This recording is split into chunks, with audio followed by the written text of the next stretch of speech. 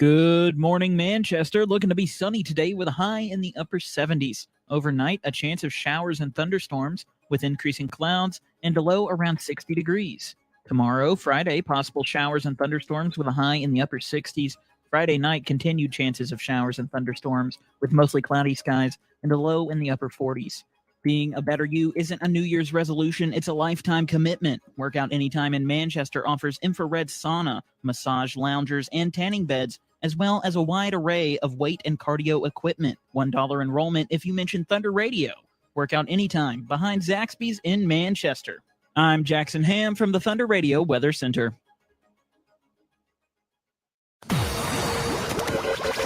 You are listening to the Dream for Weave Foundation Radiothon on Thunder Radio. Dial to donate now. Every dollar helps. 931-728-1320.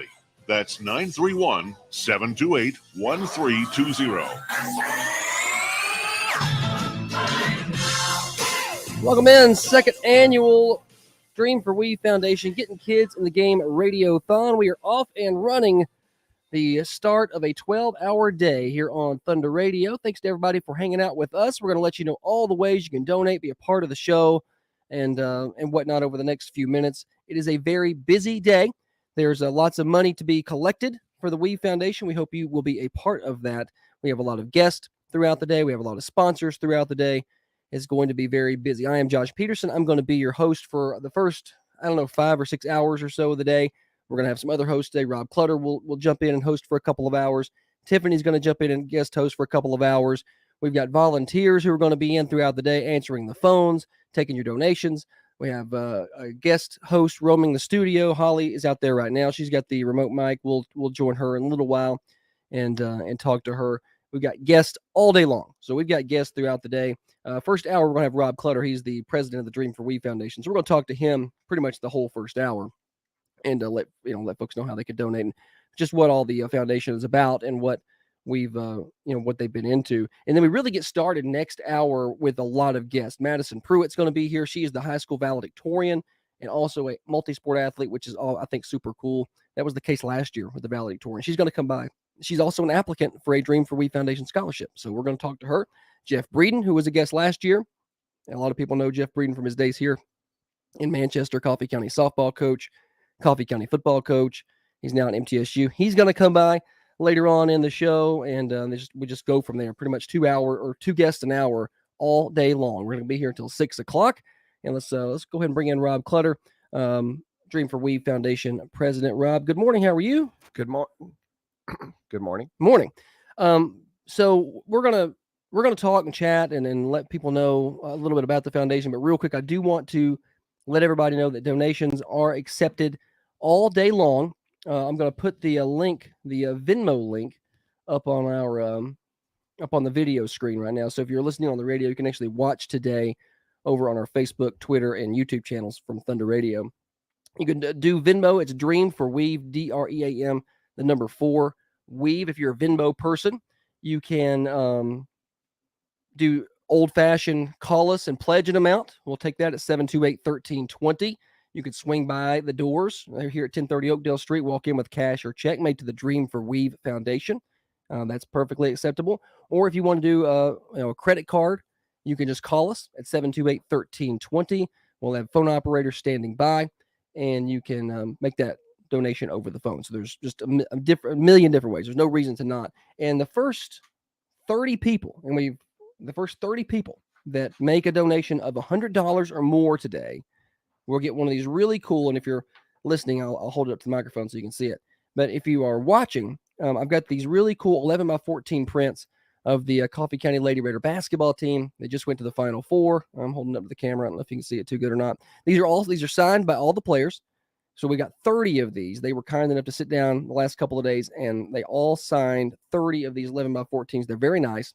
So the first 30 people who donate $100 or more today are going to get one of those limited edition commemorative Lady Raider prints. So busy day, Rob. Busy day. It's a lot going on. There's a lot going on. I don't really know where to start. So I do want to remind people of the donations last year. We did $16,000 in donations last Pretty year. remarkable for the first try. And we were Well, pleasantly surprised. I was hoping for a $6,000 a day. we live in this incredibly generous community, and I guess we were even surprised at just how generous it was. Yeah, it was a good day. We did about, like I said, $16,000 last year, and I guess we need to talk a little bit about and let's spend a little bit of time talking about where that money's going for people who don't know.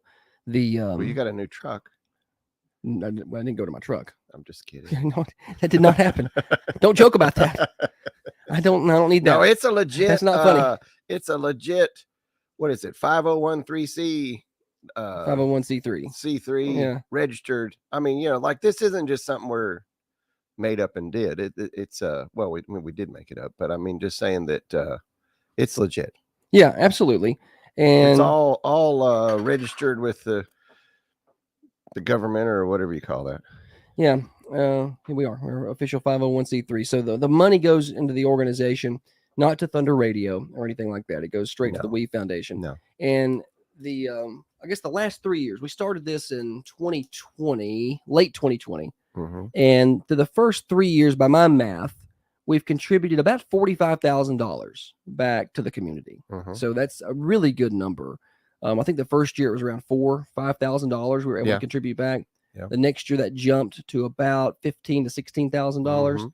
And then last year we were in that $25,000, $27,000 range. So really it's been a great start. And we're hoping to continue that growth trend this year, and do even more. 100%. That's what we want to do. And so the money, a lot of it has gone towards scholarships for for athletes leaving Coffee County High School. We do a scholarship program at the end of the year, and those are handed out at the Thundies Sports Awards in May. Those are going to be at May 18th this year.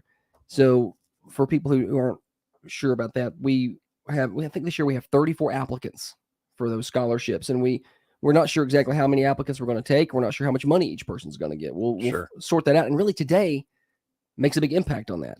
Yeah, it depends on whether we can give all the applicants a scholarship or not. It kind of depends on today. So we're going to see how it goes. If we're as successful as last year, and I predict we'll probably be more successful because it's the second time, we're hoping, that just helps us take care of more kids. Absolutely, and give them an opportunity. And we give those to kids who are leaving Coffee County High School.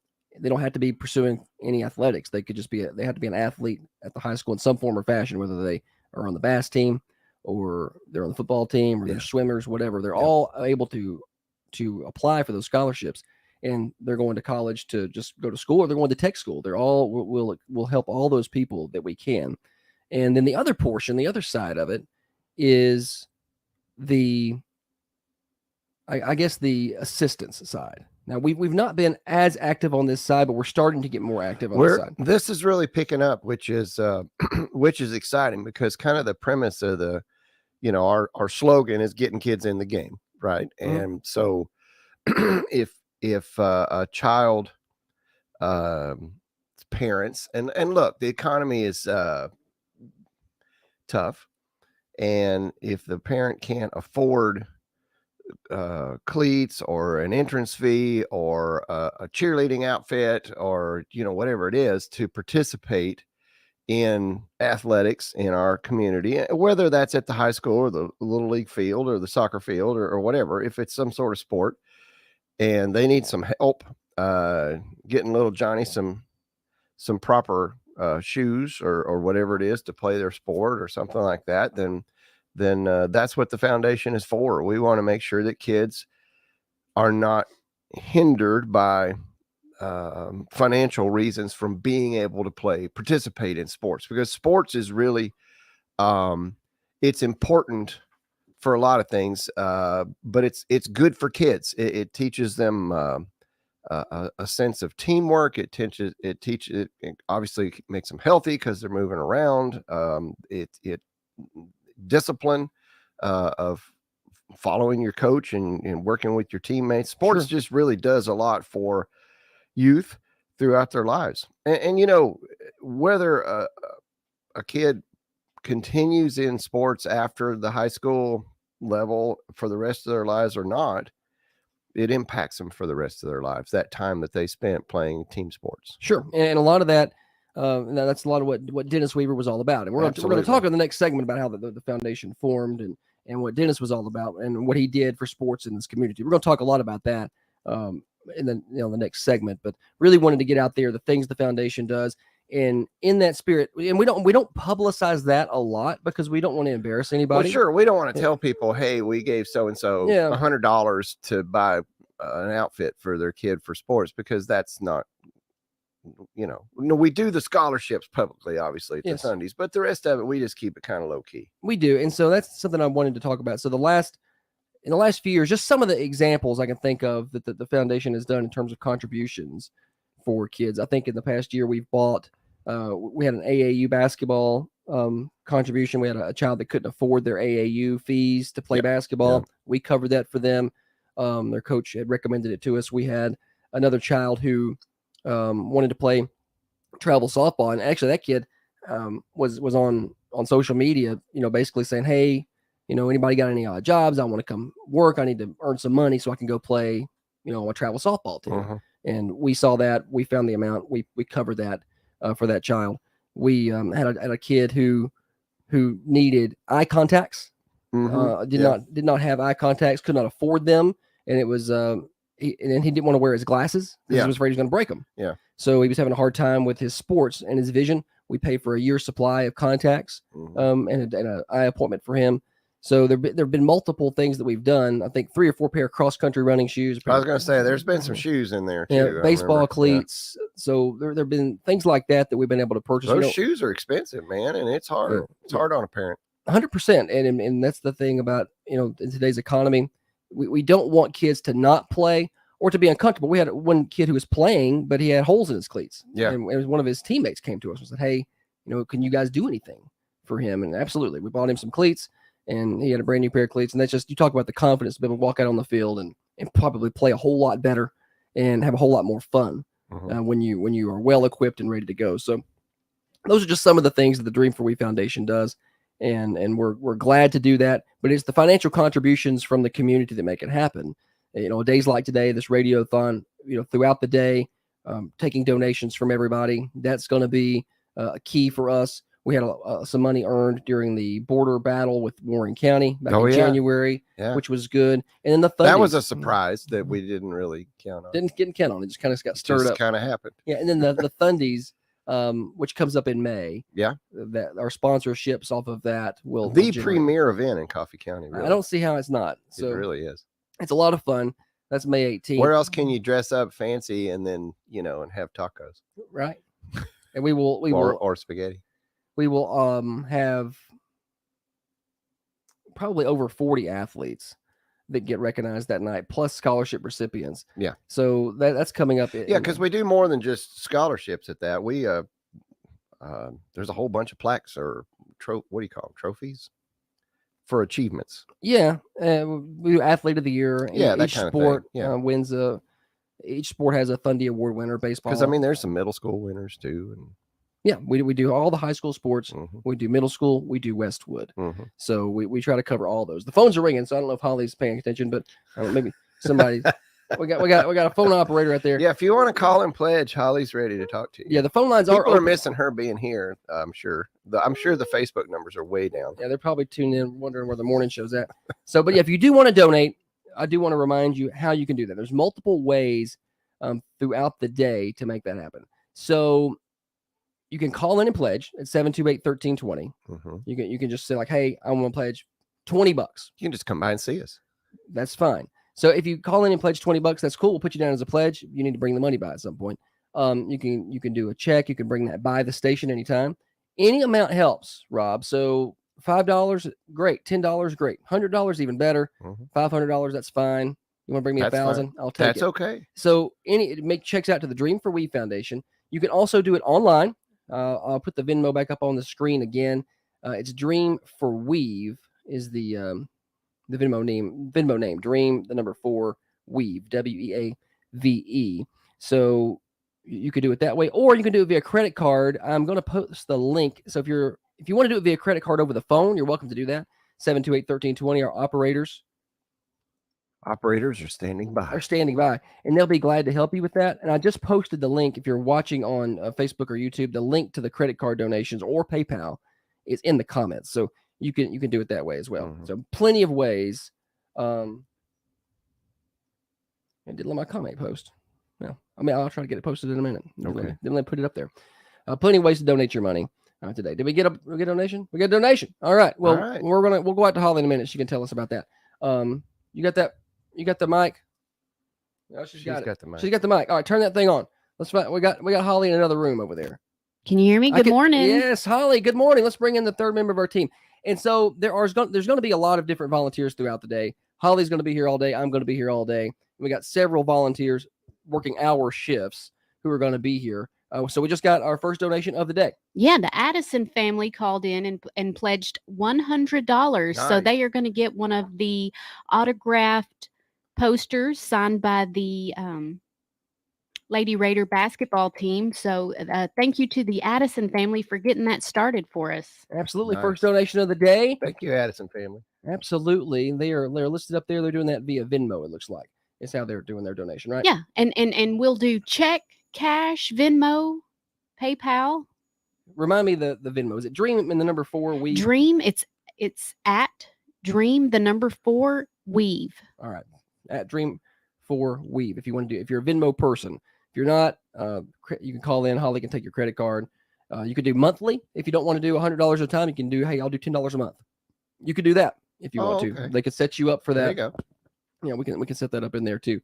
So different ways to do it. We got $100. We're off and going. And don't feel like you got to give $100. You don't have to do if that, you no. can't do $100, that's fine. You can give $5. Yeah, $5 is good because if a bunch of us all give $5, that's some kids' their shoes. Well, and I think we've got another donation. We got another donation, Holly. She's got her microphone. Go ahead. Our second donation of the morning has come through from the Whitsitt family. They also donated $100, so they are Nice. Oh. also Thank you, Witsits. going to get the autographed poster of the Lady Raider basketball team. So big thanks to the Whitsits. Big thanks to the Addison family. Yes, for getting us started this morning. So that gives us $200, and we're just 25 minutes in, and that's 2 of our posters. So that means we only have 28 left. So there's only 30. Yeah. So the first 30 people who want one of those Lady Raider basketball Final Four posters, that's a collector's item right there. Yeah. Those are autographed and signed.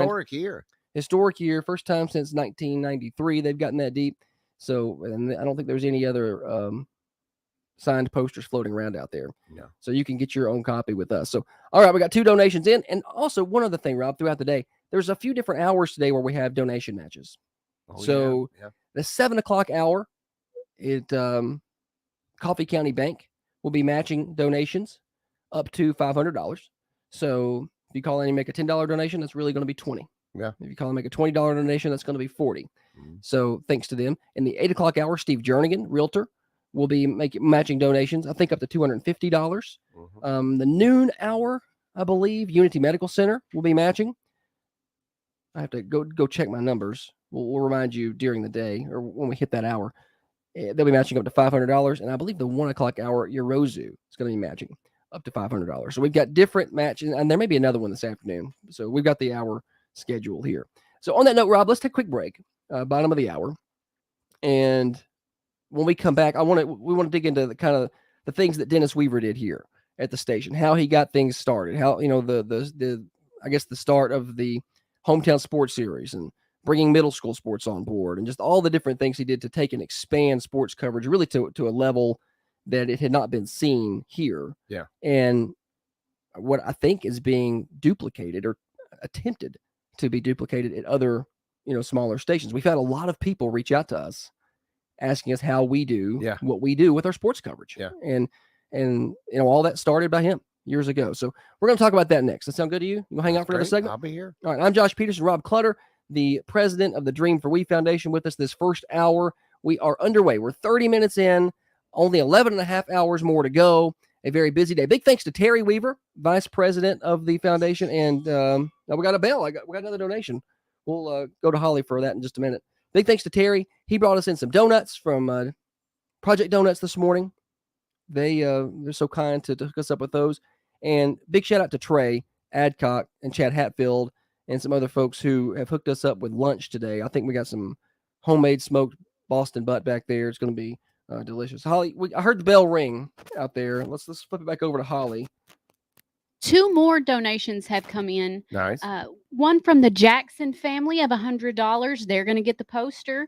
And Mrs. Rachel Williams also donated $100. So she's going to get a poster. So big thanks to those families. We appreciate it. And keep those donations coming. Once they got us to $400, something like that. Yeah, $465 actually. $465. Nice. All right, very good. We've got more coming. We're going to be here for the next 11 and a half hours. The Dream for We Foundation, getting kids in the game Radiothon on Thunder Radio. You are listening to the Dream for We Foundation Radiothon on Thunder Radio. Dial to donate now. Every dollar helps. 931-728-1320. That's 931-728-1320.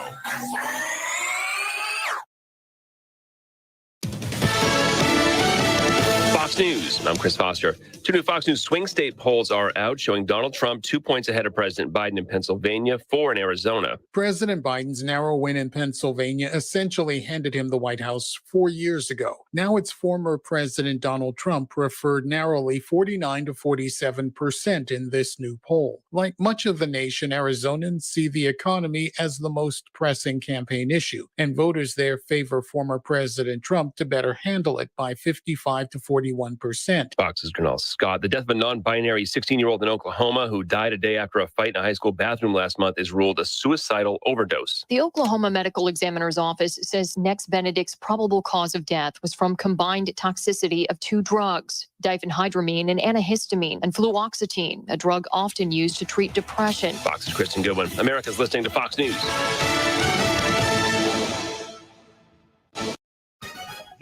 Another update from the WMSR Thunder Radio News Center.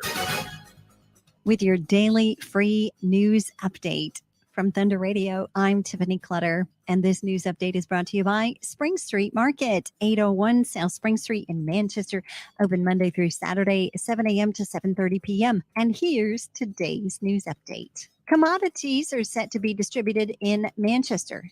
There's an open house at TCAT McMinnville. Tennessee Governor Bill Lee has sent National Guard to the U.S. southern border. Roger Chambers has been appointed to the Coffee County Commission seat number 2. Find more details to these news stories and so much more by going to our website, thunder1320.com. Doritos extra large bag, Hawaiian slider roll tray, Hungry Man entrees.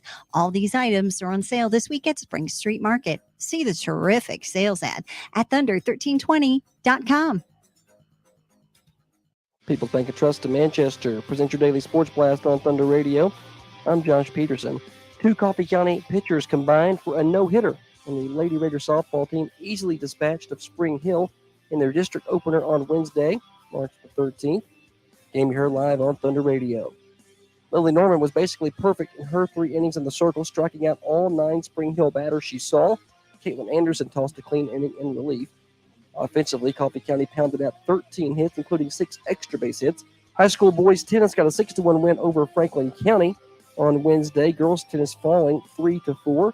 Coffee Middle School baseball falling to Stewart's Creek in non-conference action 11-6. And coming up Thursday night, Coffee County High School baseball will be at Middle Tennessee Christian at 7 o'clock. Coffee Middle School softball hosting Franklin County. Middle School tennis will be hosting Moore County.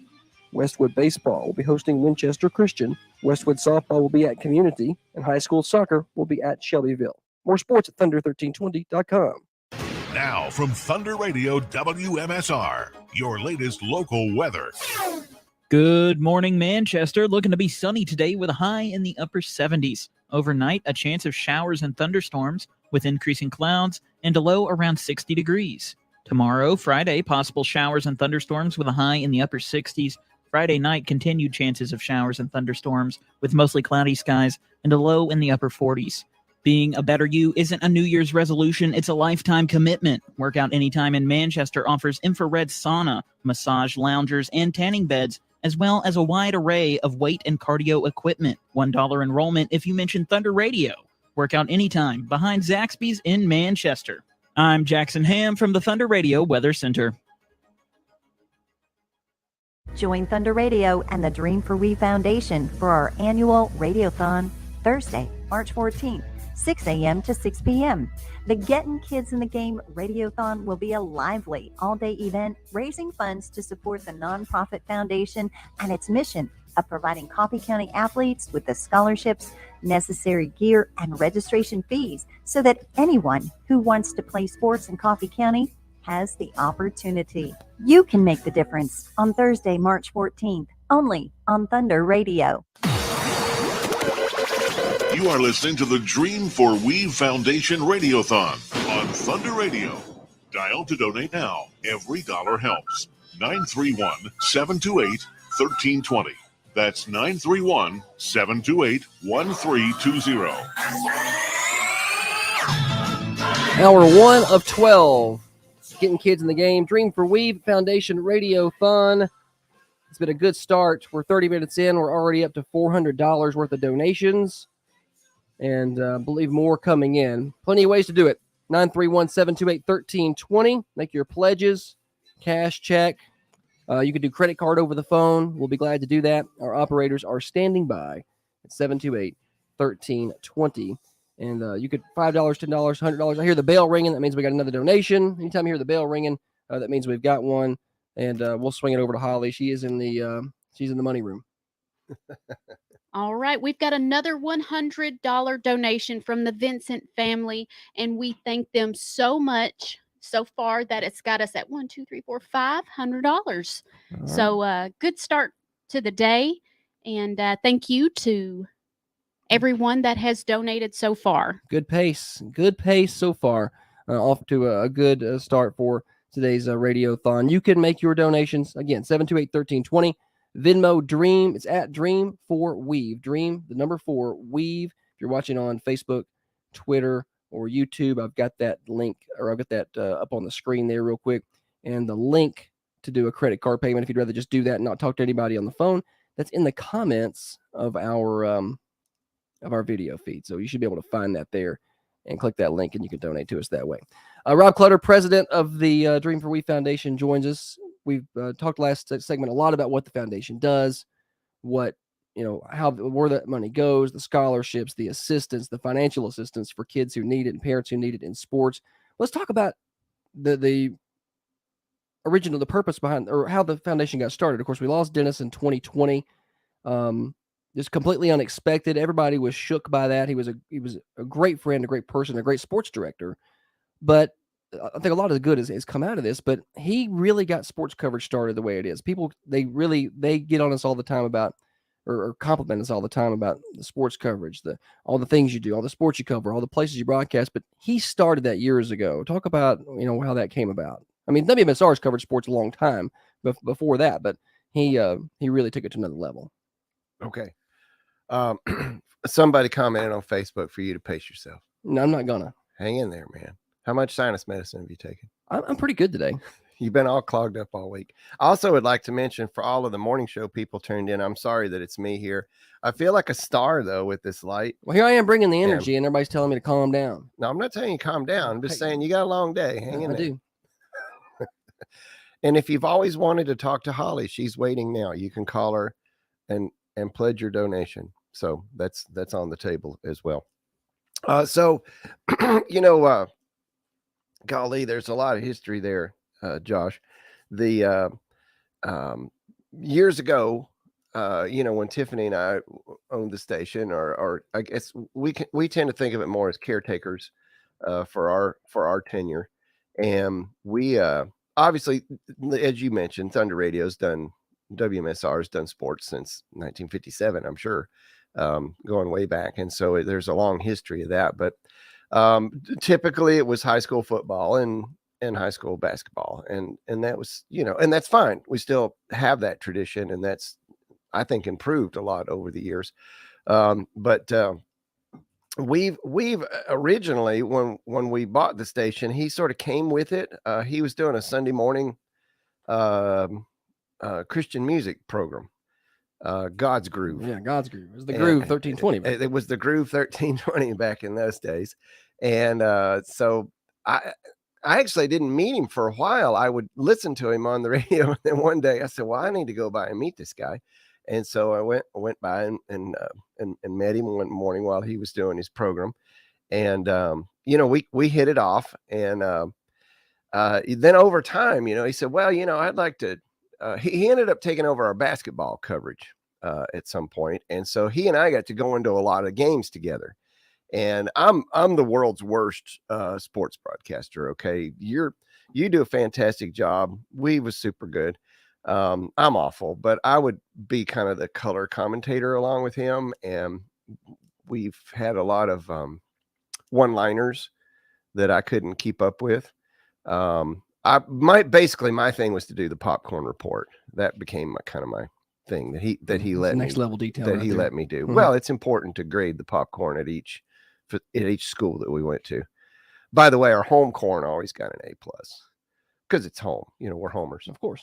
and so anyway, we would spend a lot of time in the car riding to, you've made the trip to Lawrenceburg, Certainly. and Columbia, and some of these schools you spend a lot of time in the car, and so we would talk about things and what we want to do, and he would say, well, I'd really like to do some. And now keep in mind, Dennis Weaver had a full-time job, like a very full-time job out at the base, so it wasn't like he just had all this extra time. And so he started doing the sports stories on the website at thunder1320.com. And so he was going to all these practices and stuff and taking pictures and writing really good stories and putting those up and in his spare time.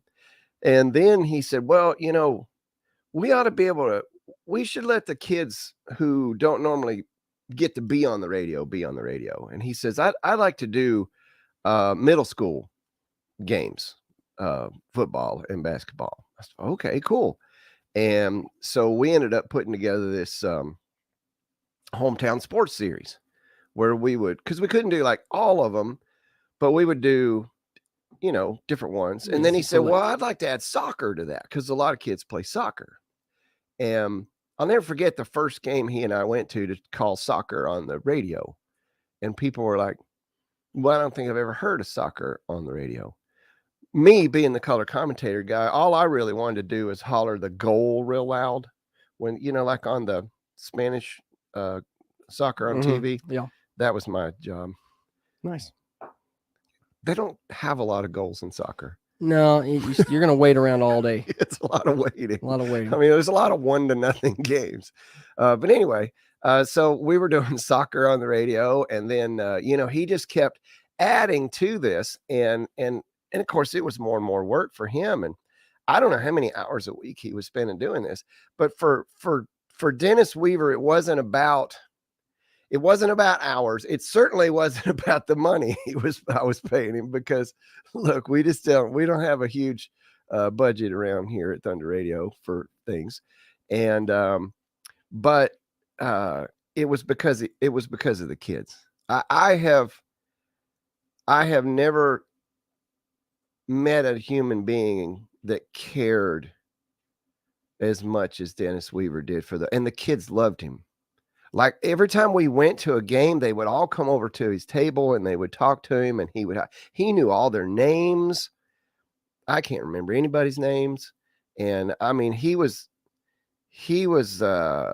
friends with them. I mean, he had this relationship. And then I think kind of the pinnacle of all that local sports coverage, by now we've added all these other sports. We greatly expanded our website sports coverage to really be the best sports coverage in the community by a lot. Yes. And still is.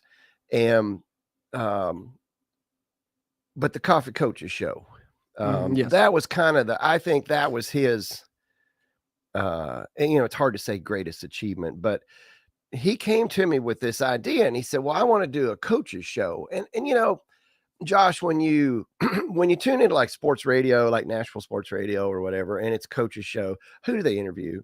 It's the coaches. It's the coaches, right? And for a non-sports person, it's like, yeah, it's pretty boring. You know what I'm saying? It's not, if you're really into like something and you want to listen to the coach say, that's fine. But he said, well, yeah, okay, so I want to have the coaches on, but I really want the show to be all about the kids. And so, you know, we started out, we were hosting this thing. In the beginning, we were at Coffee County Bank. And well, actually, in the very beginning, we were here. And I remember the first couple of shows, this studio was full. Yes. I'm talking about there'd be 25 kids in here. Yeah, it's not Because very- not a lot of room. he would have the entire Westwood football team in this studio, right? And of course, all their parents would bring them and all that. And he would interview all those kids. And he would just have so much fun with them. You know, the fast four, you know, that you still do. He would have these off the wall questions. And I remember a lot of times before we would go on live, you know, he would ask the kids, he would say, he'd say, are you nervous? And they go, yeah, boy, I'm really nervous. And he go, yeah, me too. And then he would hit the button, you know, and go Right. live and kind of throw the kids off a little bit. He had a way of getting a kid to talk, Sure. you know, that was just, it's a real, you know what that's like. Yeah. It's a real talent Yeah. to be able to get some of them to speak. And of course, then the Coffee Coach show moved. And of course, now and for a long time, it's been at Al White. And I can't thank Al White enough for hosting that show, because it turned into this, well, it's a big deal. And, you know, I've traveled all around and I like to listen to other radio. I do not know of another program like that anywhere. Yeah, I've not seen any. I'm sure somebody's out there has got one, but I've not seen or heard of it. I've not heard of them. It's unique either. It is, and like you said, getting the kids on is what's fun. And I tell the coaches, you know, sometimes I'll text them. I'm like, hey, you know, I got a spot open this week if you want to come, or next week. And then like, you want me to bring kids? And I said, well, nobody wants to hear you. That's right, exactly. That's what I tell them. I'm like, nobody Right. wants to hear you talk. They really want to hear the kids. They want to hear the kids. And we talk to the coaches and get a little update. Well, sure. Yeah, of sure. course. That's part of it. But, you know, having those kids on and getting their perspective, especially the littler ones, is fun. You know, like we've had like the youth football league and the younger kids. And, you know, for many of them, it's their first you know, they've never been on the radio before. It's a big deal. Oh, yeah. That kid will remember forever.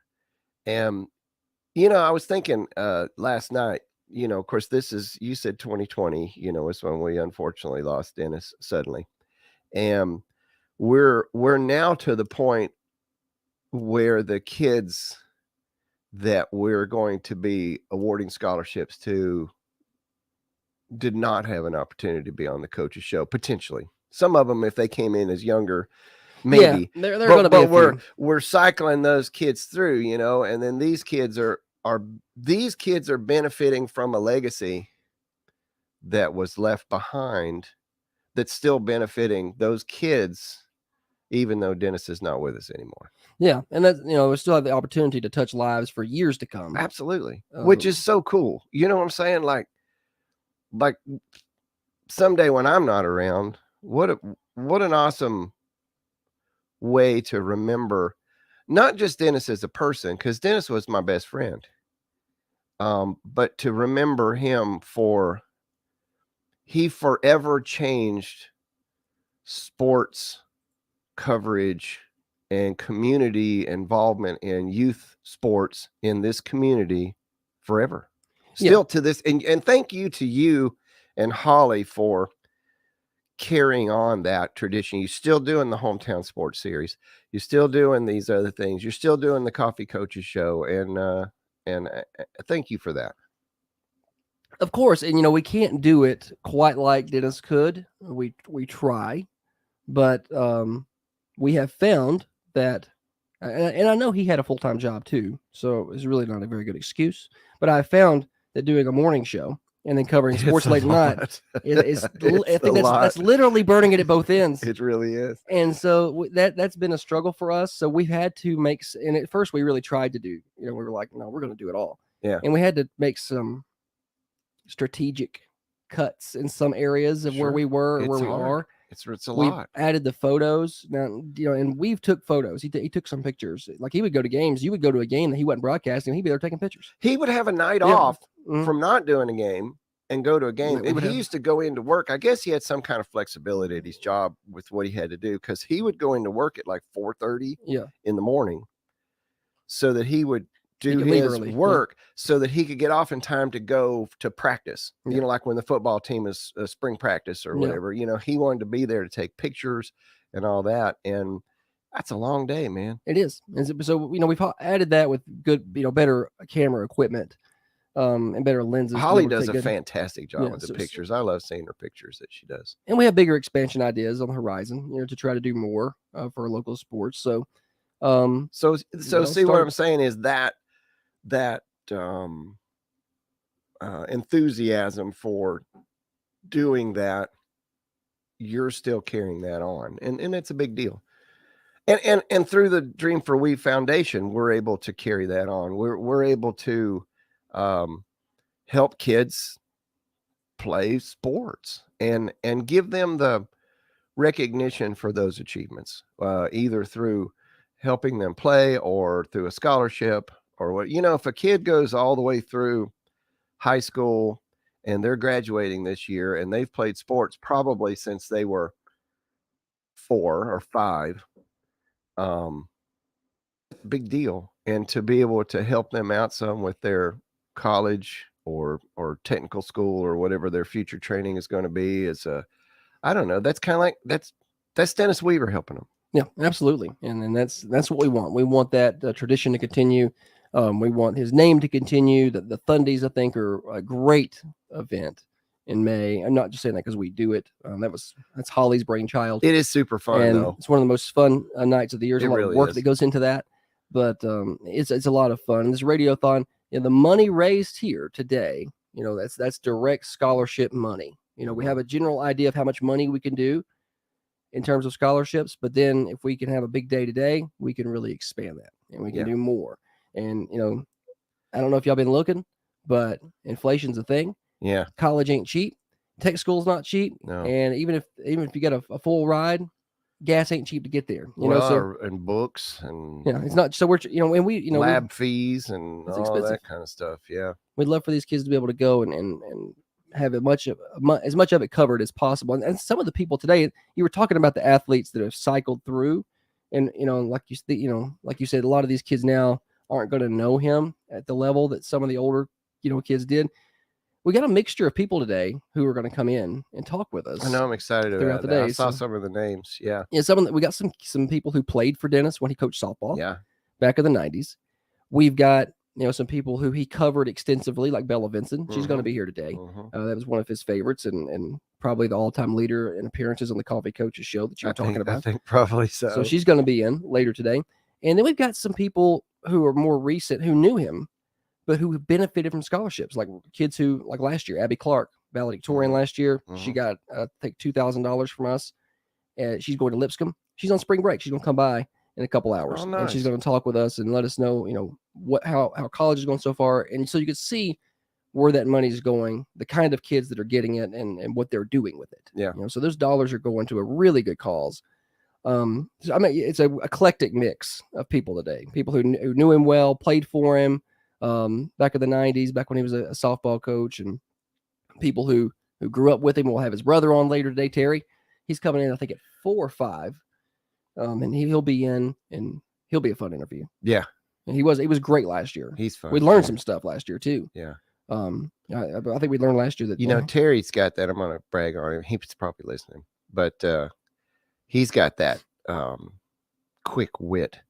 Yes. Can you imagine their house when both of them were home there together? Oh, right. Yeah. And he talked about they that must have last year. just one-linered it to each other all the All day. time. Well, I guess they used to pretend to, pretend to be play-by-play announcers. Like I think that was the thing. Oh, that they for did real? when they were growing up. Yeah. So he said they used to do that. Holly, what, you got some updates out there? If you'd like to talk to Holly, you can call and pledge her money right now. Yeah, she is the phone operator. Do you have an for this first update for hour. us? Yeah, I think she does. Let's go ahead and go out to Holly. Actually, the lovely Tiffany Clutter just called in and donated $250. So thank you to the Clutter family. I didn't even know that. Surprise to you, Rob. She's spending your money. Thanks, Tiffany. We appreciate it. Well, good. I was hoping we would, and here we are. Her and I assumed she would. We didn't really talk about it. Yeah, well, we're off. It was early this morning. This time changed things. Oh, and Happy Pi Day. Yeah, it's 3/14, right? Yeah. Yeah. So you can donate on Pi Day. Celebrate. And you could donate $314. That's a good number. Hey, if that's not in your budget, we'll take $3.14. That's fine. That's fine. It doesn't matter. So in a lot of the donations we've gotten so far today, and I think that brings us up to $750 for the day. So it's a pretty good first hour. Good start. Pretty good first hour, and we still got some time left here in this first hour. Oh, I got a message. It's a pretty good first hour. So, all right. Well, something's wrong with the PayPal thing. I'll have to deal with that in a little while. Oh, you love technical issues. Right in the middle of the show. What am I supposed to do with that? I don't know anything about it. We may not be taking a credit card today. This may not be a thing. All right. Well, we'll deal with that during the first cash break. and check. Hey, just run by your ATM and then come over. Venmo's fine too, and we'll try to figure out the credit card issue. I don't know what's the matter with it. Or you could just call and pledge it, right? Can they just pledge it and then bring it by, work it out later? Yeah. If you can't if you can't come by right now, just call and say you are. Yeah, so we trust you on that, right? Yeah. You have to give the cash before you get the poster.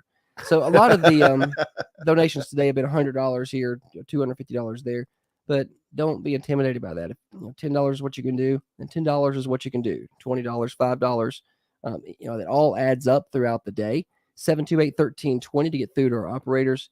And operators are standing by. Yeah, they'll be here all day long until 6 o'clock tonight. It's going to be a long day. Now, if you'd like to, I think I'm hosting this from 11 till 1. Mm-hmm. If you'd like to just wait until my hour so that I look good, that's fine too. There's a match at the 12 o'clock hour. You would think Tiffany would have donated in my hour. You think she would have? Help us get off to a good start today. The Venmo link I've got up on our screen, I don't know about Venmo. I don't do Venmo, but I know that's a thing. A lot of people do. My kids all do. Yeah, we got a lot of Venmo donations last year. Do we? Yeah. The last year's total ended up around 16,000. I'm old. I like cash. Yeah. Well, we like cash too. It's fine. Bring it by. It's all going to go to the same place. It's all going to go to the Dream for We Foundation, and then it's going to just pile up and hopefully end up in the hands of some students. Well, and you'd mentioned earlier, Josh. So you said we had 34 applicants. I think 34. So what we do is in January, was it like middle of January to the end of the month, we accept applications, right? For and then our board, we review those to see, we have a scholarship committee. We have a scholarship committee, and we take a look at those. And I know this sounds if you were on a scholarship committee and you had 34 applicants, which one are you going to tell no? Well, so what I'm saying is we don't really want to tell any of them no. So today, because of you, the people listening, you could help us make sure that every one of those kids gets a scholarship. That's what we'd like to do. Am I wrong? Yeah, no, anybody who qualifies. Well, there's the bell right there. So we have some qualifying factors as well. But yeah, I mean, I'm not saying unqualified applicants, but if they're a qualified applicant, we would sure like to figure out a way to serve everybody. I heard the bell. We got about a minute or so left on this segment. Let's flip it over to the remote studio. Thank you to Trey Adcock and family for their $100 donation, and also thanks for the food that they have provided for us today. We've got some Boston butt we're going to tear up later, and so thank you. I'm going to give an update on everybody that's donated since we have a minute. That's fine. Go ahead. So thank you to the Addison family, the Whitsits, the Jacksons, Rachel Williams, the Vincents, the Clutters, and Trey Adcock, the chef with the best. So I think that's got us to about $800 or $850, something like that. This first, I don't know why I got $850, but that's what I got up there. Yeah, $850. Good. $850. So that's what I've got us up to. Do we have a big thermometer thing? We don't have the big thermometer thing. Holly could draw us one on this window or something. Dry erase marker. So a good first hour, $850. We still got a lot to go on our march forward. The next hour, the 7 o'clock hour, we will have a match. So every dollar pledged next hour, Coffee County Bank's going to match that up to $500. Big thanks to Carter Sane and the folks over at Coffee County Bank. We also have a couple of guests coming in studio. Madison Pruitt. She is your 2024 valedictorian. Nice. She's coming by. That's not easy either. She is the valedictorian and a very talented two-sport athlete. She's not just on a team. She's very good. Yeah. She's an all-district kind of player. She's going to Trevecca to play softball. It's not easy to juggle all of that. So she's great. We're going to have her on, and also Jeff Breeden, former Lady Raider softball coach who literally built that program with his bare hands pretty much, alongside, of course, Dennis Weaver. So we're going to have him in next hour. So 7 o'clock is going to be a big one. No offense, Rob, but I think we're stepping up our guest game. Yeah. That's a low bar from the 6 to 7 o'clock hour. Well, thank you for having me on. Thank you for all the folks that are participating with us today. Look, this is what community radio is all about. This is what Dennis Weaver's dream is to, be involved with community radio, and man, just appreciate everybody today. I have just closed my eyes again. Climbed aboard the dream with a chain. We appreciate each and every one tuned in tonight. I love you. And leave tomorrow behind.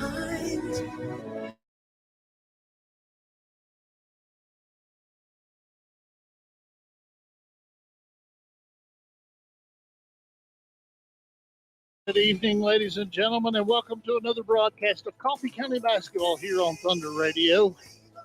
We are Manchester's source for Coffee County sports tonight.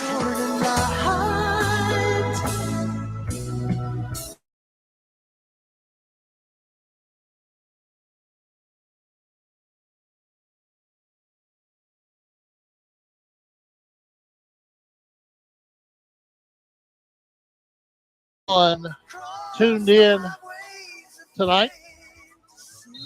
You know our motto. We come to Grundy County so you don't have to. That's the Thunder Radio motto. You are listening to the Dream for Weave Foundation Radiothon on Thunder Radio. Dial to donate now. Every dollar helps. 931-728-1320. I believe we can reach the Broadcasting from the Unity Medical Center studios. We're your friends. We're your neighbors. Locally owned and operated. Thunder Radio. WMSR Manchester. Now, another update from the WMSR Thunder Radio News Center.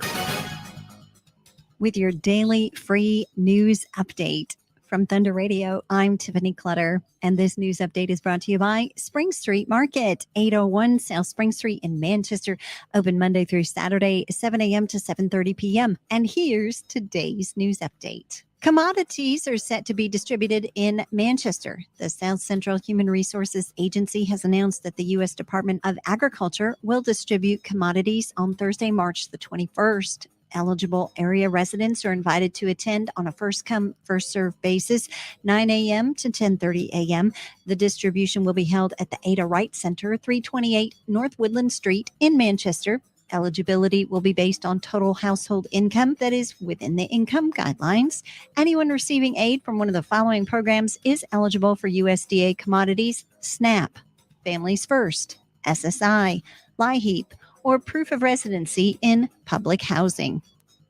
There's an open house at TCAT McMinnville. The Tennessee College of Applied Technology, TCAT, in McMinnville is excited to announce an open house event at the McMinnville campus at 241 Votech Drive in McMinnville on March 19th from 4 to 6 p.m. Participants can take a tour of the campus, tour the programs, and meet the instructors. Learn more about the programs offered and enter to win door prizes. For additional information on the full range of programs, visit tcatmcminnville.edu. TCAT McMinnville offers 12 career and technical education programs in a broad range of high-demand, high-wage fields at affordable tuition rates. Many students attend tuition-free through Tennessee Promise for new high school graduates and TCAT Reconnect for adults with no college degree or other post-secondary credential. Tennessee Governor Bill Lee has sent National Guard to the U.S. southern border. The governor recently visited Tennessee National Guard soldiers at the Millington, Tennessee Army National Guard Armory ahead of their deployment to the nation's southern border in the wake of the most severe border crisis the United States has experienced in decades. The governor posted on social media, quote, "As America faces the most severe border crisis in decades, Tennessee is showing the rest of the country what it means to lead. Today, I join the Tennessee National Guard members who will soon deploy on a voluntary mission to secure the southern border as the federal government fails to act," end quote. Last month, Governor Lee committed to deploying 2 waves of state active duty soldiers to Texas to assist in their efforts as the Tennessee Department of Military continues to coordinate with Texas to determine areas of greatest need. This is the first deployment of approximately 50 Tennessee National Guard members who volunteered to join Operation Lone Star. Find out more about this story at our website. Go to thunder1320.com. Roger Chambers has been appointed to the Coffee County Commission seat number 2. At the March 12th Coffee County Commission meeting, a unanimous vote by the commission appointed Roger Chambers to the seat number 2 of the Coffee County Commission. The seat was vacated by the death of Coffee County Commissioner Claude Morse last fall. Commissioner Dennis Hunt had this to say. We addressed this issue at our last meeting, and we postponed the appointment to the vacancy because of the primary election process was such a short time away. We felt like the people in that community, in that district, make their choice at the polls, and they did so. Mr. Chambers won the primary, which means he will be officially certified as the commissioner for that seat in August. But we are going ahead and appoint him tonight to fill the vacancy until which time the election commission certifies him so his position. Commissioner Chambers was sworn in and immediately took his seat on the commission. Find more details to these news stories and so much more by going to our website, thunder1320.com. Doritos extra large bag, Hawaiian slider roll tray, Hungry Man entrees. All these items are on sale this week at Spring Street Market. See the terrific sales ad at thunder1320.com. People's Bank of Trust of Manchester present your daily sports blast on Thunder Radio. I'm Josh Peterson. 2 Coffee County pitchers combined for a no-hitter, and the Lady Raider softball team easily dispatched of Spring Hill in their district opener on Wednesday, March the 13th. Game you heard live on Thunder Radio. Lily Norman was basically perfect in her 3 innings in the circle, striking out all 9 Spring Hill batters she saw. Caitlin Anderson tossed a clean inning in relief. Offensively, Coffee County pounded out 13 hits, including 6 extra base hits. High school boys tennis got a 6-1 win over Franklin County on Wednesday. Girls tennis falling 3-4. Coffee Middle School baseball falling to Stewart's Creek in non-conference action 11-6. And coming up Thursday night, Coffee County High School baseball will be at Middle Tennessee Christian at 7 o'clock. Coffee Middle School softball hosting Franklin County. Middle School tennis will be hosting Moore County. Westwood baseball will be hosting Winchester Christian. Westwood softball will be at Community. And high school soccer will be at Shelbyville. More sports at thunder1320.com. Now from Thunder Radio WMSR, your latest local weather. Good morning, Manchester. Looking to be sunny today with a high in the upper 70s. Overnight, a chance of showers and thunderstorms with increasing clouds and a low around 60 degrees. Tomorrow, Friday, possible showers and thunderstorms with a high in the upper 60s. Friday night, continued chances of showers and thunderstorms with mostly cloudy skies and a low in the upper 40s. Being a better you isn't a New Year's resolution, it's a lifetime commitment. Workout Anytime in Manchester offers infrared sauna, massage loungers, and tanning beds, as well as a wide array of weight and cardio equipment. $1 enrollment if you mention Thunder Radio. Workout Anytime behind Zaxby's in Manchester. I'm Jackson Ham from the Thunder Radio Weather Center.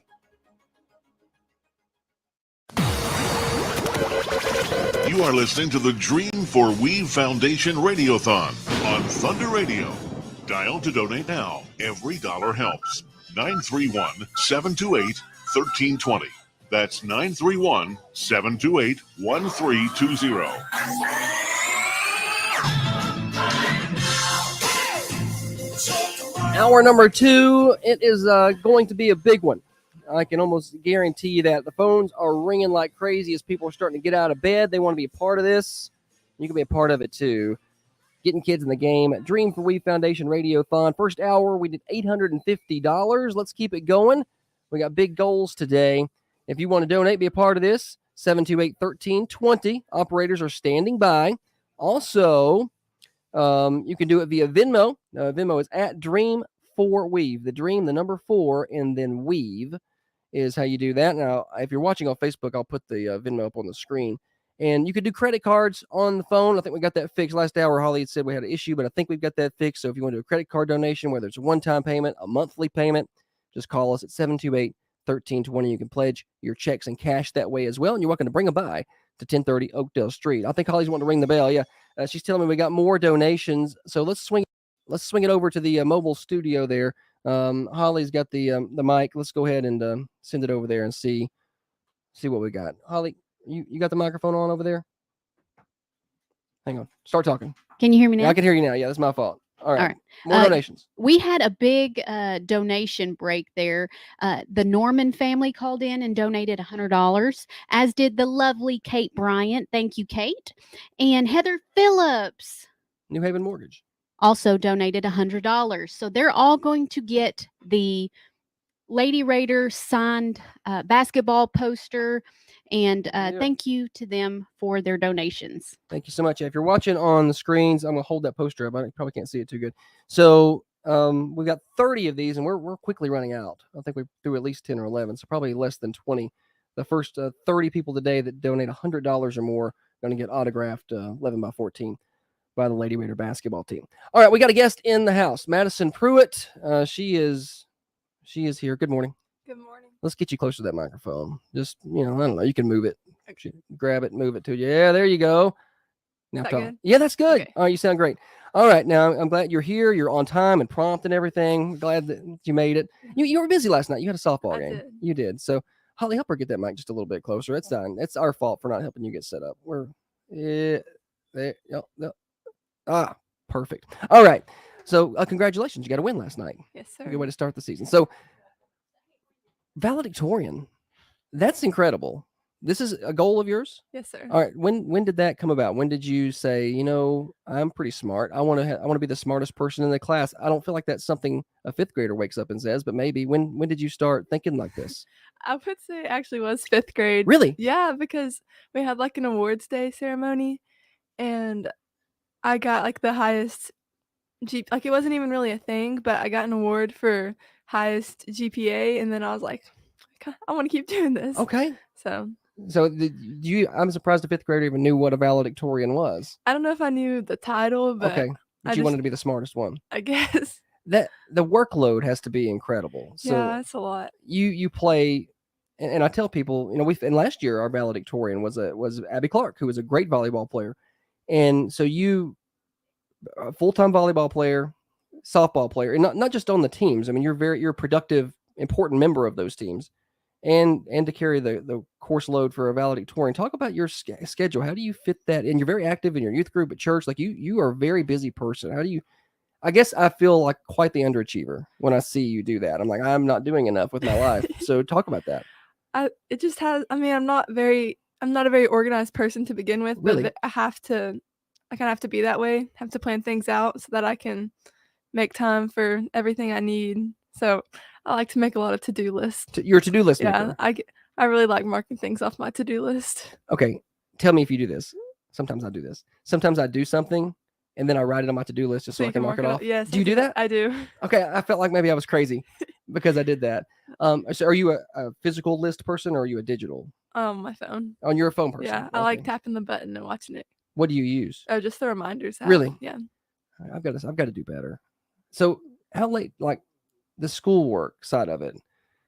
Talk about the time commitment to that. It's been a long time since I've been in high school and I wasn't paying a lot of attention.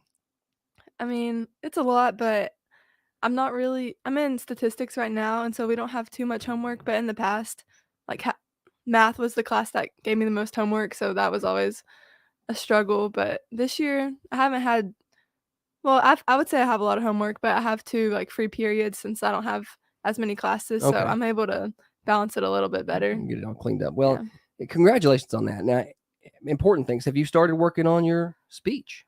Well, not my graduation speech because I just had to finish my top 10% speech. Oh, you got one of those. Yeah, You so gotta do that's 2 next different Thursday. ones. Yes. Oh, you can't just reuse that one. I mean, I'll probably reuse some of it. Okay. But Well, what's the graduation speech look like? I mean, you don't know yet. No. Anything in your brain? Phone's ringing in there.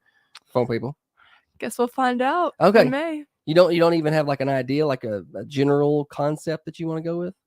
I mean, maybe, but You're not gonna let me element of know. surprise. Okay, you're not gonna let me know. I'm pushy, and you're doing a good job holding your ground.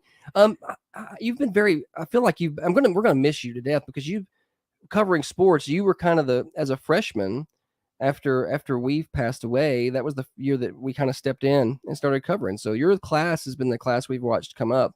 So and you were a starter, in multiple sports as a freshman. So it's not going to feel right next year when we show up to volleyball or softball and you're not there. Has that hit you yet? That it's almost over. It's starting to. Like most of the time, I'm excited. Like it's been a while. I'm ready to like go to college, but I think last week when we had our last first game, it started hitting me. Yeah, getting to you a little bit. Are you a sentimental type of person? Very. You're a superstitious person. Yes, I'm trying to break it a little bit this year. Yeah. So give me some superstitions that you've had that you're trying to get out of. Well, in the dugout, I would always have to have my like helmet and my glove in a certain order and like lined up with my water bottle. And if anybody would move it, superstitious or is that OCD? Probably OCD. Okay. But, and if anyone moved it, I would do bad, and then I would blame it on that. And Yeah. I was like, it's because you moved my stuff. Yeah. And then I don't know. Before the games, we have to line our stuff up along the fence, and I always have to like feel around with my bat to find the right fence. I think it's probably more OCD. This is sounding OCD when I say it. No, keep saying it out loud and let people know just how OCD you are. Yeah. No, I'm a little bit like that, or used to be, and I used to be pretty bad. I would get furious with people if they did not adhere to my superstitions. Yeah, this is actually kind of embarrassing that I'm saying this out loud, but I think it was my freshman year.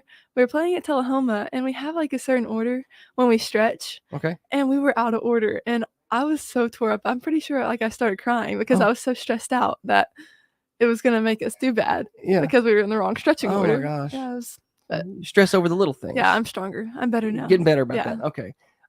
So softball, you're going to play collegiately. Yes, sir. You're going to Trevecca. Yes. Talk about that. How did that process work out, and what got you up there? Well, I mean, recruiting starts early for softball now, and they've always been on my radar.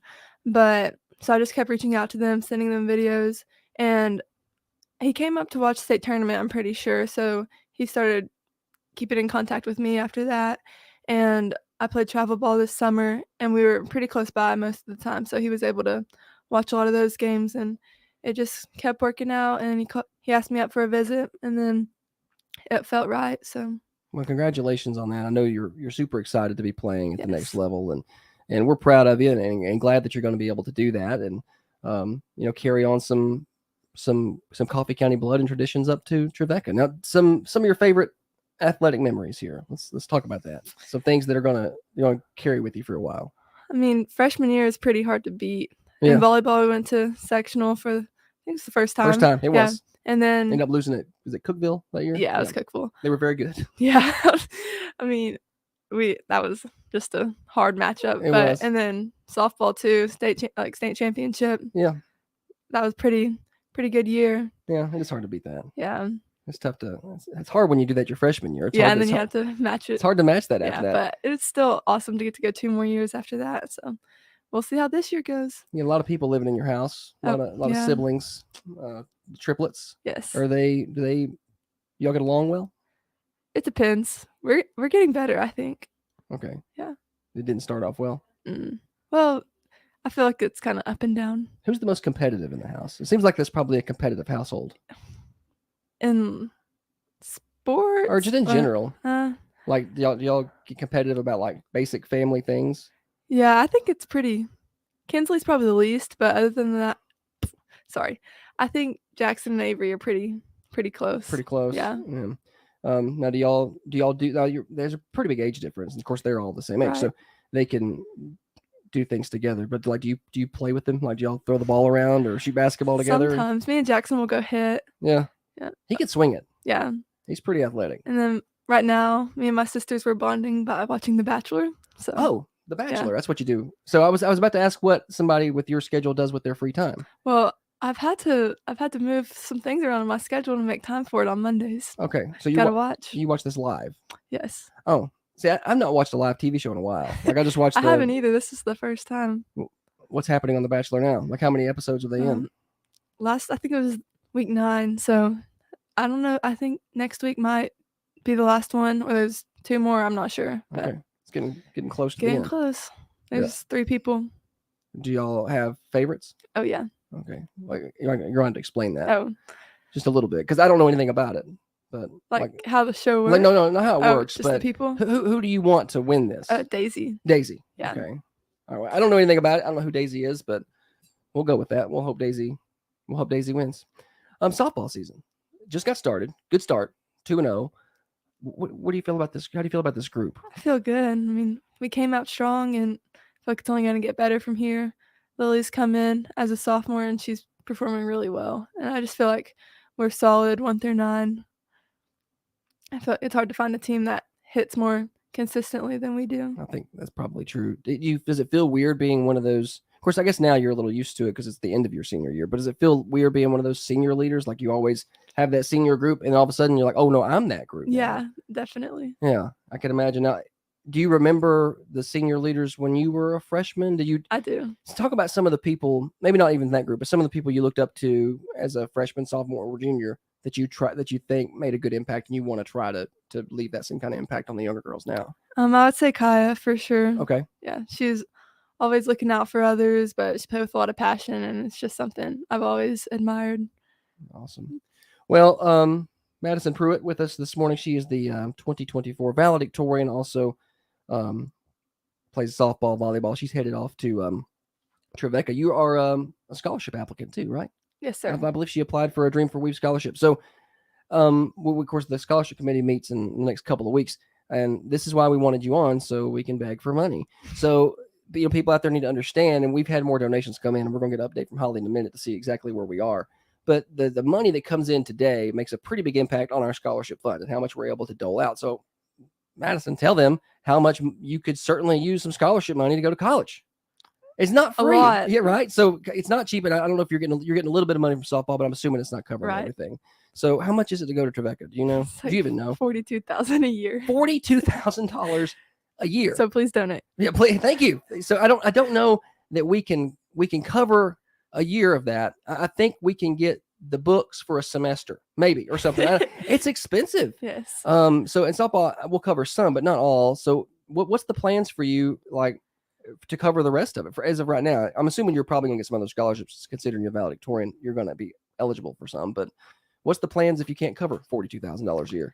I mean, some of the girls on the team, they work in the fall and the summer, so I'm just gonna have to slowly. I'm not gonna be able to work a full-time job, obviously, but I guess I'm just gonna have to slowly chip away at it. Yeah, well, folks, let's make sure she doesn't chip away. Doesn't have to chip away at much. We can get her some scholarship money. We need donations today for Madison Pruitt and anybody else who may have applied. Holly's got a look on her face like she wants to tell me something. Let's switch it over to her real quick. We got more donations over there. Yes, more donations and actually a challenge. Tammy and Richard Harrington with Interstate Liquors. Their nephew Nolan Ridner is an athlete, and so they are challenging other aunts and uncles to call in honor of their nieces and nephews. They donated $100, and so challenge. Challenge issued? Yeah, challenge. I was going to say challenge accepted, but that was. I mean, you need to donate some money. Well, the phones are ringing now, actually, 728-1320. So we'll let Holly get back to that. And our running total is getting up pretty high. Let's see here, Madison. Where are we at this morning? We're at about $1,600. It's a pretty good start to the day. And a lot of that's come in, and we're going to have more than that because Coffee County Bank is matching every dollar up to $500 this hour. So we can continue to add to that. So hopefully we'll pile that on. You got school today? I do. So that was your first stop, and now you got to go to school. All right. Well, thanks for coming by and spending a little bit of time with us. Thanks for having me. Yes, absolutely. I'm going to get you out of here on time so you can be on time going to school. You want a donut? There's donuts out there. Yes, please. Okay, yeah, we'll get you some donuts on the way out. Madison Pruitt, thank you so much for stopping by and hanging out with us on the Dream for We Foundation Radiothon. Y'all call in 728-1320 or 728-3526. You can also donate online, Venmo, Dream for Weave, and there's a credit card link in our Facebook page. Or if you're not savvy like that, you can just call in at 728-1320, and Holly will take your credit cards and things like that. All right.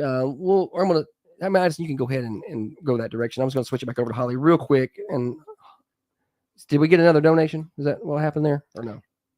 Well, the line was dead when I went to it. I must have missed it. Okay. I hope they call back. Call back 728-1320 or 728-3526. We'll take that call for you here in just a second.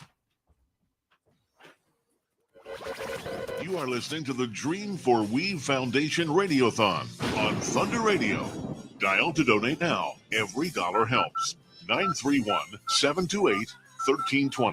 That's 931-728-1320.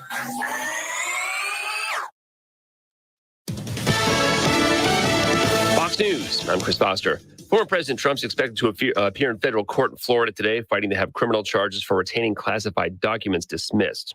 President Biden's campaigning in a state where 13% of Democrats voted uncommitted in last month's primary. President Biden travels to Saginaw, Michigan for what White House spokeswoman Karine Jean-Pierre calls the president's push for support in a crucial swing state. The president is hitting the road, talking to Americans and presenting his vision for the future. Jeff Manasso, Fox News. 16 members of the Orange County, California SWAT team are injured in an explosion at an FBI-run training facility. The most severe injury that was sustained was one of our SWAT team members had a leg injury that is going to require surgery, but is not considered life-threatening. That's Sergeant Frank Gonzalez with the Orange County Sheriff's Department. The cause of that explosion is under investigation. America's listening to Fox News.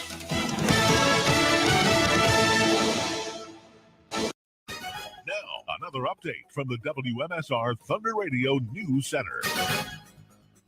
With your daily free news update from Thunder Radio, I'm Tiffany Clutter, and this news update is brought to you by Spring Street Market, 801 South Spring Street in Manchester, open Monday through Saturday, 7 a.m. to 7:30 p.m. And here's today's news update. Commodities are set to be distributed in Manchester. The South Central Human Resources Agency has announced that the U.S. Department of Agriculture will distribute commodities on Thursday, March the 21st. Eligible area residents are invited to attend on a first-come, first-served basis, 9 a.m. to 10:30 a.m. The distribution will be held at the Ada Wright Center, 328 North Woodland Street in Manchester. Eligibility will be based on total household income that is within the income guidelines. Anyone receiving aid from one of the following programs is eligible for USDA commodities: SNAP, Families First, SSI. Y'all, we're killing it this morning. I want to flip it over real quick just to tell everybody what we're doing. We're on a break right now, but we just had some more come in. I think Holly's going to give me a live update in a minute, but we just had a big amount come in. Another $100 donation come in. It's pretty much been $100 donations. A lot of people are wanting those posters. I say posters, it's 11 by 14, but I love these things. The girls signed them. So we're running out of these. I don't know how many we got left. Let's see. Let's count. 1, 2, 3, 4, 5, 6, 7, 8, 9, 10, 11, 12, 13, 14, 15, 16, 17. 17 of them gone. So we've only got about 13 of these left. So if you want one of those posters, hurry up and get in on that at 728-1320. And Holly can take your pledges or your credit card information over the phone. You're welcome to bring by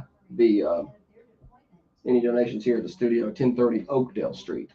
It's 1030 Oakdale Street. Jeff Breeden's supposed to join us next. I don't know if he's around here or not. Well, there he is. There, that's Trey.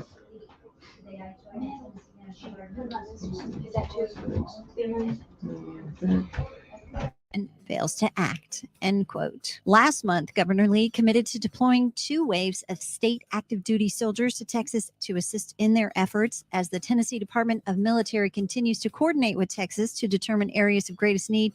This is the first deployment of approximately 50 Tennessee National Guard members who volunteered to join Operation Lone Star. Find out more about this story at our website. Go to thunder1320.com. Roger Chambers has been appointed to the Coffee County Commission seat number 2. At the March 12th Coffee County Commission meeting, a unanimous vote by the commission appointed Roger Chambers to the seat number 2 of the Coffee County Commission. The seat was vacated by the death of Coffee County Commissioner Claude Morse last fall. Commissioner Dennis Hunt had this to say. We addressed this issue at our last meeting, and we postponed the appointment to the vacancy because of the primary election process was such a short time away. We felt like the people in that community, in that district, would make their choice at the polls, and they did so. Mr. Chambers won the primary, which means he will be officially certified as the commissioner for that seat in August. But we are going to have and appoint him tonight to fill the vacancy until which time the election commission certifies his position. Commissioner Chambers was sworn in and immediately took his seat on the commission. Find more details to these news stories and so much more by going to our website, thunder1320.com. Doritos extra large bag, Hawaiian slider roll tray, Hungry Man entrees. All these items are on sale this week at Spring Street Market. See the terrific sales ad at thunder1320.com. People's Bank of Trust in Manchester present your daily sports blast on Thunder Radio. I'm Josh Peterson. 2 Coffee County pitchers combined for a no-hitter, and the Lady Raider softball team easily dispatched of Spring Hill in their district opener on Wednesday, March the 13th. Game you heard live on Thunder Radio. Lily Norman was basically perfect in her 3 innings in the circle, striking out all 9 Spring Hill batters she saw.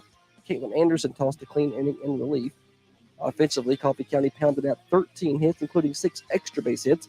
High school boys tennis got a 6-1 win over Franklin County on Wednesday. Girls tennis falling 3-4.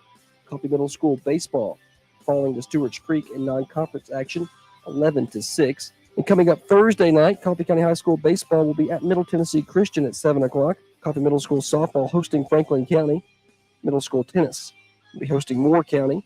Westwood baseball will be hosting Winchester Christian. Westwood softball will be at Community, and high school soccer will be at Shelbyville. More sports at thunder1320.com. Now from Thunder Radio WMSR, your latest local weather. Good morning, Manchester. Looking to be sunny today with a high in the upper 70s. Overnight, a chance of showers and thunderstorms with increasing clouds and a low around 60 degrees. Tomorrow, Friday, possible showers and thunderstorms with a high in the upper 60s. Friday night, continued chances of showers and thunderstorms with mostly cloudy skies and a low in the upper 40s.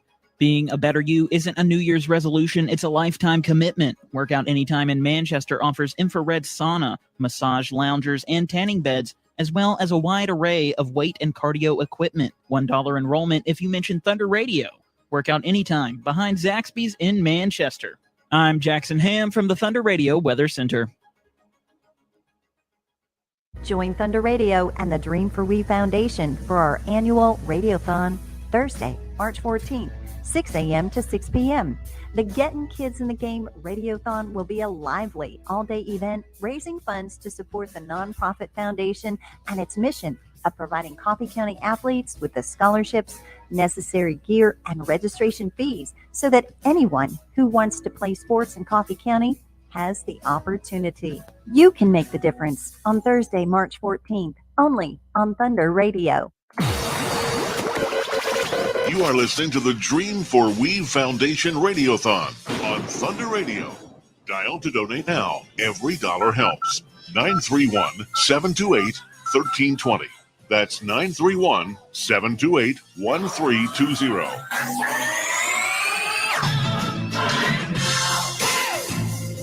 Continuing on this morning, Dream for We Foundation, getting kids in the game at Radiothon. It has been a busy morning, 7 o'clock hour.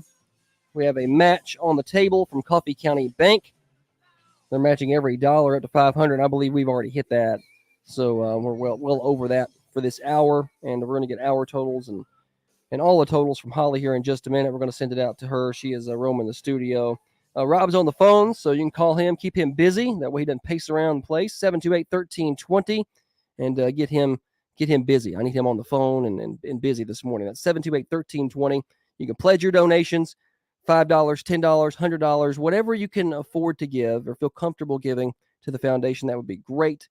And there's the phones right there. Good, keep him busy. And he'll take your credit card over the phone or your pledges over the phone. You can also do Venmo, Dream 4 Weave. That's Dream, the number 4, Weave, W-E-A-V-E, if you're a Venmo person. Cash check, we accept that. Just swing by the station, 1030 Oakdale Street. The first 30 people that do $100 or more, the first 30 people that do $100 or more get a signed, autographed 11 by 14 from the Lady Raider basketball team. And I think we only have 13 of those left. That's 13 of those left. So bring those by or get that donation in so you can get a hold of it. All right, let's go out to Holly. I think she has an update for us in the mobile studio. Holly has got the mic. She's roaming around. Holly, you got me there? Yeah, so literally on the phone with Jeff Ridner right now. He's donating $100. So thank you to the Ridner family. Jay Nagadula sent in $100. Amelia and Hudson Parker also donated $100. Lee and Lauren Nettles, $100 as well. Pam Sims, she drove by on her way to work, dropped off a $100 bill for the foundation. So thank you to Pam. Denton Jones donated $100. And so it's been a really big break for us over that commercial break. We got a few $100 in over that time. Yeah, I believe that's got us up to about $1,750 total or so. And I heard a ding. Was that another donation or was it something else? That was my text messages. Oh no, we got another one on there though. I see another one that's come in on the Venmo. It looks like, Holly. Did you see that? Okay, Randy Kesling also donated $100. So thank you to the Kesling family. We really appreciate it. All right, I'm going to put that in the spreadsheet, okay? I can do it. Oh, do you have access to it out there? Yeah. Okay. Sorry, I didn't know you had a computer. I'm working here. We're moving people around all over the place. I didn't know if you had computer access. I moved myself closer to the food. Okay. That Trey is setting up. Yeah, Trey has hooked us up. We got donuts. Of course, Terry Weaver brought those in, but he's brought in Boston butts and smoked cream cheese and stuff everywhere. And that's another thing. So we got a lot of food here for workers, but we have extra. So if you want to come by and donate, grab a donut because we don't need those. And also around lunchtime, we're going to have that barbecue heated up. You can grab some of that because we're not going to be able to eat it all. I think he brought by like 2 full Boston butts worth. So we're not going to be able to eat that. So come by around lunch, make a donation, and get yourself some free lunch with it. A reminder, only 13 of these posters left this morning on the Lady Raider basketball team. So only 13 of those left. And more donations are coming in. They just keep coming in on the Venmo. A lot of Venmo donations this morning. And we have a check coming in later today, too, it looks like. So we're just continuing to pile up the donations. We're getting close to the $2,000 threshold if we're not over that already. Holly, you want to go back out to you real quick? Hang on a minute. I got to turn you back up. Go ahead. 3 more donations have come in. Dr. Trussler donated $101. I think maybe he's doing that to cover the Venmo fees. Okay. So thank you to Dr. Trussler. And Katie Whaley with Wisteria Hill Boutique also donated $100. So thank you to the Whaley family. Yeah, we're going to have to get I'll get the updated total for everybody in a minute. This was really piling up. Coffee County Bank's going to match this hour up to a certain amount. We're excited to talk to them at the end of the hour and see and what that total brings us up to. But we're off to a great start on the Dream for We Foundation Radiothon today. Really great community making some great contributions, and we couldn't thank all of you enough and what you do and making those donations. Wisteria Hill just commented and said that they would do $100. So big thanks to everybody. We're running. We got to be running low on posters, Holly. I'm running a poster count in a minute because I had 13 left on by my count, and that was a while ago. And we may be getting down to the final few basketball posters. Hang on. Yeah, go ahead. Yeah, I need to do an official update on that because we've had several donations come in, and I haven't subtracted their poster from the From the pot. pile. Yeah. We need to get those posters pulled apart. Make sure we don't give away posters that we don't have today. All right. We're supposed to have Jeff Breeden in this segment. He's not here, which is rare. So I'm afraid, I'm hoping I didn't miscommunicate with him. So I'm going to try to maybe take a quick break and get him on the phone if we can. Because I thought he was going to come by, but he may have had something come up. So we're gonna chat with him in a moment, see if we can get him on the phone and chat with him that way at least. You are listening to the Dream for We Foundation Radiothon. We're here until 6:00 tonight. We are here all day long. We've got opportunities for you to come by and just hang out with us if you want. It's a beautiful day. We'll just open the front door, 1030 Oakdale Street. Just march on in. Don't be afraid. We're glad to have you hanging out with us here this morning. Dream for We Foundation, getting kids in the game Radiothon. We're up over $2,000. We'll get you an official count when we come back. Now, another update from the WMSR Thunder Radio News Center. With your daily free news update from Thunder Radio, I'm Tiffany Clutter, and this news update is brought to you by Spring Street Market, 801 South Spring Street in Manchester, open Monday through Saturday, 7 a.m. to 7:30 p.m. And here's today's news update. Commodities are set to be distributed in Manchester. There's an open house at TCAT McMinnville. Tennessee Governor Bill Lee has sent National Guard to the U.S. southern border. Roger Chambers has been appointed to the Coffee County Commission seat number 2. Find more details to these news stories and so much more by going to our website, thunder1320.com. Doritos extra large bag, Hawaiian slider roll tray, Hungry Man entrees. All these items are on sale this week at Spring Street Market. See the terrific sales ad at thunder1320.com. People's Bank of Trust in Manchester. Present your daily sports blast on Thunder Radio. I'm Josh Peterson. 2 Coffee County pitchers combined for a no-hitter, and the Lady Raider softball team easily dispatched of Spring Hill in their district opener on Wednesday, March the 13th. Game you heard live on Thunder Radio. Lily Norman was basically perfect in her 3 innings in the circle, striking out all 9 Spring Hill batters she saw. Caitlin Anderson tossed a clean inning in relief. Offensively, Coffee County pounded out 13 hits, including 6 extra base hits. High school boys tennis got a 6-1 win over Franklin County on Wednesday. Girls tennis falling 3-4. Coffee Middle School baseball falling to Stewart's Creek in non-conference action 11-6. And coming up Thursday night, Coffee County High School baseball will be at Middle Tennessee Christian at 7 o'clock. Coffee Middle School softball hosting Franklin County. Middle School tennis will be hosting Moore County. Westwood baseball will be hosting Winchester Christian. Westwood softball will be at Community. And high school soccer will be at Shelbyville. More sports at thunder1320.com. Now from Thunder Radio WMSR, your latest local weather. Good morning, Manchester. Looking to be sunny today with a high in the upper 70s. Overnight, a chance of showers and thunderstorms with increasing clouds and a low around 60 degrees. Tomorrow, Friday, possible showers and thunderstorms with a high in the upper 60s. Friday night, continued chances of showers and thunderstorms with mostly cloudy skies and a low in the upper 40s. Being a better you isn't a New Year's resolution, it's a lifetime commitment. Workout Anytime in Manchester offers infrared sauna, massage loungers, and tanning beds, as well as a wide array of weight and cardio equipment. $1 enrollment if you mention Thunder Radio. Workout Anytime behind Zaxby's in Manchester. I'm Jackson Ham from the Thunder Radio Weather Center.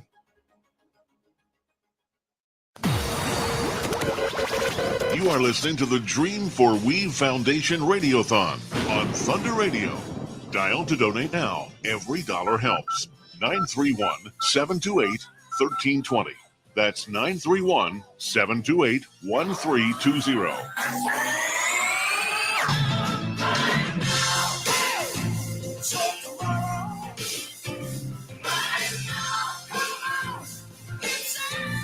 All right, Dream for We Foundation Radiothon continues here until 8 o'clock. Or not 8 o'clock. No, we're here till 6 o'clock. I don't know what I was thinking. We're here till 6 o'clock. It's a long day And we ran up the total pretty good. I think we're up over $2,000 this morning. It's going super well. We'll get you a complete update from Holly here in just a little while. Joined on the phone now by former Coffee County softball coach and current MTSU softball coach, Jeff Breeden. Good morning, Coach. How are you? Hey, Josh. I'm doing great. Thanks. Good. Thanks for spending a little time with us today. I know you are a busy guy, but glad to get you on the phone. Let's talk a little bit about you. Let's get some updates on what you're up to, and then we're going to talk a little bit about Dennis and some of your time here. But last year, excellent run. I think it was the good luck from having you on the Radiothon early in the season, and then y'all got deep. I'm sure that's what pushed us over the edge last year. So I hope it does it again this year for us. Yeah, it was a great run for us last year. Our kids played good, especially down the stretch, and fortunately won the conference tournament, and then got to go down to the NCAA region at Alabama, and just had a great run down there. Came away from there one run short of going to the Super Region. Of course, beating Alabama at their home place was good, and then Central Arkansas had a great team. We beat them a couple times down there too. And, overall, just did really well. I mean, and then we had one of Coffee County's finest, Carrie Munn. She pitched us to the championship game down in Louisiana when we were down there. She beat Charlotte. Charlotte had a great team. They also went to the NCAA tournament last year, and she beat them and just dominated them down in the conference tournament. So if it wouldn't have been for her, we wouldn't have ever been down in Tuscaloosa. So just a great run. Proud of our kids and what they did. Proud of our university and all that. So we're just starting out this year trying to do the same thing. We're not running as great a record right now, but we got a ways to go. We'll talk about just, I guess, is that some, you've been there. How long have you been at Middle now? Give me a year count. I've been there 12. This is my 12th. Golly, it's hard to believe it's been that long. Yeah, I'm an old man now. I was a young man when I was there at Coffee County, but I'm getting old now. So yeah, it's been 12 years. 12 years. So does that give some validation to what you've done there? Because it took a while. It took a while to get it going. Yeah. And moving, and I guess it was tough because you're trying to build that program from, it had been down for a little while, and then they switched to Conference USA, which doesn't make that any easier because you're playing a lot tougher teams with big budgets and things like that. But does it give you some validation that you finally kind of got to a point where you're like, hey, look, what we're doing at Middle, this is working. It's got to help out on the recruiting trail and things like that. Oh yeah, our recruiting amped up tremendously over the last summer, and with all TV exposure we've gotten. And matter of fact, now we're on ESPN Plus, so everything that we do is you can find it, on their network of stuff. So, yeah, we recruit nationally. I want to kind of lock down our general area and continue to get good kids. I know Coffee's got good kids right now coming through and down there, and so does a lot of people here in the mid-state. But we want to lock those kids down, and then but we got to have a national recruiting base because we're going everywhere from Lynchburg, Virginia, down to Miami, Florida, to all the way to Las Cruces, New Mexico. So, I mean, we're all over the country, so we have to have a big, broad base. What's the recruiting pitch for you when you go in? Not in necessarily into a home or to a field here in Middle Tennessee. People generally know a little bit about you, but when you talk about a national recruiting base, when you go to somebody in Miami or Virginia or North Carolina or Georgia, what's the sales pitch to get them to come to Murfreesboro, Tennessee to play for MTSU? We sell our school and our people. I talk to, because everybody needs to understand we're trying to get the same kids we're trying to recruit the same kids at the University of Tennessee, Georgia, Alabama. That's the caliber of kid we're after. Because we're trying to take this thing to a national level. We're not just trying to be. We're not. I never ever use the term mid-major, but we're treating our kids like Power 5 kids, and I'm trying to find Power 5 kids to take us to the next level. Because let there be no mistake, we want to go to Oklahoma City. Okay, that's where we want to be. We're not content we're just winning Conference USA. We want to be up there. I want to be on the main ship, the mothership, ESPN, and people watching us in June. Okay, so our pitch is we're going to treat you like Power 5. It's going to be like a Power 5 program when you get here, and our people are wonderful at MTSU. And if we can get them on campus, we can sell them. because we got a great family atmosphere on our campus. Everybody wants you to be there. Nashville, it's easy to fly in and out of Nashville, and we've just got good things going. I mean, we've got the best on paper. We've got the best recruiting class ever that we've ever recruited coming in next year, and then another one right after it. So, you have to see how all that pans out. But I'm the same person I was when I was at Coffee County. So I tell them that you're going to come here, and we got a campus of about 24,000 students, but we got a little in Murfreesboro and in the immediate Nashville area. It's a small town within itself. Yeah, I'm absolutely. a person who grew up on the farm, and I believe in working hard. And if you come here, you're going to graduate. We're going to get you graduated, and hopefully you're going to be a good citizen and a good ambassador for our university when you graduate from here. And we just try to sell it, and it works. Huge complex upgrades there lately. We had somebody from MTSU Athletics, and forgive me, I don't remember his name. He works in Massaro's department. He was actually down speaking to our chamber last month, and he was talking about some of the upgrades happening there. And he was talking about with softball. He actually brought softball up, talking about how they're charging for season tickets now, and how it's a big deal for the girls. They enjoy that, saying, "Hey, that brings a lot of validation to our program." Talk about that. Yeah. So Lee DeLeon is who. That's who it was. Spoke to you guys. Yep. And he's the head of our BRAA, our fundraising arm of our athletic department.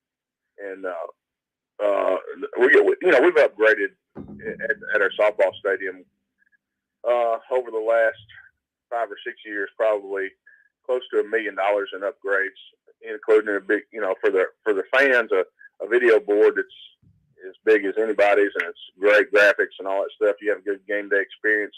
Our stadium now is a lot better than it was. I mean, our playing surface is as great as anybody's. I mean, it's as good as Alabama's and Tennessee's and everybody else. We got the same dirt that Mississippi State's got. It's a brand new blend of dirt, and it's great, and it plays well. So within our athletic department, we got about $100 million worth of upgrades going, $66 million athletic enhancement center that football is going to move into, and it's going to have a new weight room and new nutrition station and all this good stuff, and everybody's going to get to use it, not just football, but football is basically going to move in one floor of it. But all that. Then the second phase is they're going to redo Murphy Center. As everybody walks up those big steps that are too big at Murphy Center, they're going to miss those. That's going to change.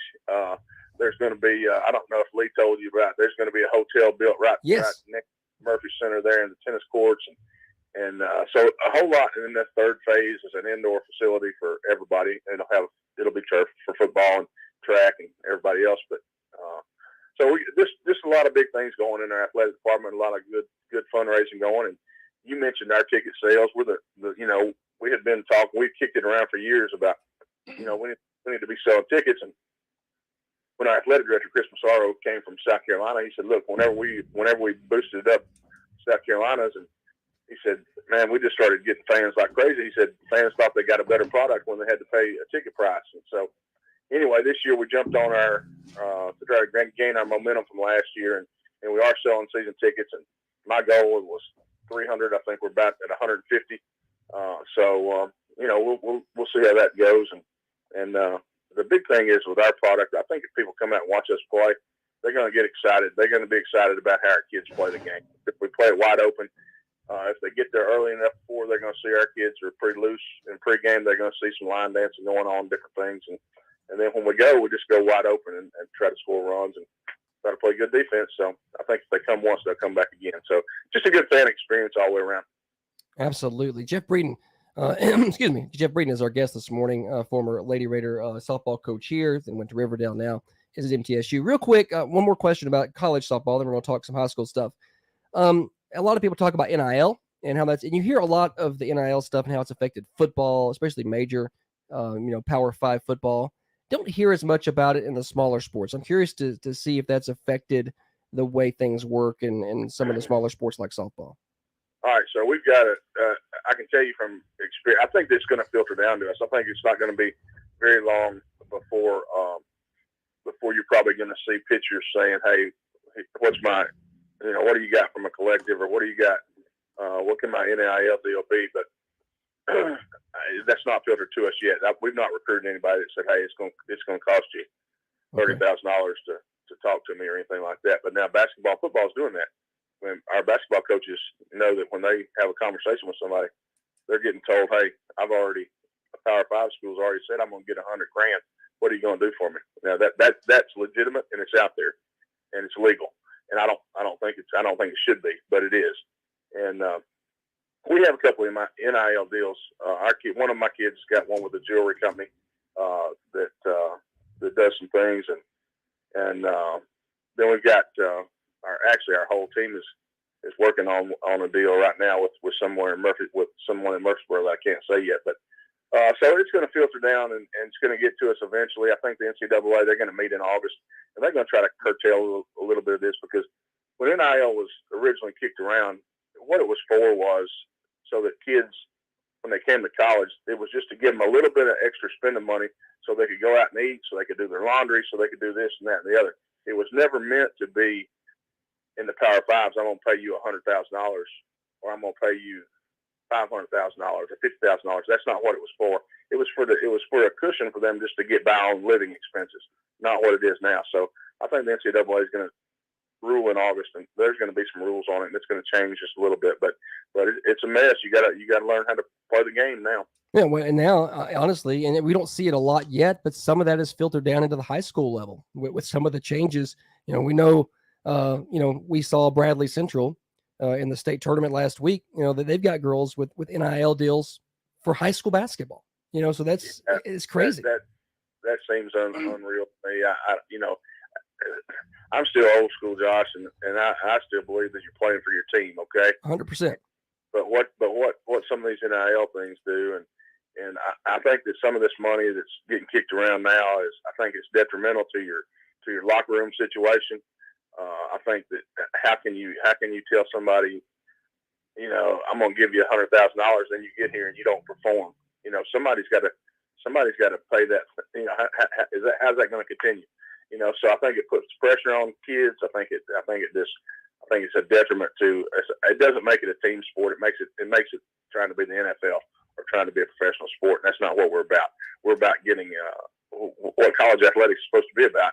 It's an extension of you getting your education, and it's allowing you to get some life lessons, learn some life lessons when the consequences are not life and death. They're a game. Okay. So I think that's what we got to get back to at some point in time, and we got to teach these kids you're learning lessons while you're here, so that when you go out in the world, you can be a great citizen, and you already know how to make good decisions. And we got to somehow get back to that.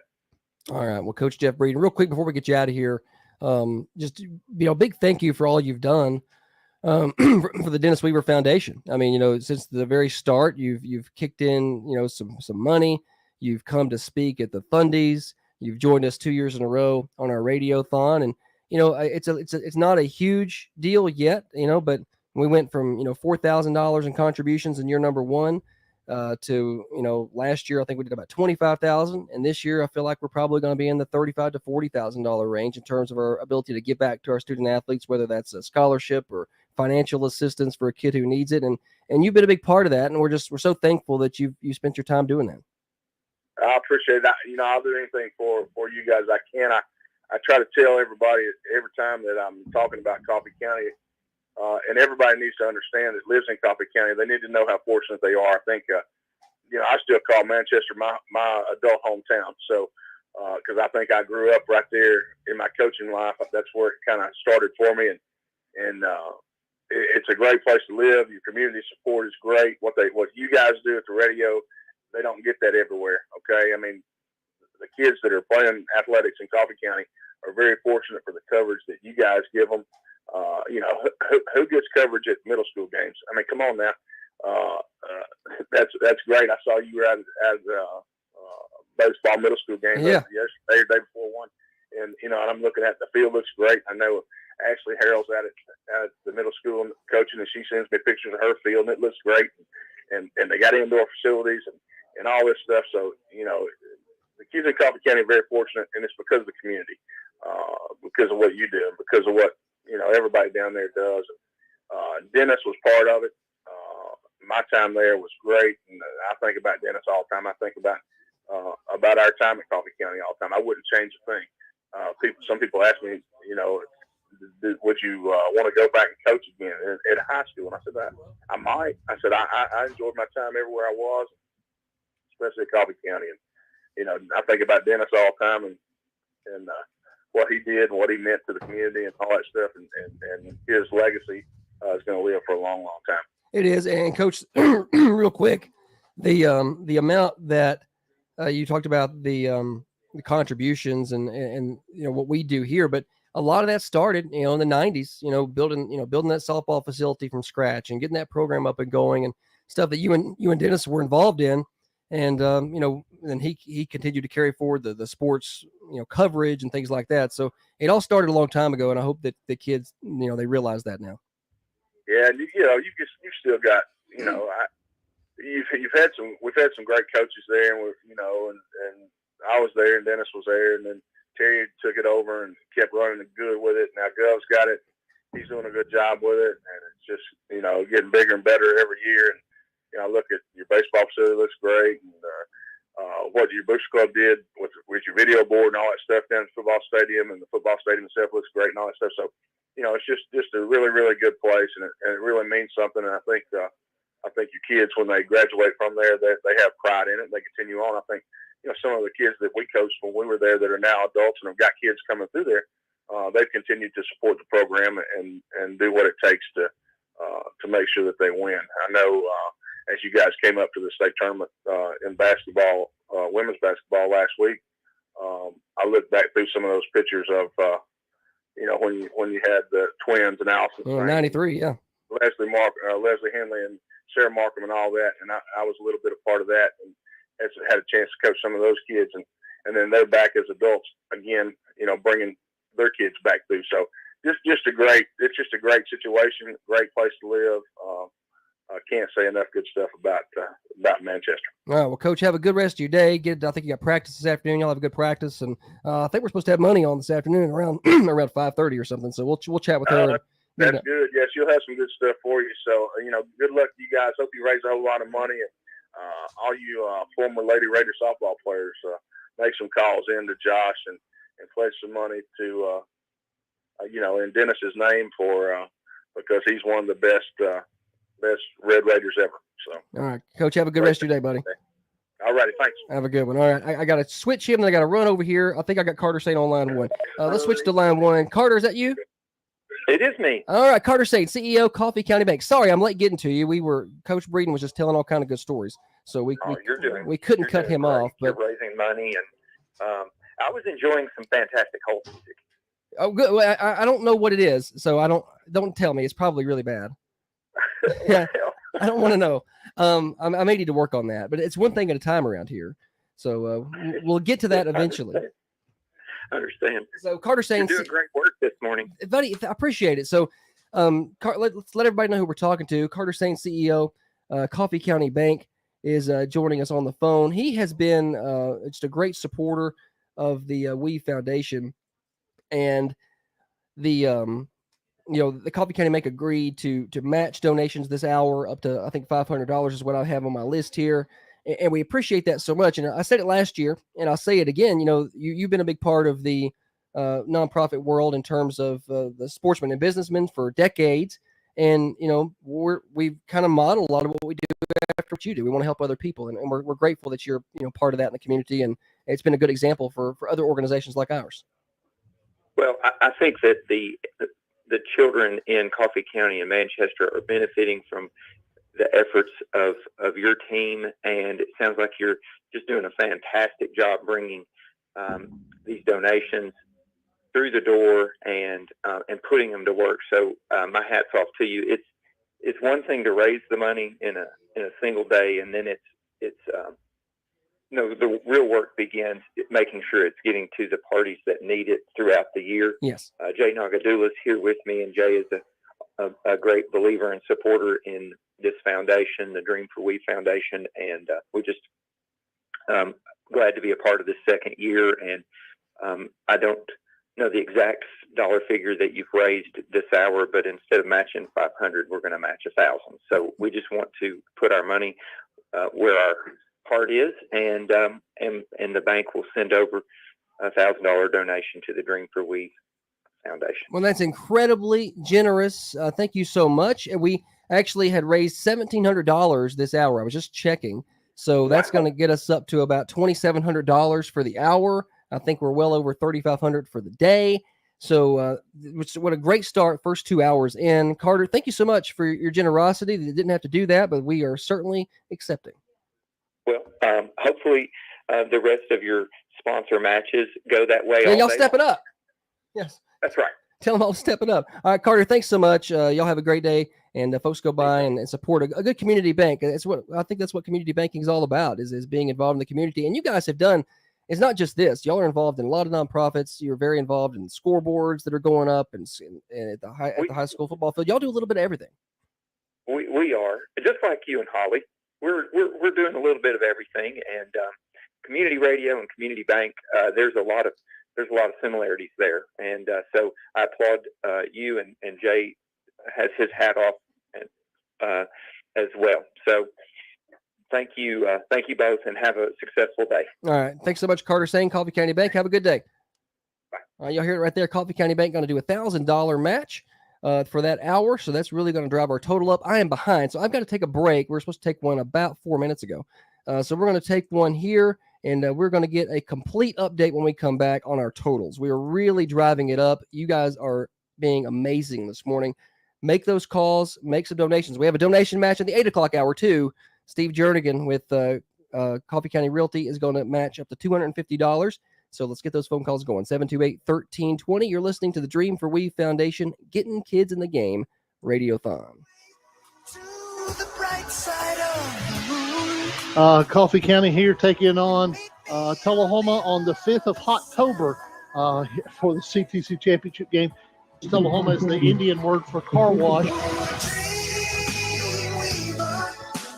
I believe you can get me through the night.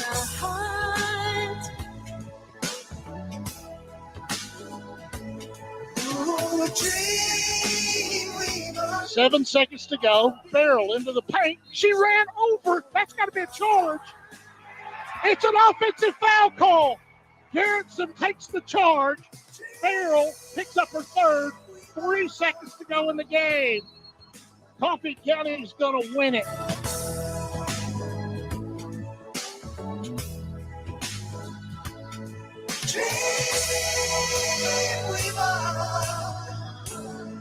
It stays deep wherever I'm at.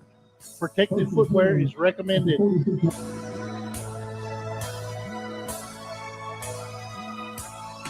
Voice of the Red Raiders, Mr. Dennis Weaver. I want to appreciate those that are watching in on Raider TV, especially Tom Myers, who's tuned in.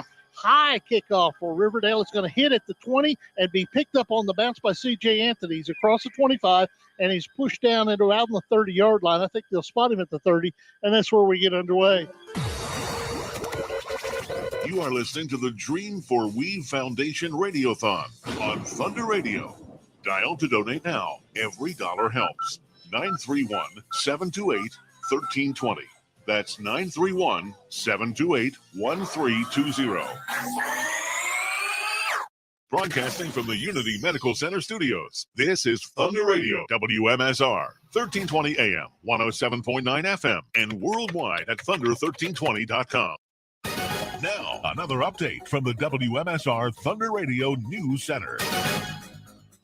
With your daily free news update from Thunder Radio, I'm Tiffany Clutter, and this news update is brought to you by Spring Street Market, 801 South Spring Street in Manchester, open Monday through Saturday, 7 a.m. to 7:30 p.m. And here's today's news update. Commodities are set to be distributed in Manchester. The South Central Human Resources Agency has announced that the U.S. Department of Agriculture will distribute commodities on Thursday, March the 21st. Eligible area residents are invited to attend on a first-come, first-served basis, 9 a.m. to 10:30 a.m. The distribution will be held at the Ada Wright Center, 328 North Woodland Street in Manchester. Eligibility will be based on total household income that is within the income guidelines. Anyone receiving aid from one of the following programs is eligible for USDA commodities: SNAP, Families First, SSI, LIHEAP, or proof of residency in public housing. There's an open house at TCAT McMinnville. The Tennessee College of Applied Technology, TCAT, in McMinnville is excited to announce an open house event at the McMinnville campus at 241 Votech Drive in McMinnville on March 19th from 4 to 6 p.m. Participants can take a tour of the campus, tour the programs, and meet the instructors. Learn more about the programs offered and enter to win door prizes. For additional information on the full range of programs, visit tcatmcminnville.edu. TCAT McMinnville offers 12 career and technical education programs in a broad range of high-demand, high-wage fields at affordable tuition rates. Many students attend tuition-free through Tennessee Promise for new high school graduates and TCAT Reconnect for adults with no college degree or other post-secondary credential. Tennessee Governor Bill Lee has sent National Guard to the U.S. southern border. The governor recently visited Tennessee National Guard soldiers at the Millington, Tennessee Army National Guard Armory ahead of their deployment to the nation's southern border in the wake of the most severe border crisis the United States has experienced in decades. The governor posted on social media, quote, "As America faces the most severe border crisis in decades, Tennessee is showing the rest of the country what it means to lead. Today, I join the Tennessee National Guard members who will soon deploy on a voluntary mission to secure the southern border as the federal government fails to act," end quote. Last month, Governor Lee committed to deploying 2 waves of state active duty soldiers to Texas to assist in their efforts as the Tennessee Department of Military continues to coordinate with Texas to determine areas of greatest need. This is the first deployment of approximately 50 Tennessee National Guard members who volunteered to join Operation Lone Star. Find out more about this story at our website. Go to thunder1320.com. Roger Chambers has been appointed to the Coffee County Commission seat number 2. At the March 12th Coffee County Commission meeting, a unanimous vote by the commission appointed Roger Chambers to the seat number 2 of the Coffee County Commission. The seat was vacated by the death of Coffee County Commissioner Claude Morse last fall. Commissioner Dennis Hunt had this to say. We addressed this issue in our last. Telehoma's the Indian River Car Wash is excellent. It's one of the best lines ever. Still try to use that every now and then. In that community, in that district, like there. Also, you're welcome to come by and get any of the food. We're not going to eat all that, Jessica, so.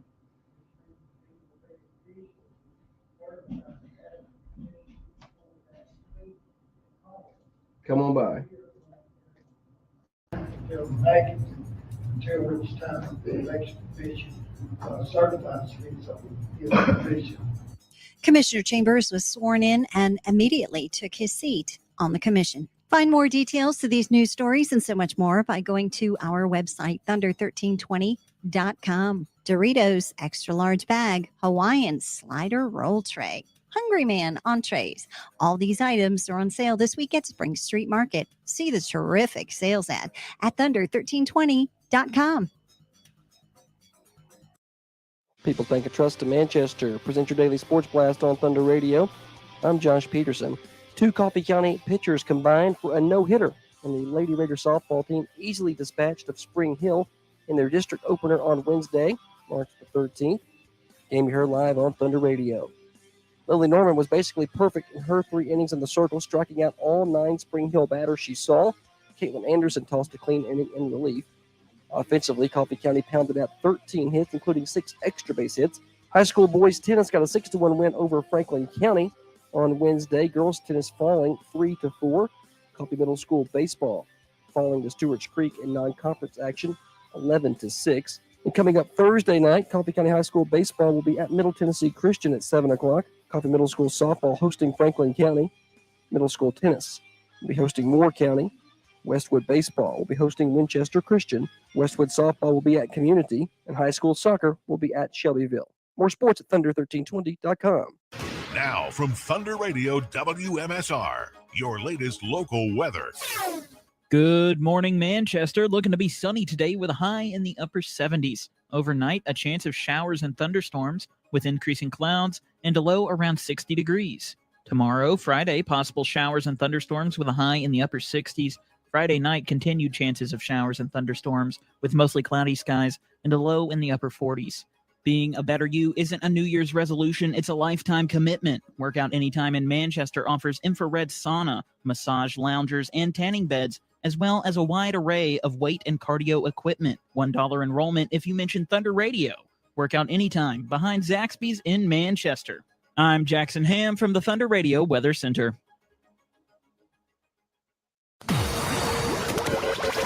You are listening to the Dream for Weave Foundation Radiothon on Thunder Radio. Dial to donate now. Every dollar helps. 931-728-1320. That's 931-728-1320. Yes, every dollar certainly does help. We are up to well over $4,000 this morning. I'm going to get an official update in a little bit, but we continue to just drive the donation numbers up. You can be a part of it as well. 728-1320 to call in and pledge. $5, $10, every dollar counts. In this hour, we do have a sponsor match. Steve Jernigan, realtor here in town, is a match for this hour up to $250. So if we get $250 from you guys, that makes it $500. And let's do more than that. That'd be great. Y'all get us $1,000, and that turns into $1,250. Y'all just keep giving us that money, put it towards the foundation. You can call in at 728-1320 and make cash and check pledges, then bring those by. Or you can do Venmo. It's at Dream4Weave. That's Dream, the number 4, Weave. Or you can call in and we can do credit card donations over the phone. 728-1320. Operators are standing by, waiting your phone call. Let's go to the phones. We do have a guest this segment, Elizabeth Brown, former Coffee County Central student and a receiver of a Dream for Weave Foundation scholarship a couple of years ago. Elizabeth, good morning. How are you? I'm good. How are you? Good. So I would love to have you here in person, but I guess you have to go to school and stuff. So Yes, I was on spring break last week. last week. Well, that's okay. But back to it now, I'm sure. So you're number 2, right? At Harding? Yes, year number 2. All right. Well, get everybody caught up. I will tell everybody. Most people know who Elizabeth is just because she was one of the most active people ever, I think, at Coffee County High School when she was there. She was involved in everything. She was like the worldwide president of FBLA or something. I don't know. She was giving major speeches in front of people. She does so much, very active young lady. And now she's down at Harding College or Harding University. Now we gave her, I think she received $1,000 from the Dream for We Foundation, which obviously is not much to go to school, but it was a little bit. And that we want to get some people like her on throughout the day to let you know just where some of this money is going to and some of the promising futures that we have out there. So you're number 2 for you. What's it been like this year? Major still the same? Has it changed? What's give us life updates, I guess, on Elizabeth. Yes, so I'm a sophomore and I'm majoring in communication sciences and disorders. So still the same from last year. Yes. So the hope is to become a speech language pathologist one day, but I'm still doing a lot here. I am working for the university. I'm a student ambassador, so I give tours and greet people, greet guests when they come to visit, and talk to a lot of prospective students that might want to come to Harding. And then I also go to different receptions and talk to parents and alumni and prospective students about what makes Harding so great. So doing that, I'm involved in social club here. Trying to think of what else I do. Yeah, I'm surprised there's not more. I mean, I'm not surprised by this because, and it sounds like a perfect job for you. They probably should put you on commission. Like if you get people hooked in to get signed up, because I would imagine that you're a pretty good salesman. Like sell me right now. Like what if I'm a prospective student? I want to go to Harding. I'm gonna give you an opportunity to do your job right now. So because I just want everybody to hear how good she is at it. To get me to go to Harding. Tell me, go. Well, I usually start by telling them that Harding was actually the last place on my list of schools to visit, and I didn't think that I wanted to come here because it was the farthest away from home, and my parents didn't want me to come here either. But then as soon as I stepped on campus, I immediately felt connected, and everyone that we passed when we were just walking around campus the night before my actual visit, they were, saying hello and smiling. And to a junior in high school touring a college campus, that meant the whole world to me. And so then the next day I had a completely personalized visit. The head of the communications department sat down with me and my parents as well and told us what made Harding different and how I would be so involved and get connected. And so my mom told me that after we left, she knew that that's where I wanted to go because she could tell I just felt connected. And then when I did get here, I just met people that made this feel like home. So that's usually some of the things that I say. But I also talk about how it's not a teeny tiny campus, but it's not huge either. And so, in classes, your class sizes are great and you're going to know your friends. Like you're going to know the other people in your classes and your professor's going to know your name. And that's really special. Yeah, absolutely. And Elizabeth is, obviously, she's created herself to be just an excellent young human being, and she does good work. And the little bit of money that we gave to her did not get her down there, but it's not cheap to go to college. And we were talking to Madison Pruitt about it earlier. She's going to go to Trevecca. It's very expensive. But every little bit counts. So, every little bit of money that you can get counts. So we wanted you to be on again this year because we just want people to know, and I'll let you tell them just how important every dollar is. When you're trying to go to college, especially how far are you away from 5 hours from home? How far are you away? 5.5. Yeah, 5.5 hours away from home.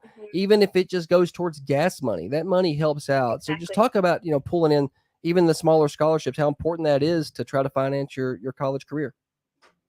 Yes, it's very important. I remember my senior year, my mom told me, even if there was a slight chance that I would get a scholarship, that I needed to apply, just because every little bit does count. And also, some of those scholarships are not going to be recurring.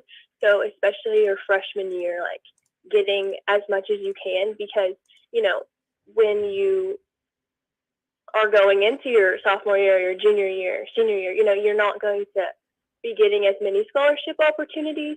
So it's really important to get as many as you can going into your freshman year, because then, when you're in college, you can get a job, but really every little bit does count. So I'm very thankful for the scholarship that you guys gave me. It really did help. Yeah, and we're trying to grow that, and we try to tell people all the time, it's got to start from somewhere. That very first year that we had the foundation, we only did, I think we did $4,000. I think, we did $1,000 to a couple of kids, and a couple of kids got like $500, which didn't have a lot of money.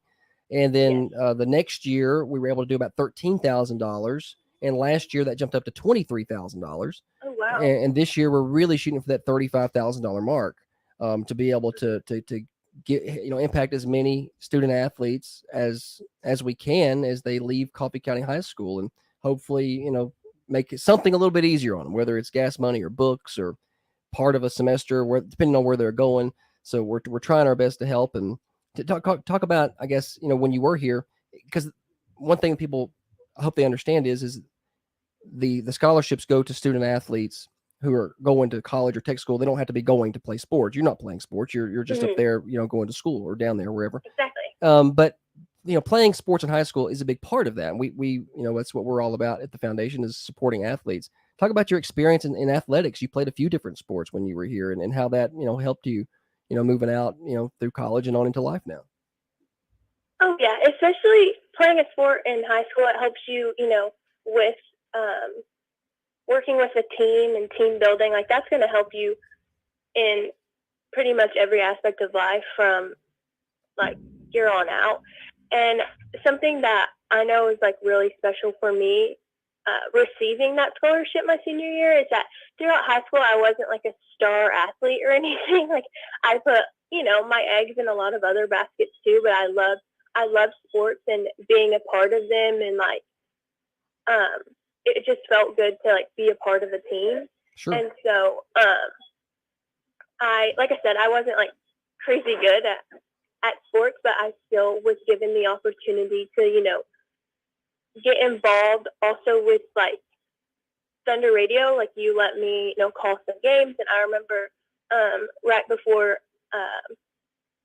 Mr. Dennis passed away, he told me that he would get me a show, and really wanted me to get involved. And so I'm glad that I was still able to get involved, and you let me do that. So I think that that's really special too is that, it's not just these like crazy good athletes receiving the scholarship, but it's like athletes who want to continue and go to college, whether they do play a sport or not. So I think that's really special. Now, I don't know about not being good, Elizabeth. I saw you score like 9 points at Lake County. So I feel like, that was still a highlight for me. But you did an excellent job, broadcasting. I know that was kind of the original plan for you, and you've changed that a little bit. But, if you wanted to be a play-by-play broadcaster at a big level, you could do that. You did a great job doing that here. We were glad. That's the first time. I don't trust people. I don't know if you know that, but I don't trust people much. So you and Luke and Jackson Vaughn a little bit, some guys that we kind of, or some kids that we let, kind of have the reins and go on the air. And that's the first time we did that, but you eased my mind at, and I now trust other people because you did such a great job at it. Well, thank you. I know when I got to school my freshman year, I did the radio. I told you this, but I did the radio and the TV station, and they could kind of tell I had experience beforehand. So I give all the credit to you. All right. Well, thank you so much, Elizabeth. I'm going to let you run. I know you got school and things like that today, but we appreciate you carving out just a little bit of time for us this morning. Okay. Of course. All right. Have a great day. You too. All right. That's Elizabeth Brown, former Coffee County Lady Raider, now down at Harding. And I believe that's in Searcy, Arkansas, is where she's at. And just really just a fun time always to talk to her. And I'm not going to say that I'm bummed that she changed from broadcasting, because she's going to be a great speech pathologist, and she's going to make a lot more money. But she was going to be a great broadcaster. I was looking forward to seeing her do that. Let's switch gears. Let's get an update on money. Let's get out to our roaming host. Holly has moved from one room to another. She's out in the lobby now at the Thunder Radio studios, and she's got updates in terms of how much cash the We Foundation has pulled in today. Holly? Okay, so I think the last time I spoke to you guys, I let you know about $300 that had come in over a commercial break from the Nettles family, the Parker family, and Jay Nagadula. Well, Jen Nagadula also donated another $100. So that's $200 total from the Nagadula family. Lindsay and Nolan Ridner donated $100. Callie Millaway and Kevin Rowe also donated. Holly Johnson, the Gillies, Shantae, thank you very much. Chad Hatfield come by. He was also instrumental in helping feed us today. So thank you to Chad, Hatfield, and Camille. Misty Croslin donated. Carrie Byram. Of course, we spoke to Coffee County Bank earlier. Yes. They were matching 1,000. And Sage Keel and Eli Kidder stopped by and donated $100 cash. All right, so we're piling them up. I've got about $5,090. Whoa, say that again. $5,090. $5,090. A minute ago, we were at like $850. And then we were like, $1,500. $5,090 already today. We are just 6 o'clock, 7 o'clock. We're 2.5 hours in, and just really tearing it up on the donations. Y'all can jump in too. If you're not sure what it's all about, we talked about it in the first hour, but we'll remind you again here. And the phone's ringing now, 728-1320 or 728-3526 to get through on the phones. And you can contribute. You can make a cash pledge, a check pledge on the phone. Obviously, I can't take cash on the phone, but you can make a pledge like, hey, I'm Bill, and I'm going to bring about $20 later. That's fine. Do that, and we'll put you on the total. You can also do a credit card donation on the phone. You can make it a one-time donation or a monthly. Say, I can't do $100 today, but I like to do $10 a month. We'll set you up for $10 a month, and it'll just direct pull from your card. Plenty of ways to do that. Or Venmo, Dream for Weave. That's Dream, the number 4, Weave. And all that's going to the Dream for We Foundation. That's going to impact athletes in our community in so many different ways. Whether it's scholarships, we just talked to Elizabeth about, what she's doing down at Harding, or whether it's financial assistance. We don't talk a lot about the financial assistance. We have a goal at the foundation. When I say we, Holly and I are board members. Rob is the president. I'm the treasurer. Holly is the secretary. And we have other board members, including Terry Weaver, who is Dennis's brother. He's the vice president. And so, we have a goal really focusing on the financial assistance side. We've done a lot of it so far. I think we paid for $1,000 worth of youth football players to get their entry fees in. We just paid for an AAU basketball player's uniform fee that his family just could not afford. We had a young lady who wanted to play travel softball, loves travel softball, but it was going to cost her an extra $400 to play. We funded that. She just could not come up with the money. We paid for children to go to volleyball camp. We paid for a child to go to a tennis camp who just could not afford to do it. We have done things like that. We paid for a young man who needed contacts. He had eyeglasses, did not want to wear his eyeglasses during his sports because he was afraid they would break. He couldn't afford another pair, couldn't afford contacts. We paid for him an eye doctor appointment and a year's supply of eye contacts. So things like that, we've been doing those. We don't publicize them a lot just because we don't want to embarrass anybody. Baseball cleats, had a young man playing baseball, had holes in his cleats, and teammates had noticed, he had those cleats for years and they wanted to help. They let us know. We bought him a brand new pair of, really nice cleats for him to wear, and he wore those things proud. Running shoes, cross-country runners. I think we bought 3 pair for some kids. And you got to have, if you don't have good shoes, you're going to hurt when you run. So we've been very active in those things. And that's where this money's going to go. We know about it. We're going to try our best to jump in and help. And that's what the Dream for We Foundation is all about. It's what Dennis Weaver was all about, was kids playing sports. And they should not be restricted by financial restrictions like that. Like, we get it.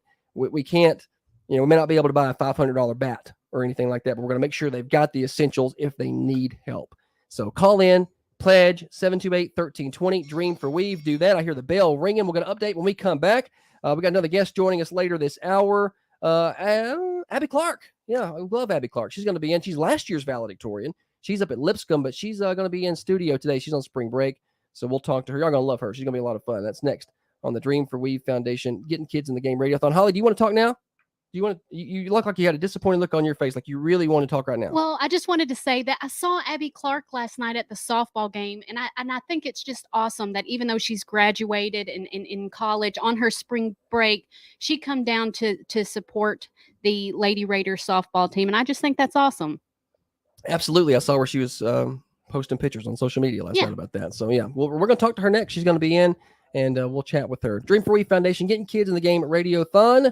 Make calls or on the break, 728-1320. You are listening to the Dream for We Foundation Radiothon on Thunder Radio. Dial to donate now. Every dollar helps. 931-728-1320. That's 931-728-1320.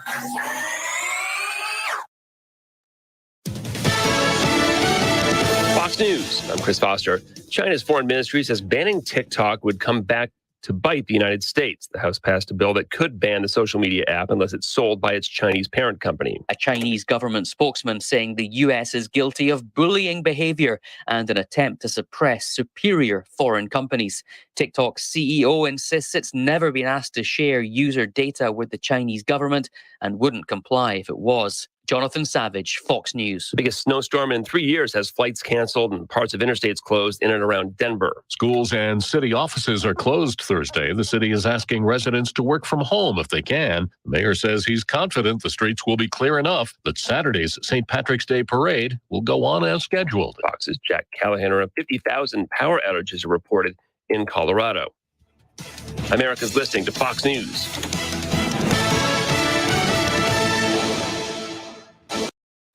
Now, another update from the WMSR Thunder Radio News Center. With your daily free news update from Thunder Radio, I'm Tiffany Clutter, and this news update is brought to you by Spring Street Market, 801 South Spring Street in Manchester, open Monday through Saturday, 7 a.m. to 7:30 p.m. And here's today's news update. Commodities are set to be distributed in Manchester. There's an open house at TCAT McMinnville. Tennessee Governor Bill Lee has sent National Guard to the U.S. southern border. Roger Chambers has been appointed to the Coffee County Commission seat number 2. Find more details to these news stories and so much more by going to our website, thunder1320.com. Doritos extra large bag, Hawaiian slider roll tray, Hungry Man entrees. All these items are on sale this week at Spring Street Market. See the terrific sales ad at thunder1320.com. People's Bank of Trust to Manchester. Present your daily sports blast on Thunder Radio. I'm Josh Peterson.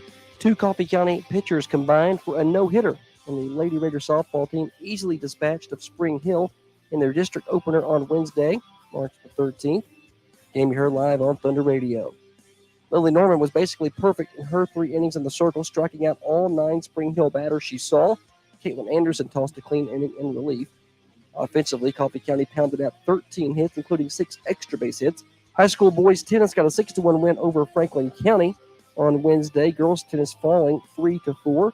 Coffee Middle School baseball falling to Stewart's Creek in non-conference action 11-6. And coming up Thursday night, Coffee County High School baseball will be at Middle Tennessee Christian at 7 o'clock. Coffee Middle School softball hosting Franklin County.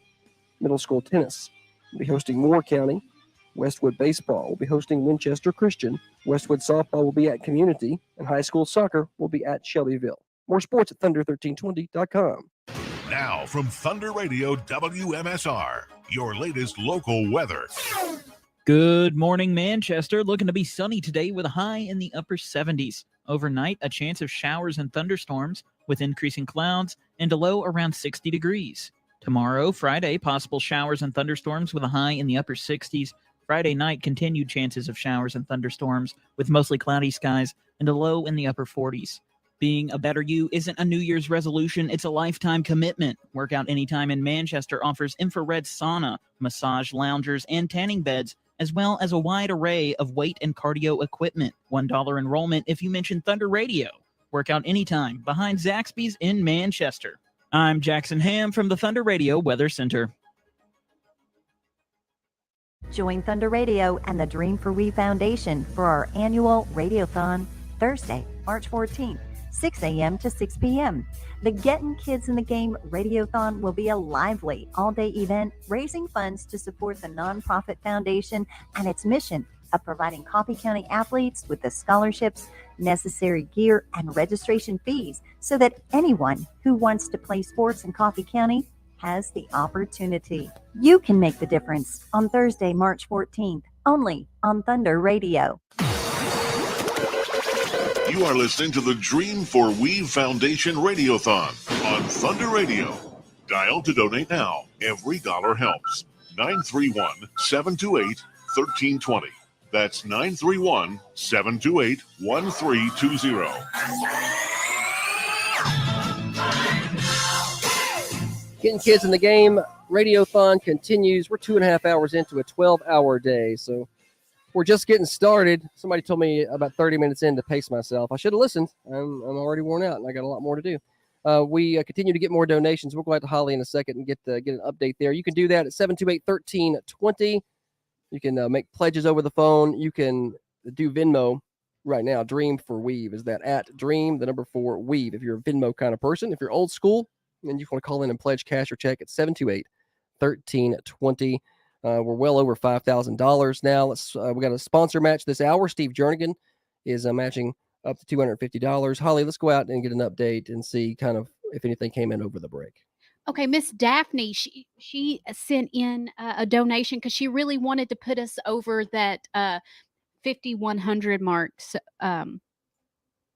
So thank you to Miss Daphne over at the library. Also, Kathy Freese, David Clark, Jana Shelton, Amanda Bryan, and Clint Pika all have donated within the last 15 to 20 minutes. And I believe that puts us at the $250 donation match from Mr. Steve Jernigan. Yes, that's going to put us at $500 for the hour, and we still have some more time. It looks like so far today we've had a total of about 42 donors, and we're over $5,400. Yeah, so, $5,435. Nice, good day, Holly. Let's talk to some more people. Abby Clark has made her way in. Abby, good morning. How are you? Let me turn you up. Try it again. Okay. Good morning. That wasn't that. You didn't do anything wrong. I have too many things to turn. No, Can you hear that's yourself okay. now? Are you good? Yes, I can. All right, good. All right, Abby Clark. For people who do not know Abby, she is the 2023 valedictorian at Coffee County High School, and she is now at Lipscomb. She is a freshman, and no surprise to anybody, she's very involved there. I see on fact I don't want to call it student government. What do they call it up there? Yes, yeah, they call it student government. Student government. So you're doing that. Yes. No surprise. You immediately jumped right in. You're the dive right in and be involved kind of person, Yes. aren't you? Yes, I love it. All right, let's talk about your first year of college. How's it going? Let's give me a synopsis, a rundown. It is going so well. I have the best friends. I have the best roommate. getting really involved has helped so much. Just like making new friends that I wouldn't have made otherwise, especially like upperclassmen. I'm in student government. I work for admissions. So if you want to come for a tour, come see me. So you do the tours sometimes. Technically, no. Okay. I don't like give the tours, Oh, okay. but I work for like getting people Lipscomb, Okay. pretty much. And then I'm in Phi Sigma, which is like Lipscomb's version of sororities. We call them social clubs, and I like it better that All way. right. And I'm doing Singorama this year, so that's like our like school wide kind of. It's almost like a musical Okay. thing, but so many people do it. You won't even be able to see me probably. So that makes me feel better that I don't have to really be a good dancer. Oh, we say there's dancing involved. Oh yes, so much dancing. But you don't feel like you're not a good dancer. Yeah, I don't feel like You I'm a said good that, dancer. okay. Yeah, no, I'll be in the back. Can I watch this on TV or something? Is it streamed? I don't know. I know you can come. I think it's the first weekend of April. Okay. So you should come. Yeah, well, no, I absolutely. I want to see that. And if I can't go, I hope somebody videos that. Yes. I want to. Oh yeah, parents will be there. Very good. I want to be able to see that. So it feel like that you're one of the people that, like, if you walk around campus and there's a table and people are signing people up, like, you stop to sign up for everything. Is there anything you actually walk by and don't sign up for? Very little. I just like making friends. Okay. I love making friends, and Lipscomb is such a great place for that. Yeah. You sound like the type that you're very connected. You're very positive. Do you feel like you have that? I mean, is that a what's the word I'm looking for here? It's early in the day. I've lost my train of thought. Well, I'll give a response. Give a response to what I've not asked. I miss being called Sunshine. Sunshine, yeah. I love that so much. So I miss Coach T always calling me that. Yeah. But I feel like I have brought that. I've kept that with me, I feel like. Conscious effort. That's what I was trying to say. Is it a conscious effort to be positive, or you just a naturally positive? Because I have to make a conscious effort to be positive. Because I tend over to the pessimistic side if I don't make myself think more positively. Do you fight that, or you just wake up and get out of bed smiling like that? I feel like it is more natural, but I feel like part of it is definitely a little bit of like people pleaser. Okay. Like that's definitely part of my personality. Yeah. So not that it's not genuine, because it is, but no, I believe a lot of it is like I don't want people to think that I'm mad at them a lot. Yeah. So you want them to think that you're happy and you're good. Yeah. Major in accounting. Yes. So what kind of career? I think you wanted to go into sports or something, Yes, right? I wanted to work for a pro sports team, and I guess I still do. I haven't taken any like accounting classes yet, so I don't even know if I like it. So we'll see with that, but yeah, we'll see. That's my motto for my major right now. We'll see. We'll see. Well, it's still early. It is, yeah. You got you're plenty right. of time to decide. And then you could probably, you could get your master's, and you could True. you could hang around and It's true. be a I've thought about it. lifetime college student. Mhm. That would be fun. What do you miss the most about high school? You're almost a year out now. I miss going to school with my sister. Yeah, you said I last year you were miss- going to miss that. Yeah, I do a lot. Yesterday, sorry, this is kind of off topic. No, go but off topic. yesterday, me and Riley went to a tour at MTSU. Okay. And I was like her parent. All right. And just like to get to spend the day together. And that was really, really fun. It was really fun just to get to spend the day with her again. But yeah, I miss not going to school with my sister. I miss all my friends that I had. I still have them, I guess, but Yeah. it's just You just don't see them different. every day Right, anymore. right. I miss like knowing everybody. Yeah. Because I don't know like everybody at Lipscomb because I just got there. Yeah. But I miss. She will in about a year. Yeah, I just need some time. But I miss knowing everybody, like everybody when I walk by them in the hallway and stuff.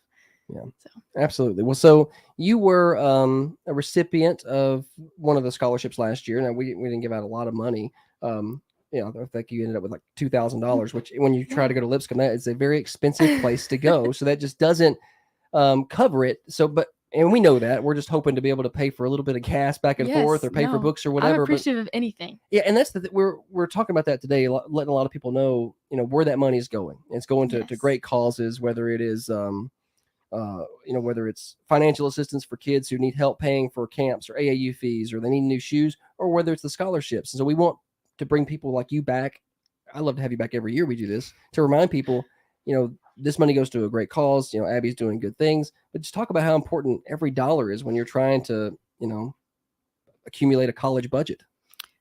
Well, as you know, college is so expensive. Incredibly. So expensive. Especially Lipscomb. Yes, especially Lipscomb.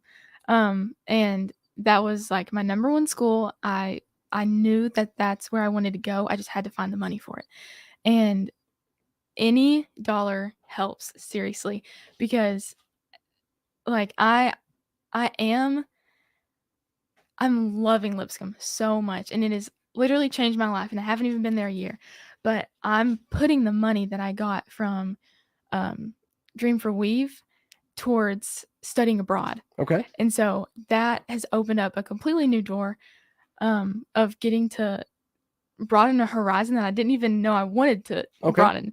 So like this money is seriously changing my life. And even if I didn't put it towards studying abroad, it has seriously slung the door wide open for so many opportunities. I'm getting plugged in and I'm taking advantage of it. But seriously, every single dollar helps just to get to give these kids like opportunities. And I say these kids like they're 4 years old, but Right. that's me. I'm the kid. Right. So you're helping me, you're helping people like me, you're helping Sweet Madison, the next valedictorian, who is absolutely amazing. So Isn't she? She's amazing. I loved getting to watch her last night, but pretty much overall, every single dollar helps. It does. We really don't get as much money as you think we get. Yeah. Students in general and valedictorians. So people assume valedictorian. Well, you're valedictorian, so you must have got a full ride somewhere, and that's just not how it works. Now you do get some opportunities because of that. I do, I really do. But Dream for Weave has seriously helped so much. So please don't be stingy when donating. Listen to what she says. Listen to her. How can you turn down that smile? Y'all, if you're listening on the radio, get on Facebook and look at her and then give the money. 728-1320 is how you do that. You talked about Madison, the next valedictorian. Yes. And I'm going to swing topics here to your valedictorian address. It got me choked up. Abby, you mentioned Thunder Radio. Mm-hmm. I don't know that that's ever happened. So we were watching it. We did not go. We were watching it though. And you said Thunder Radio and all the things that we do for the student athletes. And Holly just wouldn't stop crying. I had to stop her. I had to stop her from crying. I couldn't. I was like, Holly, why are you crying? I think it may have been the other way around, but it may have been me. I was like, well, she didn't have to say that. Aww. So we're incredibly grateful That's that so sweet. you gave us, some recognition. You didn't have to do that. No, y'all do so much. And I know every single athlete that I talk to looks forward to doing the coaches show every single year. We're counting down to when our Saturday is. And we just love y'all. And y'all do so much, taking pictures and doing coverage. Like, who else is covering volleyball games? Right. In a small town, Tennessee.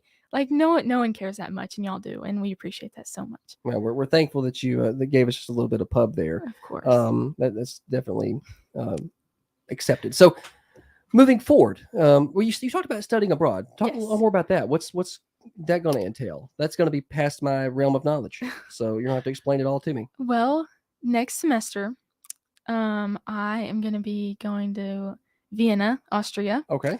And I'll be there from like September 2nd to December 4th-ish. Okay. So for 3 full months, I'll be whole semester there. Whole semester. I'll be taking classes over there. I have some friends that I already know going with me, but I'm excited to meet some already over there. Kaysen Holt. No, we know Kaysen. Just got back last semester.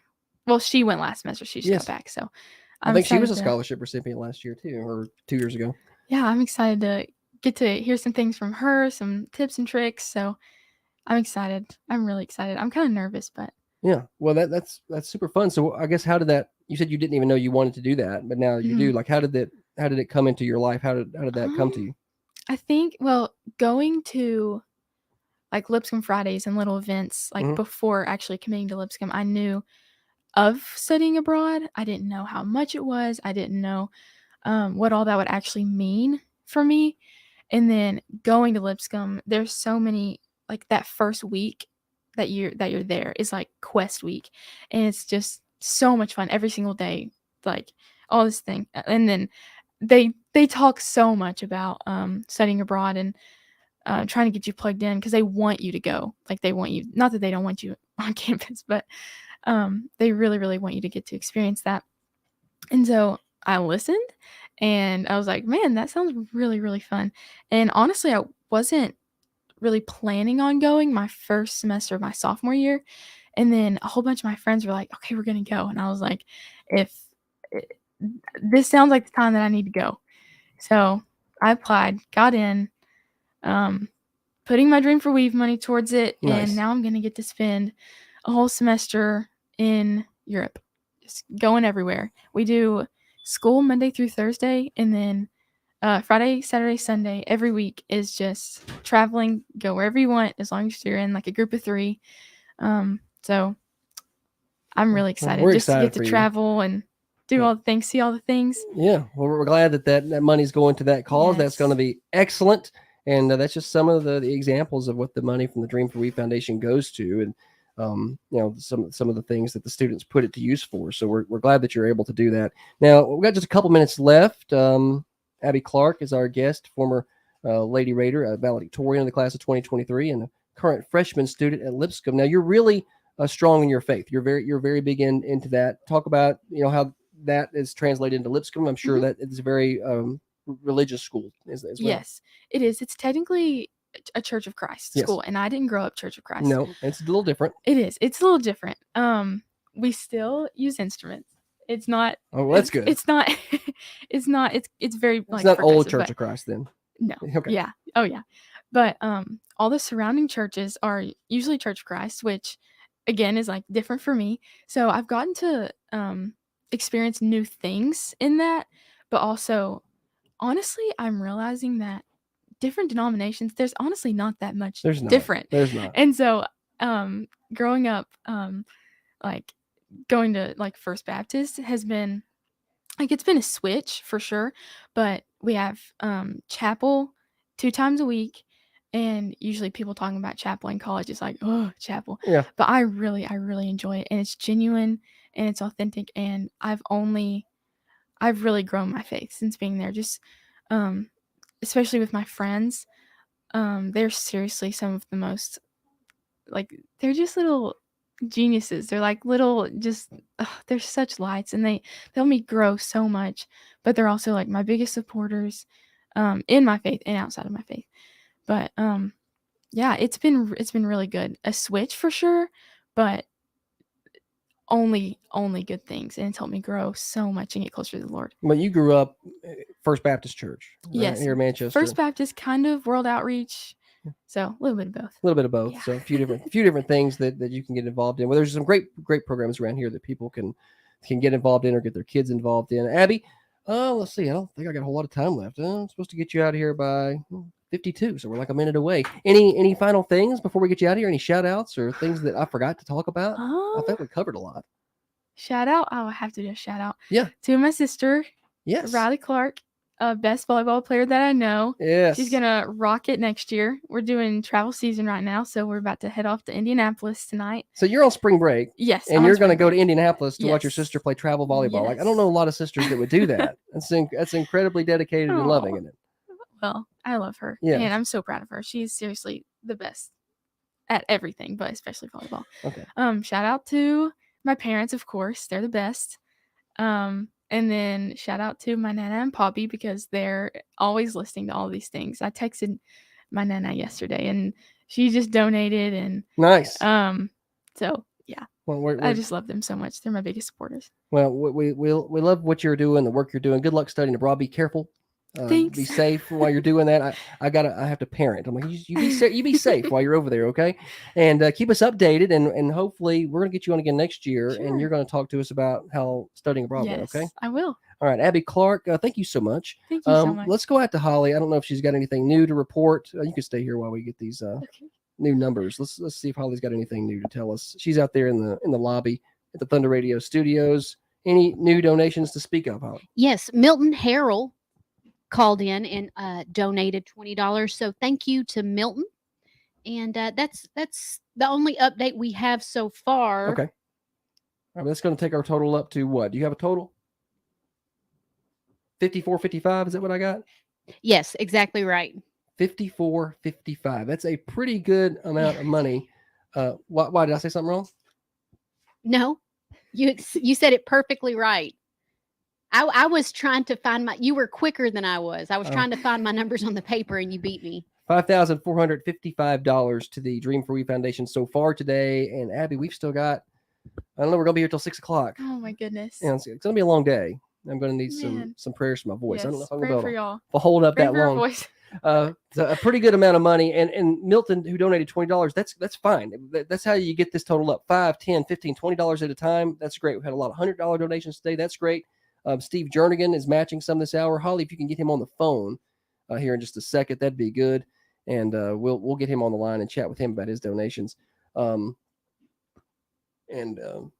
his match. We have another match later today. Let's see. I believe noon. Unity. No, so next hour we got a match. Carmine Family Dental is matching $500 next hour. So you donate $500, he's going to match $500. At noon, Unity Medical Center is going to match $500, and then at 3 o'clock, your Rosu is going to match $500. So we got a lot more matches coming up. So if you can only spare $5, that turns into $10. So every little bit, like Abby said, every little bit counts to getting us where we need to go. We're waiting on Steve Jernigan. We'll get him on the phone in a minute. While we do that, we'll remind everybody you can donate at 728-1320. They'll take your phone call. You can do a cash or a check pledge. You can bring that money by here at the station at 728 or at 1030 Oakdale Street, or you can call us at 728-1320. And when you do that, we will take your credit cards and things like that. Venmo at Dream4We. We got him on line one. All right, let's flip it over to line one. Steve Jernigan joins us. Steve, good morning. How are you? Hey, I'm good, man. Thank you guys for doing all this. No, well, thank you for being a part of it. You're matching up to $250, and I got good news. We've received over $250 this hour, so we're gonna hit you for that full amount, man. Fantastic, man. I'm glad to do it, and once again, man, it's not like you guys don't have enough to do. I know you're working late nights and early mornings, man. I appreciate you guys doing this and making a good impact on the community, man. No, absolutely, and people like you make this even better because if we can get $250 for an hour, that's good, but that immediately turns into $500, and it's not. It's I don't know if you got to listen to Abby a minute ago, but every little bit counts, and we're able to drive this total up, throughout the day. We ended up with $16,000 last year. I don't know if we're going to get there this year, but we're certainly off to a good start. But every little bit counts. She used the money she got last year. She's going to study abroad thanks to some of the money we were able to give her. So just it's incredible the impact that it has. Well, I mean, it's kids like her. It's the kids who need equipment. It's the kids that need entry fees, man. You guys are, one thing I love about our community is we don't have a shortage of folks willing to make a difference, man. And heck, that goes just from giving them attention from the playing fields to everything else in life, man. You guys are rocking it up there, buddy, and I appreciate it. No, we appreciate you. Thanks for spending some time with us this morning, Steve. We will we'll stay in touch, and you can just make that check out at the Dream for We Foundation. Appreciate you. All right, fantastic. In the mail, buddy. Have a good one. All right, Steve Jernigan. We do appreciate him. He is with Century 21 Coffee County Realty, I think is the technical name of it. I got to get that right. He's matching $250. If we add in his $250, let's see. Let's add in Steve's $250 and see where we're at now. I think we're at $5,700. I think is where that puts us. We just continue to drive that number up and up and up. I was in a mood of if we can get $10,000 a day, it'd be great. Well, we're well on the way to that. Again, $5, $10, $20, $50, whatever you can spare to the foundation. It's to a 501c3. It's a great nonprofit. Please do that. I'll put the Venmo up on the screen. If you're a Venmo person, it's at Dream, the number 4, Weave, Dream, number 4, Weave. Or if you're not a Venmo person, you can call in. We'll take your donations, your pledges over the phone. We can take credit cards. If you don't want to, if you like, I want to do $100, but I can't do $100 right now. You know what? You can do $10 a month. We'll set you up on a monthly plan. It's super easy. That we don't have to worry about it. We have several people that do that. We have some people that send us monthly checks. We have some people on a monthly bank draw of $10. Then it's just a little bit at a time going to the Dream for We Foundation makes a huge impact on our athletes, on our community, on our sports. And you look out there and see how well we're doing. And that's the reason for it. I heard the bell ringing, so let's swing it out to the lobby. Our treasurer, Holly's out there. Go ahead. Allison Chumley donated $150. So thank you to Allison and the Chumley family. We really appreciate that. Also, Michelle Rink also donated. So thank you to Michelle. All right, so we continue to drive that total up. That's going to pull us near $6,000. We'll get an official running total when we come back. We're going to be here all day. We're here until 6 o'clock tonight. I'm going to host for the first several hours. I think I'm on the mic until, let's see. I'm on the mic up until 11, and then Rob's going to step in. He's going to host for a couple of hours.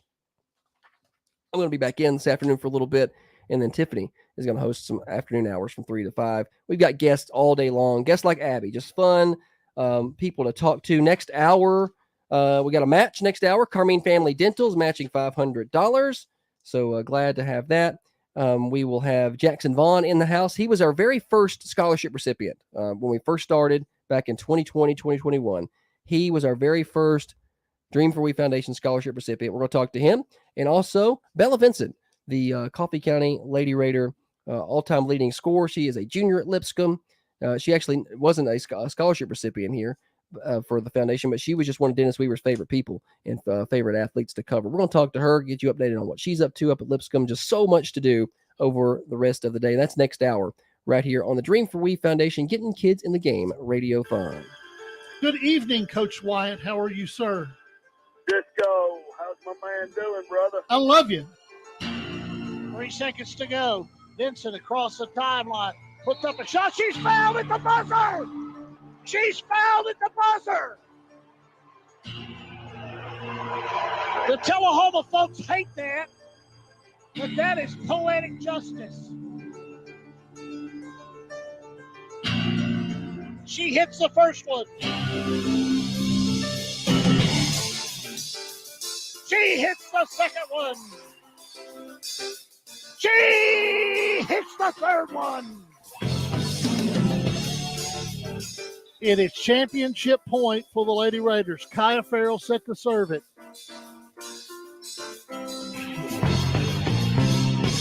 Farrell, jump serve, back row, bad first pass. Lincoln County's got to free it over on 3, and it's a 2-touch pass.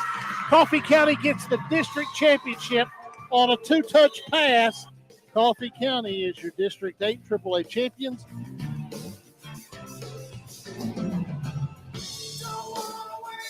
To the middle of the field. It's Amato outside the top of the 18. She's dribbling, trying to get it on her right foot. Can't do so. Drops it into the 18. With it, there's Jones. Jones, shot, far post. Goal! You are listening to the Dream for We Foundation Radiothon on Thunder Radio. Dial to donate now. Every dollar helps. 931-728-1320. Broadcasting from the Unity Medical Center studios. This is Thunder Radio, WMSR, 1320 AM, 107.9 FM, and worldwide at thunder1320.com. Now, another update from the WMSR Thunder Radio News Center. With your daily free news update from Thunder Radio, I'm Tiffany Clutter, and this news update is brought to you by Spring Street Market, 801 South Spring Street in Manchester, open Monday through Saturday, 7 a.m. to 7:30 p.m. And here's today's news update. Commodities are set to be distributed in Manchester. The South Central Human Resources Agency has announced that the U.S. Department of Agriculture will distribute commodities on Thursday, March the 21st. Eligible area residents are invited to attend on a first-come, first-served basis, 9 a.m. to 10:30 a.m. The distribution will be held at the Ada Wright Center, 328 North Woodland Street in Manchester. Eligibility will be based on total household income that is within the income guidelines. Anyone receiving aid from one of the following programs is eligible for USDA commodities: SNAP, Families First, SSI, LIHEAP, or proof of residency in public housing. There's an open house at TCAT McMinnville. The Tennessee College of Applied Technology, TCAT, in McMinnville is excited to announce an open house event at the McMinnville campus at 241 Votech Drive in McMinnville on March 19th from 4 to 6 p.m. Participants can take a tour of the campus, tour the programs, and meet the instructors. Learn more about the programs offered and enter to win door prizes. For additional information on the full range of programs, visit tcatmcminnville.edu. TCAT McMinnville offers 12 career and technical education programs in a broad range of high-demand, high-wage fields at affordable tuition rates. Many students attend tuition-free through Tennessee Promise for new high school graduates and TCAT Reconnect for adults with no college degree or other post-secondary credential. Tennessee Governor Bill Lee has sent National Guard to the U.S. southern border. The governor recently visited Tennessee National Guard soldiers at the Millington, Tennessee Army National Guard Armory ahead of their deployment to the nation's southern border in the wake of the most severe border crisis the United States has experienced in decades. The governor posted on social media, quote, "As America faces the most severe border crisis in decades, Tennessee is showing the rest of the country what it means to lead. Today, I join the Tennessee National Guard members who will soon deploy on a voluntary mission to secure the southern border as the federal government fails to act," end quote. Last month, Governor Lee committed to deploying 2 waves of state active duty soldiers to Texas to assist in their efforts as the Tennessee Department of Military continues to coordinate with Texas to determine areas of greatest need. This is the first deployment of approximately 50 Tennessee National Guard members who volunteered to join Operation Lone Star. Find out more about this story at our website. Go to thunder1320.com. Roger Chambers has been appointed to the Coffee County Commission seat number 2. At the March 12th Coffee County Commission meeting, a unanimous vote by the commission appointed Roger Chambers to the seat number 2 of the Coffee County Commission. The seat was vacated by the death of Coffee County Commissioner Claude Morse last fall. Commissioner Dennis Hunt had this to say. We addressed this issue at our last meeting, and we postponed the appointment to the vacancy because of the primary election process was such a short time away. We felt like the people in that community, in that district, would make their choice at the polls, and they did so. Mr. Chambers won the primary, which means he will be officially certified as the commissioner for that seat in August. But we are going to head and appoint him tonight to fill the vacancy until which time the election commission certifies him so his position. Commissioner Chambers was sworn in and immediately took his seat on the commission. Find more details to these news stories and so much more by going to our website, thunder1320.com. Doritos extra large bag, Hawaiian slider roll tray, Hungry Man entrees. All these items are on sale this week at Spring Street Market. See the terrific sales ad at thunder1320.com. People Bank and Trust of Manchester present your daily sports blast on Thunder Radio. I'm Josh Peterson. 2 Coffee County pitchers combined for a no-hitter, and the Lady Raider softball team easily dispatched of Spring Hill in their district opener on Wednesday, March the 13th. Game you heard live on Thunder Radio. Lily Norman was basically perfect in her 3 innings in the circle, striking out all 9 Spring Hill batters she saw. Caitlin Anderson tossed a clean inning in relief. Offensively, Coffee County pounded out 13 hits, including 6 extra base hits. High school boys tennis got a 6-1 win over Franklin County on Wednesday. Girls tennis falling 3-4. Coffee Middle School baseball falling to Stewart's Creek in non-conference action 11-6. And coming up Thursday night, Coffee County High School baseball will be at Middle Tennessee Christian at 7 o'clock. Coffee Middle School softball hosting Franklin County. Middle School tennis will be hosting Moore County. Westwood baseball will be hosting Winchester Christian. Westwood softball will be at Community. And high school soccer will be at Shelbyville. More sports at thunder1320.com. Now from Thunder Radio WMSR, your latest local weather. Sunny today with a high in the upper 70s. Overnight, a chance of showers and thunderstorms with increasing clouds and a low around 60 degrees. Tomorrow, Friday, possible showers and thunderstorms with a high in the upper 60s. Being a better you isn't a New Year's resolution. It's a lifetime commitment. Get started today at Workout Anytime in Manchester. 24/7 gym access so you can work out on your schedule. $1 enrollment if you mention Thunder Radio at Workout Anytime behind Zaxby's in Manchester. I'm Jackson Ham from the Thunder Radio Weather Center. You are listening to the Dream for Weave Foundation Radiothon on Thunder Radio. Dial to donate now. Every dollar helps. 931-728-1320. That's 931-728-1320. Getting kids in the game at Radiothon continues. Starting, the 6 o'clock hour. So we're starting hour number 4. So we're moving right along. Be here until 6 o'clock tonight. I am Josh Peterson hosting this hour. We do have a match. Carmine Family Dental matching $500 this hour. So if we can get $500 worth of donations, at least we're going to get $500 more from Carmine Family Dental. We would love to make that happen. And you can do that by calling 728-1320. The phone lines are wide open.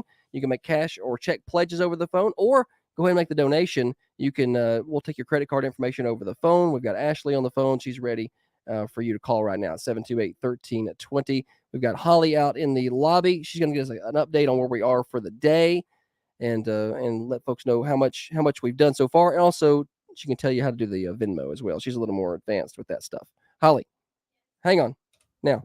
Yeah, it's super easy. The Venmo is Dream, the number 4 Weave. And you can just send us the donation that way, just like Olivia Evans just did. Remember Gig? Yes. Yeah, Olivia donated $100 and Gig. says, Sweet thank of you her. for supporting the community. So thank you to Olivia. Yeah, she was a scholarship recipient last year or 2 years ago, I guess. Now, Yeah. the time is Also, flying by. we had a call-in donation of $100 from Justin Cougar.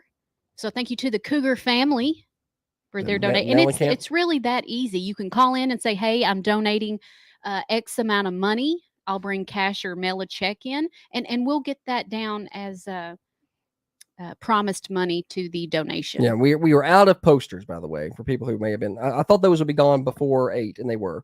The autograph posters from the Lady Raider basketball team, those are gone. So, sorry. That's going to put us over 5,500. Over 5,500? Mm-hmm. You know, I feel like we got more than that. Maybe I'll go back through and do a. That's a rough. I got to show you how to run that sheet. I've got to teach me. I got to teach you how to run that Google sheet out there, Jackson. She's not the best with technology. Jackson Vaughn comes in. Get that mic a little closer to you. You can move that arm around. It'll swing, and it'll even extend out a little bit. You can pull it. Yeah, like that maybe. Oh, there we go. Jackson Vaughn. Let's see if we can hear you talk. Hello. Oh yeah, you sound good. All right, Jackson Vaughn joins us in studio. He was a Dennis Weaver favorite back in the day. He got to play sports when Weave was calling him, and was one of the very first recipients of scholarship money that very first year when we didn't have a lot. We just started it like in November of 2020, I think is when we formed the foundation, somewhere around there. And then we gave some money that spring of 2021. And I think we only had like $3,500 to give away. We didn't have much, but we was able to get some out there. And Jackson was one of the recipients. And we're going to get people up to date on what you've been up to in life, and let them know that money's going to a great cause. You've been busy coaching basketball, going to school. Talk about what you've been doing. Well, I'm just finished my 3rd year coaching at Coffee County, the boys program. Going to school at MTSU. Chose to go to the education path. I'm about a year away from getting in the classroom. I'm going to be endorsed in history. And besides that, just coaching some AAU basketball here for Top Gun, Manchester kids. And just basketball and going to school. Hopefully I finish school in about a year or so. Yeah, you're moving pretty quick. Yeah. It's going quicker than I kind of want it to, but yeah. Oh, so you wanted to slow it down a little bit. Yeah. I don't really want to grow up and get adult responsibilities, but that's part of it. Yeah. Well, you are moving right along. Now, originally you started off, people may not know this, but we'll talk about it. Originally you started off, you wanted to go into broadcasting. That was something you wanted to do. And changed your mind, decided education was the best path. And I didn't want to tell you at the start, but this is probably a better idea. It's bad when I can tell you can make more money as an educator than you can make in broadcasting, but you can make more money in education than you can make as a broadcaster. And you can impact, you can be around the games you like. You can impact a lot of lives. I'm sure that's probably why you wanted to change. Oh, yes, sir. Yeah. Well, that's part of it. Yeah. Yeah. There's not a whole lot of broadcasting gigs out there where you can make good money anyway. Yeah. He would have been good at it though. We're still, now when you, here's the plan. When you take over, I don't know if you got to hear, during one of the girls' games, Coach Taylor joined me and did a little color work, and he was great. I did tune in and listen He to him did a little great. bit. He was awesome. So when you take his job, I'm going to get him to come do full-time color work for me. Sorry, Steer, but we're going to have to bring in Andrew. He did a great job. Did you give him some tips? No, but I told him that I had some experience. If he wanted to ask me some questions, he thought that was funny. So. That's good. I appreciate that offer, kid, but I'll do it. I'll be just fine. Talk about your time coaching. I'm sure you've gotten more comfortable. That first year, I'm sure. And the first year's tough because you're still around a lot of kids who you played with. So it takes a little while to filter that out. Talk about your comfort level, what's changed for you into 3 years coaching now. It's definitely gotten more comfortable. That first year, like you said, I played I coached some kids that I played, coached some players I played basketball with. But that first year was so awesome going to the state tournament, going to Glass House, that by 2 or 3 months in, it was natural to me. In the past 2 years, we've gotten some good freshman groups in, and I'm just gaining more experience, getting more comfortable with what we do and how we run our program. And I can confidently say, going in my 4th year, that I feel like we got it going on in the boys program, and we just was more comfortable every year. Just get a little more experience and a little more authority, I guess you could say. Sure. And when you work a lot with the freshmen and the JV, a very overlooked aspect of any athletic program. Now, I don't think people, they come watch the varsity games and they that's what they come for. They know that those programs are around, but I don't think people understand just how important it is to bring in freshmen, get them acclimated and to have a coach. And I'm sure Coach Taylor, I'll talk to him about this later when he comes on. I'm sure a coach really needs somebody at that spot that they can trust, that knows their system, that can put that in so they don't have to worry so much about that. Talk about the goals of that freshman JV level and the things that you want, to get out of them within a year or two so they can impact the big program. It's really important that our freshmen and JV really buy into what we do. And, younger kids, they don't think defense is cool, I guess you could say. And that's what we are. Defense don't get the headlines much. We're a defensive oriented program. So we're really about just the little things, cutting without the basketball, knowing where to be in our pack line defense, and just getting the basics down and going from there with freshmen and JV. But I got to admit that Coach Taylor, he's from day one, he's trusted me. He's gave me leeway, and all 4 of our coaches, we all got trust with each other. And it's pretty crazy to think that we're all 4 going in our 4th year in the program together. So, I guess that's true. Yeah. That's kind of weird how that's worked out. Well, you're doing an excellent job from everything I've heard. And I've some of the kids, we'll talk. And Coach Vaughn, he knows his stuff. He knows what he's doing. They may not tell you that, but they're not quick to be like, "Oh, you're a good coach." They don't usually do that, but they talk to other people, and that's things that we've heard. I appreciate that. That that you're doing a good job. So we're glad that and it means a lot to be at your alma mater. Now you've not been anywhere else, so sometimes it's good to step out for a year or two and then come back. But it's kind of cool, I would think, to be where you played, the colors you wore, the school that you were at. That it means a little more, doesn't it? Well, I tell people I don't know anything else but Coffee County basketball because I've been a part of the program the past 7 years, since 2017 when I was a freshman playing basketball, and I ain't never left. And I will say that it's just something different about being in Coffee County and coaching at your school. And our community's great, and it's just different around here. I tell people that I go to people from different areas, Coffee County, Manchester, the community, the school, how we support athletics. It's just different. And honestly, I don't see any other schools around here get the support that we do. So it was unfortunate the boys didn't get back to the state tournament this year, but the girls did. Yes. It's a pretty fun run to watch. Talk about that a little bit. Yeah, that was our girls this year. I mean, they built themselves a little machine over there. Oh my on the other side of the gym. It's just like a little production line. Yes. Obviously I've got to watch most of all their games this year. I went to the Glass House last week and watched their 2 games there. And I tell people this, that I haven't really watched them. I've never seen a girls team shoot the ball as well as they do. Mm-hmm. And then you add that with Shanna inside. Yeah. It's just offensively, they're great. And the fact that they're all coming back next year, I mean, the whole group's expectations are going to be sky high. I mean, Final Four this year, there's no reason they shouldn't be right back there. Yeah, they're going to be right back there next year, right back in the thick of it. And honestly, people probably could say that Friday was a state championship game between Bradley and Coffee It County. was. Yeah, I think it was. And, you basically just how the bracket draws. That's how it is, yeah. And probably going to see them again next year, I'm sure, at some It's going to point. be them two again, I'd say, yeah. Probably because they get everybody back, too. Yeah. So I think that's kind of the goal. You're working. It's kind of like the Bulls trying to overtake the Pistons back in the day. You're just working to try to get better than them during the off season and try to overtake them at some point. Now we'll go off topic and we won't talk about local sports the whole time. What about our Vols and our basketballs? Let's not talk about Saturday, but otherwise, it's been a pretty good season. Yeah, it's been. I mean, are they going to win in the tournament this year? Is it going to happen? I think it's going to happen this year. If it doesn't happen, I don't think it's ever going to happen. I don't think players like Dalton Connect come around in college basketball very often. It's very good. They're experienced. They play defense. The only concern, and it's like this every year, and it's like this with every team, but one cold shooting night and you just get sent home. But a player like Dalton Connect kind of helps with that, don't it? Right, Yeah, it does. yeah. You have a cold night, but he tends to figure it out. It's kind of like Caitlin Clark on the girls' side. She's exactly. You don't hold her down long. No. Like the other night against Nebraska, she had 4 in the first half and dropped 30-something in the second half. Well, she's just different. She's probably the best girls basketball player I've ever seen play the game. But is she not fun to watch? Oh, she's incredible to watch. Yeah. Just her breaking the record from like a almost mid logo 3. Right. It's just exactly who she is. Just strokes it. Like she flicks her wrist. Yeah. It's like she practices all the time and she shoots from there all the time, which is just very uncommon. So talk about, I guess, so the Caitlin Clarks and the Connects of the world. That's what the kids see on TV. Yeah. And then they want to do some of that, in the high school level. Exactly. But you talked about it earlier. You're a defensive team. Yeah. How hard is it to kind of get that out of them? Because everybody wants to do a Curry and jack one up from about 38 feet and drop it in. But it's probably not the best idea. Well, the best way to put it is it's all fun for them doing that until they're sitting on the bench. And they know that's not acceptable. So they want to play. So they're going to play the way we play. Do what we want.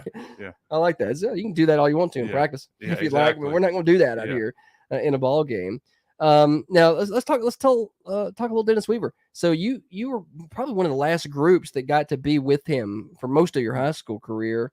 He passed away before the start of your senior season, but you were around him middle school, high school, and the impact that he made on local athletics that we're trying our best to carry on and improve the best we can. But that impact, it just, talk about that from an athlete side and some of the things that when you're playing a middle school basketball game and it's on the radio, it just doesn't happen much. We still do that, thankfully, but talk about what that feels like to be able to be a part of that from the athlete's perspective. Well, it's the same thing that's going on now, and it's amazing because everywhere you look, Thunder Radio's there, and that includes you. And when Weave was there, but as you're growing up, these players feel like they're playing on a big time stage, especially in high school with the coverage y'all do and what Dennis Weaver did. It just made you feel special. It made you feel like you're being recognized, and especially I remember middle school when he'd show up. I mean, it just felt like you were on the prime time stage on ESPN, and it's definitely something that this community and y'all should be proud of.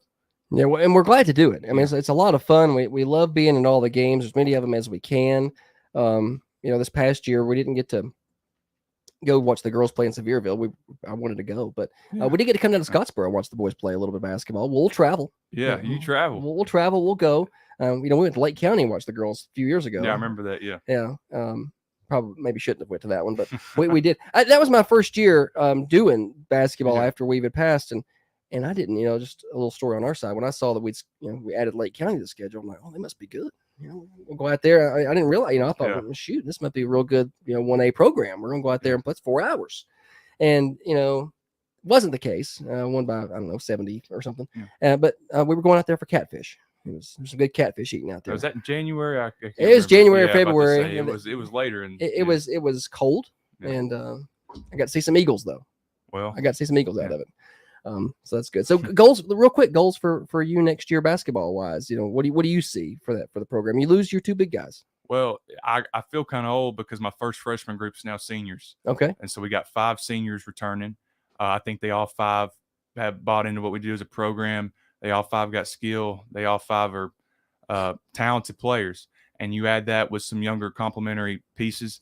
And I think we'll be solid. I think we got experience now. I think this past year experience was kind of an issue for us because outside of Jackson and Cooper and Brady Wright and Jaden Carter got some experience in varsity, but Jackson and Cooper played a lot of basketball. Oh, yes. And so we had guys this year who had to grow up, even though they were upperclassmen. But this year, I think we got 5 experienced seniors. I think we got some good young players that are going to contribute early. And I think we'll be right back at the top of the district, hopefully, as long as we stay healthy. And we'll be looking to make a region run and see what happens from there. But we definitely got the pieces this next year to be a solid squad. Wasn't it kind of the TSSAA to slap us in there with Williamson County? I'm glad they love us so much. It's definitely different. They play some good basketball up there. I did not realize how good that district is over there. They're very good. It's I mean, Brentwood, who finished 5-9 in the regular season in their district, was playing yesterday in the Elite Eight. I mean, if that tells you anything, they were the 5 or 6 seed in their district out of 8 teams, and they were 6 points away from beating Bartlett, who's probably a state favorite. So that district or region is loaded. So we got to do our work and put us in a good position next year, like we did this year. We put ourselves in a good position hosting that first round region game. All right. Well, Jackson Vaughn has been our guest, this first top of the hour guest here on the 9 o'clock hour. We got a sponsor match. We need money coming in. Carmine Family Dental matching money this hour. So I think we've topped a milestone. I'm going to send it out to the lobby out there to our roaming mic host. Holly is on that today. Holly, any updates? I've not seen the phone ring, and I'm a little disappointed, folks. We were going fast from 6 to 9, but we've slowed down a little bit. Yeah, slow down a little bit. We've not had a donation since gig. Olivia Evans called or Venmoed in $100. So kind of a lull there. We are at $6,080. Well, we topped the 6,000 mark though. That'll work. All right. Well, we know that Jackson doesn't draw much money. So I was about to say, I think I feel partial responsibility. I can't help but feel partially responsible. I think last year we saw a slowdown from 9 to 11 until we got into the lunchtime crowd. So we won't blame it all on you. But well, I'll take partial responsibility. Don't worry. All right. You got school today or you on break? No, I got school today. I'll head up there after this. All right. Well, get on up there and get your studies in. Yep. And what you mentioned earlier, you're going for education, history. Are you high school level? Yes. I didn't ask that. Yes. I assumed that was what you were doing. All right. Well, get out of here. Have a good rest of your day. Thanks for coming by and hanging out with us, Jackson. I appreciate you having me. We appreciate you too. Jackson Vaughn, former Red Raider, current Red Raider head coach or assistant coach. I was giving away Andrew's job real quick. And then he's also going to school and one of the very first recipients of Dream for Weave Foundation money. And he just a great guy. And we're glad to have him come in and join us again this year. He joined us last year. Reminder of how you can donate. We've still got, plenty of ways to do that. You can call in. Our phone operators are standing by. Ashley's manning the phones and she's getting bored. 728-1320. To make that happen, that's 728-1320. You can do a cash or a check pledge. Every little bit counts. I hear the bell ringing, so that means we got something. $5, $10, $15, that's fine. We'll $5 this thing to death. Just whatever you can do. Or you can Venmo at Dream4Weave. Or if you're a credit card person, call in, and we can take those credit card donations over the phone. We're glad to do that. You can just call in. Again, 728-1320. We'll take your credit card donations over the phone. That would be great. All right, we got the bell was ringing. Let's send out to the studio or to the lobby. Holly's out there with the money box. Yeah, big thank you to Christy and Scotty Peterson. They just donated $100 to get the ball rolling again. So thank you to them. It's a family affair. Yeah, might as well get everybody involved. All right, everybody else can do that as well. Don't forget, Carmine Family Dental is matching $500 this hour. So let's get that money in. We're here until 6 o'clock today. You got all day to do it. But why wait? Do it now, especially when we got a match for the hour. So let's go ahead and get that in. We've got more guests. Bella Vinson's going to join us in a little bit. She'll be here in about 10 minutes or so. We're going to talk to her, one of the Dennis Weaver favorites, I like to say. I think the all-time leading point scorer and the all-time leading guest appearances on the Coffee Coaches Show. So we're going to talk to her next. 10 o'clock hour, Wendy Patton. She played Wendy Stout at the time. She played for Dennis Weaver back in the 90s, softball. We're going to talk to her. Allison Chumley, same thing. She was a player back in the 90s, part of that 93 team. So we're going to talk to her about a lot of stuff. So we got a lot of people coming up. Joe Pat Cope later, Brandon McCorder later. We got people all day long who are going to come by and join us, solicit these donations to the athletes. Dream for We Foundation. This money's going, again, those scholarships, huge. You heard it earlier, Abby Clark talking about she's able to study abroad because of that money. Some people are using it straight to tuition or books or whatever. And then some of it is straight to financial assistance for kids who just do not have the means to do it. The one that really tugged on my heartstrings was a couple of years ago that we had a young lady who wanted to play travel softball. She loved travel softball. Her family just did not have the means to pay for it. And she was, middle school age, and she's on social media saying, hey, anybody got odd jobs? I'll come pick up sticks. I'll come cut your grass. I need to earn some money so I can play travel softball. I just tugged it, and she was trying her best to work for that money. We saw how much she needed. We covered that at the foundation. That's the kind of work we're going to do and continue to do as long as you continue to contribute to us here. We appreciate you. 728-1320. Call in, make those pledges. We're here until 6 o'clock tonight. Getting kids in the game. Dream for We Foundation Radiothon on Thunder Radio. You are listening to the Dream for We Foundation Radiothon on Thunder Radio. Dial to donate now. Every dollar helps. 931-728-1320. That's 931-728-1320.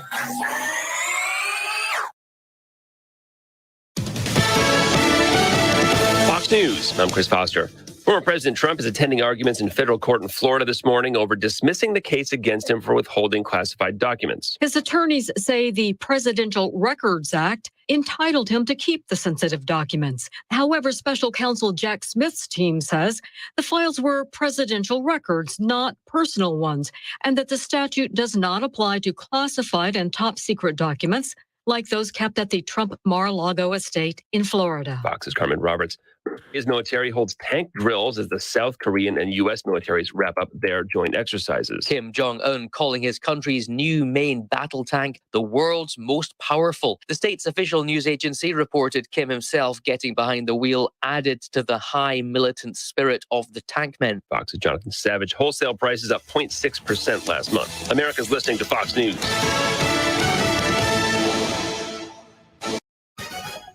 Another update from the WMSR Thunder Radio News Center. With your daily free news update from Thunder Radio, I'm Tiffany Clutter, and this news update is brought to you by Spring Street Market, 801 South Spring Street in Manchester, open Monday through Saturday, 7 a.m. to 7:30 p.m. And here's today's news update. Commodities are set to be distributed in Manchester. There's an open house at TCAT McMinnville. Tennessee Governor Bill Lee has sent National Guard to the U.S. southern border. Roger Chambers has been appointed to the Coffee County Commission seat number 2. Find more details to these news stories and so much more by going to our website, thunder1320.com. Doritos extra large bag, Hawaiian slider roll tray, Hungry Man entrees. All these items are on sale this week at Spring Street Market. See the terrific sales ad at thunder1320.com. People's Bank of Trust in Manchester. Present your daily sports blast on Thunder Radio. I'm Josh Peterson. 2 Coffee County pitchers combined for a no-hitter, and the Lady Raider softball team easily dispatched of Spring Hill in their district opener on Wednesday, March the 13th. Game you heard live on Thunder Radio. Lily Norman was basically perfect in her 3 innings in the circle, striking out all 9 Spring Hill batters she saw. Caitlin Anderson tossed a clean inning in relief. Offensively, Coffee County pounded out 13 hits, including 6 extra base hits. High school boys tennis got a 6-1 win over Franklin County on Wednesday. Girls tennis falling 3-4. Coffee Middle School baseball falling to Stewart's Creek in non-conference action 11-6. And coming up Thursday night, Coffee County High School baseball will be at Middle Tennessee Christian at 7 o'clock. Coffee Middle School softball hosting Franklin County. Middle School tennis will be hosting Moore County. Westwood baseball will be hosting Winchester Christian. Westwood softball will be at Community. And high school soccer will be at Shelbyville. More sports at thunder1320.com. Now from Thunder Radio WMSR, your latest local weather. Sunny today with a high in the upper 70s. Overnight, a chance of showers and thunderstorms with increasing clouds and a low around 60 degrees. Tomorrow, Friday, possible showers and thunderstorms with a high in the upper 60s.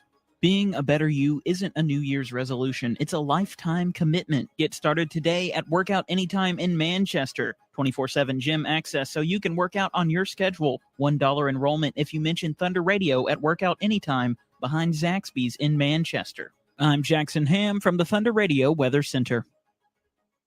Join Thunder Radio and the Dream for We Foundation for our annual Radiothon, Thursday, March 14th, 6 a.m. to 6 p.m.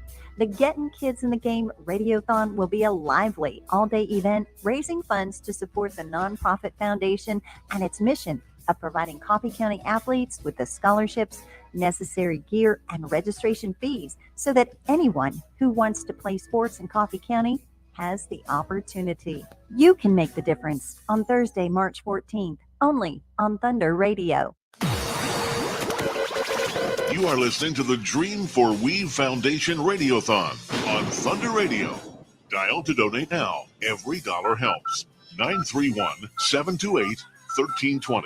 That's 931-728-1320.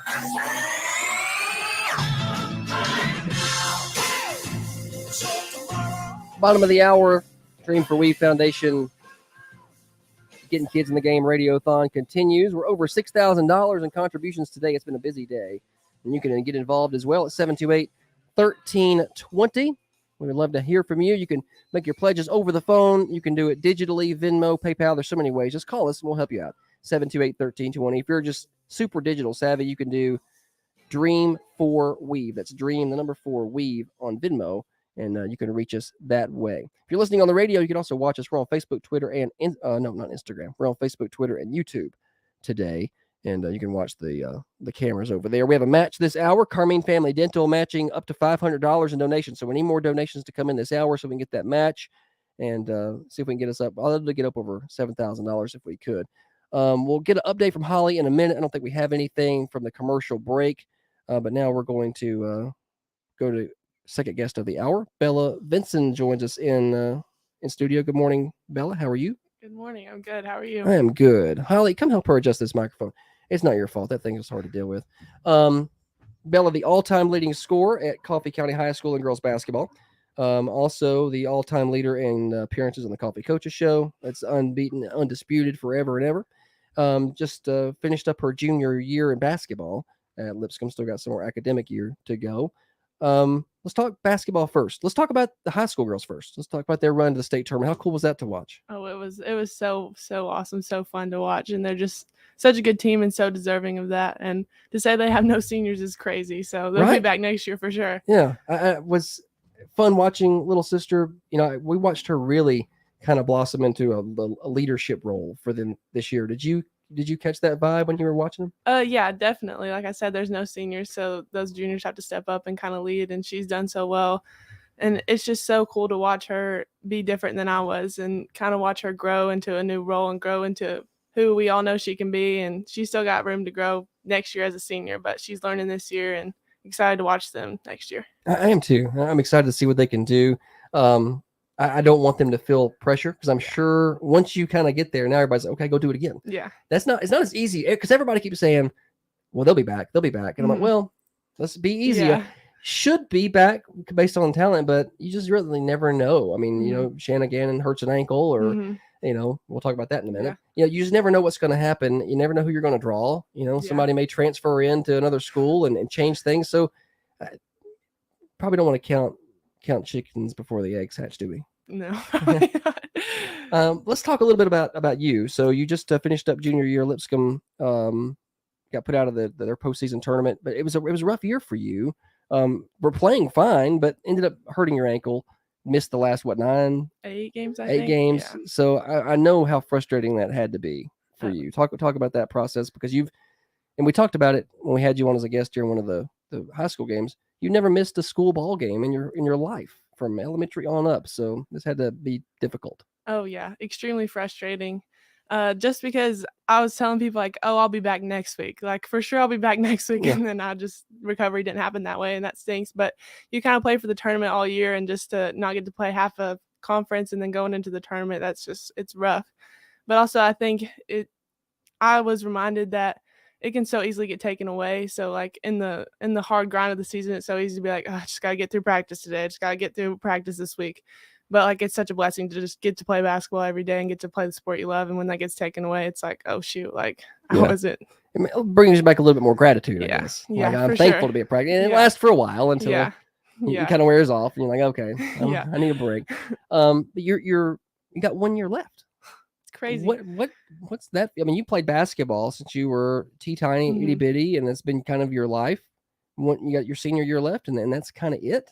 I mean, talk about the emotions of that. I mean, yeah, I don't really want to think about it yet. Sorry, let me go ahead and bring that up. No, it's okay. I'm trying to start thinking about it, but then I'm like, I still got a year.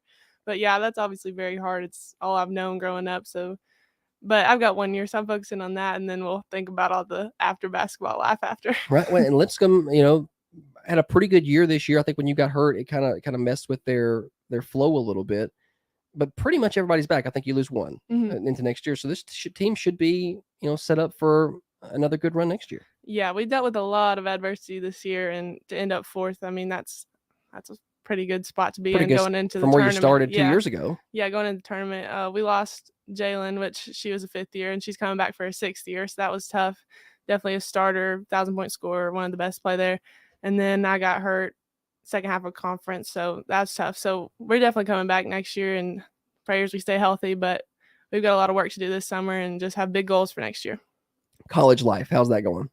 It's a lot of fun. I enjoy being there all the time. So yeah, well, I'm glad that you're having a good time. Now you're doing physical therapy. Yeah, exercise science. Exercise science. I want to go into physical therapy. So I think we talked about this some last year. You'll have to fill me back in. That's a lot. There's a lot more schooling involved than just your 4 years. Yeah, this takes a while. Yeah, 3 years PT school after that 4 years of normal bachelor's degree. Wow. So you still got quite a bit of school left. Yeah, All I right. don't mind it though. College basketball outside of Lipscomb. Caitlin Clark, are you a big fan? Oh yeah, she's changed women's basketball. I know everybody says that, but like she actually has. Like you can see in the numbers, the viewers, like it's crazy. I love watching her play. Yeah, so does everybody else. So, I mean, men's basketball is huge, but women's basketball has finally gotten a lot bigger and on a bigger stage. And I think the numbers were like greater to watch the Nebraska-Iowa game than it was for some of the other men's basketball games. So that's great for women's basketball, and she's just changed the game completely. Did you watch that game? Yeah. What were you thinking after that 4-point first half? No, I mean nobody ever doubts her. She was like 0 for 9 from 3 in the first half. We're like, oh well, she's 0 for 9. She's about to go 9 for 9. You're right. She's gonna get her numbers Yeah. eventually. What makes her so good? I mean, I know it's obvious, but I want your opinion on it. What makes her, when you watch her play and you're like, this is why she is so talented, or why she's so successful, I guess. Yeah, she just has so much confidence and just controls the game. She like gets triple doubles. Like she's not just a scorer, but she has like 12, 13, 10 assists a game, which is crazy, which shows she has great teammates around her, and that obviously helps a lot. But she's a big focus of the defense, and she still somehow averages 30 a game. So yeah, I don't know how you do that when you draw triple teams and you still can drop 30. It's crazy. It's impressive. Her work ethic, I'm told, is probably second to none. Yeah, gotta be. Her off-season work, her shot, her range is something that impresses me. Like you can watch her from behind the volleyball line, just flick her wrist. Yeah. She's so strong. Is strength? Is that pretty much where that comes from? Shot mechanics too. I think they were comparing like Steph Curry's release to her release, and they're about the same as second wise. So just being able to get your shot off quick and all different kinds of ways is insane. Now, if you played Iowa, how would you defend Caitlin Clark? Like, what would you do? I don't know. We'd probably try to double team her. Phone's ringing, operator. We would probably try to double team her, but I don't think it'd work. I think it'd be awesome to play Iowa. I'd be on her highlight reel for sure. Right. I'd probably on a poster or something. Yeah. I think it would be cool to be able to watch that. Did you watch the South Carolina LSU? Yeah, fiasco. Yeah, we were watching. Me and Olivia were watching it the other day. What about that? We were watching that game early. And I made the comment within 5 minutes. I said they're going to get a fight. Like they were very chippy. Yeah. Out there, and sure enough, it happened. What would you do in that situation? Now I see Angel Reese. She goes down here and just sits on the bench. She don't want to be anywhere near it. And then I can't remember the big girl for South Carolina that came up and knocked the girl. Yeah, she just came up. And what would you do if she came up and tried to hit you like that? Because you got the reputation of not being mean enough. Yeah, no, I wouldn't do anything. My teammates, we talked about this before. My teammates would probably come and try to fight her, but I would. You wouldn't do nothing. I'd back up, stand up, walk away. Stand up, walk away. Just don't want anything to do with it. It got chippy. So I saw the video of Angel Reese pulling the hair and stuff like that. Does that happen to you much? No, it doesn't really happen. No, major. I mean I know you don't do that. But... Yeah, no, I haven't ever got my hair pulled. Yeah, what would you do though? Somebody yanked your hair like that. Tell somebody else. Yeah, probably. I feel like she just yanked my hair. Yeah. Now, Thunder Radio, I'm told, has a little bit of a reputation up at Lipscomb. They're aware of us or something up there. What's that about? I mean, they see it all over Twitter, Oh, everywhere. okay. I'm always reposting on my story. They wish they had what we have here. That's all it is. Oh, I just wondered. I just we're getting famous up there. Yeah. We enjoy coming to watch. We only got to see you once this year, I think, because you got hurt and we didn't get a chance to make any other games. But hopefully we'll be able to make several next year and get to watch. We still got a few minutes left. We got Bella Vinson with us, all-time leading scorer here at Coffee County, and about to be a senior, I guess, at Lipscomb. What are you working on this offseason besides ankle? You pretty well, pretty sure of your game. You know what you're good at, what you're bad at. What final year, what do you really want to shore up before you do it one more time? Well, I didn't shoot as well as I'd like to this year, and you think you get up enough shots, but I think also that comes with confidence, and I think I lost some confidence this year. So just getting back in the gym, working. I've had a month off, so I'm ready to be back. It feels like I haven't played in forever. Already starting to miss it. So just excited to get back in the gym, working on everything. Need to work on my left hand too. Now, when do you get? Are you cleared to do basketball stuff now? No, I mean we've shot. I've been able to shoot some. I haven't been able to do side-to-side stuff yet, so I'm just kind of working every week to see how I recover and go from there. I guess no need to get in a huge rush now. Yeah. Don't have any games for a little bit. Your time at Lipscomb, you've talked about this before. You've really grown in your faith since you've been there. Talk a little bit about that and what that's been like for you since you've gotten there to where you are now. Yeah, I was listening to Abby Clark this morning. She goes, she's great. Lipscomb. Yeah, I've seen her there around, and she was kind of talking about that. It's just like Lipscomb is just such a cool place and just such a community, and everybody's going to grow closer to the Lord just by the people you're surrounded with. Everybody's going after the Lord's heart, and it's just so cool to be around those people. And even my teammates and my head coach, I give her the most credit. It's so much more than basketball there, and it's so cool to just be able to see how I've grown and see how my life has changed because of being there and being around those girls and her and just growing closer to the Lord. It's crazy. And it changes your life. Like you're talking about, I have 1 year left, but my identity is not in basketball.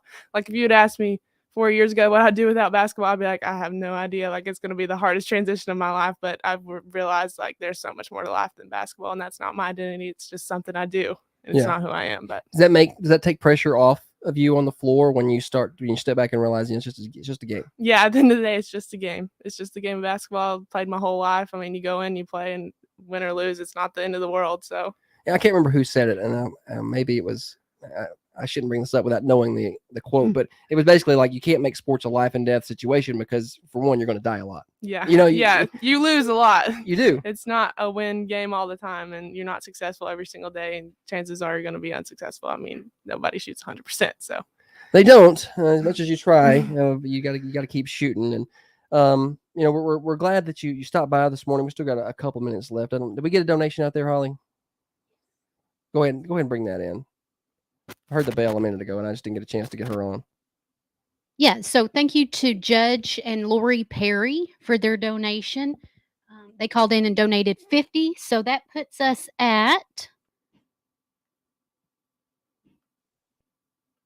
long pause. $6,230. Good. All right. Very good. $6,230. We're matching this hour thanks to Carmine Family Dental. So if everybody wants to jump in, $50 at a time, $20 at a time, every little bit helps. Now, Bella, a lot of the girls and boys that we've had on have been either scholarship, most of them scholarship recipients from the foundation. Now, you had a full ride for basketball anyway, but you were one of the Dennis Weaver favorites, we like to say. You spent a lot of time with him from middle school on up. You were on the coach's show a lot. Talk about his impact and what it was like being around him as a player, as a student athlete, and the impact he had on you and on basketball in terms just from the media side of it. Oh, yeah. He just pours into all athletes. It wasn't just basketball, but he just did such a good job. He always had a smile on his face. He was always ready for every game. I was always excited to go talk to him after games. I mean, what he did for our community is just crazy. And now y'all followed in his footsteps and just continued to do so well with athletics and just making us all feel like stars, even if we're in high school athletics. It's been such a huge blessing to see how he's changed our community and how y'all have done it now. Yeah, well, we appreciate that. We try to keep pushing it on the best that we can. It's definitely not easy to carry on the level of work that he did, but we're trying. Holly keeps pushing me to do a little bit. I want to take nights off, and she's like, "No, we got to go out here." And I'm like, let's take a night off. I'm tired. But she keeps us going. But yeah, we certainly did a lot of work, and you were definitely one of the favorites. One of the I think it's 720 coach show appearances or something like that. I think that I change that number every time, but you were on it a lot and really part of helping get that going. And it kind of started and grew and grew and grew, and now it's a Saturday staple for everybody. Yeah, everybody loves it. Everybody loves the coach's show. Your sister's trying to catch up. She was on like 15 times this year. Yeah. She's the kind of the go-to. What's it been like? What's it like knowing that she's going to come to Lipscomb when you're done?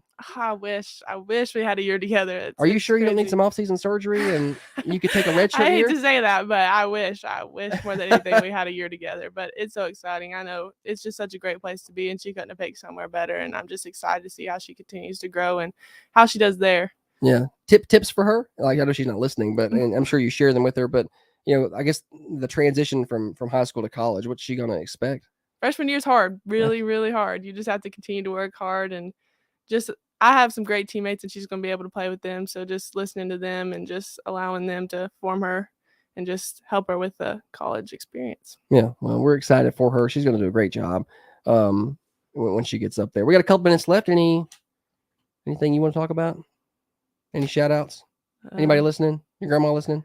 Oh yeah, my Nana's definitely Okay. listening. I figured she probably was. Yeah, shout out to her. My dad and his students, I think they got it cranked up out there? Yeah. All right. Out at North Coffee? Yeah, out at North Coffee, they're listening. I didn't know they got radio signal out there at North Coffee. Yeah. Hopefully it's working. Yeah, there's not any cell signal out there. Maybe they got a little radio signal. But we're glad they're listening in, and glad that you decided to stop by and be a part of this with us today. And I guess once you're done with your 4 years at Lipscomb, you still got 3 years of PT school. Do you know where you're going for that? Like, do you know? I started applying this summer, and Okay. I want to apply to like Belmont, TSU, and UT Chat. It's like a rival. You Yeah, go from Lipscomb but to it's Belmont. great school, so I can't Okay. wait. So just go right up the street. Yeah, They I won't would do love to bad. stay in Nashville. Okay. Well, best of luck to you. We'll try to get you on again, at some point next year, and chat more. And best of luck on a great senior year. Thank you. Thank you for having Don't me. leave until you take another picture with Holly. I got to see. Do you remember that? Yes, Oh my I do. gosh. She's. It's not that you're super. I mean, you're tall. What are you, 6'2"? Yeah, I'm like 60. But she's like 4'11" or something. So it's just quite. It's pretty funny to look at. All right, but don't leave until you get that done. Okay. All right, let's go out to Holly. I don't know that we had anybody else, but I do want to remind everybody, 728-1320 is how you get those donations in. Checks, cash pledges you can make over the phone. You can do Venmo. Dream for Weave is the number for that. Holly, anything new out there? So nothing new at this point. We've had, I think, $375 donated this hour, and Dr. Carmine has so graciously volunteered to match donations up to $500. So we need about $125 more this hour to get that $500 match from Dr. Carmine. All right, let's make that happen. Get on the phone, 728-1320 or 728-3526, or you can just direct Venmo to us, Dream for Weave. We're over $6,000 today. We continue to grow as we head into the afternoon. We'd really like to get over that $10,000 mark. And again, that money goes to, some of it's going to go to the scholarship fund. We're hoping we had 34 scholarship applicants this year, which is the highest we've ever had. And I'd like to be able to fund as many of those as possible. But we also have financial assistance things that we're going to, try to do more of as well. Kids that need help with their, AAU basketball, Bella, that's expensive stuff. Very expensive stuff. I did not realize how expensive that is. It's gotten way worse, but yeah. It's very expensive. So we do help with those things. We help with travel expenses. We help with getting basketball shoes, cleats, whatever it is, we want to help. We're going to come out and get another update, and then we'll head into the 10 o'clock hour in just a minute. So call during the break, 728-1320 at 10 o'clock. We're going to have Wendy Patton in. We're going to have Allison Chumley in. We're going to do a little 93 reminiscing when she gets in here. We're out of posters. Autograph posters are gone. We got rid of all 30 of those within about an hour and a half today. You're listening to the Dream for We Foundation, getting kids in the game Radiothon on Thunder. Now, another update from the WMSR Thunder Radio News Center.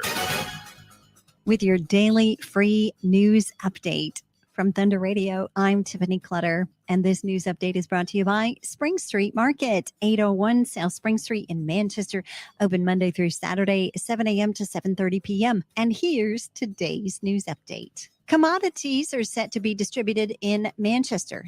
There's an open house at TCAT McMinnville. Tennessee Governor Bill Lee has sent National Guard to the U.S. southern border. Roger Chambers has been appointed to the Coffee County Commission seat number 2. Find more details to these news stories and so much more by going to our website, thunder1320.com. Doritos extra large bag, Hawaiian slider roll tray, Hungry Man entrees.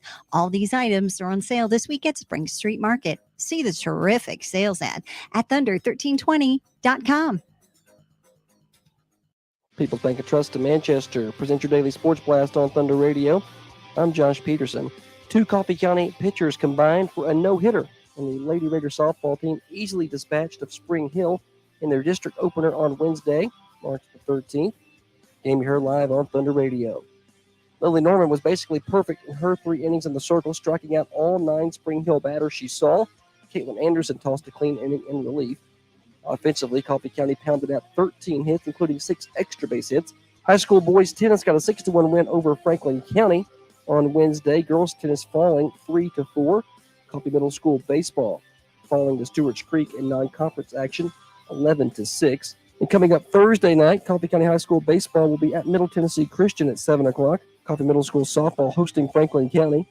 Middle School tennis will be hosting Moore County. Westwood baseball will be hosting Winchester Christian. Westwood softball will be at Community. And high school soccer will be at Shelbyville. More sports at thunder1320.com.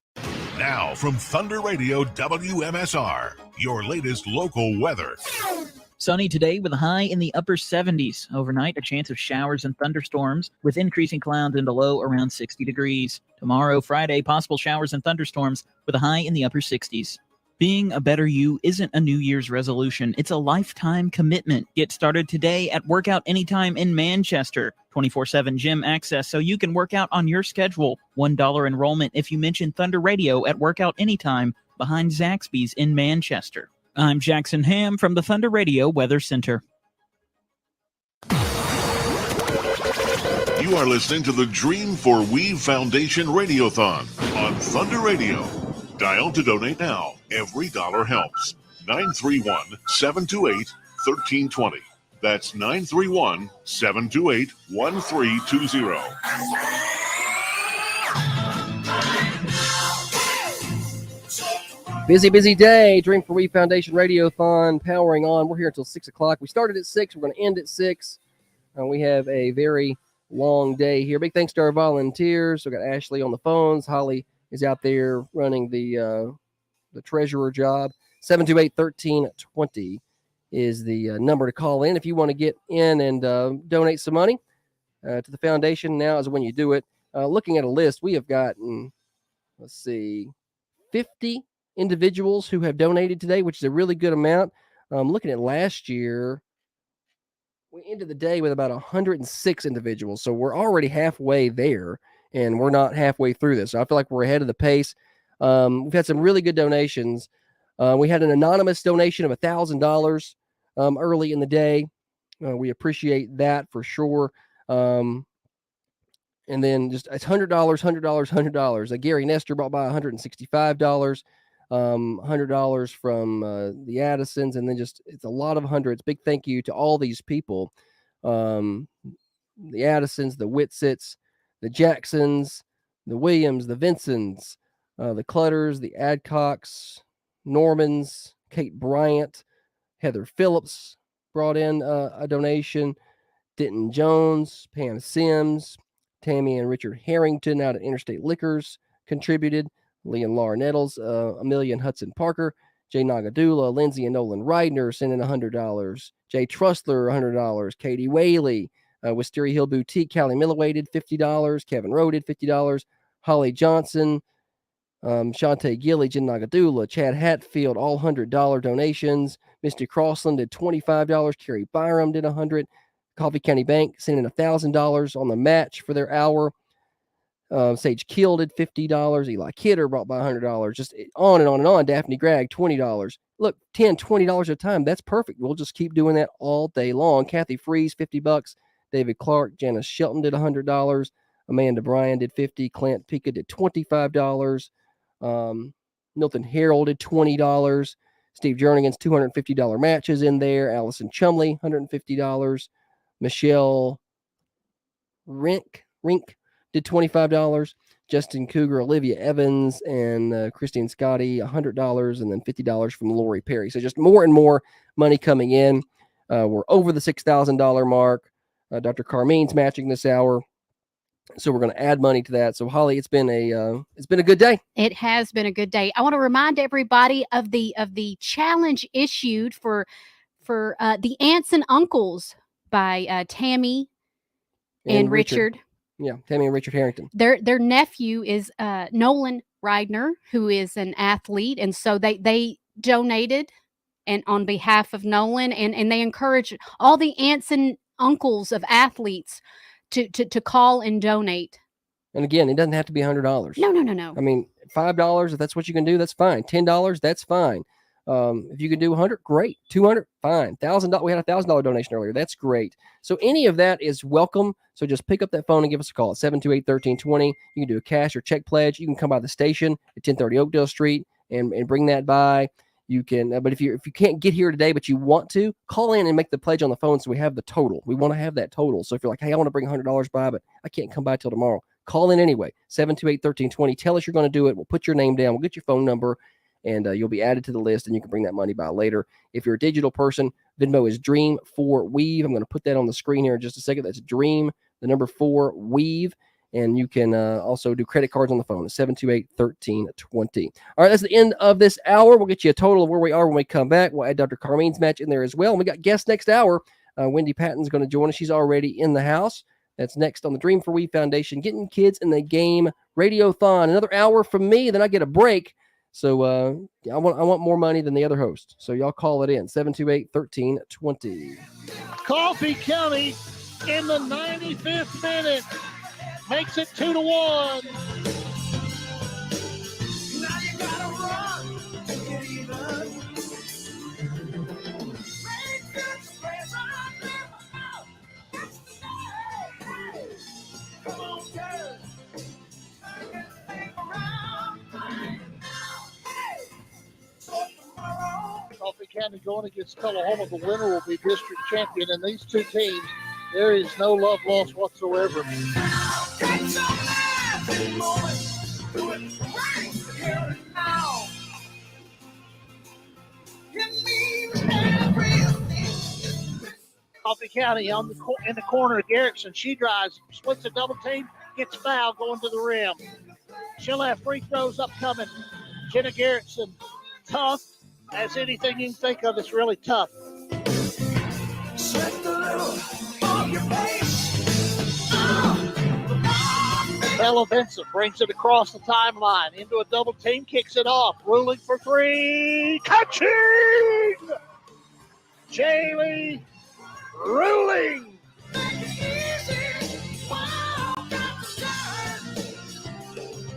3, 2, 1, Lady Raiders win it. It takes 100 minutes, but the Lady Raiders win it 2-1. Coffee County advances in the District 8 AAA tournament. What a great matchup tonight. You are listening to the Dream4We Foundation Radiothon on Thunder Radio. Dial to donate now. Every dollar helps. 931-728-1320. Broadcasting from the Unity Medical Center studios, this is Thunder Radio, WMSR, 1320 AM, 107.9 FM, and worldwide at thunder1320.com. Now, another update from the WMSR Thunder Radio News Center. With your daily free news update from Thunder Radio, I'm Tiffany Clutter, and this news update is brought to you by Spring Street Market, 801 South Spring Street in Manchester, open Monday through Saturday, 7 a.m. to 7:30 p.m. And here's today's news update. Commodities are set to be distributed in Manchester. The South Central Human Resources Agency has announced that the U.S. Department of Agriculture will distribute commodities on Thursday, March the 21st. Eligible area residents are invited to attend on a first-come, first-served basis, 9 a.m. to 10:30 a.m. The distribution will be held at the Ada Wright Center, 328 North Woodland Street in Manchester. Eligibility will be based on total household income that is within the income guidelines. Anyone receiving aid from one of the following programs is eligible for USDA commodities: SNAP, Families First, SSI, LIHEAP, or proof of residency in public housing. There's an open house at TCAT McMinnville. The Tennessee College of Applied Technology, TCAT, in McMinnville is excited to announce an open house event at the McMinnville campus at 241 Votech Drive in McMinnville on March 19th from 4 to 6 p.m. Participants can take a tour of the campus, tour the programs, and meet the instructors. Learn more about the programs offered and enter to win door prizes. For additional information on the full range of programs, visit tcatmcminnville.edu. TCAT McMinnville offers 12 career and technical education programs in a broad range of high-demand, high-wage fields at affordable tuition rates. Many students attend tuition-free through Tennessee Promise for new high school graduates and TCAT Reconnect for adults with no college degree or other post-secondary credential. Tennessee Governor Bill Lee has sent National Guard to the U.S. southern border. The governor recently visited Tennessee National Guard soldiers at the Millington, Tennessee Army National Guard Armory ahead of their deployment to the nation's southern border in the wake of the most severe border crisis the United States has experienced in decades. The governor posted on social media, quote, "As America faces the most severe border crisis in decades, Tennessee is showing the rest of the country what it means to lead. Today, I join the Tennessee National Guard members who will soon deploy on a voluntary mission to secure the southern border as the federal government fails to act," end quote. Last month, Governor Lee committed to deploying 2 waves of state active duty soldiers to Texas to assist in their efforts as the Tennessee Department of Military continues to coordinate with Texas to determine areas of greatest need. This is the first deployment of approximately 50 Tennessee National Guard members who volunteered to join Operation Lone Star. Find out more about this story at our website. Go to thunder1320.com. Roger Chambers has been appointed to the Coffee County Commission seat number 2. At the March 12th Coffee County Commission meeting, a unanimous vote by the commission appointed Roger Chambers to the seat number 2 of the Coffee County Commission. The seat was vacated by the death of Coffee County Commissioner Claude Morse last fall. Commissioner Dennis Hunt had this to say. We addressed this issue at our last meeting, and we postponed the appointment to the vacancy because of the primary election process was such a short time away. We felt like the people in that community, in that district, would make their choice at the polls, and they did so. Mr. Chambers won the primary, which means he will be officially certified as the commissioner for that seat in August. But we are going ahead and appoint him tonight to fill the vacancy until which time the election commission certifies his position. Commissioner Chambers was sworn in and immediately took his seat on the commission. Find more details to these news stories and so much more by going to our website, thunder1320.com. Doritos extra large bag, Hawaiian slider roll tray, Hungry Man entrees. All these items are on sale this week at Spring Street Market. See the terrific sales ad at thunder1320.com. People Bank and Trust of Manchester present your daily sports blast on Thunder Radio. I'm Josh Peterson. 2 Coffee County pitchers combined for a no-hitter, and the Lady Raider softball team easily dispatched of Spring Hill in their district opener on Wednesday, March the 13th. Game you heard live on Thunder Radio. Lily Norman was basically perfect in her 3 innings in the circle, striking out all 9 Spring Hill batters she saw. Caitlin Anderson tossed a clean inning in relief. Offensively, Coffee County pounded out 13 hits, including 6 extra base hits. High school boys tennis got a 6-1 win over Franklin County on Wednesday. Girls tennis falling 3-4. Coffee Middle School baseball falling to Stewart's Creek in non-conference action 11-6. And coming up Thursday night, Coffee County High School baseball will be at Middle Tennessee Christian at 7 o'clock. Coffee Middle School softball hosting Franklin County. Middle School tennis will be hosting Moore County. Westwood baseball will be hosting Winchester Christian. Westwood softball will be at Community, and high school soccer will be at Shelbyville. More sports at thunder1320.com. Now from Thunder Radio WMSR, your latest local weather. Sunny today with a high in the upper 70s. Overnight, a chance of showers and thunderstorms with increasing clouds and a low around 60 degrees. Tomorrow, Friday, possible showers and thunderstorms with a high in the upper 60s. Being a better you isn't a New Year's resolution. It's a lifetime commitment. Get started today at Workout Anytime in Manchester. 24/7 gym access so you can work out on your schedule. $1 enrollment if you mention Thunder Radio at Workout Anytime behind Zaxby's in Manchester. I'm Jackson Ham from the Thunder Radio Weather Center. You are listening to the Dream for Weave Foundation Radiothon on Thunder Radio. Dial to donate now. Every dollar helps. 931-728-1320. That's 931-728-1320. Yes, call to donate now, 728-1320. The Dream for Weave Foundation Radiothon continues. We started at 6. We're entering, hour number 5, I guess. 6, 7, 8, 9. Yeah, I think we're entering hour number 5. This is my last hour for a little while. Rob's going to step in. He's going to take over the 11 o'clock hour and the 12 o'clock hour, so I get a little bit of a voice break. And then I'll be back at 1 and 2. And then Tiffany's got the 3, 4, and the 5 o'clock hour. So we got different people hosting throughout the day. We're over, I think we're right near $7,000 for our donations today. Just a really solid day. We want to keep those coming in at 728-1320. And you can make that phone call and you can pledge your cash, your checks. It was the last hour was the slowest hour of the day so far. 6 was really fast. 7 was a big hour. 8 was a big hour. 9 o'clock was not so big of an hour. So let's get that momentum back up and going again. Really want to cross the $10,000 threshold before we're out of here today. I think we can make it happen, but again, we're going to need your donations. $5, $10, $20 at a time. They make a big difference. And if you can do more, that's great too. You can set it up. You could set up a $5 monthly contribution if you want. We'd be glad to do that. 728-1320, and we'll get you taken care of. Ashley's in there on the phone. She's ready for you. And we'll check with Holly in a minute. As I do know, I think we got some donations already coming in. But first, let's bring in our new guest. Actually, I want to bring in my new guest, but I got to push the right buttons. Wendy Patton. Good morning. Good morning. I'm trying to get you on camera because you look so pretty. Great. We got to. She is, folks. We are talking to like some kind of national all-star cheerleader here, and she looks like one. So I want to get her on camera. What is that about? What I heard you were like open my big mouth. You were like a national all-star cheerleader. You cheered for Team USA or something. I don't know. Something. Okay. No. Okay. Explain more to me. We were talking about being a cheerleader and being a softball player and all that good stuff. And Cara Beth was a cheerleader in middle school. Oh, I didn't know that. I didn't know KB cheered in middle school. She was. Okay. Yes. And I told Holly that I was also a cheerleader. I knew you cheered back in the day, Okay. and we were national champions my sophomore year. Okay. We had 16 girls and 4 boys. We were real good. I can imagine. Now, what was were you a tumbler? Or I was a tumbler. You were a tumbler. Yes. Not a flyer, but a tumbler. Not a flyer. How many handsprings could you A do? whole bunch. Could you? Yes. That's hard.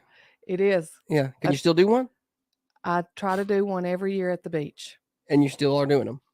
Well, kind of. You said you try to in do the it. sand. But now I've seen you at the beach, and I've never seen this. You do this when nobody else is looking? Because I would have liked to have watched. It's usually late. Okay. Late in the evening. It's late in the evening, and everybody's had their beverages. I get it.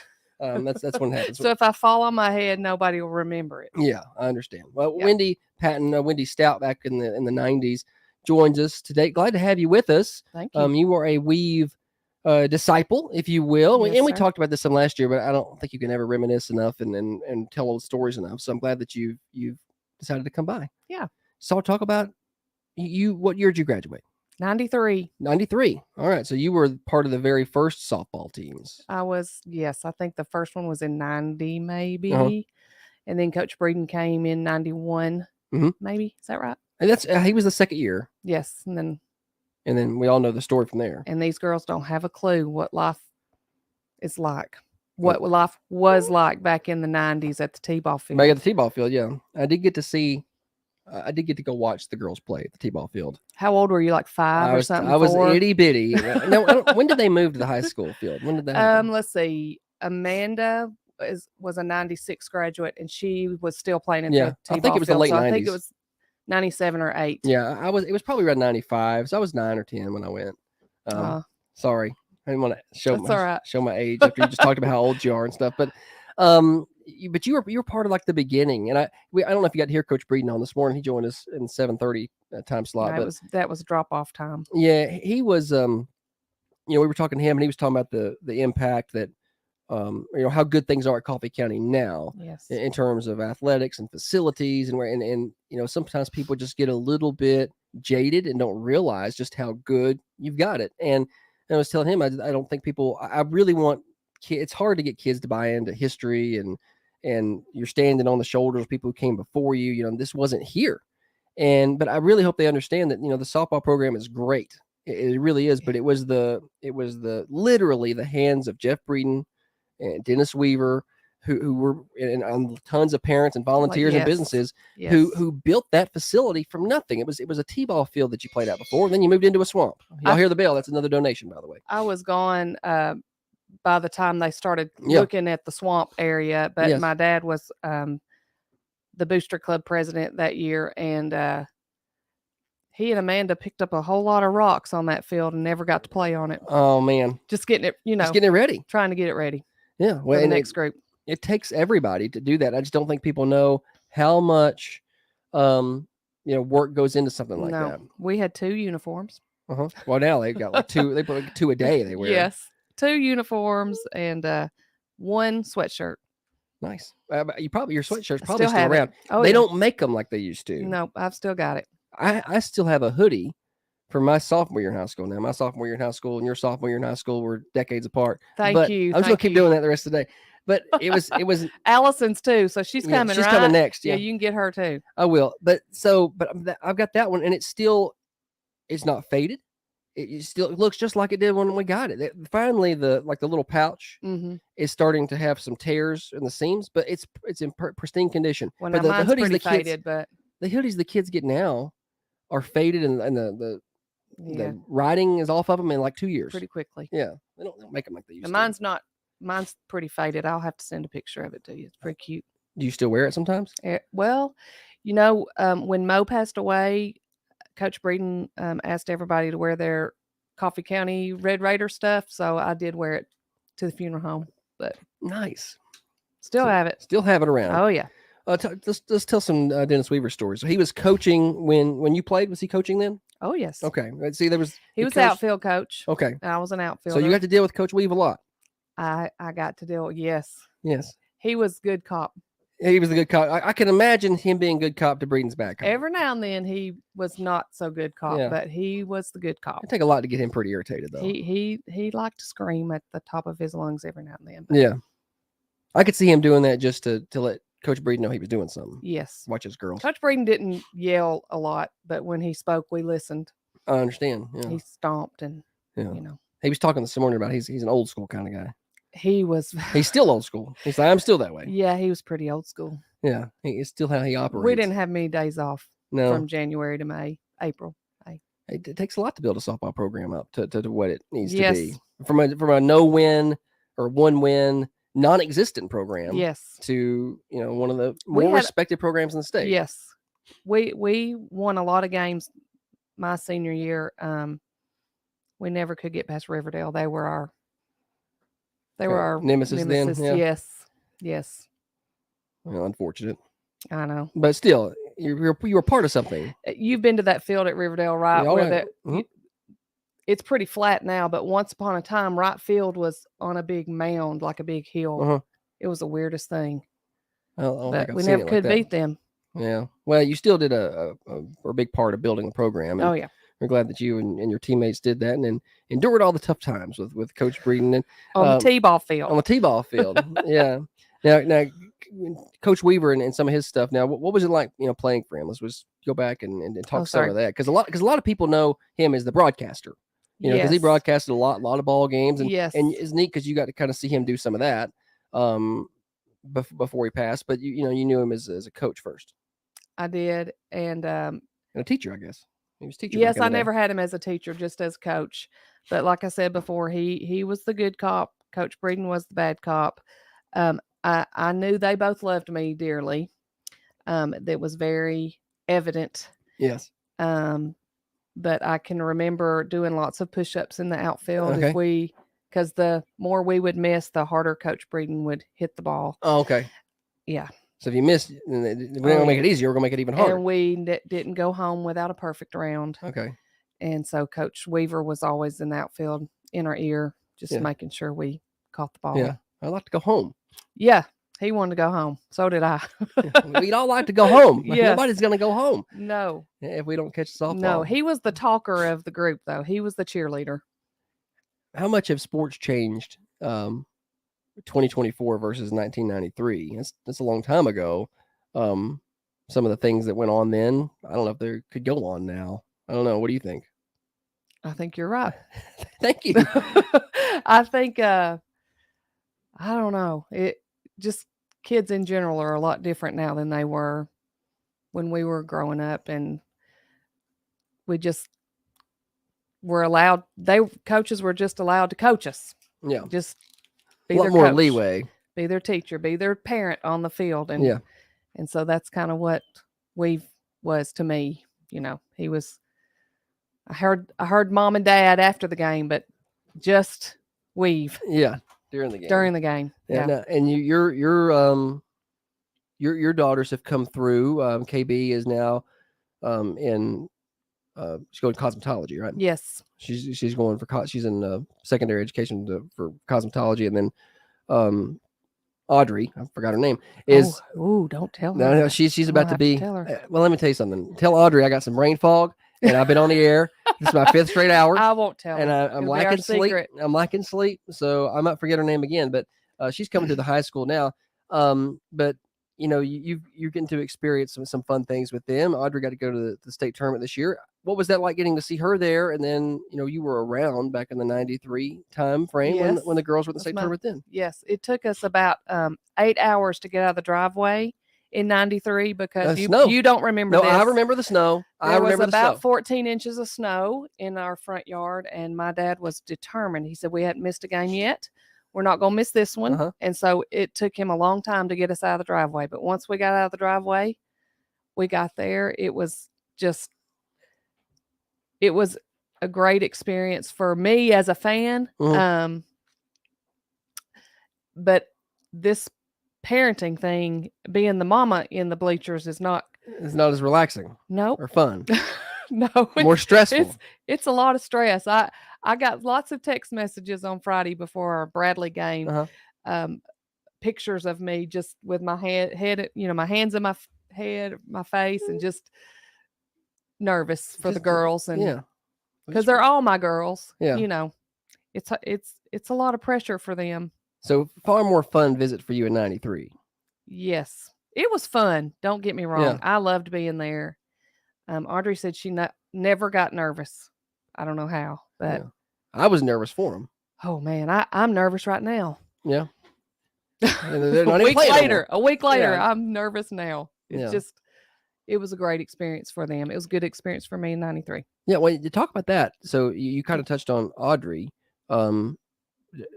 What was it like for in '93? No. I was going to ask what it's like for her. You said you didn't get nervous. I'm sure she talks to you some. So what was? I've not really talked to any of the girls since. Actually, we've not had them on the coach show or anything. So what was it like for her besides not getting nervous? All the community support and getting to play. What was her she emotions? loved it. And I'll tell you, this week she has also been exhausted. She's come home after school, and I've gotten home from work, and she's been in her bed under the covers, just chilling because she's not had any downtime, and it's exhausting. Yeah, and her AAU emotionally. It starts Friday. Yeah. Mm-hmm. So I guess she knew she had about 5 or 6 days, and she's going to take them. She's going to chill. Yeah, I don't blame her. I mean, it never really slows down. No. We want her to rest as much as she can. Yeah. Well, we appreciate you coming by today, and just all the things that you've done and your family's done with athletics, and just come by to tell some Weave stories and some old stories. People like those. And you got any more? You got more good ones? I'll put you on the spot, but I got like a minute here, so I was like, I'll kill some time. I will tell you the '93 year when we were at the state tournament, we had 3 losses that year. All 3 to that Kelly Jolly's team, White County. Yeah. If they only play defense up there, like she's teaching them to play defense at Tennessee, then maybe we could have beat them. Maybe. Well, let me tell you. You would not believe how many people were so excited that Kelly Jolly got beat that game. I can imagine. And then we got to play Oak Ridge, so it was that was a special group of girls, and I'm still in touch with all of them, and that's neat to neat to see. Well, one of them's coming in a minute. Allison Sane Chumley is going to be. She was one of my softball teammates too. Yeah, she plays softball. She's got some good weave stories, and she was part of that '93 team. Mhm. Holly is waving and trying to land airplanes out there in the lobby. She's waving around her hands so much. Let's see what she wants. Holly's out there, and she's got some updates. Yeah, so we had a gentleman call in, and he owns a couple of businesses, 2-3 I knew what was coming before you started saying it. 232 Storage and Southern Patriot Firearms. He will donate 100 per business if he can get a date with your guest here. Nice.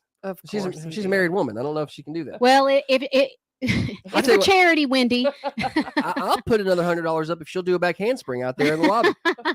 There we go. I'm not. Well, now I'm not gonna make that happen. Also, Carter Sane and Janice Talley have also donated. So we want to thank the Talley family and the Sanes for their donation. Yeah. Do we got a total on where we're at now, Holly? Yeah, sure. Give me just 1 second. All right. We'll come back to you in just a minute. So don't get in any rush. Wendy Patton, our guest today. I didn't even talk about your professional work. You're assistant principal now over at Westwood. Westwood Elementary. All right. Almost burnt the school down yesterday. We tried. Okay. It was not my fault. I'm not the expert popcorn maker. That would be Miss Mel. Okay. But apparently it wasn't even a faulty popcorn machine. Not a faulty popcorn machine. It was the location of near the smoke detector. Yes. And it got a little smoked up. But let me tell you something. I'm in charge of those fire drills, and when that alarm went off, I looked at my secretary through the window. I was like, "Oh shoot, this is not a drill. It's not a drill. It's not good." No. How did you? How did we execute our fire exit? Excellently. We were out of the building and accounted for in 5 minutes. That's pretty good. How many students were over there? 572. That is a lot of kids at elementary school. Are you serious? Yes. I had no clue. Yes. That there were that many College kids. Street has 600 this year. I think they're almost at 600. They've surpassed us this year. That is I didn't realize. I thought it was like 400. No. When I went to elementary school, I feel like I'm high school Harry. That we had like 300 kids. And it was New Union, and they may still have that many. I don't think know. that College Street and Westwood are the largest in they're in the city. county. They're only two city elementary schools. Yes. So I don't know. Maybe that's why when you complain about that traffic over here, it's so bad. I understand that, but you have to remember that there's 1,000 kids between Westwood Elementary and Westwood Middle School trying to get out of here. Oh no, I get it. I'm not complaining because y'all are doing something wrong. I'm just giving you a hard time. I'm just complaining because I don't like it. It's going to get worse. If you leave here at after 2:40, you're in trouble. You might as well just sit here and do another 30 minutes worth of work. That's right. Get out of here by 2:30. You're good. If I sneak out the side street over here, I can make it happen. But if I accidentally forget what I'm doing and I go towards the schools, and you have to deal with not only cars but pedestrians, walkers, and trying not to hit any kids walking around here. Yeah, please don't hit one of my kids. If there's one you don't like, you tell me. And, I love them all. I don't mind. I love them all. I could clip one with a mirror or something.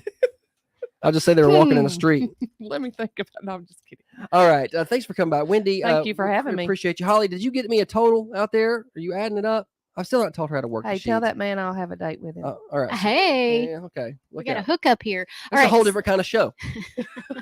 It's a whole different kind of show we're doing now. $7,155 is what we've raised so far. And thank you to Wendy, who also donated when she came in. So big thanks to Wendy for her time and her money. Yes. $71.55. And I guess we're gonna start selling dates, and we can probably run this we can run up a lot. I don't know if we're legal at that point. We may run into some issues. But she's trying to ring this bell. All right. For morning show people, we'll get that.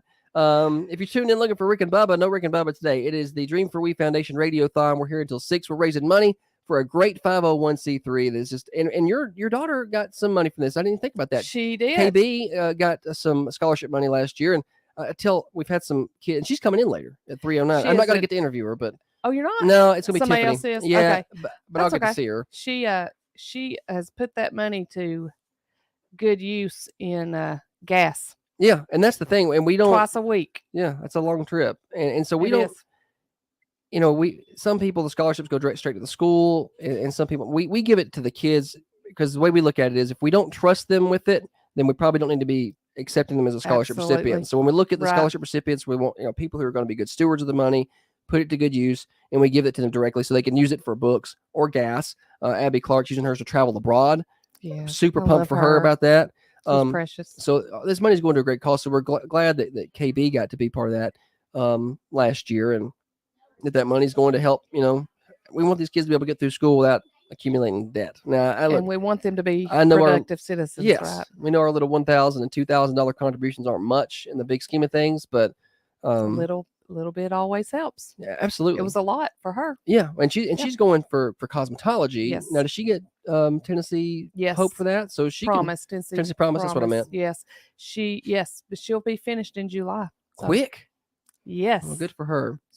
Then we can. Yes. We can tell everybody to get their hair done with her. That's right. All right. Well, she'll probably do that this afternoon. Yeah, we'll let her come in, and she's at school today, I think, right? Yes, she is. She's going to come in later, and we'll talk to her. All right, thank you. Thank you to Wendy for coming by. Thanks. Holly says we're out over $7,000, $7,200 almost. You can call in and donate to 728-1320 or 728-3526. You can make cash or check pledges right there over the phone. We can take your credit card over the phone. Any amount of money, $5, $20, $100. It does not matter. We will take it, and we'll put it to that Dream for We Fund, and it's going to go for financial assistance for athletes in need. We've been able to contribute. We just did $4,000 to the high school basketball teams a couple of days ago, $2,000 to the girls, $2,000 to the boys.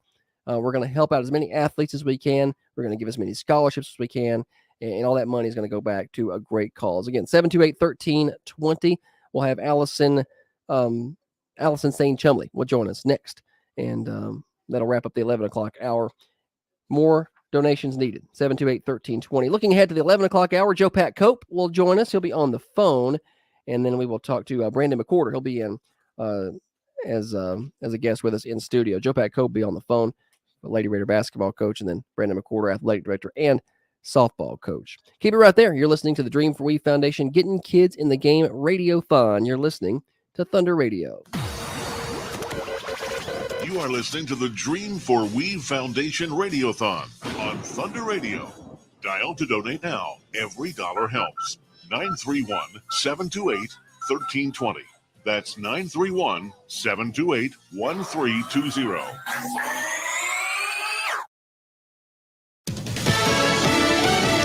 Fox News, I'm Chris Foster. Donald Trump's at a federal courthouse in Florida where his attorneys argue charges against him for withholding classified documents should be dismissed. They've already asked to have the case delayed. Former President Trump, as well as 2 aides, have been charged with mishandling classified documents. They're also likely to push to delay the start of this trial. Right now, it's scheduled to start in May. They're likely to try and push that to August at the earliest. Fox's Steve Harrigan. Wholesale prices and retail sales both up 0.6% last month. The shopping picked up again in February after falling a revised 1.1% in January, dragged down in part by rough weather, according to the Commerce Department's report. Electronics and appliance stores had a solid 1.5% increase, while restaurants and general merchandise store sales rose 0.4%. Fox's Lillian Wu. Stocks are mixed today on Wall Street. America's listening to Fox News.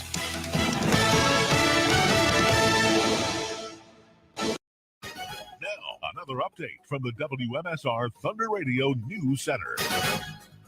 With your daily free news update from Thunder Radio, I'm Tiffany Clutter, and this news update is brought to you by Spring Street Market, 801 South Spring Street in Manchester, open Monday through Saturday, 7 a.m. to 7:30 p.m. And here's today's news update. Commodities are set to be distributed in Manchester. There's an open house at TCAT McMinnville. Tennessee Governor Bill Lee has sent National Guard to the U.S. southern border. Roger Chambers has been appointed to the Coffee County Commission seat number 2. Find more details to these news stories and so much more by going to our website, thunder1320.com. Doritos extra large bag, Hawaiian slider roll tray, Hungry Man entrees. All these items are on sale this week at Spring Street Market. See the terrific sales ad at thunder1320.com. People's Bank of Trust in Manchester. Present your daily sports blast on Thunder Radio. I'm Josh Peterson. 2 Coffee County pitchers combined for a no-hitter, and the Lady Raider softball team easily dispatched of Spring Hill in their district opener on Wednesday, March the 13th. Game you heard live on Thunder Radio. Lily Norman was basically perfect in her 3 innings in the circle, striking out all 9 Spring Hill batters she saw. Caitlin Anderson tossed a clean inning in relief. Offensively, Coffee County pounded out 13 hits, including 6 extra base hits. High school boys tennis got a 6-1 win over Franklin County on Wednesday. Girls tennis falling 3-4. Coffee Middle School baseball falling to Stewart's Creek in non-conference action 11-6. And coming up Thursday night, Coffee County High School baseball will be at Middle Tennessee Christian at 7 o'clock. Coffee Middle School softball hosting Franklin County. Middle School tennis will be hosting Moore County. Westwood baseball will be hosting Winchester Christian. Westwood softball will be at Community. And high school soccer will be at Shelbyville. More sports at thunder1320.com. Now from Thunder Radio WMSR, your latest local weather. Sunny today with a high in the upper 70s. Overnight, a chance of showers and thunderstorms with increasing clouds and a low around 60 degrees. Tomorrow, Friday, possible showers and thunderstorms with a high in the upper 60s. Being a better you isn't a New Year's resolution. It's a lifetime commitment. Get started today at Workout Anytime in Manchester. 24/7 gym access so you can work out on your schedule. $1 enrollment if you mention Thunder Radio at Workout Anytime behind Zaxby's in Manchester. I'm Jackson Ham from the Thunder Radio Weather Center. If you're not listening to the Thunder Radio Morning Show, you're missing out on a lot of fun. Take a listen. I thought they put the sucker in there to get out the extra spit and water. But it was his finger, and so I closed down on it. I closed down on the finger, and it took me a minute to process that wasn't an instrument, and that I needed to let it go. Like I had a good grip. I had a good grip on it. Oh boy. But they're just so patient, you know. They just kind of wait for you to. He didn't like pull back or anything. He just kind of waited till I let go. This girl stop sucking on my finger. I wasn't sucking on it. I just closed my mouth on it. The Thunder Radio Morning Show, weekdays from 6:30 to 8:30, brought to you by Dr. James Van Winkle and New Haven Mortgage. Join Thunder Radio and the Dream for We Foundation for our annual Radiothon Thursday, March 14th, 6 a.m. to 6 p.m. The Getting Kids in the Game Radiothon will be a lively all-day event raising funds to support the nonprofit foundation and its mission of providing Coffee County athletes with the scholarships, necessary gear, and registration fees so that anyone who wants to play sports in Coffee County has the opportunity. You can make the difference on Thursday, March 14th, only on Thunder Radio. You are listening to the Dream for We Foundation Radiothon on Thunder Radio. Dial to donate now. Every dollar helps. 931-728-1320. That's 931-728-1320. What a great day we have had. We are over $7,100 in donations today on the Getting Kids in the Game Radiothon. Just continuing to pile it up, and you can donate as well. It's 728-1320. Just call in. We got our phone operators standing by. Ashley is over there on the phones, and she'll take your phone. You can call in. You can pledge cash or check. You can be like, hey, I'm going to bring by $10 later. That's fine. Call in and pledge it so we can put it on the totals, and you can bring it by later. And then you can also do credit card donations on the phone. You can set up a monthly system. If you're like, hey, I want to do $50, but I can't do it all at once. We'll put you on a $5 a month program. It doesn't matter. Just give what you can. $5 at a time, $10 at a time, $100 at a time. It all goes to the same place, into a great cause. And we appreciate you listening in and hanging out with us all day. It's been a fun day. We've had some great guests in. We'll check in with Holly in a minute to see if we've had any additions. But again, you can make those donations right now. It's 728-1320. If you're Venmo savvy, you can do it Venmo wise. It's a Dream. It's at Dream 4 Weave. Dream the number 4 Weave, and you can make your donations that way if you're tech savvy. We're going to be joined now by Allison Sane Chumley, who has made her way in. Good morning. How are you? Good morning. I'm great. Now, how are you on the Venmo? Do you do Venmo? I do Venmo. Yeah. I don't understand how it works. Holly set it up for us. Well, my kids had to teach me, but okay, I'm so you didn't. getting there. You're getting there. All right, very good. Yes. Well, I'm glad that you're here because we got a lot of things that you and I could talk about. Okay. We can talk softball from the 90s. We can talk Coach Weave. We can talk state basketball tournament. Like there's so much stuff. Sure. We could talk about. Let's do basketball first. Okay. How cool was that to see the girls get back and make it to the state tournament for the first time in forever? 31 years. How cool was that? Oh, it was great. So proud of them. They just played with heart all season, and I think that's kind of what carried them there. And they were just a great team and fun to watch. They were. Let's turn my mic back on. They were. So you were part of that team 31 years ago in Yes. 1993 that got there and won the state tournament. And I don't think, and I talked about this with some of the other 93 members, I don't think people thought then, I don't think people walked out of the building and thought, well, it'll be 31 years. I'm sure people thought, we'll be back. We'll be back. We'll be back. And it never happened. It didn't work out. And finally, this year, they kind of broke through that ceiling and got back. So I try to tell people, even now, I'm like, cherish this experience. I mean, this group will be back next year. I'm sure they'll probably be just as successful, but you just never know what's going to happen. So, cherish the experience. Absolutely. You know? Well, I think definitely in probably 30 years from now, they'll realize like we do. We don't remember this stuff about the basketball itself. Couldn't tell you scores. I mean, we won. We know we won, but that wasn't what made it great. And that's not what we remember. It was the bus rides and playing pranks and just all this stuff. And in practices, we battled it out in practice, and practice was fun. And they'll get that and they'll understand. And I know they know it's special and it's great, but we didn't know then how special it was. Yeah, you realize that later on. Yes. And the girls will as well, I'm sure. Absolutely. Now you talked about pranks. Were you the prank puller or? I was usually at the front end of the pranks, but I mean, we kind of tried to get back with each other. And Leslie Henley was, she was the prankster. Okay. But we had to get back at each other, and I don't know, even Missy got in on it some. Really? Our coach, yeah. Okay. So we had a lot of fun. I never met her. That was before I'm not trying to age you. Oh, but it's I'm okay. just saying in 93 I was 6 or 7. So I didn't get to meet her. Yeah. So, unfortunately. Yeah.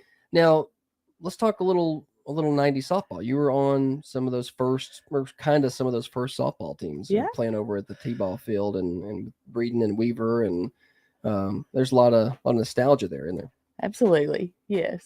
It was a lot of fun. Played at the T-ball field. At the T-ball field. So you never got to play at the current? No, did not. What year did you graduate? 93. 93. Okay. That was you were my senior that senior year. Yes.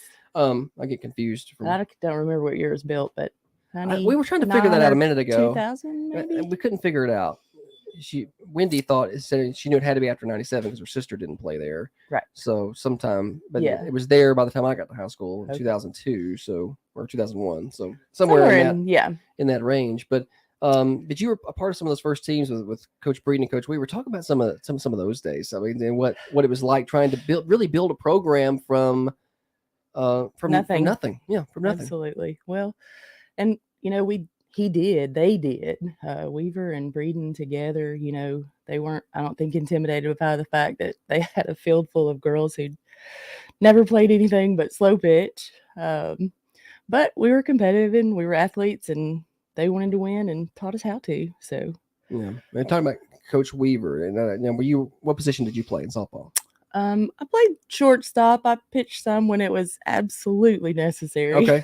So he was the outfield guy. So Yes. you dealt mostly with Coach Breeden, which means you had some missiles hit at you probably. Oh yeah. And then if you missed one, it just got to hit a little bit harder. But And that's what she was saying. She was saying if somebody missed it, he just hit it harder. I'm like, well, he did. That seems like it makes it even more difficult. Well, but it was either, die or catch the ball. So or never go home. we figured it out. Well, yes. I guess she told you that we had to do it perfectly before Perfect we round. left. That's what she said. In the perfect round, or we didn't get to go home. Yes.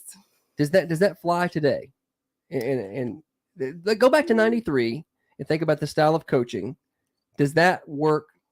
No, I believe it works. Would it be allowed to happen in 2024? I don't know, but I sure would like to see. Right? you and me both. I'm kind of probably not. Yeah. There's a few things that might not fly today, but we didn't mind. We liked being pushed and we liked the challenge. There were a few times when we'd done it 8 or 10 or 12 times, and he really did just hit it harder and harder and harder. Yeah. But we always finished. I don't think we ever once walked off the field that we hadn't done it perfectly. Nobody died. And no one died. That's good. And we all love him. Yeah. And he was on earlier. I don't know if you got to hear him. I didn't. He was great. He always is. Yes. He's always so generous with his time, and he's been a big help to the foundation. I think he was the speaker at the Thundies a couple of Did a years great ago, job. and was Yeah. phenomenal. And he spent some time with us on the phone today. They're right in the middle of their softball season, so I think he was going to try to actually come down, but he couldn't make the trip today. Sure. But he told us on the phone. He said, "Look, I'm still an old school guy." And I got a text from somebody that said, "In breaking news, water is wet." It's basically like that's what he is. He's an old school kind of guy. Right. Ellie, let's get an update on Ellie. Yeah. She's off playing college basketball. How's she doing? She's doing great. She and her team are in Salina, Kansas. Okay. Yeah, you were going to make that. You were trying. You didn't know if you could be trying here to- because you didn't know if you were going to make that trip or not. Tried to work it out, just couldn't make it happen. That's a pretty good ways away. But they so they're starting the first round of their national tournament. They play tomorrow at noon. Excited for them. If they win 2 games at this satellite site, then their national tournament is the last week of the month in Iowa, Sioux City, Iowa. So Okay. we're hoping to go to that one. Go to that one. Hoping they'll be there. Yeah. Well, hopefully they will, and you can make that Yeah. trip. Now, and you got so you've been around. I guess it's kind of unique because you were around in the 90s, kind of like Wendy a minute ago, but a little different. So you were around in the 90s and got to play for Dennis in softball. And then as your daughter came back through school, you got to be around while he was broadcasting her game. So it was kind of a unique full circle relationship with Weave Sure. there, wasn't it? Sure. Yeah. Well, and I know everybody that knows Weave. He just made you feel special. Right. And I know he does the same or did the same for kids, made Ellie feel like, she was just great. And he did that for everyone. And he was so sincere in that, that he was like, I don't know. I felt like Weave likes me the best. Right. I'm his favorite. But Right. I know there's 1,001 other people who Weave made feel the exact same way because he believed in you. He made you believe in yourself. And I saw him do that for me. He did that for me. I put a lot of confidence and instilled a lot of confidence in me. And I saw him do that for Ellie and done it for just hundreds of others. Absolutely. Yeah, I enjoyed working with him as a broadcaster. I didn't get to work with him as a coach, but as a broadcaster, he was just a lot of fun. So enthusiastic. So enthusiastic. Dude could with the quick wit is what makes me jealous because I can't do that. There's a lot of things I can't do that he did, but so I'm more of a straight and narrow. Let's just say what's happening because I'm not very good at everything else, but I can say what's happening kind of thing. But the quick wit and the terms and slogans and slang he could use so quickly. If I try that, I embarrass myself every time. I'm like, oh, that doesn't even make any sense. So I try to stop doing that. It's not really my wheelhouse. The other thing I wanted to talk a little bit about was you do some catering while you're in. I'm gonna let you plug your business. Plug your business while you're here. Yeah. Do a little catering. Yeah. I primarily work with drug reps. Okay. Do breakfast and lunches, but I don't know. I've cooked a little for some Thundies. She has done awards. some Thundies cooking. It's always lovely. So, but yeah, I have a lot of fun with that. It gives me a little freedom to be mom, and been doing it for almost 10 years now. Wow. It's crazy. 10 years. And you also give good medical advice. I stopped I was around Allison last night at the softball game, and she probably was tired of listening to me sniffle. She's like, well, what are you taking? What are you taking for it? Because I told her I didn't feel good, and she's like, well, just tell me what you're taking. And she's like, well, try this and this and this. And I did a mixture of that. And I think between the concoction. You were treating the symptoms. You weren't really treating the cause. Yeah. So we had to get down to the cause. Get down to the of it. cause. Yeah. Yeah. Well, I ended up with some nasal spray last night, which helped a lot. And I don't know. I didn't get what was it you said? You said to get something. I think Zyrtec or Zysol. Zysol. I think they were out. I didn't see it. So I ended up with Theraflu. And I had that. That's a good choice. I felt better. And well, you do sound better. So I feel better. I wasn't going to take credit for it, but you sound like no. I was like, I got in the car and I said, Allison said to go to Walgreens and get some stuff. So it was late last night. So we went by and got that. And I feel better because I was like, well, we got a big day tomorrow. I'm going to be on the air for a long time. And I can't tell you, I got 15 more minutes before I get a break. And I can't tell you how excited I am just to get just a little bit of a break and get out of here. Now you got one more kid coming through. Yes, Mason, our 9-year-old. You want to have you want to go ahead and have another one? Or you? I think we'll You gonna stop? I think we'll just Gonna stop there? Stop for now. All right. Well, so you got one more coming through. Mason's. I don't know if he gets paid to babysit Tulsa during basketball season, but he should because Oh. that dude keeps him controlled, and I don't know how. Yeah. Oh, Mason loves Tulsa. That's his guy. But So, now he's a baseball guy, basketball guy. What's he playing? he plays baseball, basketball. He plays some soccer. Soccer. Okay. He loves golf. He Golf. just is kind A of little bit of trying to everything. Figure out what he likes. Yeah. Has he figured out what's his favorite yet, or is he still working on it? I think it depends on what season it is. Yeah. Right now, he would probably say baseball. Okay. 10 days ago, it would have been basketball. Who knows? That's kind of the way I was at that age. Yeah. Whatever season we're in, Yes. that's what I'm into. Yes. Um, Same. Very good. Well, still got a few minutes left, so I want to get an update from Holly. I don't think we've had any money come in, but I'm going to check out there anyway, and we're going to get a total of where we are, and then we can remind people of how they can call in and donate. Is Holly listening? She's grabbing a microphone. Oh, there we go. Very good. So far we've had $7,155 donated or pledged to donate. There's been a little lull in contributions, but that's normal. And I want to remind everybody, cash check, you can call in and say, hey, I'm going to bring in $10. We'll get it down and we'll get it tallied. Or you can send in Venmo to Dream 4 Weave. That's Dream 4 Weave. Also, if you want to call in and we'll take your credit card, we'll be happy to take your credit card number. So lots of ways to donate. And thank you to everyone that has donated thus far and for our guests for coming on. Yeah, absolutely. And Holly, good point. You can do your credit card over the phone at 728-1320. Also, I said yesterday, last year, we got $20 from the south side of the county. I would like to get 40 this year. I'd really like to double up our contributions from the car wash capital of the world, Tullahoma. I don't know if we can do that, but if anybody in Tullahoma is listening, you're slacking on helping athletes. So let's pick up the pace. $20 last year from I think Tullahoma. they can do 40. Yeah, West Coffee. I know there's money over there. I mean, they act like it, so they bring it over here, and I'm not one to talk a little trash. Oh, goodness. That's a good way to get it in there, Josh. That's what I did last year, and somebody drove here, drove here. And said, I was going to shut you up and bring you $20. So I was like, shut me up, bring me $40 this year. I'm a little bit of an instigator. Oh, maybe. I don't know. Ask Warren County about that. Ask Warren County about it. And we ended up with That's great. over $10,000 out of that. Your tactics might not be perfect, but they are very effective. Yeah. Well, I'm untrained, and they've given me a microphone and all this stuff to do, and I didn't get enough professional training. I think is the problem. What happened? It works.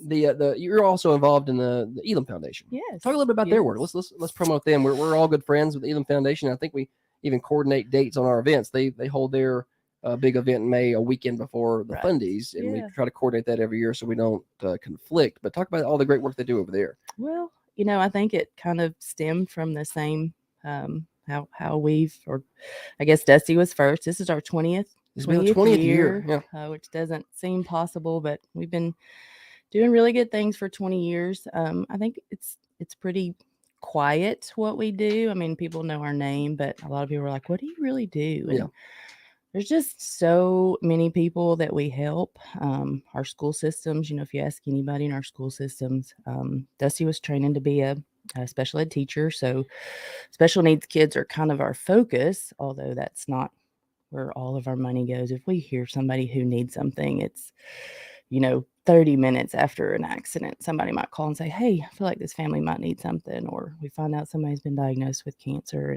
And it's just kind of us taking care of our town, and we enjoy doing it. We love doing it. Every Christmas we purchased our angel gift for about 100 kids. I got to see that experience. That was really neat to watch. It's so much fun and so fulfilling, and now it's fun because our kids are involved. So we started doing it when we were kids 20 years ago, and we're kind of kids, and now we're kind of passing the baton and seeing our children get involved and knowing that it's important to them, it's important to us, and our community's amazing.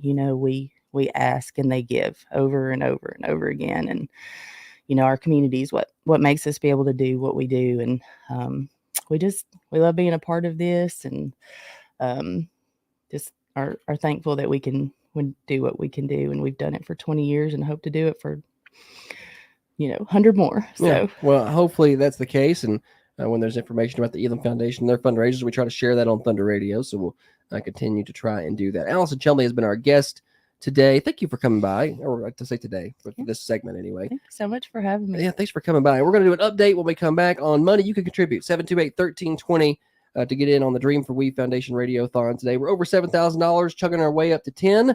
Just get on the phone, 728-1320.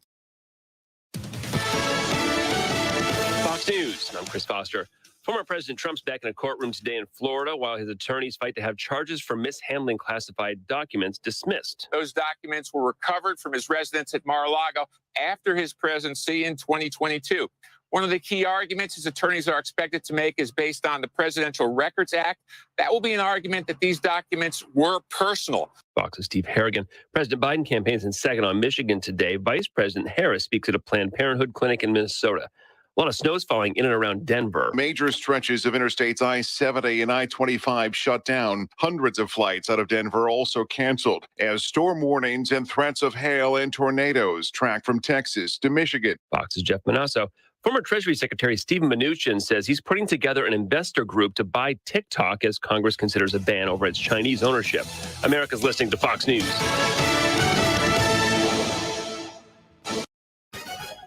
Another update from the WMSR Thunder Radio News Center. With your daily free news update from Thunder Radio, I'm Tiffany Clutter, and this news update is brought to you by Spring Street Market, 801 South Spring Street in Manchester, open Monday through Saturday, 7 a.m. to 7:30 p.m. And here's today's news update. Commodities are set to be distributed in Manchester. There's an open house at TCAT McMinnville. Tennessee Governor Bill Lee has sent National Guard to the U.S. southern border. Roger Chambers has been appointed to the Coffee County Commission seat number 2. Find more details to these news stories and so much more by going to our website, thunder1320.com. Doritos extra large bag, Hawaiian slider roll tray, Hungry Man entrees. All these items are on sale this week at Spring Street Market. See the terrific sales ad at thunder1320.com. People's Bank of Trust of Manchester. Present your daily sports blast on Thunder Radio. I'm Josh Peterson. 2 Coffee County pitchers combined for a no-hitter, and the Lady Raider softball team easily dispatched of Spring Hill in their district opener on Wednesday, March the 13th. Game you heard live on Thunder Radio. Lily Norman was basically perfect in her 3 innings in the circle, striking out all 9 Spring Hill batters she saw. Caitlin Anderson tossed a clean inning in relief. Offensively, Coffee County pounded out 13 hits, including 6 extra base hits. High school boys tennis got a 6-1 win over Franklin County on Wednesday. Girls tennis falling 3-4. Coffee Middle School baseball falling to Stewart's Creek in non-conference action 11-6. And coming up Thursday night, Coffee County High School baseball will be at Middle Tennessee Christian at 7 o'clock. Coffee Middle School softball hosting Franklin County. Middle School tennis will be hosting Moore County. Westwood baseball will be hosting Winchester Christian. Westwood softball will be at Community. And high school soccer will be at Shelbyville. More sports at thunder1320.com. Join Thunder Radio and the Dream for We Foundation for our annual Radiothon, Thursday, March 14th, 6 a.m. to 6 p.m. The Getting Kids in the Game Radiothon will be a lively all-day event raising funds to support the nonprofit foundation and its mission of providing Coffee County athletes with the scholarships, necessary gear, and registration fees so that anyone who wants to play sports in Coffee County has the opportunity. You can make the difference on Thursday, March 14th, only on Thunder Radio. You are listening to the Dream for We Foundation Radiothon on Thunder Radio. Dial to donate now. Every dollar helps. 931-728-1320. That's 931-728-1320. It's been one heck of a day. Just one heck of a day. Over $7,100. We got more money coming in the door. Good, because I was about to get on the radio and complain that nobody donated this hour. It's been a slow hour, and I was about to start barking. But we got people coming in the door now. I see Director of City Schools, Dr. Joey Vaughn, walking in. Looked like he had some cash money. So we're going to go out and talk to Holly in just a second. She's in the lobby. But first, couple of things I want to remind you of. A, you can donate. Anybody can donate. Look, don't stress yourself. If you got $5 sitting there, bring that by. Call us in, pledge it. Be like, hey, my name's Bill. I'm bringing about $5. 728-1320. If you can do 50, that's cool. 20, 25, there's no amount that's too small or too large. Bring it by at 728-1320. We'll be glad to bring it by at 1030 Oakdale Street, or call us at 728-1320. Be glad to take it. If you want to do a credit card donation, we can do that over the phone. It's 728-1320. You can also send it in via Venmo, if you're a Venmo person, at Dream4Weave. That's Dream4Weave. Big thanks to our guest this hour. We're glad they came by, Wendy and Allison, for stopping by and spending a little time with us. Next hour, it will be Coffee County Girls basketball coach Joe Pat Cope. He's going to join us on the phone, and then Brandon McWhorter is going to come by the studio and hang out with us for a little while. Rob is going to host next hour. I'm going to take a couple hours off, but I will be back. And our phone operators are still here, 728-1320, and they want to hear from you. I want to get out into the lobby. Let's go out there right now. Holly has got the remote mic. She's wandering around. Let's chat with her. We had some more money come in. Holly, get me updated there. Yes, thankfully, Dr. Joey Vaughn come in strong with $100 just Nice. now. So thank you to the Vaughns. We appreciate that. And that puts us at, give me just 1 second. Puts us at $7,255 so far for the day. Pretty good day today so far, and we're going to be here till 6. We got plenty of time. Get those pledges in. All the money to the Dream for We Foundation, a great 501c3 right here in Manchester in honor of the great Dennis Weaver, our late sports director here at Thunder Radio. Rob's going to take over next hour. I'm going to take a little bit of a break, so don't go anywhere. Phone operators are still here. I'll still be roaming around. I'll be back on the air at 1, but Rob's going to try to raise more money than me in the next couple hours, so help him do so. 728-1320 or 728-3526, or you can swing by the station anytime, 1030 Oakdale Street. Also, if you're watching on social media, I forgot to mention this earlier. We got several folks watching on Facebook or Instagram or Twitter or YouTube. If you're on Facebook, share it. Share the video, please. Share that video out. I want as many people watching as we can get and as many people donating as we can get today. Up until 6 o'clock, we want to give as many scholarships as humanly possible. I want to send some shout-outs to folks listening in, and I know a lot of folks in Tullahoma are listening in tonight. I'm really sorry. It's going to be a biased broadcast. Joel Gregory, Helen Kirby, Prater Powell, Tom Myers, Mary Lee Esselton, Mary Piscola, Rodney Douglas, Benny Jones, Ralph Williams, Joyce Winton. There's Prater Powell right here. Andrew Smith, Stephen J.D. Stout, Nikki Gilly, Clint Nichols, Sue Wilson, Joel Vincent, Tim Hinton is here, and also Gary Barfield listening in here tonight on Thunder Radio. And it is the blood-hate rivalry, Coffee County taking on Tullahoma.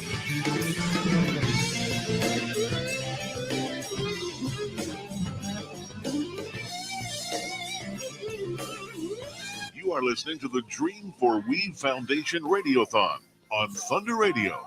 Dial to donate now. Every dollar helps. 931-728-1320.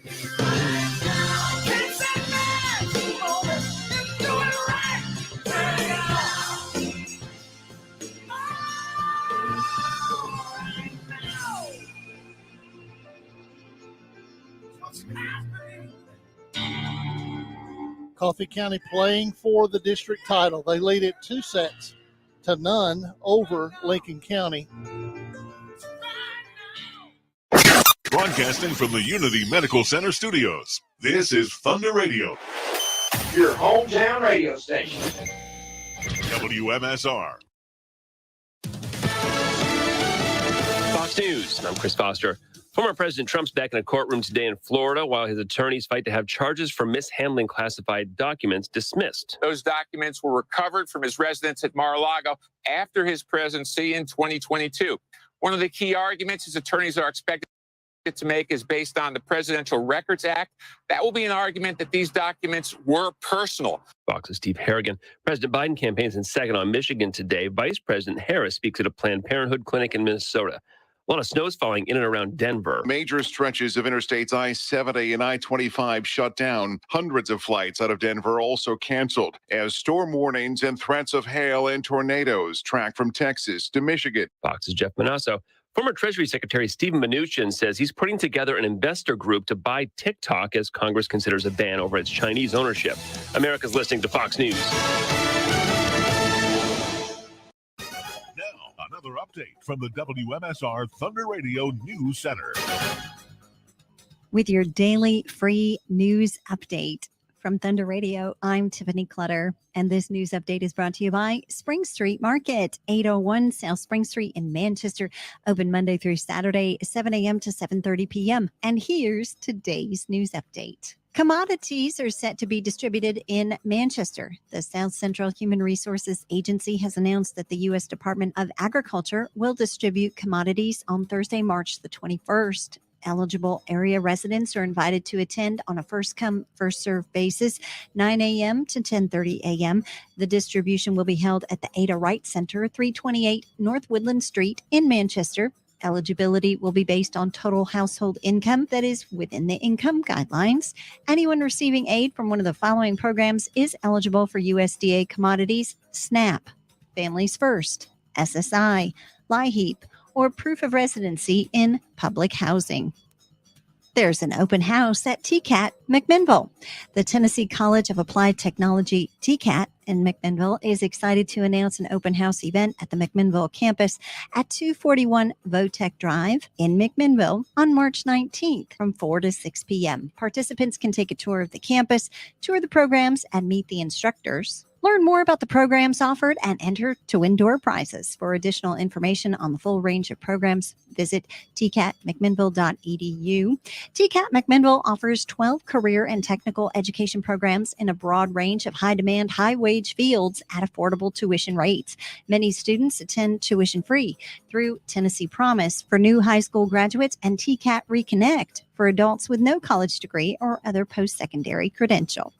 Tennessee Governor Bill Lee has sent National Guard to the U.S. southern border. The governor recently visited Tennessee National Guard soldiers at the Millington, Tennessee Army National Guard Armory ahead of their deployment to the nation's southern border in the wake of the most severe border crisis the United States has experienced in decades.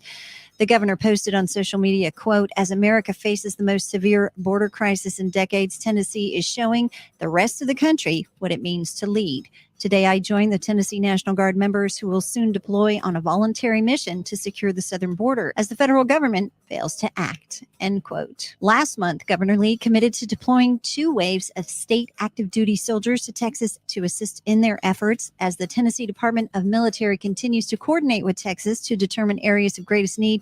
This is the first deployment of approximately 50 Tennessee National Guard members who volunteered to join Operation Lone Star. Find out more about this story at our website. Go to thunder1320.com. Roger Chambers has been appointed to the Coffee County Commission seat number 2. At the March 12th Coffee County Commission meeting, a unanimous vote by the commission appointed Roger Chambers to the seat number 2 of the Coffee County Commission.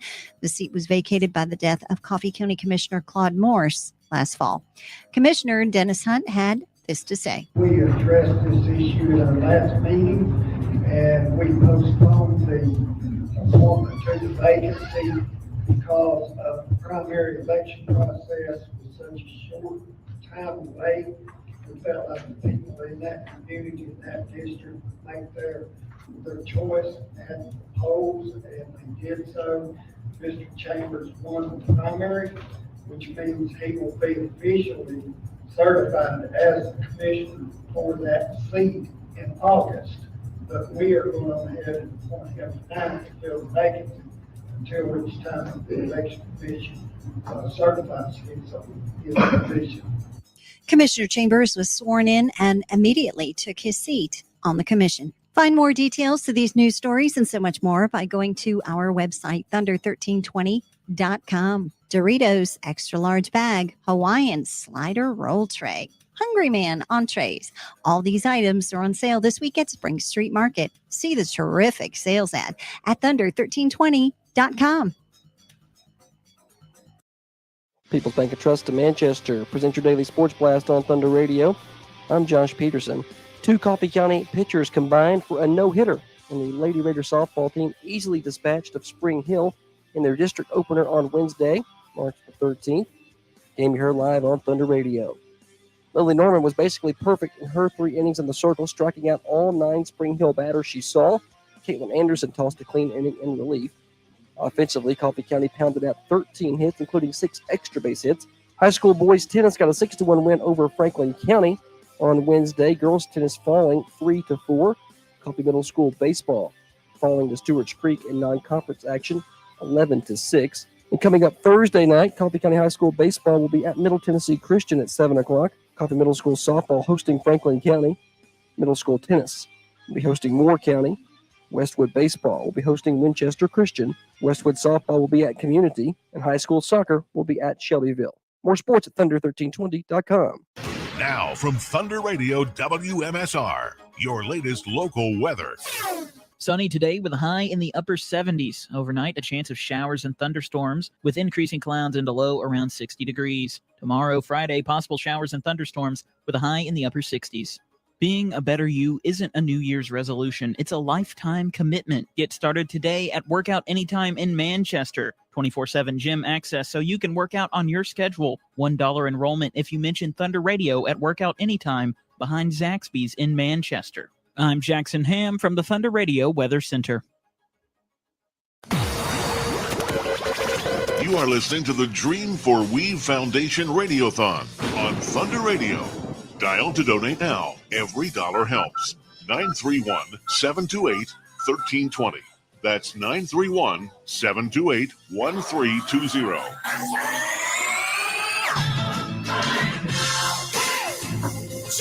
Another hour for your opportunity to give to the Dream to Weave Foundation so that we can keep kids in the game here in our local community.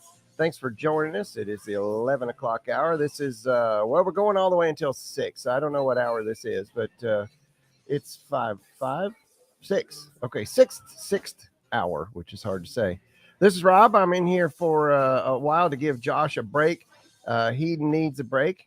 I'm not going to say he looks rough, but he looks a little rough and he needs a little break. And thank you, Josh, for sanitizing the microphone with some Lysol so I don't catch your disease. Is this my phone call? I've got a guest already, just right off the bat.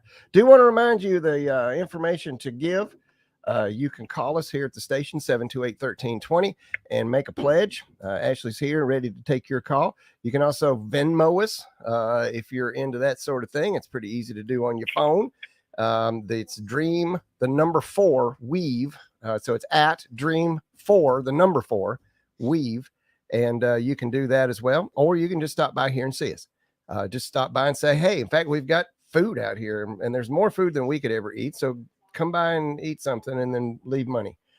We've got Coach Joe Pat Cope on the line. Coach, are you with me? I'm with you. How are you today? I'm doing wonderful. How are you doing? I'm doing just fine, and I'm happy to be here, and I'm happy that you joined me today. Coach, I want to get into talking about Weave, and I've actually got a you and Weave story that I'll share with you here in a little bit. But first, I'd just like to say, man, thank you to you and your team for a whole lot of fun this season. That was quite a ride. Oh man, we thank you. It was a heck of a ride, and man, what a great bunch of kids, and what a community we live in. You know, the support these kids had, and seeing that sea of red, and it was just an experience they'll have the rest of their lives. Oh yeah. Well, you know that that game we played that Saturday, that was home. You know, the last one that we played at home before y'all went to Murfreesboro. Yeah. That place was awesome, wasn't it? What a crowd! I mean, oh, great crowd. I mean, I think they could have played the Lakers and won. I mean, it was what a motivation, right? Yes, that place was packed, you know, and there was only about 20, 25 people from Hendersonville. It was all Coffee County. Man, that's something. Well, you know, and good news is you're keeping most of them, right? I mean, you've got a young team. Yes, everybody's back. No seniors on the team. So we get in here, have tryouts the day school gets out, and start to work this summer. And it's you got to have so many things fall right to get to Murfreesboro, and this team did, and played hard and played as a team, and just got to try to repeat that next year. So on the bus ride home after the last game, are those girls already saying we want to go back to the Glass House next year? Is that already on their minds? They were saying it in the locker room as soon as it was over. I figured. The thrill they had of getting there, and this team is so talented, and they work at it, and they're close knit. They get along, and they got there despite Shannon was out so many games, and then you lose Ava McIntosh, who was just that glue girl, that would take a charge, would hit a big three when you needed it, would guard the team's best player, and then Audrey Patton steps up, Ella Arnold steps up, JD Nakadula gave us some huge minutes. It was just the mentality, next girl up, and man, they just kept playing and stuck together, and nothing seemed to hold them down. Yeah. No, it was just you've got a great talent. You got a deep bench there, and it's exciting. And I know you won't say it out loud, but I'll say it. I think the team's got a pretty decent coach. Well, I sure appreciate it. It's easy to form when you got that much hay in the barn. There you go. Well, we're here to talk about raising some money, and we're obviously some of your girls in the past, have been scholarship recipients through our Thundies Awards and that sort of thing. I guess you don't have any seniors this year, but you have before, and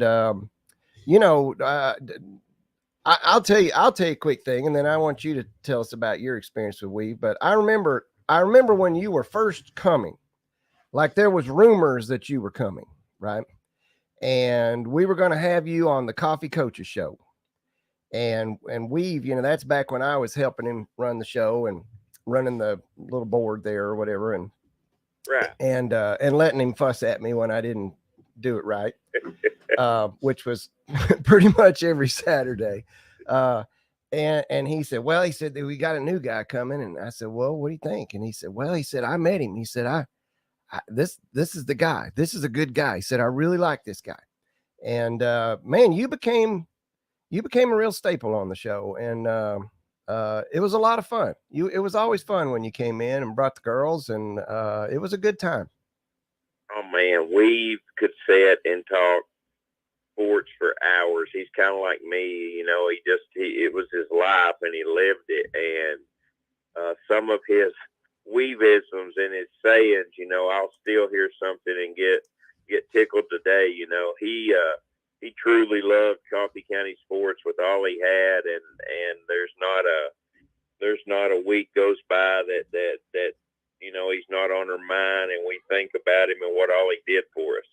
Oh yeah, absolutely. And Josh and I were talking, this morning when we first started the show about the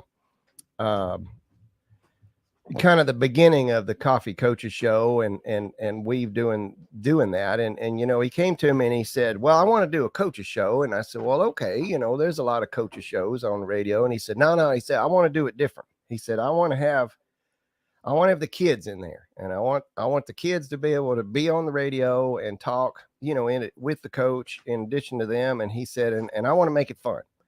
And you know what? I think he did all that. It was kind of a secret. I was telling Josh this morning, I've listened to a lot of different coach shows, and I've never heard anything like that one. I think it's the best one there is. By far, it incorporates coaches, players, ex-players. It's so almost family oriented. Yeah, it is. And sometimes, of course, Christina, you would bring, three or four of your girls, or maybe more sometimes. And, but man, I remember one time we had a little league team or something in there. And I think we had 20 plus their parents, and some of those shows get pretty full. Yes. Yeah, very good. Well, so going forward, I mean, you mentioned you guys start practicing this summer. How does that? How long you got off? We've already started back shooting, conditioning every day. We'll play or run or do something. The girls started Monday as soon as we came back in wanting to play. But we will have tryouts. We're not allowed to have tryouts with 8th graders till we get out of school. We get out at 10:30 on that Friday.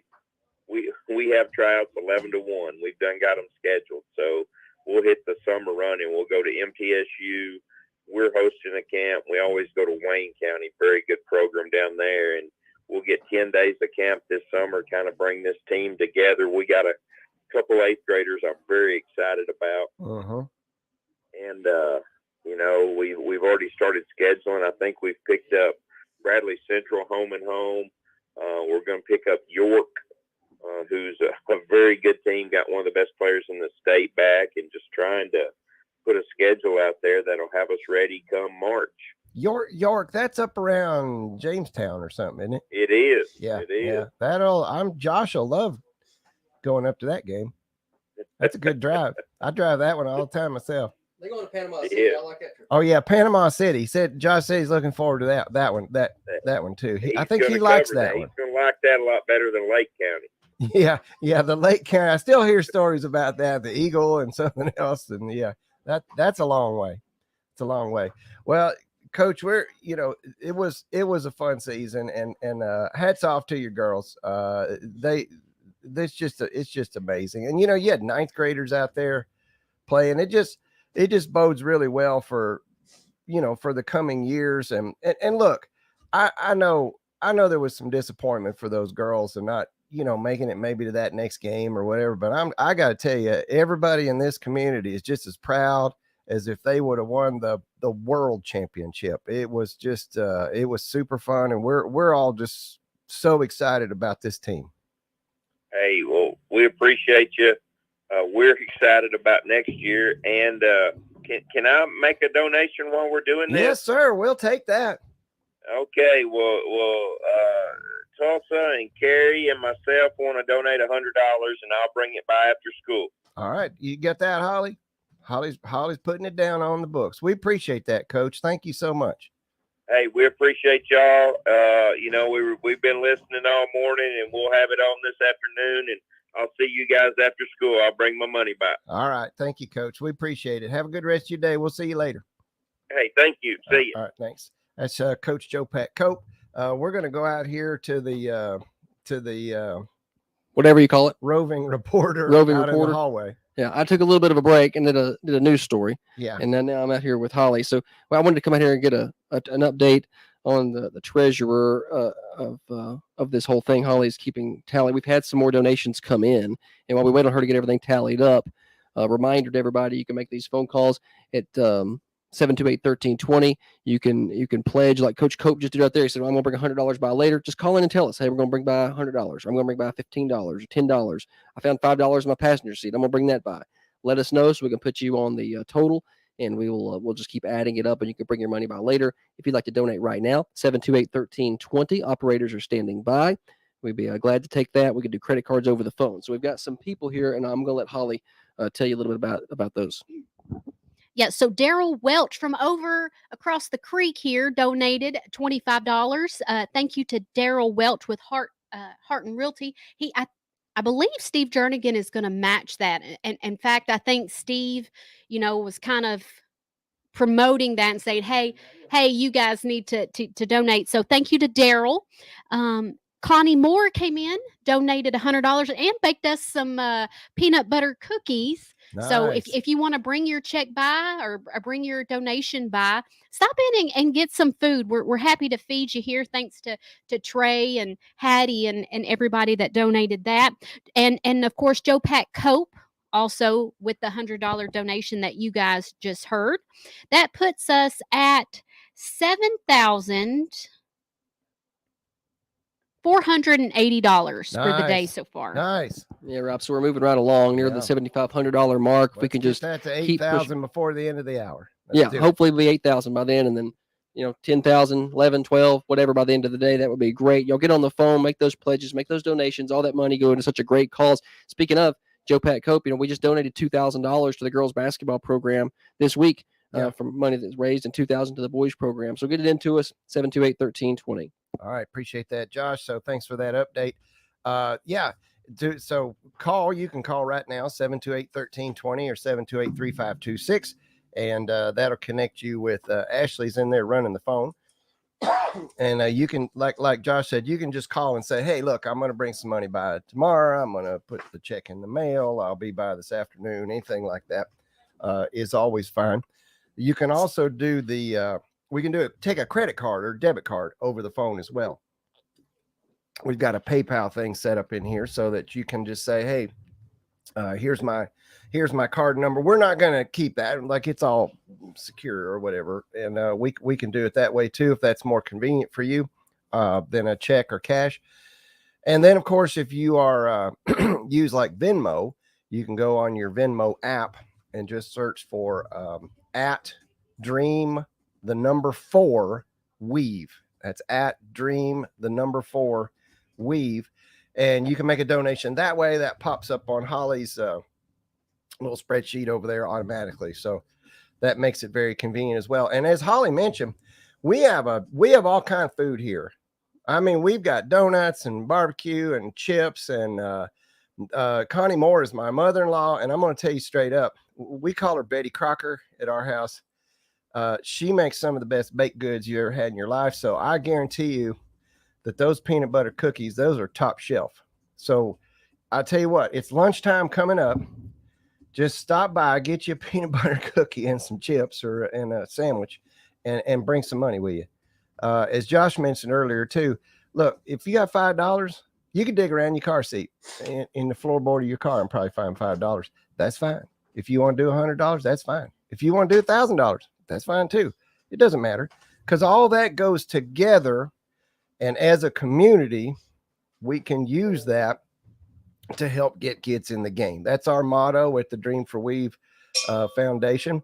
And I'm the president of that and have been since its inception. Proud to be that. Although Josh and Holly really do all the work. So I kind of have more of a figurehead role, I think. But anyway, we use that money to we bought cleats for kids who needed cleats to play ball or soccer or baseball. We bought uniforms. We paid entry fees for youth sports. The whole premise of the thing is to take that money and make sure that a kid whose parents, and look, times are hard, man. You know what I'm saying? Everything's got expensive. Groceries are high. Everything's high. And if your kid wants to play and you don't have that $45 entry fee or whatever, let us know. Contact us. Reach out to us, because that's what this is for. That's what this is about. And then we've also been lucky enough to have enough extra because of your generosity to fund some scholarships for college athletes. We do the Thundies Award is coming up in May. And we awarded what was it, Josh, last year? Like $23,000 in scholarships. I mean, $23,000, and that's because of you. That's you, and that helped those kids out, And it's not just for college. Some of them go to trade school or something like that, tech type school. And we want to help those kids out, give them a good start. School's high too, we don't want kids to get stifled by a bunch of debt. And, if every little bit helps them to be able to have to borrow less to go to school. Some good news, Rob. Hold on. I got to turn that. Is that this one? Okay. Yeah, I've lost the roaming mic. I've had it for 1 minute. You had it in your hand and you set it somewhere? Yeah. Josh is under the influence of sinus medication. So I've lost the roaming mic. I don't know where it went. Put up one of those dots on it. Yeah, well, we're gonna find it. It's here somewhere. But I'll tell you, we've gone over the $8,000 mark. Oh, nice. We just got another donation for $350. So we'll give more information on that donation when we come back in a minute. But we had $350 come in. That puts us over 8,000. There's the mic right there. Has it been there the whole time? Yeah, you put it right there. I found the mic. Cool. It's just been sitting right there. It was literally, y'all listening on the radio. It's Holly, literally right in found front it. of where he's sitting. It's right here. It's right there. It's right there. So we got another $350 donation. That's what I was sitting here to tell everybody about. So that puts us over 8,000. We'll get the details on that in a minute. I think Rob's got to get to a break here in a second. Okay. So maybe when we come back at the back side of that. Yeah. And we got a guest in studio coming up next too with Brandon McQuarter. Holly, want to talk? Yeah, I want to talk. We also got another $100 donation from First Steps Preschool. Nice. So thanks to them and the gals over there that donated, and I hope they enjoying their barbecue that Trey worked so hard on. How come I get some of that? So we're really going. Yeah, seriously, we got enough food. We got a lot of food. I'm not taking that home. No, Y'all, I mean, and there's no way we can eat all that. So $10,000. We had 16,000 last year. I thought that was an exceptional year. This year, I said if we get 10, that'll be a good year. We're well on our way. We're at 8, man. Let's keep pushing it. Let's get to 10. Let's get to 12. Let's get to 14. Let's keep going. Got a busy afternoon. All that money is going to go to a great cause, and just every little bit counts. $5, $10 at a time. We'll do it. That's all it takes. Appreciate you. All right, so that is Josh Peterson. I've got a couple minutes here before we're going to take like a little break, check in on the weather and the news and that sort of thing. So do want to remind you again, you can call right now, 728-1320 or 728-3526. Ashley is in there ready. She is wanting to talk to somebody on the phone. She's just sitting there lonely and bored. So you can do that. You can do a Venmo thing. We can do PayPal, take your credit card. Cash money is always good, or a check. You can stop by, and I'm serious, folks. Lunch is coming up. If you're hungry, just bring your donation and get you a sandwich, because we and a cookie and a donut. We got those too, and a really good. That smoked cheese is off. That's the bomb.com right there. I've never had smoked cheese in my life. We just got another donation from the Pippingers for $100. Thank you so much to the Pippinger family. We appreciate you. One more thing before I get out, I do have Coach McQuarter coming up, the athletic director from Coffee County Central High School. He's going to be on with us after the hour. Is he coming here? He's going to be here. Yeah, he's going to be here with us in a little bit. So looking forward to that. Gov is also on the board for the Dream for We Foundation, and man, what a job. We're going to talk to him about that. But I mean, one of the things that we really like to do is part of the reason when he started the Coaches Show and the Hometown Sports Series is to give kids the opportunity to be on the, he told me word for word, this is what he said. He said, all these kids deserve to be stars on the radio. And look, in Manchester, that's how we can make them a star. We don't have a TV station, so that's what we got. And so, you know, we're broadcasting volleyball. We started doing soccer. He covered the wrestling matches. I mean, there's a whole lot of sports programs that our school that's not just, you know, the basketball and football. And we've said, you know, I want to do the middle schools. I want to do some he helped promote the youth, the little league teams were on the Coaches Show. We had the youth football league on the coach. We had cheerleaders come in on the Coaches Show and talk about competitions that they'd gone to. So it was way beyond. He tried really hard to give all of those kids the spotlight and let them be a star. And that's the legacy that Josh and Holly are carrying on here at the station and doing a fantastic job with it, better than Tiffany and I did. And I don't feel bad saying that because that's the truth. And that was started and inspired by Dennis Weaver. And he's the one that's inspired us to do what we're doing today. We're going to check in on some news and weather. Got a guest coming up. Stay with us. It is the Dream for We Foundation radio. I don't know if it's radio telethon or is it radiothon?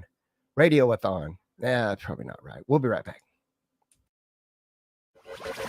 You are listening to the Dream for We Foundation Radiothon on Thunder Radio.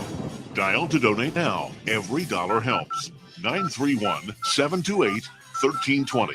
That's 931-728-1320.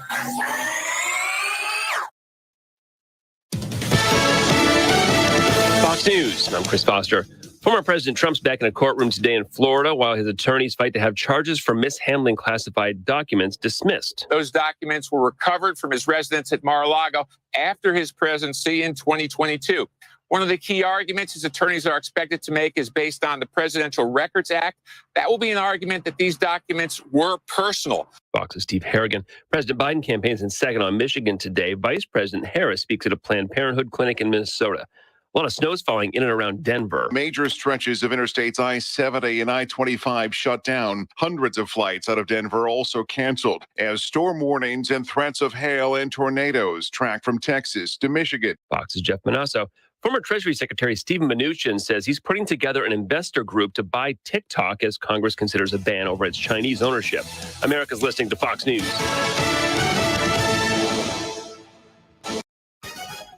Another update from the WMSR Thunder Radio News Center.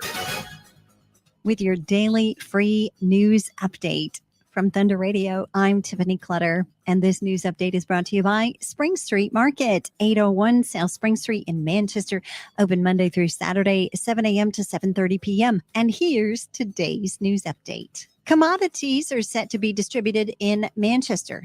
There's an open house at TCAT McMinnville. Tennessee Governor Bill Lee has sent National Guard to the U.S. southern border. Roger Chambers has been appointed to the Coffee County Commission seat number 2. Find more details to these news stories and so much more by going to our website, thunder1320.com. Doritos extra large bag, Hawaiian slider roll tray, Hungry Man entrees.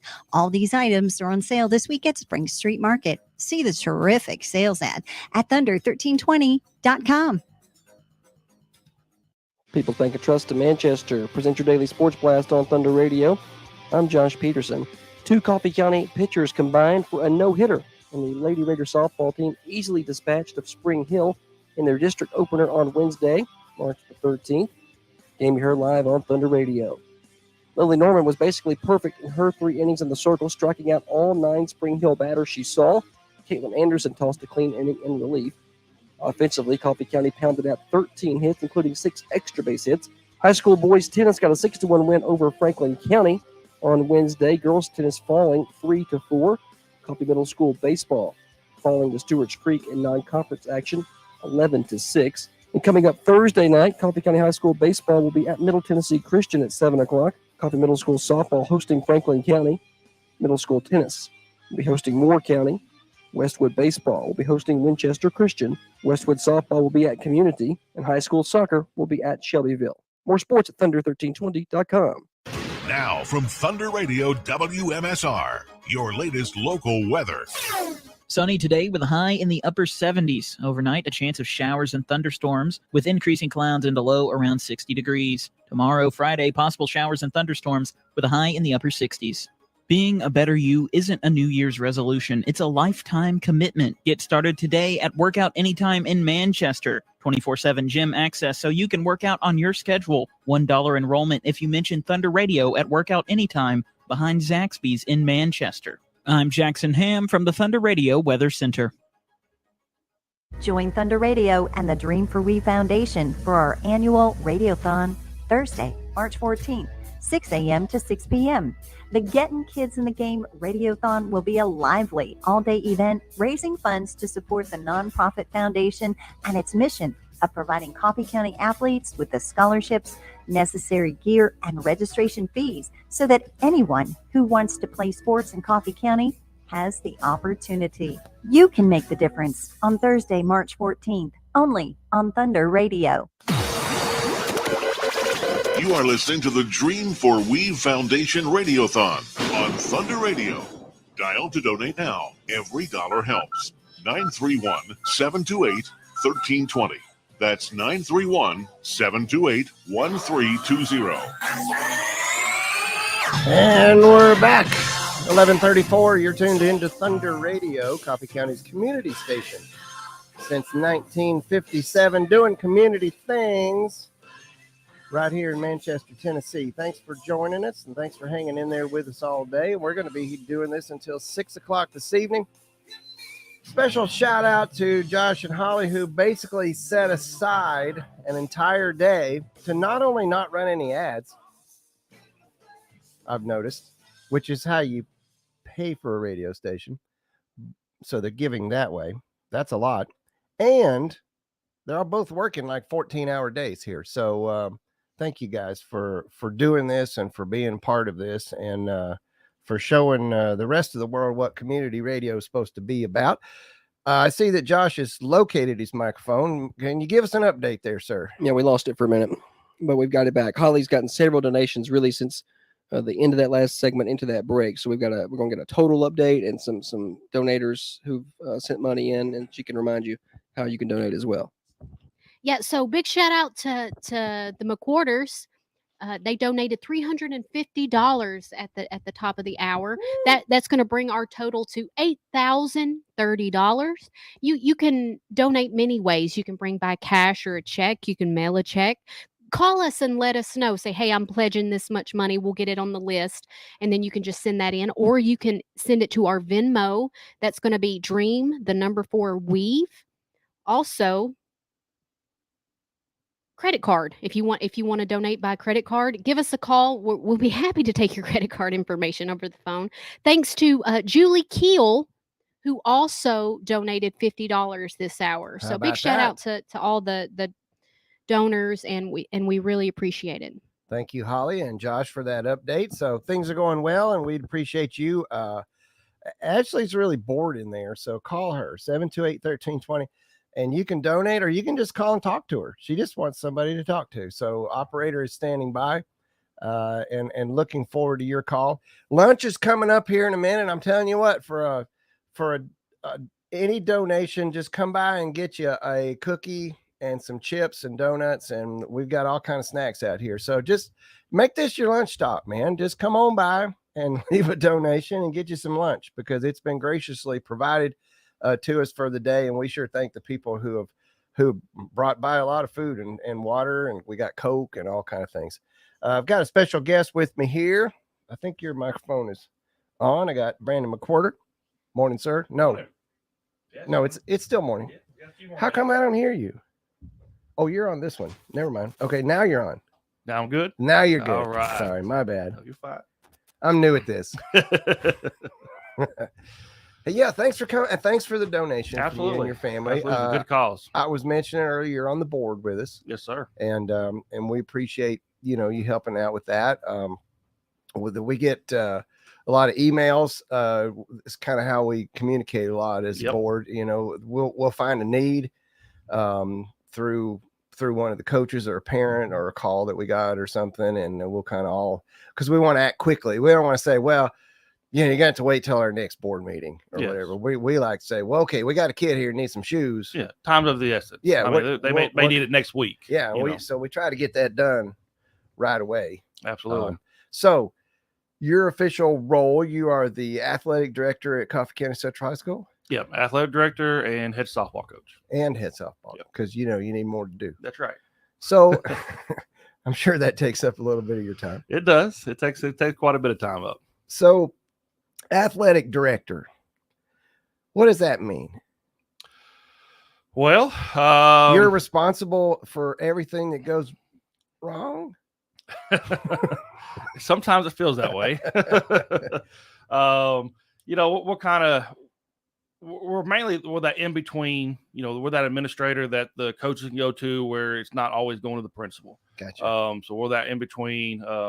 We handle, game. So for my responsibilities in the fall, I handle game days for football. We handle game days for basketball. We get that organized. We make sure we have, scorekeepers and gatekeepers. And then, we kind of oversee the budgets of each program. If you use our school funds, the coaches have to come to us, and we kind of approve through that stuff. So we kind of oversee the whole athletic department. We let our coaches kind of handle their programs, and we're there for support. If they have anything, questions on rules or TSLA, restrictions or whatever, that's kind of where we come in and say, hey, this is what you can and can't do.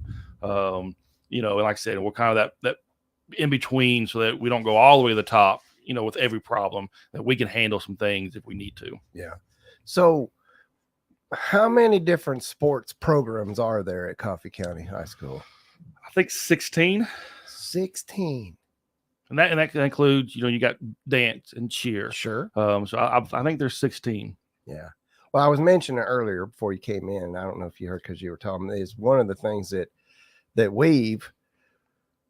Dennis Weaver wanted to do was to have a way to give those kids some time where they could be a star and be on the radio. Absolutely. And I know we've had dance teams in there. We've had the fishing team, the Clay Busters team, the wrestling, I can't name all 16. Yeah, there's a lot of but you know them. what I'm saying? He worked really hard to make sure that those shows that those kids got their time where they could come and be on the radio too. Yeah. And they could have a lot of fun. And that was a big deal for him. And I still contend it's unlike any other coach's show. Oh, absolutely. That there was. I think we have something really unique. Oh, absolutely. And that kind of just Thunder itself is unique. Yeah. I know Josh and them went to the Gulf Shores tournament with us last year for softball. And, we had them set up and they were getting ready for the game. And the team that we played stopped by like, what are y'all doing? And they're like, we're the local hometown, radio station. We broadcast their games. And they were like, that's amazing. Like we don't have anything like that. We've never had our kids broadcast on the radio. Yeah. And so the fact that we can do it not only for the high school and for the middle school and the city schools, and then now we're starting to get some youth programs in there. Yeah. This is just something that I don't know. There may be a couple, but there's not a lot of towns who have something like this. No, and it's kind of a sad thing in the radio, really broadcasting world is it all got bigger and bought up and became these big corporations, and so I know when I used to travel, like with Dennis to games, we'd go to like big schools, like Murfreesboro, Nashville schools, and they wouldn't even have a radio station. Well, here we are, WMSR. We're sending this back to Manchester, and this is a city of, I don't know how big Murfreesboro is, 300,000 people in Rutherford County or some ridiculous number, and they. Now I know WGNS there does some of their games, but they can't cover all of them. And that's the thing. And so they rotate around. They've got one who has to cover every school. Yeah. So, so you may get them see them once a year. Exactly. Yeah. They kind of rotate through. Yeah. It is. It's a rare and unique thing. And Dennis, I think we still may be the only radio station that's broadcast a soccer game and volleyball games on the radio, but that's super fun. That is. And we got good programs there. Mm-hmm. The volleyball team's done real well. Soccer teams do real well. Like that was kind of, I remember the first time Dennis told me, he said, I want to do a volleyball on the radio. And I was like, okay. How do you do that on the radio? He goes, well, I don't know. And at the time he didn't know like what's it called? A libero? Libero. Yeah. Yeah. He didn't know what that was. He was like watching all these YouTube videos and stuff of volleyball games, trying to learn all the terminology. And you know what? When that microphone came on, he did good. That's it. But he'd done a lot of homework. Yes, he did. He did a lot of work. Yeah. I mean, he would talk to me just about, he'd go to work and he'd head from work to a game and he'll be up to 1 o'clock doing the story and he'd go back to work the next day. Oh yeah. He put a lot of time into sports, and I mean, rightfully so. I mean, that guy, he was Coffee County sports. I mean, he, no for doubt. softball, and he loved all his teams, but he had a special place for softball. Yeah. And so that's where our connection came from.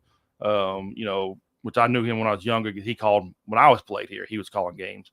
But as I got back as a teacher, we had that connection through softball. And he just loved the kids. He wanted everything. It was all about the kids all the time. All the time. And he would do anything and everything for those kids. It was so much about the kids, Brandon, that when we passed away, we got his laptop, and we were trying to put together some pictures and things to do like a video thing. Yep.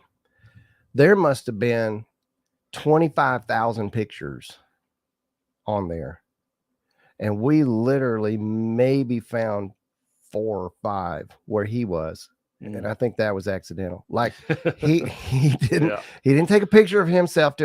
Every picture was of Somebody else. the kids Yeah. practicing, you know, all the practices and the games and all that. That's what he did. He did. Well, you know, he wouldn't go ahead. He used to be our PA guy for softball. Yeah, So he'd I come remember in, that. and I didn't realize what it took to be what he did, because he had his laptop, he had his music on there, and so he actually handed that over. He got a new laptop, handed that old one over to us, said, "Hey, y'all keep it. It's got your stuff on there to go do it." And so I, started kind of doing my thing and looking at it, and it was complicated. I mean, there was so much involved, and he had so many songs and so many different files, and he had to do this and that, and how to get the voiceovers. And I was like, and that was just for one sport. That was just for softball. Yeah. So the amount of time that I had to put in to do that myself, and then knowing that he did that for softball plus all the other stuff he did, is just incredible. Yeah. Well, and I was thinking earlier, like what we're doing today, he would hate this, wouldn't he? Yes. Like right now, Yeah. he would be like, no, I don't want you to make this about me. Yeah. You know what I'm saying? Because Yep. that's how he was, and we've had so many former players and former kids that were sports players and people like you and stuff. People have had this long relationship over the years, and come on, I think he'd like that part. Yes. But he'd pretend like he didn't. Yes. You know what I'm saying? Yeah. See, it's just the way he was. Yeah. So in the time we got left here together, softball season, let's tell us a Ranked little up. bit. You're going and Yeah, tell we us cranked how it's up, going. 2 weeks ago. So we had, last Thursday was our first home game, and then we Mhm. had one last night. So we're starting off well, 2-0, 1-0 in the district. Our girls know it's not about what we do in March and April; it's about what we do in May. Yeah. So we're working to get better every day. We've had 2 really good wins, but we're not satisfied. There's something in those wins that we can look at and go, we got to get better at, and we got to fix this so that when we play, in May in those must-win games, we're better there. So we got a good group of girls. I think the yearbook staff came by and said, "Hey, what's one thing you would say about this team that is different than all others?" And it's just the camaraderie between the kids. Yeah. I mean, this group is really close. That makes a big difference, It doesn't it? makes a big difference. Yeah. And I think we have great senior leaders. I think Madison Prue was on here earlier today. Mhm. We just got some seniors who care not only for themselves, but they care for the teammates. So I'm excited to see how that portrays throughout the year and how that can help us. And when it gets to May, when the games count. Yeah, when it gets to be a big deal by then. Yeah. So let's see. You played when Saturday? So you haven't had have you had a freezing cold game yet? Not yet. We have 'Cause, been man, lucky. Dude, I very remember nice. doing spring sports. It was always backwards. Like when we were broadcasting football, when Yep. I was going around with Weave, you would football, you would supposedly fall sport. Mhm. You burn up whole until time. like the last 2 games. Yep. And then in the spring, supposed to be spring sports, summer sports, right? The Yep. boys of summer and all that kind of stuff. It would be so cold until like the last month. Yeah, and like we've been lucky. I mean, last night was a beautiful night. Oh yeah, it was great last night. Yeah. Now we talked about it before we got on. We got a game against Linn County Monday, which Linn I County is a think it's big supposed to be rival for cold, us. And isn't I it? think the high is only supposed to be like 48. Yeah. So we may hit it again. We only got to do a week, and then we'll head to the beach after that for spring break. So we're Yeah, going back to Gulf Shores. So hopefully we'll get some nice weather there too. So you mentioned, and I'm not as up on sports as Weaver or Tito is, but you mentioned like reviewing after the game. Do you guys do like game film? Do you do that, or how do you review? We'll do a little bit of it. Now, what I do is when Thunder comes in to broadcast our games, Mhm. I'll go back and listen to that game after the game's Ah, I over see, with, yeah. and so that I can play in my mind of what happened. Remember that. Yeah. We do have a YouTube channel that we broadcast the games on. Okay. So like tomorrow we're supposed to play at Eagle Bowl, but if it rains it out, we'll bring the girls in for a 40-minute film session, and we'll watch the game and just go over some things. Hey, this was good. Hey, we need to do a little better on this. Here's what we would talk about in practice when this situation happened. So we don't do just a whole lot, but we will bring them in from time to time and just do a quick film study over some of the games that we played. Gotcha. Okay. Well, that's interesting to know how that works. Yeah. Before I let you go, any final thoughts? Appreciate you and your family helping us out. There's another sports director guy? Yeah, Brad Costello. So challenge. Yeah. Where's Brad? Right? Brad, Brad's in his season right now, so he's the spring athletic director. Yeah. So he's. I think we ought to lay that down, now. though, Brad. Right, Where you there at? you go. Come on by, get your barbecue sandwich, Yep, bring some money. absolutely. And I just want to say, I am part of the board. So if there's any athletes or parents of athletes at the high school who need something, they can always email me, and I can get it to the board quickly, just like you were talking about. Yeah, We can thank get you through for email that. pretty quick. So if there's anything anybody needs, I'm usually able to email you back pretty quick. I've got it on my phone and I kind of check it. In the afternoons I'm kind of off. Yeah. I'm doing athletic stuff, so I can check it. Feel free to reach out and we can do what we can do to help you guys out. And I appreciate you saying that, Brandon, because sometimes it's hard for us as a board for the Dream for Winning Foundation to know when there is a need. Yeah. And oftentimes we hear about things through the coaches. Yeah. Because the coach is like, hey, I got a kid over here that's like got a hole in his cleats, and we see him every day. And his parents can't, really Yeah. do that right now for whatever reason. Times Mm-hmm. are just tough right now. And so a lot of times the coaches get that information probably back to you, and then you bring it to us. So we appreciate your role in helping Absolutely. out, because a lot of times people, we don't know. We don't know about it. And And a lot of we're times- happy to help if yeah. we know. And a lot of times parents don't know how to get a hold of us. Sure. So like I said, if I got my email on my school website, anybody can look it up and shoot me an email anytime. Yeah. All right. Appreciate you stopping by. Thank you, sir. Thanks for joining us. No Go out problem. there and get you a sandwich before you go back to work. It smelled good when I It walked does in. smell so I good. gotta Holly give you Heat some. warmed it up or something. And it's smelling good. All right. Thank you. That's Thank you. Brandon McCorder, athletic director at Coffee County Central High School. We appreciate him being on with us this afternoon, or I guess it's not afternoon yet, but it's almost afternoon. Do want to put those numbers out there for you again, 728-1320 or 728-3526.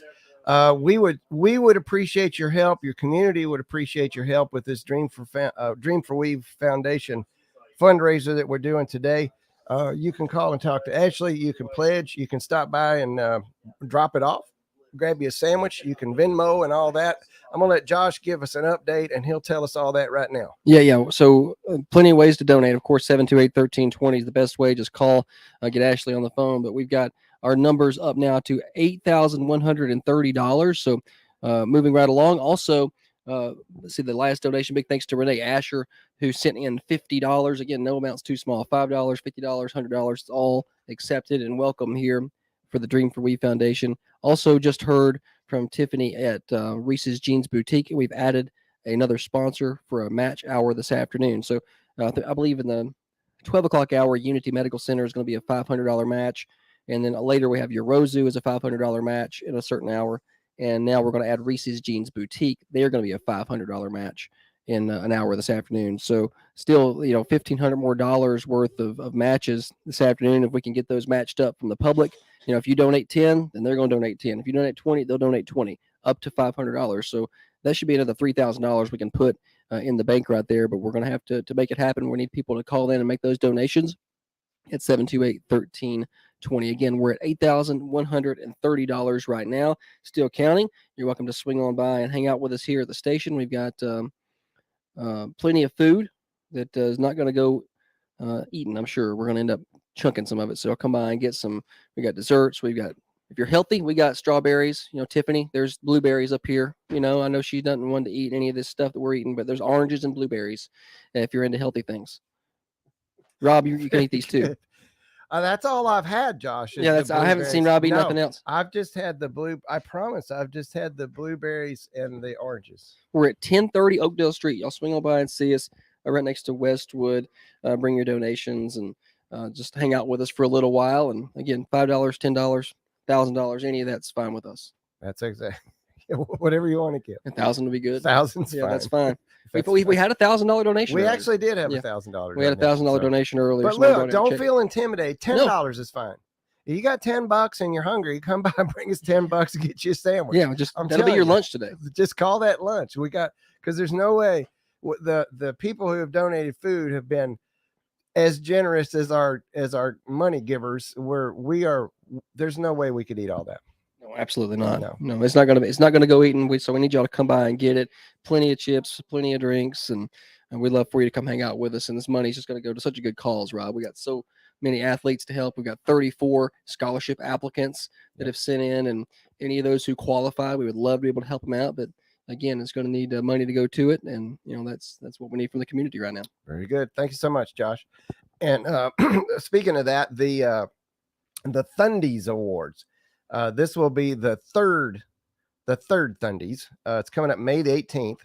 And man, the first one we did, it was just the coolest event. And I know a lot of you listening, have had an opportunity to come either the first year or last year, but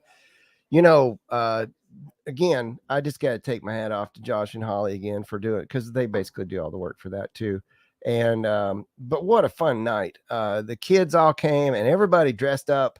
It was like you dress up like fancy to come to it. And then we had a great dinner, and we had the awards presentation, and we had some wonderful sponsors who helped us out with the trophies and plaques and things. Al White Motors has done that for the last couple of years, and has been very involved in that. We've had some other fantastic sponsors to that event, and man, we just make it all about the kids, and we give out awards for sports excellence.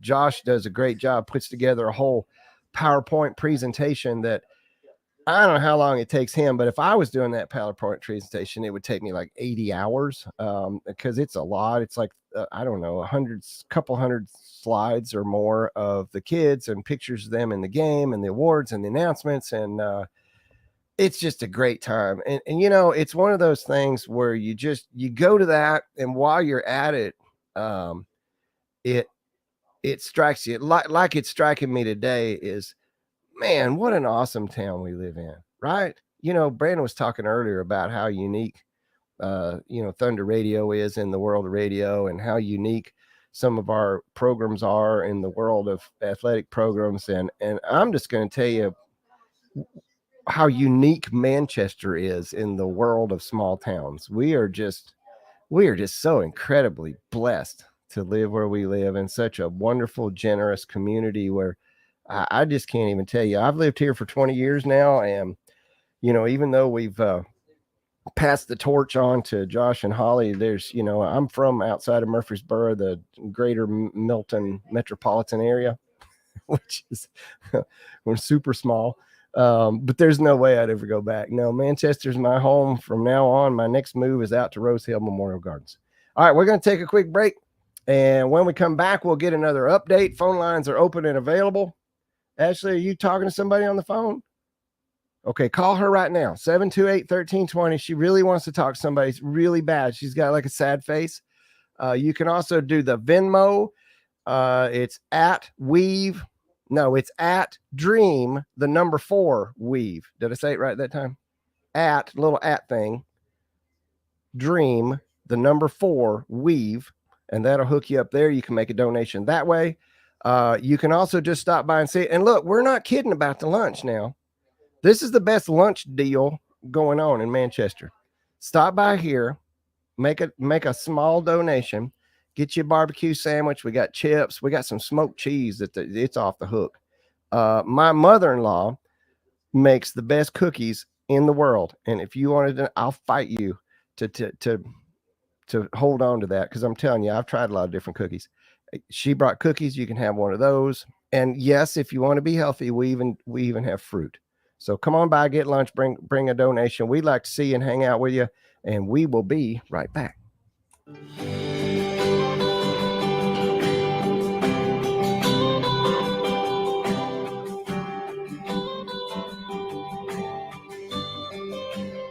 You are listening to the Dream for Weave Foundation Radiothon on Thunder Radio. Dial to donate now. Every dollar helps. 931-728-1320. When I feel that chill, smell that fresh cut grass, I'm back in my helmet, cleats, and shoulder pads. Standing in the huddle, listening to the call. They're trying to set up the screen. And interception, Coffee County with the interception for the Raiders is Blanton Brown. He's got a blocker. He's got to the 30, to the 20, to the 10. It's a Canova touchdown. Blanton Brown on the pick six. Get to wear those game day jerseys down the hall. Kings of the school, man, where the boys are fall. Well, let's turn and face the stars and stripes. Let's fighting back them butterflies. The snap is to Pippin. Pippin are running right, gets to the perimeter. He's got the 40, he's got the 30, he's got one man to beat. He beat him. Touchdown, Coffee County. Broadcasting from the Unity Medical Center studios. We're your friends. We're your neighbors. Locally owned and operated. Thunder Radio. WMSR Manchester. Now, another update from the WMSR Thunder Radio News Center. With your daily free news update from Thunder Radio, I'm Tiffany Clutter, and this news update is brought to you by Spring Street Market, 801 South Spring Street in Manchester, open Monday through Saturday, 7 a.m. to 7:30 p.m. And here's today's news update. Commodities are set to be distributed in Manchester. The South Central Human Resources Agency has announced that the U.S. Department of Agriculture will distribute commodities on Thursday, March the 21st. Eligible area residents are invited to attend on a first-come, first-served basis, 9 a.m. to 10:30 a.m. The distribution will be held at the Ada Wright Center, 328 North Woodland Street in Manchester. Eligibility will be based on total household income that is within the income guidelines. Anyone receiving aid from one of the following programs is eligible for USDA commodities: SNAP, Families First, SSI, LIHEAP, or proof of residency in public housing. There's an open house at TCAT McMinnville. The Tennessee College of Applied Technology, TCAT, in McMinnville is excited to announce an open house event at the McMinnville campus at 241 Votech Drive in McMinnville on March 19th from 4 to 6 p.m. Participants can take a tour of the campus, tour the programs, and meet the instructors. Learn more about the programs offered and enter to win door prizes. For additional information on the full range of programs, visit tcatmcminnville.edu. TCAT McMinnville offers 12 career and technical education programs in a broad range of high-demand, high-wage fields at affordable tuition rates. Many students attend tuition-free through Tennessee Promise for new high school graduates and TCAT Reconnect for adults with no college degree or other post-secondary credential.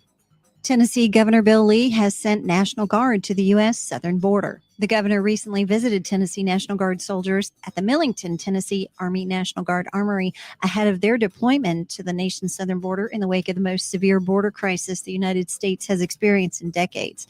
The governor posted on social media, quote, "As America faces the most severe border crisis in decades, Tennessee is showing the rest of the country what it means to lead. Today, I join the Tennessee National Guard members who will soon deploy on a voluntary mission to secure the southern border as the federal government fails to act," end quote. Last month, Governor Lee committed to deploying 2 waves of state active duty soldiers to Texas to assist in their efforts as the Tennessee Department of Military continues to coordinate with Texas to determine areas of greatest need. This is the first deployment of approximately 50 Tennessee National Guard members who volunteered to join Operation Lone Star. Find out more about this story at our website. Go to thunder1320.com. Roger Chambers has been appointed to the Coffee County Commission seat number 2. At the March 12th Coffee County Commission meeting, a unanimous vote by the commission appointed Roger Chambers to the seat number 2 of the Coffee County Commission. The seat was vacated by the death of Coffee County Commissioner Claude Morse last fall. Commissioner Dennis Hunt had this to say. We addressed this issue at our last meeting, and we postponed the appointment to the vacancy because of the primary election process was such a short time away. We felt like the people in that community, in that district, would make their choice at the polls, and they did so.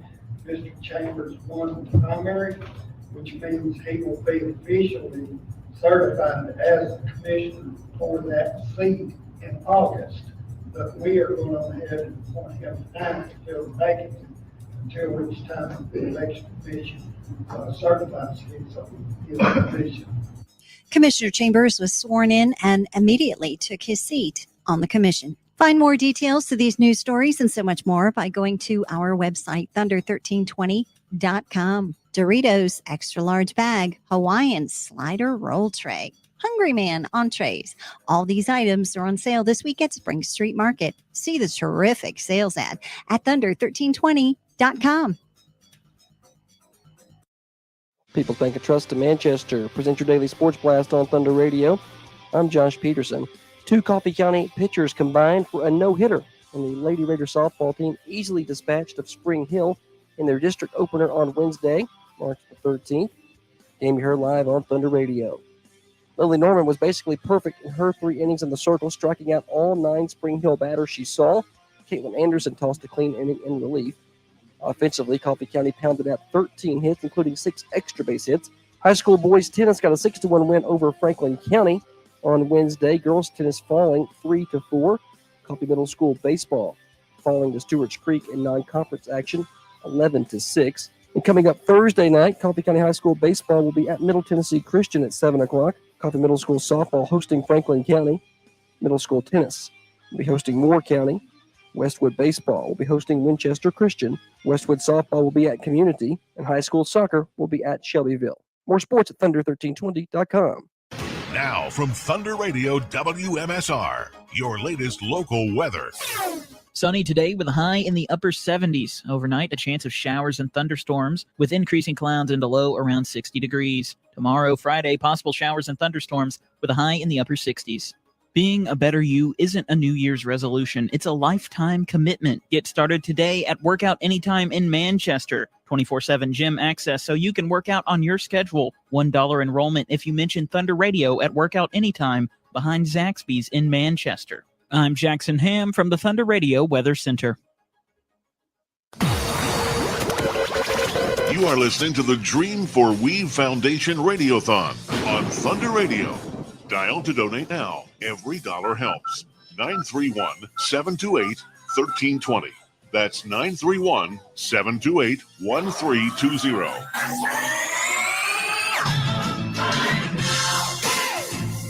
And we're back. 12:07 on your Thursday. You're tuned into Thunder Radio, Coffee County's community radio station since 1957. We're going to check in with Josh and get an update on where we are at. Yeah, I think I don't think we moved the needle since the break. Have we? Did we? Had nothing come in, so we're around. Everybody just got one come in right there, actually. So ring the bell. Big thanks to Fab Renew for bringing in $100. Nice. So we're off to a good start. And what makes that even better is that's really not $100. That's $200 because Unity Medical Center, Rob, is a match this hour. It's the match game hour. Match up to how much? 500? Yeah, they're going to match every dollar up to $500. So if we can get $500 this hour, that's really going to turn into $1,000. So it's a big hour. Big hour. Big hour for Radiothon. So folks, call 728-1320. Make your pledges. Even if you just got $10 you want to pledge, that's going to go towards our match. So call in, pledge at 728-1320. All the money going to the Dream for Weave Foundation. We would love to hear from you. You can do credit cards over the phone. You can bring by cash or check. Just call and pledge beforehand. And Venmo, of course, Dream, the number 4, Weave. That's at Dream 4 Weave. And you can do your Venmo donations that way. So all kinds of ways to help. And, all that money going to a great cause. And big thanks to Unity Medical Center, Martha Henley, and that team over there for being a match this hour. All right. Thank you much, Josh. We'll check back in with you, and we're going to listen for that bell. And because we have such a big hour, it's the noon hour. And because we have this fantastic sponsorship where Unity is going to match every donation. So if you give 10, that's really 20. You give 20, that's really 40.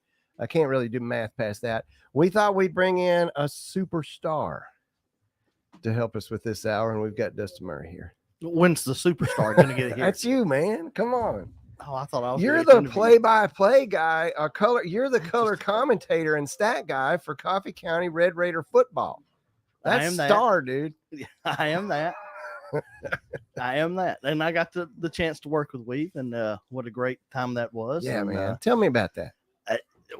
As I told Tiffany last year, probably one of the most organized individuals I've ever worked with. And that's not a slam at Josh because Josh is organized, but nobody was organized like Dennis as far as having stuff on the wall and then a dry erase marker and everything laminated where he could put marks to what he had done and then erase it for the next week, and just stuff like that. You would think this was his full-time job, was being, and it wasn't a sports like announcer. he had for a high real school. full-time job. He had a 9-to-5 that actually paid him. paid. Yes, and so you wonder, it's like, I don't want to bash him that he wasn't doing anything at work, but for him to find time to just get the breakdowns and stuff that he did, it was very impressive.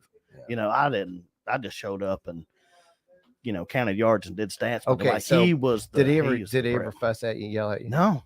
Come on, man. No. Was it just me? Yeah, I guess it was just you. So I was doing a basketball game one time. Okay. I did a lot of basketball with him. I think you did the football and I did the basketball. Yes. Back at that time. And so he had the stat sheet where I would keep the stats, and there was a number of fouls and free throws, and he had this whole spreadsheet thing that he printed out for me that had all these categories, and it was super complicated for me. And then he had different colored pens that you had to use, like a certain color pen for each thing. Yes. And I used the wrong color pen. Like, I did fouls were supposed to be red and I did them as green or purple. Right. And that was not right. He didn't like that. He told me during the break, he said, "You're messing up my spreadsheet, man."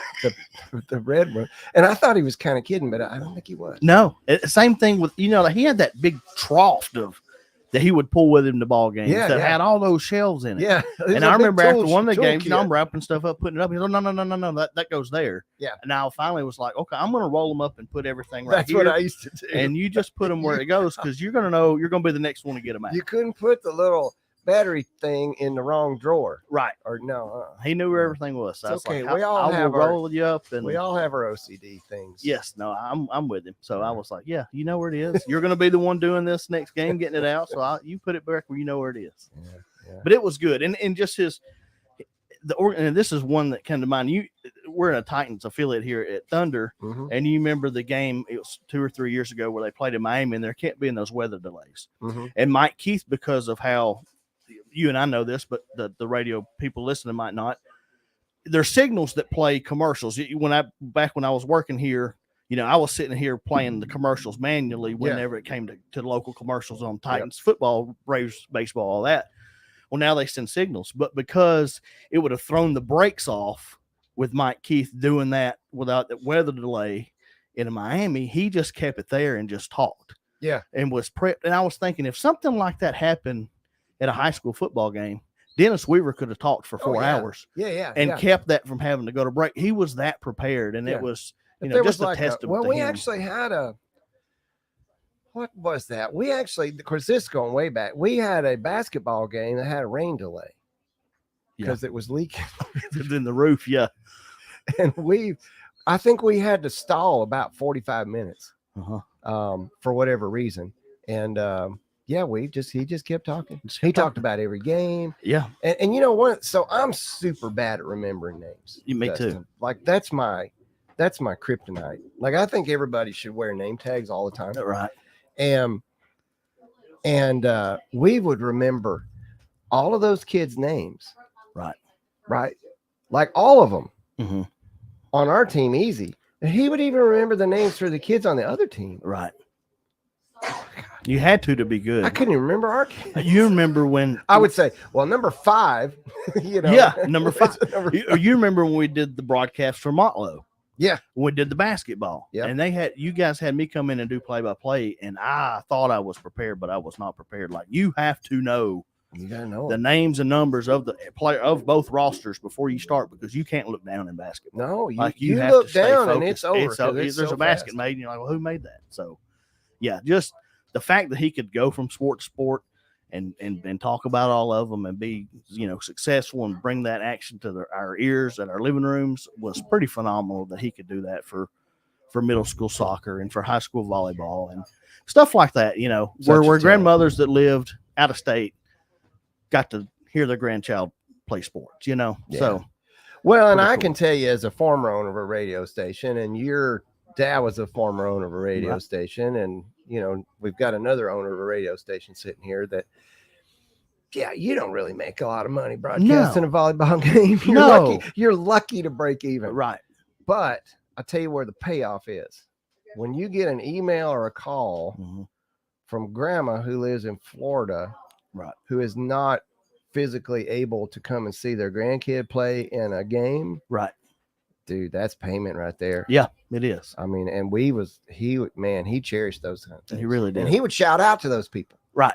Like he'd say, hey, so-and-so is listening from South Carolina. Mm-hmm. Yep. He would find out about it somehow, and he would shout them out on the radio. Yeah, and that went from that grandmother being waiting. She was waiting to get a phone call after the game to see how her grandson did. Now she just got to listen. Got to listen herself. So, well, that's one of the cool things about when we started streaming years ago. It gave us the ability to do that. Of course, now they got the app.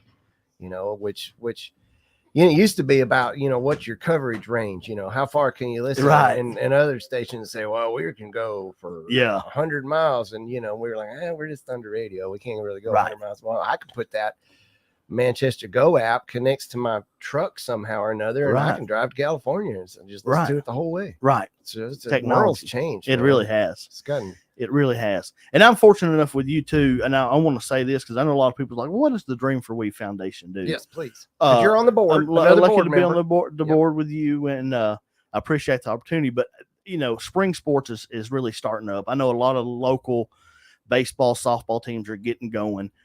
Sometimes parents don't want to say that they're not in a good financial situation. So my challenge is for other parents that are watching their kid practice. If you see a child or you see someone that, needs a new glove that possibly can't afford it, or needs some new shoes that look like they've outgrown them and in bad shape. Or you can't pay the entry fee. Can't pay the entry fee. Yeah. Let us know. We won't, name's not going to be anything, and you'll just be a new pair of shoes at your next practice or something like that. Yeah. That's stuff we want to know about. We don't even want to make a big deal about it. No, we don't. We just want some shoes to appear. Right. And I don't care if they don't even know where they come from. Right. We don't want any child to be left behind because they can't afford the equipment or the entry fee or the basketball or the shoes or anything like that. So I know a lot of you are starting youth sports, this spring and this summer and fall. It's coming up. And all that now, yeah. So pay attention. If we can help, please let us know. Like, that's what all this is about. That's what we're here for. And we want all the kids in Coffee County to have the same opportunities. And, that's what we're here to do. So please reach out to Thunder Radio, to Rob, myself, anybody up here. If you know someone that is in need of something, and let us help out. That's what Dennis Weaver would want us to do. And that's what we're here for. So we want to make that sure that everybody knows that that's what we're here to do. And we want that to be successful. Well, after we passed away, of course, we were all just so devastated because he was our friend, right? Right.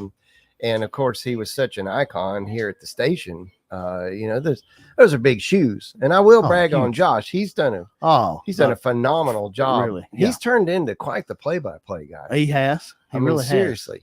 I was listening to the basketball game runs here earlier, and I was thinking, man, that's as good as I've heard at a college level. Right. No, Josh has done excellent. He's taking the bull by the horns. He's putting as a young owner, put in a bad situation when that happened, and he really stepped up. He he kind of had to. He really, it was sink or swim at that point. So, and he's swimming. He's become an Olympic swimmer, no doubt. And so I know you're proud of him. I'm proud of him, and I know that the station's success is due to what Josh is, not only what Dennis got it to, but Josh has probably even taken it to another level from that, and that's probably was Weave's dream. And here we are. So look at Thunder Radio. We're the talk of the state as far as having the resources. We're at all these ball games, breaking all. So I mean, people. I mean, there's no NIL much in high school, but I mean, if you are looking at schools to go to, you're not going to get any better recognition than playing in Manchester, Tennessee. No. There's definitely an outlet for that, and it's because of Holly and Josh and their leadership. But after we passed away and this hole was left, I know a group of us got together, right? You and Josh and Holly and Brandon and Coach Taylor and Terry and some others, and we were like, well, gosh, what is there something we could do? What can we do? And we were sitting around and we kind of came up with this idea. We said, well, you know, what was Dennis all about? Right. And Dennis was all about the kids. Mm-hmm. It's all about the kids. His pictures he took, the stories he wrote, the coaches shows, the hometown sports. It was always about the kids. Right.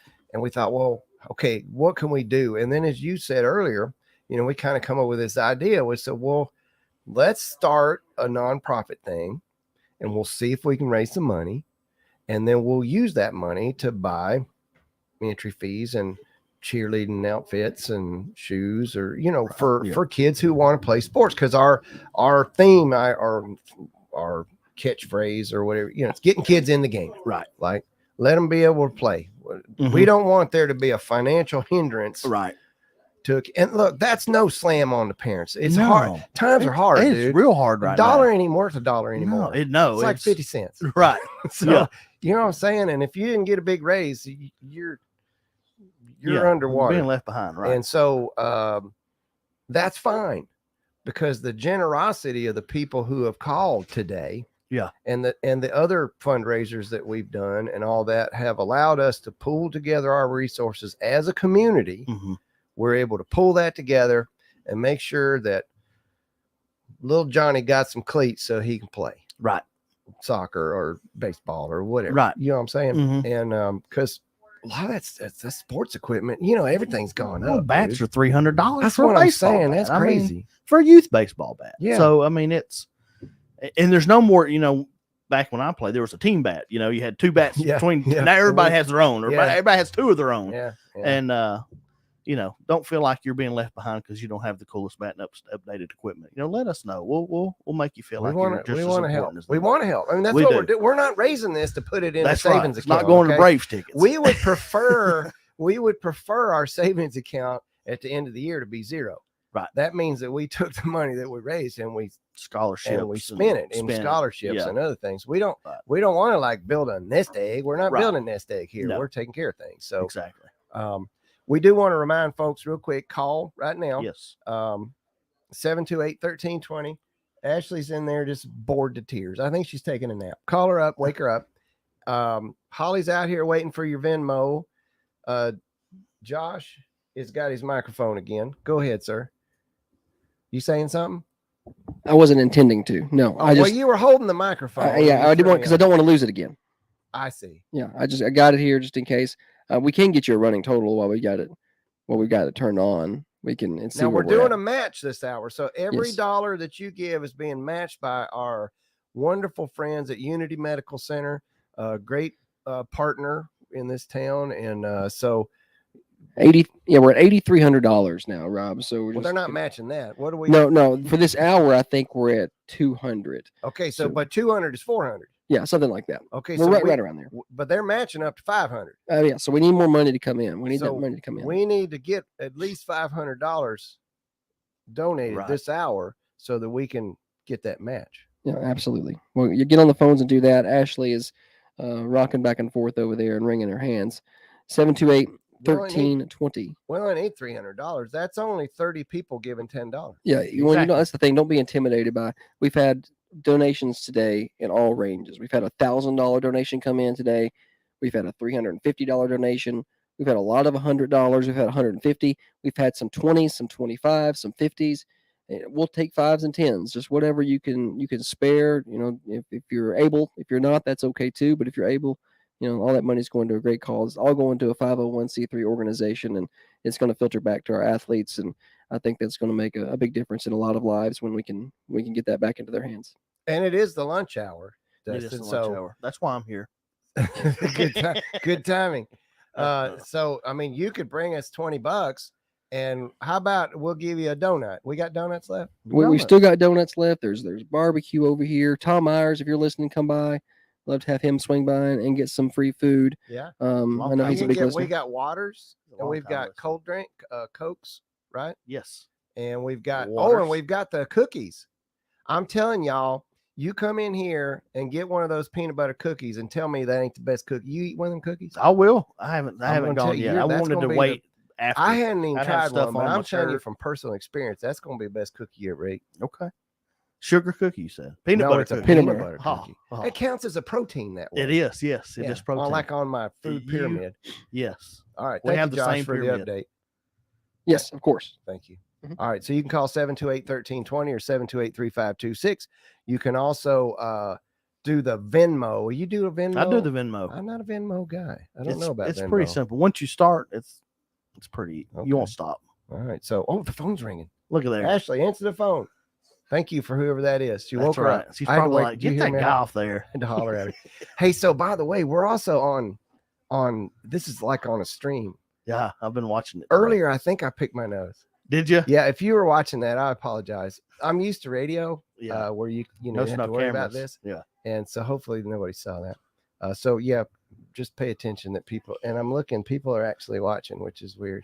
See, one of the things I always liked about radio is because nobody could see you. And now here we are. That's right. I know. I have a Yeah. face for radio. So Yeah, that's probably me- going to me how too. ugly is that guy? Me too. Well, I appreciate you joining us today. Yeah, thanks for having I me. appreciate you being on the board. Yeah, glad to and be. there you go. That was a donation right there. I just heard the bell ring. She's got a there you bell go. ring and she's still on the phone. Oh, he so wants maybe to it's a say good something. sign. Go ahead. Tell us. No, what you I got. just got another $50 Nice. in from Jack Owens. So I do believe that is more money from across the creek right there. That So- is.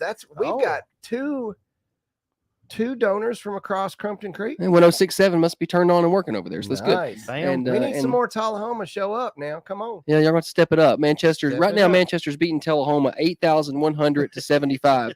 And going to need Tullahoma to try to catch up to that. Yeah, let's get that done. When that $50 will be matched by Unity Medical Center. So we're having a good hour. Keep sending it in. Unity's matching until 1 o'clock. All right. Thank you, sir. Thank you for coming. No, thanks. Thank you for serving with us on our board and being, a founding member of this. Thank you for. I really enjoy listening to you and Josh's football cover, and I'm being for real. I appreciate it. You guys. I've told this to Josh, so I'm gonna tell it to you. I'm kind of a radio picky. Okay. Yeah. I'm a little judgy. Okay. I'm a lot judgy. And you guys have kind of got this. Part of having a color commentator, stat guy, and a play-by-play is that rhythm. Yeah. Where you're not talking over each other, and you know when to say your thing, and you guys have got that, and that doesn't come just automatically. So No, it was it's pretty easy for me seamless. to follow what's going Right. on. It was easy doing it. It was easy with Weave, and then Josh is easy. You can just tell when it's somebody that is good at doing play-by-play like those guys were. I mean, you just know when they're done. Yeah. Just pick up and try to be brief and then give it back to them. They're not there to hear me talk. I'm just trying to give some details of paint a little, picture and then give it back to Josh. But I mean, he's wonderful. I mean, for not having experience doing it, it's great. He's great to listen to. I'm not just saying that because I'm here and trying to butter him up, but it's Maybe you'll get a raise. That's right. I sure will.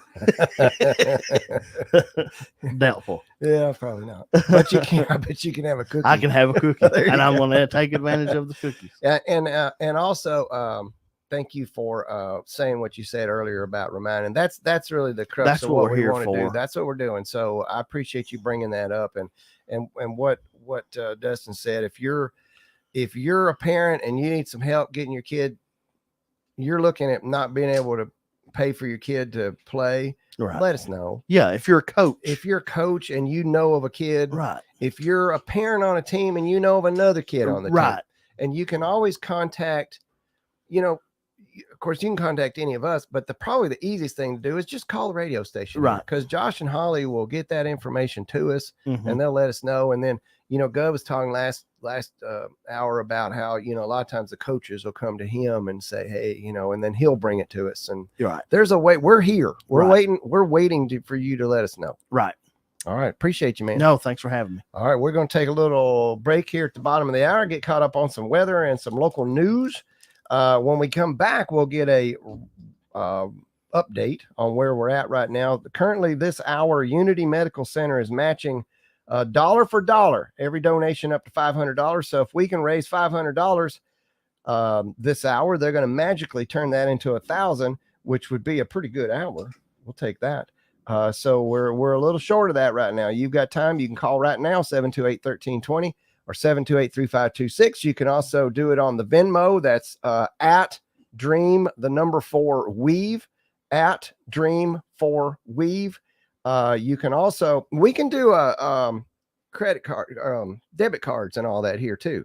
you can call the number and talk to Ashley, and she can do that on the computer in there. Look at that. Through PayPal. So we can do it that way too. We like cash. We like checks. We'll take change. That's right. Dig around in your couch. Right. You know you got $10 down in there Right, somewhere. So just dig around in the console. You know that console got all them old Mhm. Cheetos and stuff in there. That's right. There's money down in Those there. sticky coins. We'll take those sticky coins. We'll wash them up. All right, we'll be right back. You are listening to the Dream for Weave Foundation Radiothon on Thunder Radio. Dial to donate now. Every dollar helps. 931-728-1320. That's 931-728-1320.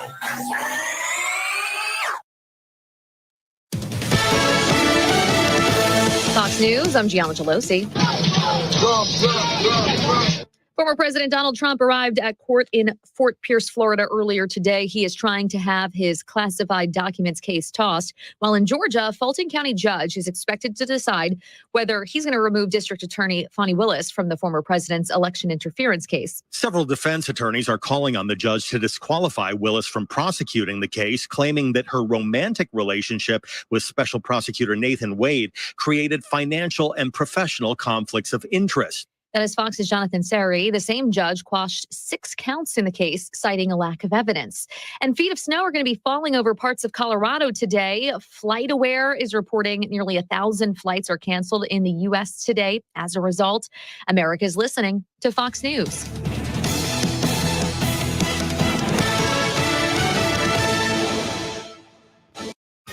Now, another update from the WMSR Thunder Radio News Center. With your daily free news update from Thunder Radio, I'm Tiffany Clutter, and this news update is brought to you by Spring Street Market, 801 South Spring Street in Manchester, open Monday through Saturday, 7 a.m. to 7:30 p.m. And here's today's news update. Commodities are set to be distributed in Manchester. There's an open house at TCAT McMinnville. Tennessee Governor Bill Lee has sent National Guard to the U.S. southern border. Roger Chambers has been appointed to the Coffee County Commission seat number 2. Find more details to these news stories and so much more by going to our website, thunder1320.com. Doritos extra large bag, Hawaiian slider roll tray, Hungry Man entrees. All these items are on sale this week at Spring Street Market. See the terrific sales ad at thunder1320.com.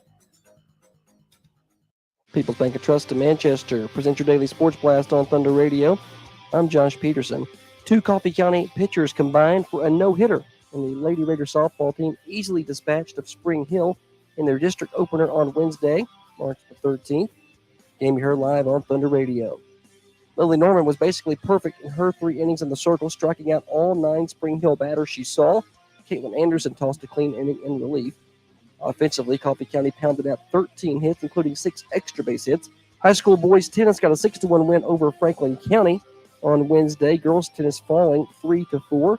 Coffee Middle School baseball falling to Stewart's Creek in non-conference action 11-6. And coming up Thursday night, Coffee County High School baseball will be at Middle Tennessee Christian at 7 o'clock. Coffee Middle School softball hosting Franklin County.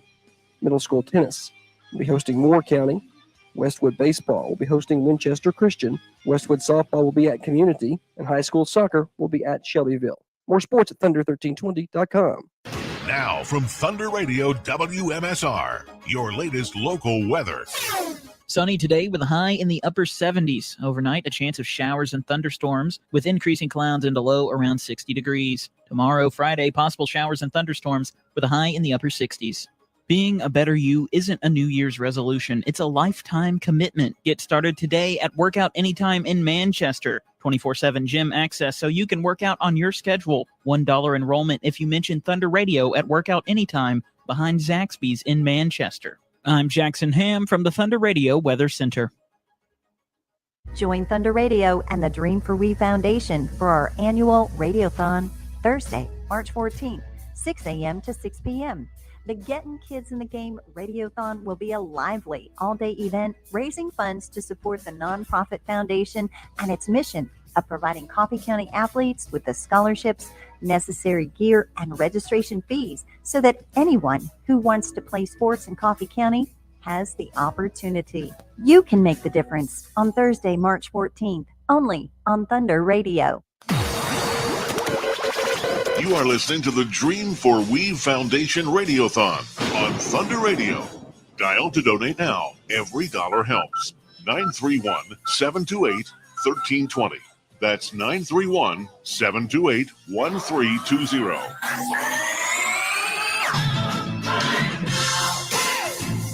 And we're back, 12:35 on your Thursday afternoon. What a beautiful day in Manchester, Tennessee. Man, it is nice out there. I don't know about y'all, but I'm ready for spring. I know it's supposed to get super cold like Monday or something, but it'll be just a minute. We'll get right back into it. Beautiful weather, beautiful day, and a wonderful day to be raising some money for a great cause. That's the Dream for Weave Foundation. That's what we're doing today. It's the Radiothon. I don't think that's a word, but I just made it up. And let's get an update from Holly. Holly actually knows where the microphone is. I do. Good job. Yeah. So we are up to $8,480. Nice. Recently, we have gotten, after the Fiber New donation from Josh and Ann Taylor, we've also had a $200 donation from Mr. Dustin and Aaron Murray. Nice. And also Jack Owens called in from over in Tullahoma with $50 more. So big thanks to Jack. So that's $350 for the $350. hour. And don't forget, Unity Medical Center is matching up to $500. So we need at least another $150 in the next 20 minutes. Okay, y'all hear me? I'm putting out the call. Please help. 728-1320. Give us the Venmo thing. You're better at that than I am. You can send money through Venmo at Dream 4 Weave. That's Dream 4 Weave to Venmo. Call us 728-1320. We'll take your credit card number. Drive by, come by, get something to eat. Yeah. We've got food here, barbecue. That's the best deal in town. Right. Seriously, bring $10 and leave with a cookie and a donut and barbecue. And there's fruit. A cold drink. If you're healthy, have a fruit. Yeah, that's a deal. All right, so we need $150, y'all. Come on. Speaking of people we want to talk to, Mike? Yes, sir. Okay, I was just making sure I did that right. Mike Jernigan joins me here on the Dream for Weave Radiothon. That's what I'm gonna call it, Mike. A Radiothon. Well, that sounds like a Rob Clutterism. I just made that word up a minute ago. Yeah. Yes, that's good. That's a good one. Mike Jernigan at Al White Ford Lincoln, Outright Motors. You know, I'm gonna gush about you for a minute. Just hang in there, okay? Okay. Al White. It's hard to find a better community minded outfit than Al White and Mike and your team. You guys just, you talk about giving back to athletics and school stuff. And I mean, and you make so many of the broadcasts here that we do possible because, it takes money to do radio. And you guys have helped with that. You guys are the title sponsor of the Thundies Award, 3rd year in a row. Got us all those beautiful plaques. I mean, it would be impossible, Mike, for me to thank you and your company enough for all that you guys do for this community. Well, we probably don't deserve all those kind words, but certainly appreciate them. And we do our best to try to help out and do what we can. And we give the things we believe in, and there's nothing better to believe in than the kids of this community. And I think that's probably what this whole day is today. What it's all about is the Dennis Weaver, Foundation, and trying to raise money so you can, keep on giving back and continue to do the things that y'all been able to do. I mean, it's with the Weaver Foundation. My goodness, my son was a senior last year, and I went to the event, and my goodness, it was a great event. It was well thought out, well put on, and those kids. I mean, I think there was $23,000, and that number may be low, but I can't remember. No, that's what it was. Yeah, no, that's okay. right. $23,000 in scholarships given out, just phenomenal. And then firsthand, with my son playing baseball and stuff, there are some of the kids that were disadvantaged or didn't have the money for cleats or bats or whatever. And, I witnessed firsthand what you and Josh and everybody's done to be able to put these kids in a position to succeed and have a little bit of confidence about themselves. And when you're a young athlete, how kids. And I don't think it's as bad today as it was when we were kids. But the locker room is a pretty hard place to be when you're poor. Yeah, People enjoyed making fun of you, and I remember a lot of those times where we didn't have much. And I felt a little bit ashamed, but it's a great program, great thing great thing to give money to. There's no doubt about that. Yeah, well, and I appreciate you saying that. And that's what we try to do. That's what Dustin Murray was talking about a little bit ago. Is we want people to let us know if you know a need. If you know a need, reach out to us and let us know. And that's what we're trying to do, and that's what we're doing today. And so I wanted to ask you. So you actually have a very early experience with Dennis Weaver.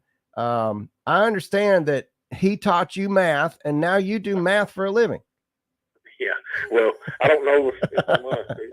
This is a little bit embarrassing, but I barely got out of high school. That's just the truth of the matter. I'm the same way, man. Don't worry about it. Dennis taught a class called Basic Arithmetic, Mm-hmm. and at that time, on my senior year in high school, I still had to have a math credit, and I never finished the algebra deal or anything like that. So I signed up for Basic Arithmetic, and I was the smartest kid in the class, and I'm gonna brag about that. But Weaver would always get on me. He's like, "You don't belong here. You don't belong here. You don't belong here." I'm like, "Well, it's the only A I've made in 4 years, so you just shut up." But yeah, and then getting closer with him doing the coach's show was just a totally different side of him. He went from being student and teacher to really he was my friend, and I was looking through some text messages last night. I don't ever delete a text message. So I was looking through some messages that he and I had exchanged over the years. I got to giggling. I spent most of my time giggling about it and smiling. Oh, that's awesome. Well, and you guys have been the host for the Coffee Coaches Show for, and this is one of those things. If Weave was here, he could tell me the exact number of shows and the exact date and all that. And I don't know that, Mike, but I know it's been a long time. 500. It's over 500. Just, that's something else, isn't it? And, we were there in the old, I guess the old showroom. We were in the trailer years, and then we were in the palatial studio, where we're at now, for the Coffee Coaches Show. And, I was talking to somebody earlier, that show was one of those things, Mike, where, We've come to me and he says, okay, so I want to do a coaches show. And I said, well, okay, there's a lot of coaches shows. And he said, no, I want to do it. I want to do it different. I want it to be all about kids. And, I remember a few coaches shows there at Al White Ford Lincoln where, there must have been 25 or 30 kids and maybe twice that many parents. And we had them all jammed in that room. Yeah, there were some times it was pretty tight, in that trailer, and I'll tell you this, nobody wanted to go in that bathroom after all that. I'll tell you that. There was one bathroom for the whole deal, and it was not a pleasant experience. Yeah, no, that was tight quarters compared to what you got now. But yeah, that show has just turned into such a unique thing. It's having kids on from cheerleaders to soccer to wrestlers to the bass fishing club and the clay busters and of course football and basketball and all that. It's just, I don't know. Every show was fun. And, We've just made it fun. He'd do the Fast Four and he would cut up with those kids and knew everybody's name. Knew all of their names. He knew them. I don't know how he does that. Or, I don't know how he did that because I can't do that. It was just a lot of fun. And it's still a lot of fun. Josh is doing a great job with it, I think. And he took it and ran with it. I'll tell you one story, and I'm sure y'all got to talk to somebody else, but a good friend of mine from McMinnville, he's got a kid that's a stud wrestler, and he's been a customer of mine forever. I've sold him 10, 15 cars, whatever. He came in here a couple Saturdays ago. He's like, what the heck are y'all doing in there? And on a Saturday, I was like, oh, it's a coach's show. We do it every week. He goes, coaches, what are you talking about? What are all these kids doing here? And I explained to him what it was, and they're from Warren County. Yeah. He's like, man, we ain't got nothing like that over there. This is the best thing. And he just gushed and gushed about it. And I'm, and this guy's kind of, he's got a little bit of clout, so it wouldn't surprise me if they try to copy something like that eventually down there. Because, they ought because to. they can walk in here and see what we do. It's a great thing. Those kids, it's the ones that, kids don't get that opportunity very often. And, getting in here and feeling important and giving the confidence they gain for being on the radio and, just feeling important. And that's the confidence is about 80% of life. And if you figure that out, you can do it. You work hard and have a little belief in yourself, you can do anything. Yeah, one of the things that Weave told me early on when he was doing that and the hometown sports stuff is he said, I want to give every kid that plays athletics in this community the opportunity to be a star. Yep. And, that's what he did. He brought the kids in and let them talk on the radio, and that's a big deal. When you're 10 years old and you're playing on a little league team, you get to be on the radio. That's a big deal, man. I never got to do that when I was a kid. No, I absolutely not. We had a newspaper, I never made it, but of course, it is what it is. But yeah, it's awesome. It's awesome. It's awesome. We look forward to it every Saturday morning. So well, good. Well, we appreciate you, Mike, on so many levels for what you guys do for the community, for you supporting the Dream for We Foundation with your sponsoring the big deep the hoo-ha's coming up May the 18th, and we're kind of getting geared up for that again. And like you said earlier, it's super fun. What a fun night! Yeah. And it's awesome. I'm excited about that. And then, I'm just going to say personally, I think I bought 15, 17 cars from you through the years for myself and for my company. My company all drives Al White Ford. And, my company is 2 hours away up in Red Bowling Springs. And we drove past a lot of dealerships to buy from you. And you guys just do a great job on so many levels. And I just appreciate Can't tell you how much we appreciate that. And the beautiful thing about that is you're the one that makes the thing work. And we've got so many people that can tell that same story. Yep. They have an experience here. They have a good experience. They enjoy it. They get a fair deal. They see what we do in the community, and it's just kind of like they join our family. And when they're looking for a car, they just hey, let's give them a call, and they'll find us something, or we got something on the lot that's ready to go. So I just encourage anybody listening, man, if you're on the fence about giving some money or whatever, man, it's a fantastic cause, and open that checkbook up and give a little bit of money today. We appreciate you, Mike. Thank you much. I know you got to get back to work. Yes, sir. Thanks, Rob. All right. Take care, man. Good luck today. All right. See you later. All right. So that was Mike Jernigan with Al White Ford Lincoln. Tremendous supporter of our community, of our athletes, athletics. I think they sponsor everything. They sponsor so many things. It's just unbelievable. And of course, our title sponsor for the Thundies Awards that'll be coming up soon. They buy all those fancy plaques. And we don't get like those cheesy plaques. These are like those acrylic glass looking things that are cool.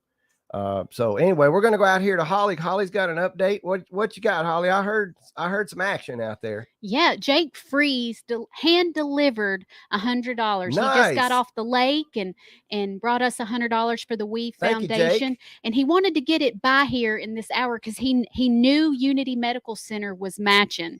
So he turned that $100 into $2. So thanks to Jake Freeze and family for that. We are at $8,780. Nice. Did we get then we got the 500 for the hour? Did we get it? I think we're 50 short. Oh, we need $50 in the next 12 minutes. Yep. 11 minutes. Hurry up. You can call right now, 728-1320 or 728-3526. Ashley's waiting. She wants to talk to you. That could be 5 people with $10, or it could be 2 people with $25, or 1 person with $50, or it could be 50 people with $1. We'll go either way on that. Now, which microphone is that? That's one. Okay, It you're should be okay. turned on. You're on. Yeah. So $50 more is what we need. Then we'll have the match. We'll have the match, and we're gonna get somebody from Unity Medical Center on the phone here in about 5 or 6 minutes. Let Rob chat with them for a few minutes and thank them for their contributions. And again, turn the page, Rob. I think the 3 o'clock hour we have a match. Maybe it says. You see where it says it?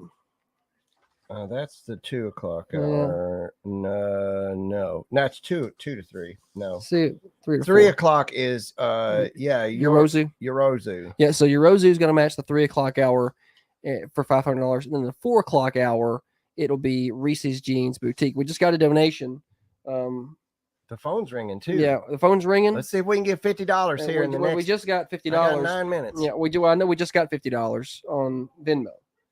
Oh, okay. So we made the 500, so we get another. So that turns it into 1,000. It's gonna be 1,000. Yeah, nice. So it's a big hit right there for us.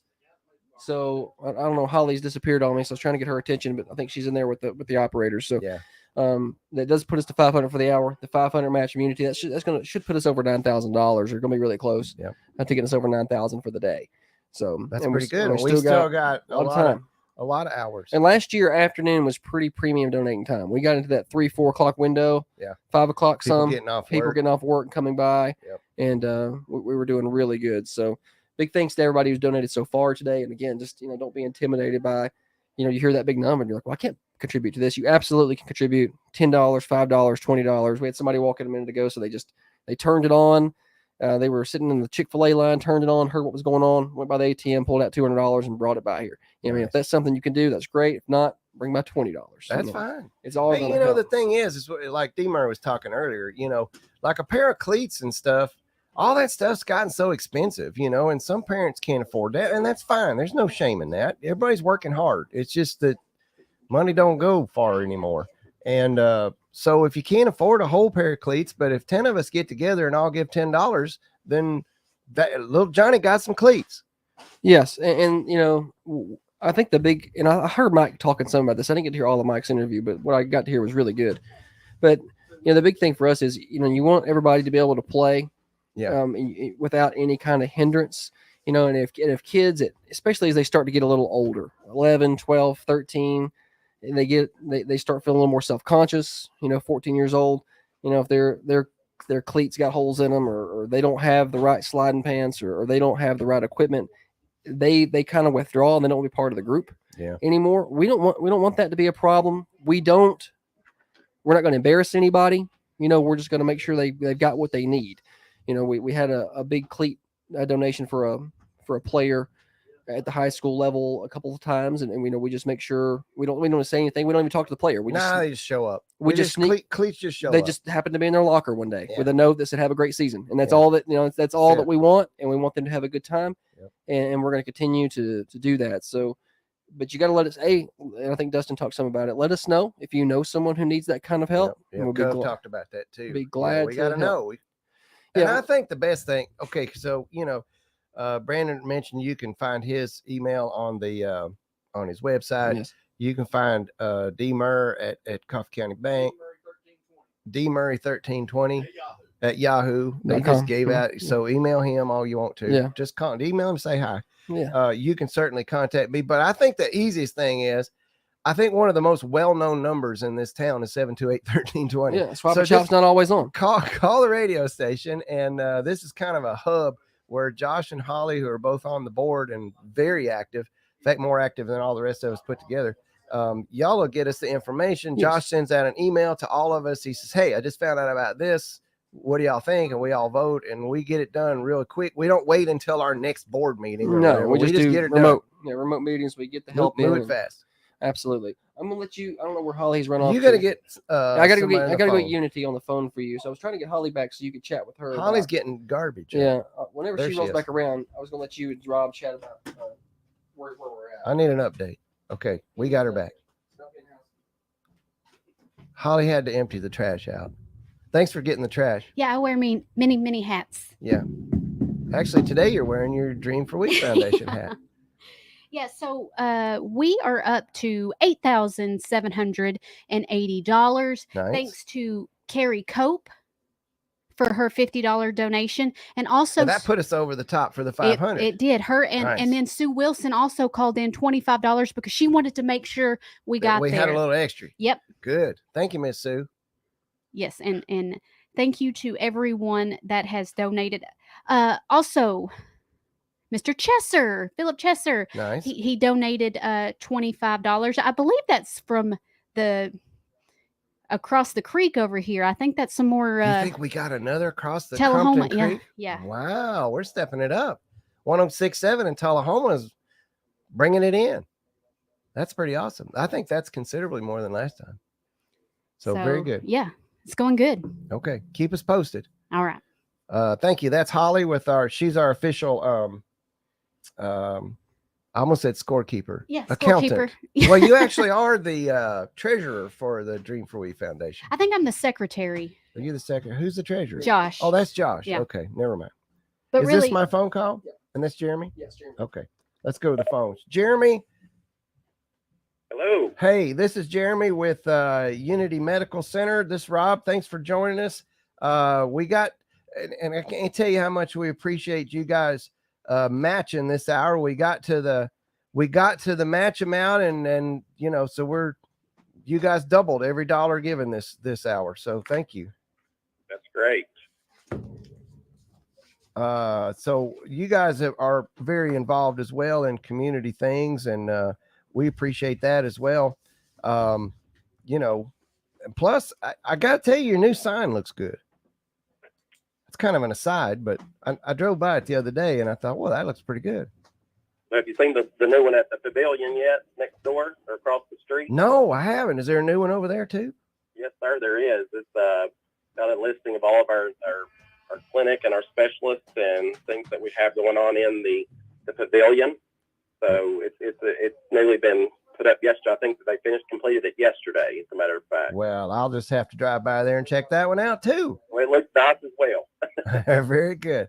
Well, Jeremy, again, we appreciate what Unity does for our community. You guys are involved in a lot of things. I see you guys sponsoring things all over town and being involved. And, you know, you guys sponsor getting games on here on the radio station. And of course, you know, the Thundies Awards, and then, you know, today doing a match for an hour. And we just can't thank you enough for helping us raise some money so we can make sure kids can play sports. Well, absolutely. We take a lot of pride as a local small rural hospital. Take a lot of pride in putting things back out into the community and assisting where we can help children and with their future athletes, athletic stuff that they may need help with. We take a lot of pride in that. We want to do that as a healthcare entity, is help our local community. All right, we appreciate you, and we just wanted to get you on the phone and say thank you and pass that along to everybody out there and tell them we appreciate them. Absolutely. I'll be glad to. We appreciate you all. All right, that's Jeremy Banks with Unity Medical Center. You have a great rest of your day. You do the same. Thank you, sir. All right, thanks, sir. So, yeah, we appreciate Unity. They doubled your money. They doubled your money for this hour. And we've got some other sponsors coming up that are doubling money as well later on this afternoon. Right now, we're going to jump over to some news. We're going to update you on the weather forecast, but I will tell you the weather outside. I don't know what the forecast is for later, but it's glorious right now. So just if you have an opportunity to just go outside, just kind of stand, maybe rotate out in the beautiful air and not be cold or hot. It's just like that. It's that perfect middle that we just, you know, here in Tennessee, we get so little of that. We either go from cold to like 90. So enjoy today. We're going to check in on some news real quick. When we come back, Josh Peterson is going to take back over the steering wheel of the big ship here and lead us into another hour. Good time for you to call is right now, 728-1320 or 728-3526. You can also do the Venmo if you are so inclined. It is Dream at, no, I said it wrong again. It's at Dream, the number 4 Weave. At Dream 4 Weave. And you can do a Venmo donation that way. We can also do a credit or debit card if you call in at 728-1320. We're doing that. Ashley can handle that for you in there when she's answering phones. And yeah, and otherwise stick around because if you've already donated or whatever, we've got some good guests coming up this afternoon, like a lot of good guests. And so hang in there. It's a lot of fun today. We're raising money for the Dream for Weave, great community organization from your great community radio station. I got your number, I got your back. When your back's against the wall, you mess with one man, you got us all. The boys will fall. Man in motion is Carter going left to right. Gives to Sierra. He stutter steps in the backfield. Pushes forward. Positive yardage again for Big Isaac Sierra. He is going to get 6, 7, maybe 8 yards on the play. Sierra just continues to run hard. They're going to spot him with a 9-yard gain. Isaac Sierra is as strong as a red onion tonight. Young girls will dream about the boys will fall. Well, it's turning face to stars. The wings in motion. They fake it to him on the waggle. Pass into the end zone was open, and it's intercepted. It goes through his hands, and it's intercepted by Coffee County. I think it's Verge. Knocking heads and talking trash. It's slinging mud and dirt and grass. It's I got your number, I got your back when your back's against the wall. Snap. Tomlin's going to keep it. Running through the right. Now he's going to pick up the ball and throw it. He throws it long. It's intercepted by Coffee County's Cole Pippinger. There is a flag in the middle of the field. You are listening to the Dream for Weave Foundation Radiothon on Thunder Radio. Dial to donate now. Every dollar helps.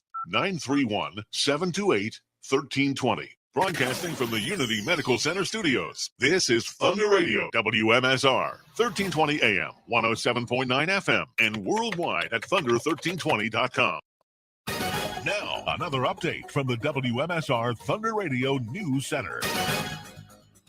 With your daily free news update from Thunder Radio, I'm Tiffany Clutter, and this news update is brought to you by Spring Street Market, 801 South Spring Street in Manchester, open Monday through Saturday, 7 a.m. to 7:30 p.m. And here's today's news update. Commodities are set to be distributed in Manchester. The South Central Human Resources Agency has announced that the U.S. Department of Agriculture will distribute commodities on Thursday, March the 21st. Eligible area residents are invited to attend on a first-come, first-served basis, 9 a.m. to 10:30 a.m. The distribution will be held at the Ada Wright Center, 328 North Woodland Street in Manchester. Eligibility will be based on total household income that is within the income guidelines. Anyone receiving aid from one of the following programs is eligible for USDA commodities: SNAP, Families First, SSI, LIHEAP, or proof of residency in public housing. There's an open house at TCAT McMinnville. The Tennessee College of Applied Technology, TCAT, in McMinnville is excited to announce an open house event at the McMinnville campus at 241 Votech Drive in McMinnville on March 19th from 4 to 6 p.m. Participants can take a tour of the campus, tour the programs, and meet the instructors. Learn more about the programs offered and enter to win door prizes. For additional information on the full range of programs, visit tcatmcminnville.edu. TCAT McMinnville offers 12 career and technical education programs in a broad range of high-demand, high-wage fields at affordable tuition rates. Many students attend tuition-free through Tennessee Promise for new high school graduates and TCAT Reconnect for adults with no college degree or other post-secondary credential. Tennessee Governor Bill Lee has sent National Guard to the U.S. southern border. The governor recently visited Tennessee National Guard soldiers at the Millington, Tennessee Army National Guard Armory ahead of their deployment to the nation's southern border in the wake of the most severe border crisis the United States has experienced in decades. The governor posted on social media, quote, "As America faces the most severe border crisis in decades, Tennessee is showing the rest of the country what it means to lead.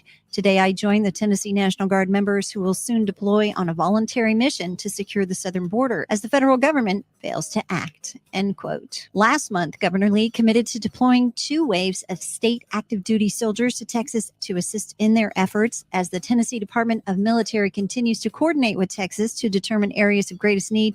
This is the first deployment of approximately 50 Tennessee National Guard members who volunteered to join Operation Lone Star. Find out more about this story at our website. Go to thunder1320.com. Roger Chambers has been appointed to the Coffee County Commission seat number 2. At the March 12th Coffee County Commission meeting, a unanimous vote by the commission appointed Roger Chambers to the seat number 2 of the Coffee County Commission. The seat was vacated by the death of Coffee County Commissioner Claude Morse last fall. Commissioner Dennis Hunt had this to say. We addressed this issue at our last meeting, and we postponed the appointment to the vacancy because of the primary election process was such a short time away. We felt like the people in that community, in that district, would make their choice at the polls, and they did so. Mr. Chambers won the primary, which means he will be officially certified as the commissioner for that seat in August. But we are going to go ahead and appoint him tonight to fill the vacancy until which time the election commission certifies his position. Commissioner Chambers was sworn in and immediately took his seat on the commission. Find more details to these news stories and so much more by going to our website, thunder1320.com. Doritos extra large bag, Hawaiian slider roll tray, Hungry Man entrees. All these items are on sale this week at Spring Street Market. See the terrific sales ad at thunder1320.com.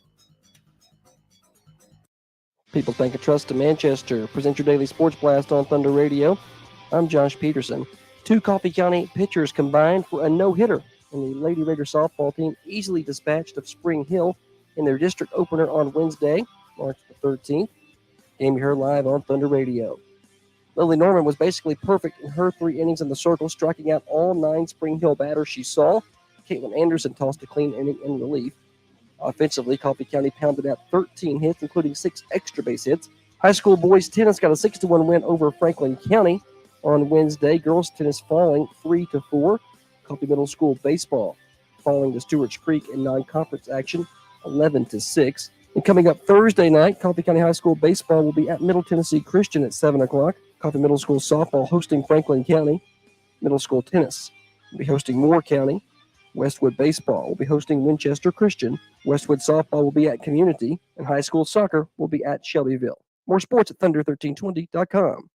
Now from Thunder Radio WMSR, your latest local weather. Sunny today with a high in the upper 70s. Overnight, a chance of showers and thunderstorms with increasing clouds and a low around 60 degrees. Tomorrow, Friday, possible showers and thunderstorms with a high in the upper 60s. Being a better you isn't a New Year's resolution. It's a lifetime commitment. Get started today at Workout Anytime in Manchester. 24/7 gym access so you can work out on your schedule. $1 enrollment if you mention Thunder Radio at Workout Anytime behind Zaxby's in Manchester. I'm Jackson Ham from the Thunder Radio Weather Center. You are listening to the Dream for Weave Foundation Radiothon on Thunder Radio. Dial to donate now. Every dollar helps. 931-728-1320. That's 931-728-1320. Starting hour number 8 of the Dennis Weaver Dream for Weave Foundation Radiothon. We started at 6 o'clock this morning, and we're still going strong as we hit the 1 o'clock hour. I am Josh stepping back in. Big thanks to Rob Clutter for guest hosting for a couple of hours. I've got the 1 o'clock and the 2 o'clock hour, and then Tiffany's going to carry us home in the 3, the 4, and the 5. And I'm going to try to get a break during that time. But we got a lot going on this hour. We want to keep those donations rolling. I'm going to get to Holly in just a minute. We're going to get an update on our total. We need to find out how much money has come in, and because we had some come in at the very end of the last hour, and then we're going to add Unity's match into it to see exactly where we are in terms of donations. Holly's got her mic. Let's go ahead and dial her up. Go ahead. All right, yeah. So I want to make a correction. Okay, correct. Oh yeah, you got to correct one. You made a big insult. Philip Chesser is from Manchester. He's a Manchester. He's a Manchester, not a Tullahoma Chesser. Okay. So I got that fixed. We apologize for that. That's a grave error. Total, we've made $9,480. Good day. That's with the Unity's $500 match. All right, $9,480. We've got a couple of a couple more matches coming up. I know at the 3 o'clock hour we will have a $500 match from Erozu. The 4 o'clock hour, a $500 match from Reese's Jeans Boutique. So that's $1,000 more worth of matches. So if we can get that matched up, that gets us to $2,000 more, and that puts us up in the $12,000 range. And hopefully we can do that and a little bit more. So y'all get on the phone. Anytime is good. 728-1320. Operators are standing by. Ashley's in the other room, and we need to keep her off of social media and on the phone. So 728-1320 She knows far too much about other people's lives. So she's been too bored today. 728-1320. And she can take your cash pledges, your check pledges. You can bring them by. We got barbecue out there. You can stop by and get some lunch. We got cookies. We got fruits for you healthy people. Grab some water. Just come on by and see us at 1030 Oakdale Street. We can take your credit card over the phone. And if you're a Venmo person, it's Dream4Weave. Dream, the number 4, and Weave. Joined now by guest Jen Kill Nagadula. Good afternoon. How are you? Thank you. Let's get you scooted up to that microphone. Let's get you closer. There we go. Yes, yes. All right. Let me turn you up a little closer. Just get your mouth closer to it. Hello. Very good. All right. So we're glad to have you with us now. You came last year, and the people who don't know Jen, now she is like a fish in water around a microphone. She loves being on the radio. Did not. And she's going to do a good job. So we had you on last year. You told some really good stories, and we were talking about getting guests for this year. And we were like, do we get some of the same guests, or do we try to do all new ones, or do we try to mix it up? And we decided we wanted to kind of mix it up because I feel like it was a year ago. People forget these stories. I need to redo because I did terrible last year. Yes, you need to redo. Okay, try to do better, and also because people they like to hear those stories. They like that nostalgia. So you were a part of the '90s softball group. Now, what year did you graduate? I graduated in 1997. 97. All right. So I've had some early 90s people on today. I've had some 93, 94 ladies on, but 97, I've not had anybody like that on. So you were now, were y'all still at the T-ball field in 97? No, we were at the T-ball field up until my senior year. So you got to play? Built, yeah, my first game I played the first game there on the field at the new field. Yeah. Okay, we were trying to figure out when that happened. We didn't know if it was 97. 97. All right, so you were part of the group that got to play at the field that was built, and we were talking to Coach Breeden this morning. He was on the 7 o'clock hour, and he was talking about to hear him, all the great things that we've done here athletically, and just the facilities and the support, and we were talking about how I don't know that the kids now realize how much struggle went into building that up. What was that like, going from being at the T-ball field to getting to play in your very own place? That had to be really neat to get to experience that. Well, one memory was when we'd play at the T-ball field and it rained, it was a hot mess. Yes. I mean, we were working hours. Our parents were working hours to get the field ready. I know one time everyone got a cup, and then we were like getting the cups and getting the water off the field. Are you serious? So, You were scooping water up by the cup? With cups. Like little plastic dip cups. Yeah, just like as big of a cup you can get to get the water off as fast as we could. So yeah, it was not a great quality field.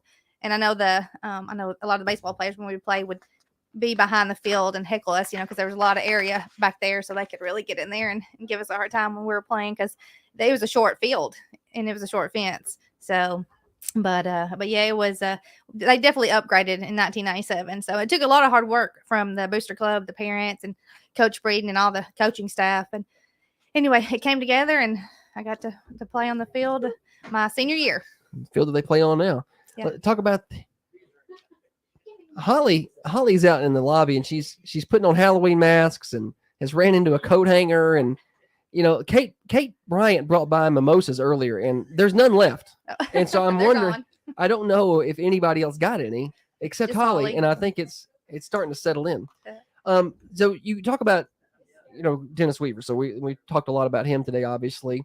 You played for him? He was coaching at that time? He was coaching, yes. Okay. And he also coached our travel ball team, because back in the 90s, it was more slow pitch. Yeah. So I started when I was 12 playing slow pitch. And then somehow Coach Breeden and Weave kind of found a group of us, and we transitioned over from slow pitch to fast pitch. And best move I could have made. Yeah. What's that transition like?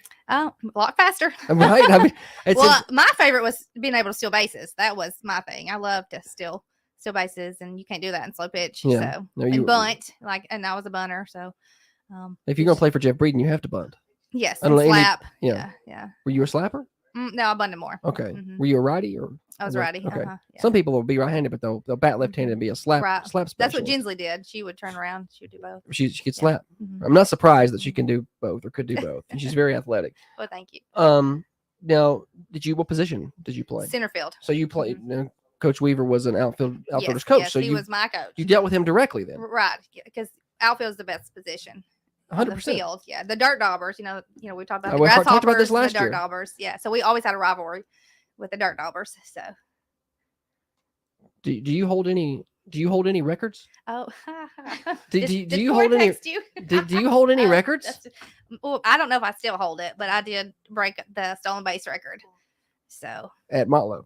well, I maybe I don't know. I don't keep up with that stuff. That stuff, but I know here because I was Or given here. a base. Okay, you got the base. I got the base, so somewhere out of my house. But yeah, I did have. Why is that not on display in the living room? I don't know. It's because I'm old. It's about the children now. It's not about the parents. Do your kids know that? Yeah, I think so. My kids. They don't talk a lot. So So you've not. I didn't know if you'd shared it with them. Like when they started playing about. Listen here now, Mama used to steal some bases. Or do they care? No, they don't care. No, we burn them out of softball. It's Jay Nagadula's fault. Let's be clear. He burnt them about out on that. softball. Yeah, daddy ball. Yeah. So Okay, that's why they're basketball only now. And tennis now and Oh, that's- volleyball. We're just adding a few more sports, but definitely basketball number one. Yeah, The other well- ones are just for fun. Well, I didn't realize you were so fast. Uh-huh. Can you still run? I can still outrun them. Yes, for sure. Okay. For Do you sure. think you could still snag a base like in a high school game? If we put you out there for like a fundraiser, do you think you could steal a base against like Jalen Moran? I would try my best. I do a pop-up slide. Yeah. I just didn't know if you could. I mean, do you think you would hurt yourself? You'd be all right? I don't care if I hurt myself. I'd still try it. You still give it a try. Uh-huh. Okay. I didn't. I love to teach sliding. It's my favorite thing. Really? Not sure Pete Rose is my favorite thing anymore, but definitely pop-up slide. Now we had Wendy Patton in hook here slide. earlier, Uh-huh. and she tells us she can still do a back handspring. Yeah, I'm sure. Yeah, I'm sure. Let's do a fundraiser.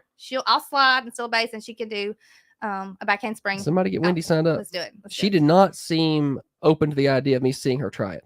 Oh well, she's got to practice a little bit. I mean, we are in our 40s. She said she does it every year at the beach, and I was like, I never, because I've been to the beach when she's been there, and I'm like, I've never seen you do it. And she's like, yeah, nobody's around. Oh well. Yeah, She waits till dark time, I think, to go down there and try that. Just her and Jason. Maybe after a day of beverages, just go down there and let me show you how I can still do a back handspring. Uh-huh. Jen Kilnagadula, our guest, I almost said this morning, but we've been at it for a while. This is hour number 8 today. We've been busy. Y'all been doing good things. Raised a lot of money. The phones are still open. We'd love to hear from you. 728-1320.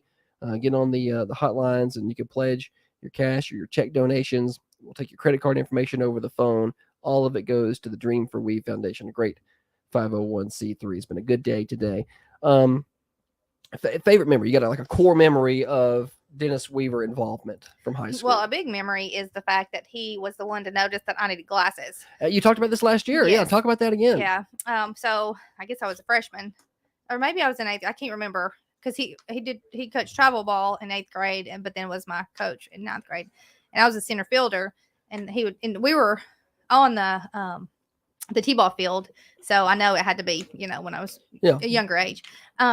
But he would say, why are you not going after the ball sooner? Like he's like, you do not move until it's over, the ball's hit over second base. He's like, you're making it so hard on yourself.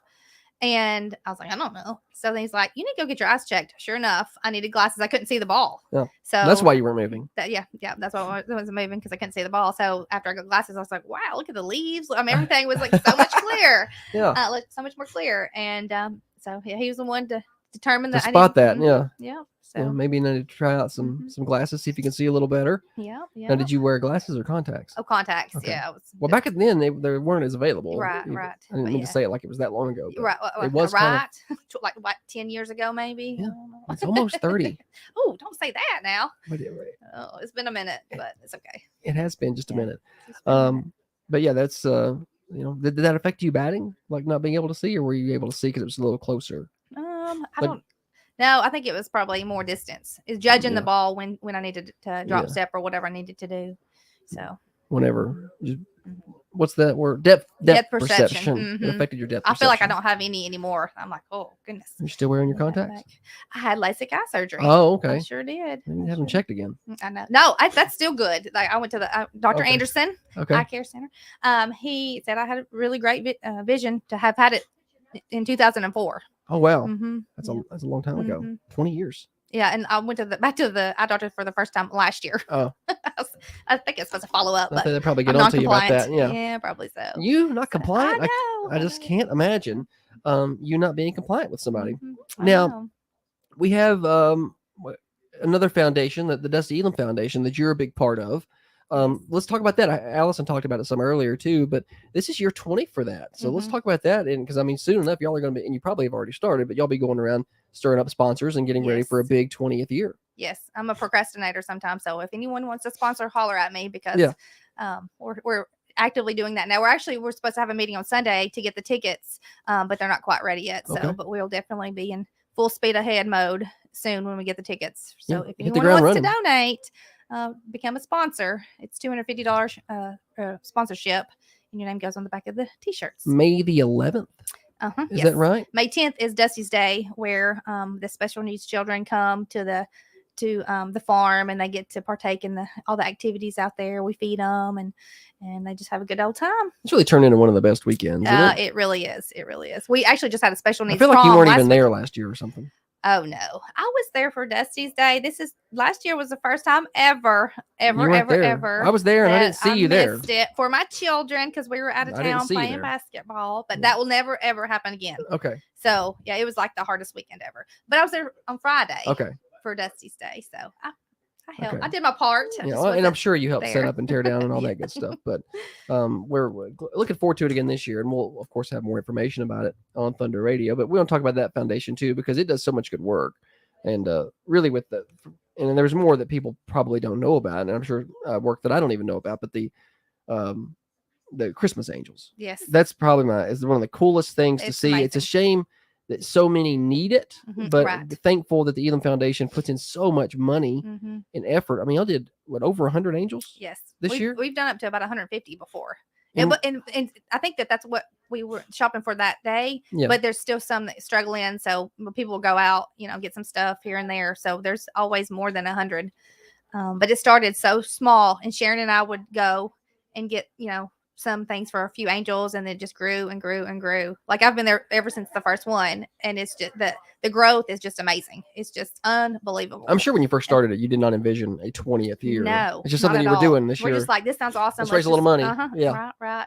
But I mean, it's literally people are calling me like, when are you gonna come get my money? It's crazy because it's $250 sponsorship is huge. Yes, it's not cheap. And people are like, hey, I've got this check. When are you going to get it? I'm like, oh yeah, sorry, I'll come there. I haven't forgotten you. I'll be there. But most people don't beg to give money to organizations, so it melts my heart. Yeah, but people know all the good work that's put in, yes. and we've I told Carter earlier because he's with a Sportsman, and which is a great foundation. Which is a great, and then when we started the We Foundation, we would kind of watch those two organizations and how the functions they do. And we're like, where can we find a niche? Obviously, it was going to be sports related with Dennis, and so this was natural. Phone's ringing, operator. Somebody get her off social media. So we can get her on the phones in there. 728-1320 to bring those contributions. But anyway, we looked at those two organizations and where can we make an impact and how can we have a big event, to do, like you have what's the Dusty Elam Foundation? Dusty Elam Foundation Day. Yeah. What's it's just we have Dusty's Day. Dusty's Day. And what's the Saturday Foundation called? It's not really there's no name to it, event, but the annual Elam event. And then Sportsman has their charitable dinner, that they have in November. So we wanted to have one, event. And the fundies are kind of what that is, and then we have this radiothon to try to fund that, and fund scholarships. And then just out of nowhere, we ended up with a border war out of those folks from up Highway 55, which was great. And we're hoping that takes off even more next year. We've got our eyes on a lot of contributions for that. So, but we watch how y'all have done it, and we're like, okay, what can we do, and what. And I talked to Chris a lot, and I'm like, how did you set your funding up? How do you set your board up? Because I don't, I want to be separated from all that. I don't want, and he was telling me, the kind of people you want on your board, the numbers, and it's just been a great help for us. It's helped us, get ours set up the way we want it. Right. So, it's good when foundations work together, just like the Sportsmen. See, like we had the special needs prom last week. So I asked the Dusty Elam Foundation, I asked the board if we could donate to that, and I asked Carter from Sportsmen's, and of course, and they usually match everything. We really work hand in hand with the Sportsmen to do a lot of good things for the community, and you as well. I'm looking forward to working with you guys a lot too, with different things that y'all need. So yeah, well, we're appreciative. The Elam Foundation does a lot of work, and thanks for coming by and talking a little bit about Dennis and what y'all do and the old days. How cool! Now, when the girls basketball team went to the state tournament in '93, you probably I was in 8th grade. I did you vividly remember holding a sign out by the road. Okay. Yes, it was great. Yeah, it was great. How cool was it that your daughter got to go this I know. time? I was scared to death when she went on the court. I'm like, oh, she's so little, but she did good. She has I guess more. I guess I'm anxious. She's not. My kids are not anxious. You don't seem anxious. Oh, I can be very anxious and nervous, but my kids have Just like I'm not nerves of steel. I sarcastic, don't you know know? where I tried. My kids have nerves of steel. I don't know where they get it. So Yeah. Yeah, maybe I did. I'm sure I did when I was younger, but now I'm just nervous about everything. But, Yeah. Well, and I've gotten worse about that. The older I've gotten, the more anxious I've gotten. I'm like, something bad's going to happen. Right. Okay. Well, nothing bad happened here. We got Holly. Holly needs to find her microphone. We need to get an update from the lobby. We got people piled up out there. We got people eating food. No dogs are in here anymore. We had dogs stop by. People have stopped by. It's just been a busy day. But we've had some donations come in, and we're going to get an update here from Holly right now on where we're at versus where we're trying to get. Holly? Yeah, things have slowed off a little. I don't know if What? people have got their bellies full from lunch Jen and put 'em just to sleep. kind of no. No, we're at 9,480. Again, you can Venmo us, Dream, the number 4 Weave. Call us. Ashley is bored in here waiting for your call. She's looking forward to talking to you. Give her your credit card number. She knows how to use one of those. Yes. Well, stop by. We've got food out here. Come get you something to eat and hang out with us for a minute. Socialize and Holly, sign an autograph for you. Holly will get you an autographed Thunder Radio shirt if you come by and drop off cash. or a check. 1030 Oakdale Street. Checks made payable to the Dream for We Foundation. Do not please make them to Thunder Radio. We've had that happen before. Make them to the Dream for We Foundation. That makes it a whole lot easier on everybody's paperwork and such. Jen Keel, thank you so much for stopping by. You're welcome. You're welcome. All right, we Thank got you for having me. Yeah, well, thanks for coming. We're gonna get you on again next year for sure. All right, we roll along. We've got another guest coming up. Aaron Murray will be next. Our next guest in studio. Next hour, let's go ahead and look ahead to that 2:00 hour. Luke Beachboard is going to be by. He was one of our scholarship recipients a couple of years ago. And Holly Johnson's going to come by. You got anything I need to talk to Holly Johnson about? Oh, a lot of things. Yeah. She's my coworker. I need some secrets on her. Tell her that she's my older sister, much older sister. Okay. Yeah, everyone thinks we're sisters. Holly's a good one. We didn't play ball together. Yeah, she was a little older. I think, did she graduate in 93, 92, 93? I can't remember. She might be 5 years older than me, I think. But she still looks great. She's amazing. Good person. We love Holly. She is awesome. She is a loyal listener, and we love her kids. They are great athletes, and they've been very helpful. And her daughter was a recipient of scholarship money last year. So then that's what's kind of cool is we start to see that branch out when we see some of the kids that get some of that money. I don't know if you were listening earlier, but to see what they're using it for. Yes, like Abby Clark's going to go abroad with that. That's awesome. And I'm like, that's not what I envisioned. I'm like, these kids can buy their books with it or whatever. And she's going to study abroad with it. And we're all about it. All right. Well, we got a house full of people out there. We're going to take a quick break. When we come back, Aaron Murray's going to join us. And don't forget, come by, get some food. We got all kind of cookies out there that I'm not going to eat. We got chips. We got barbecue. It's all available right here. 1030 Oakdale Street in Manchester. You're listening to the Dream for We Foundation Radiothon. 728-1320. That's 728-1320. We would love to hear from you. 728-1320. I have just closed my eyes again. Climbed aboard the dream with a chain.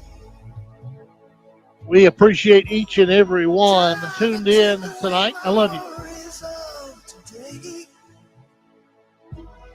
And leave tomorrow behind. Ooh, a dream weaver. I believe you can get me through the night. Good evening, ladies and gentlemen, and welcome to another broadcast of Coffee County Basketball here on Thunder Radio. We are Manchester's source for Coffee County sports tonight.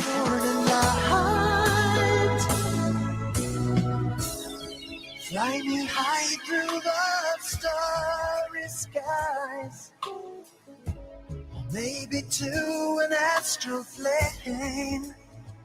We appreciate each and every one tuned in tonight. You know our motto. We come to Grundy County so you don't have to. That's the Thunder Radio motto. You are listening to the Dream for We Foundation Radiothon on Thunder Radio. Dial to donate now. Every dollar helps. 931-728-1320. I believe we can reach the morning light. Fox News, I'm Chris Foster. 5 months into Israel's war with Hamas in Gaza, Senate Majority Leader Chuck Schumer is calling for new leadership in Israel, saying Prime Minister Benjamin Netanyahu is standing in the way of peace. I believe a new election is the only way to allow for a healthy and open decision-making process about the future of Israel. Schumer says Palestinian leadership has to change as well for a peaceful two-state solution to be viable. Former President Trump's at a federal courthouse in Florida for a hearing about dismissing federal charges for retaining classified documents. Those documents were recovered from his residence at Mar-a-Lago after his presidency in 2022. One of the key arguments his attorneys are expected to make is based on the Presidential Records Act.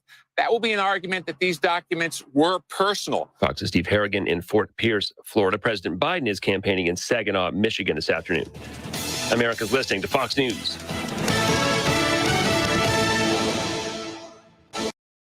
Now, another update from the WMSR Thunder Radio News Center. With your daily free news update from Thunder Radio, I'm Tiffany Clutter, and this news update is brought to you by Spring Street Market, 801 South Spring Street in Manchester, open Monday through Saturday, 7 a.m. to 7:30 p.m. And here's today's news update. Commodities are set to be distributed in Manchester. There's an open house at TCAT McMinnville. Tennessee Governor Bill Lee has sent National Guard to the U.S. southern border. Roger Chambers has been appointed to the Coffee County Commission seat number 2. Find more details to these news stories and so much more by going to our website, thunder1320.com. Doritos extra large bag, Hawaiian slider roll tray, Hungry Man entrees. All these items are on sale this week at Spring Street Market. See the terrific sales ad at thunder1320.com. People Bank and Trust of Manchester present your daily sports blast on Thunder Radio. I'm Josh Peterson. 2 Coffee County pitchers combined for a no-hitter, and the Lady Raider softball team easily dispatched of Spring Hill in their district opener on Wednesday, March the 13th. Game you heard live on Thunder Radio. Lily Norman was basically perfect in her 3 innings in the circle, striking out all 9 Spring Hill batters she saw. Caitlin Anderson tossed a clean inning in relief. Offensively, Coffee County pounded out 13 hits, including 6 extra base hits. High school boys tennis got a 6-1 win over Franklin County on Wednesday. Girls tennis falling 3-4. Coffee Middle School baseball falling to Stewart's Creek in non-conference action 11-6. And coming up Thursday night, Coffee County High School baseball will be at Middle Tennessee Christian at 7 o'clock. Coffee Middle School softball hosting Franklin County. Middle School tennis will be hosting Moore County. Westwood baseball will be hosting Winchester Christian. Westwood softball will be at Community. And high school soccer will be at Shelbyville. More sports at thunder1320.com. Now from Thunder Radio WMSR, your latest local weather.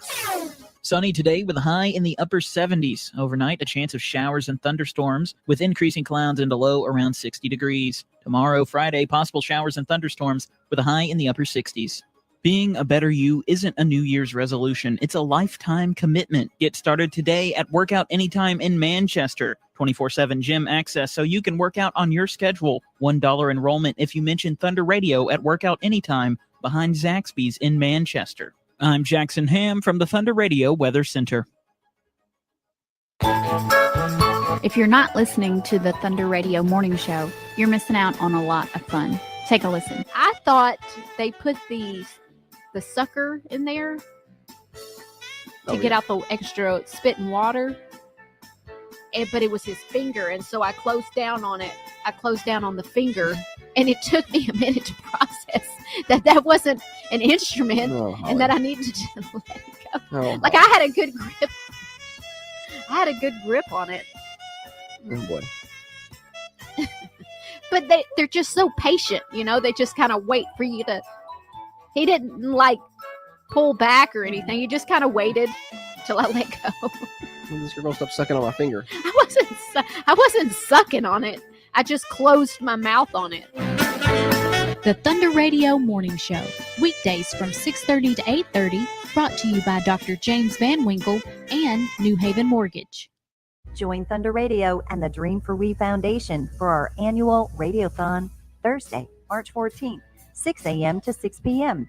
The Getting Kids in the Game Radiothon will be a lively all-day event raising funds to support the nonprofit foundation and its mission of providing Coffee County athletes with the scholarships, necessary gear, and registration fees so that anyone who wants to play sports in Coffee County has the opportunity.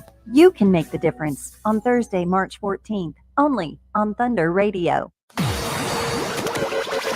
You are listening to the Dream for Weave Foundation Radiothon on Thunder Radio. Dial to donate now. Every dollar helps. 931-728-1320. That's 931-728-1320.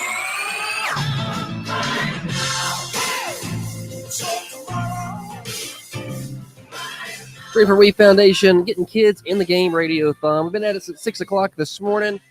We continue to power through. This is hour number 8 of this. We're going to be here till 6 o'clock tonight. I am Josh Peterson hosting this hour. I'll be in next hour as well. Tiffany being at 3, 4, and 5. Big thanks to Jen Keel Nagadula for spending time with us. We're going to get an update on where we're at from Holly in a minute. And then we're going to talk to our next guest, and that is Aaron Murray. But let's go out to the lobby. Our treasurer, Holly, who has been roaming the studios, has an update on where we are money-wise. Yeah, so listen to this. The customers over at Oak Market, they donated their change from lunch, compiled it all together, and so that's a $50 donation from them. So thanks to Oak Market customers. That puts us at, let me enter that in. See, that's just a clever way to just help out. You know, you don't have to do Right. much. You can all do a little bit, and we're gonna do a lot. All right, that puts us at $9,580. Nice, $9,580. Yeah, it's applause from the gallery. All right, so that's good, but we need to do more. All right, we're here until 6 o'clock tonight. We don't need to stop. 728-1320. Ashley's on the phones. We've not been keeping her busy enough. 728-1320. If you want to make a cash pledge, a check pledge, call in, tell her, hey, my name is Bill. I'm gonna bring $10 by later. That way we can go ahead and put you on the list. If you want to do a credit card donation, you can take that over the phone. We have the access to do that. We can also do Venmo. We've done a lot of Venmo today at Dream, the number 4 Weave, at Dream, the number 4 Weave, and you can Venmo money that way. All of it to a great 501c3 nonprofit organization, the Dream for Weave organization. And we talked about it in the 6 o'clock hour. The amount of money, it's been right around $45,000 or so that we have been able to contribute back to the community just in the first 2 to 3 years of this. All right, Aaron Murray is here. How are you? I'm nervous, but I'm good. I would be with that group back there. I don't know what they're talking about or what they're doing to you. know. But you can turn around and face me. I'm gonna have to. Yeah, you don't need Josh. to look at them. I don't know what their problem is. I don't know what they're doing. My husband is causing issues. Oh, is he? Yeah, kick him out. Okay, I'm not too surprised by that. He tends to do that. Thanks for coming by. Absolutely. Now, Thanks for having me. Yeah, you got a lot of connections to Dennis Weaver. As a player, and then of course you knew him as a broadcaster and as a person. And Yeah, I knew Wade for many, many years. a long time. So you don't have to forgive me. I've talked to so many people today who No, graduated from 1990 all the way up through 2000, and current students. So we've been a wide range of people. And, so when did you graduate? Like 02, 01? I graduated in 2001. 2001. Yes. Okay. Now, was Weave still coaching then, or had he stopped coaching by then? No, I got there in 98, and Uh-huh. I believe he actually stopped coaching. I think it was actually in 97, but he was still around and a big part. Doing a lot of radio. Yeah, a big part of the program. After I graduated and went back to coach with Terry Floyd, he broadcasted all of our games and Yeah. that type of thing. So even though I didn't get to play for him in high school, I did have some summer experience with him coaching. But I had a lot of years with him on the radio and broadcasting. Now he was an outfielder's coach, and Yes. you're an outfielder's coach. Yes. So basically the same thing. We were the Grasshoppers. The Grasshoppers, yeah. Y'all still use that? No, No. not really. Okay. No, the Dirt Daubers and the Grasshoppers, that kind of lost its flair, but Yeah, that's what we were known as at that time. Now this died off, or this. I'm sorry, this is a new thing. It's a new thing to have. Softball's changed and sports have changed, but it's still basic. 3 strikes, 4 balls, 3 outs. Yeah. But I've noticed the way it's changed now. The the pitches are on wristbands, and it's so weird. Yes. Now, if you think if we was coaching, do you think he would get the pitches in a timely manner? I'm sure he would. He would be able to satisfy the umpire's requirements behind the plate. I have no doubt. Okay. I was just curious. I didn't know if he'd be able to get those in time. I failed at that last night a little bit. Yeah. I got a little sidetracked. Yeah. No, we were talking. I was asking her if she thought we would be able to get the signs in an appropriate amount of time to satisfy everybody. And she said she thought he would be able to do that. Yeah. She apparently can't. So this happened last night. I guess the umpire got mad that you didn't get the pitches in time. Yeah, it was taking longer than his preferred 20 seconds to get the call in a time or two, and he gave us a slap on the hand. And yeah, that was a first for me, but I did. You think all this time off is you've forgotten how to do it? Well, sometimes, Josh, I have a tendency to get sidetracked, and I like to talk about things that aren't necessarily. No, it's good self-awareness. I won't say not pertaining to the game, because it is usually pertaining to the game, but might not be exactly the pitch that I need to be calling at that time. So sure, squirrel. Yeah, I understand. I've got some of that going on too. It's really hard when I need to be focused in a situation like this. So, but all right. Well, I just wanted to give you a hard time about that. So you took last year off. I did. You're back at it this year. Do you think you still remember softball? Oh yeah. Okay. Yeah, it's like riding a bike. All right, just making sure. Oh yeah. All right. Well, what did you do during your time off? Last year I took the year off to go obtain my LPN certificate. Well, that's exciting. Yes, I finished that in December and actually took my boards 3 weeks ago. So I passed those and now I'm finished. So how about that? Yes. Congratulations. Thank That you. is the big time. Thank you. I appreciate that. All right. So any favorite weave stories? We'll try to tell those. One of my favorite weave stories is probably one of the years I'm trying to think if it was 99 or 2000. I think it was 99. We had went to Riverdale for a scrimmage, and we did not play up to Coach Breeden's expectations. And we know those are not, very low. No, they were not. So we came home and we ran and we practiced and we ran some more. And the next day we came to our practice. I will say there was a newspaper burnt in the midst of us running because it was talking about how well we were supposed to do that year. Rat poison. So the next day Weave shows up with a stack of newspapers with our pictures printed on the front of them, giving us a hard time. And just the stories that we made and built during that time, because that led to a pretty successful year for us, is something that'll always be in the back of my mind. He had the best. He was the best at lightening the tough situations. Yeah, I was. From the girls who played for him, a lot of them said it was the good cop, bad cop. Yeah. He was definitely the good cop by far, for sure. And Jeff was a little bit more of the bad cop. Breeden had a tendency to. He still owns that. I don't know if you got to hear him this morning. I heard some of it, but I'll be honest. Coach Breeden, even though it was hard at the time, and at the time we were questioning his sanity. Yeah. I would have. I can't speak for everybody, but I think pretty much everybody that plays for him holds the utmost respect for him. And that's probably one of the reasons, because he led us to become more than just a ball player. Yeah. Well, I had some, really the discussion was the way that the program was built from really nothing. Yeah. And the stadium or the field, if it is, was built, basically by the hands of. We built it all. Jeff Breeden and Dennis Weaver, and then all of the parents and I'm sure there's countless volunteers that kicked in and donated their time and materials and efforts. And there were many days we were out there sanding cinder blocks. Yeah. And so that's, and the players picking up rocks. I'm told there was a lot of that going on early on. Rocks with the baseball team. I think baseball helped us some. Do these kids know today how good they've got it? I mean, golly. I don't think so, because when I was in school, we shared the locker room with the football team.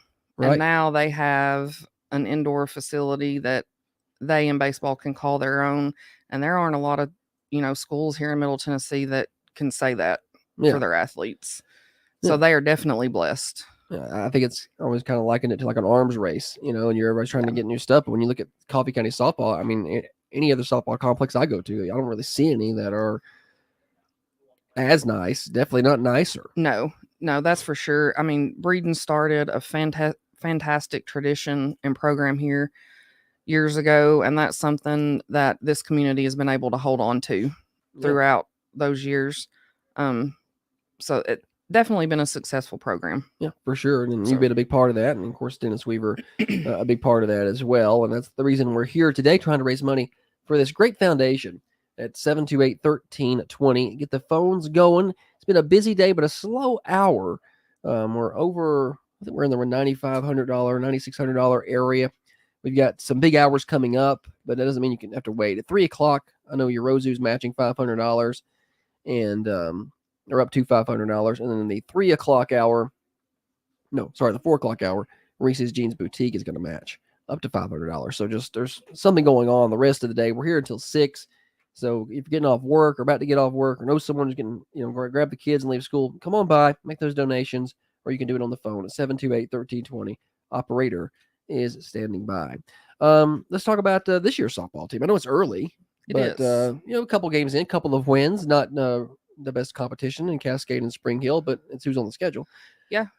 So far we've had a good start. Yeah. Well, what is this team? You took a year away and you're back. What about this team impresses you? And what do you see that you're like, yeah, we need to work on that a little bit? There's been a lot of growth with the kids that I left off in their sophomore year that are now seniors. I can see a lot of improvement in all of those, but some of them you can really, really tell that they've really grown. Our young kids are eager to learn. They are very in tuned to the game. I think our dugout this year, at least to this point, has been better than a lot of years in the past. We don't have to tell them to stay engaged and to be part of the game, which it's easy to do when you're in the dugout and not playing. But I'll give kudos to our dugout this year. They seem to be pretty good. We've started off great hitting.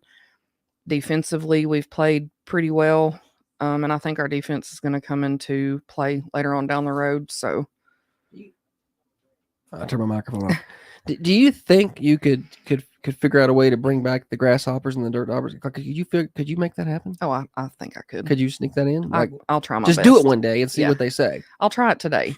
We're going to be doing some stuff today. Okay. Hitting and that type of thing. I'll see what I can do today. Now, we've also been discussing with some of the former players what they can or can't do. So do you have you picked up a bat lately, or well, do you still take any BP? I don't take. I don't take BP. I'll hit infield, outfield, so I have swung a bat. But for me to say that I have gotten up there and faced a live pitcher recently, no, I have not. Can we make that a fundraiser? Because like Wendy Patton, she's a former All-American cheerleader or something, and she could still do a back handspring, and then Jen feels like she could still steal a base. I didn't realize she was the stolen base records holder around here. Oh yeah, Jen Nagadula could fly. Could fly. So yes, of course I watch her daughters play, and I shouldn't be too surprised. I just assumed they got most of that athleticism from Jay. I didn't realize Jen was so athletic. Yeah, Jen could hold her own. So, but I'm just trying to think. Well, what could you still do?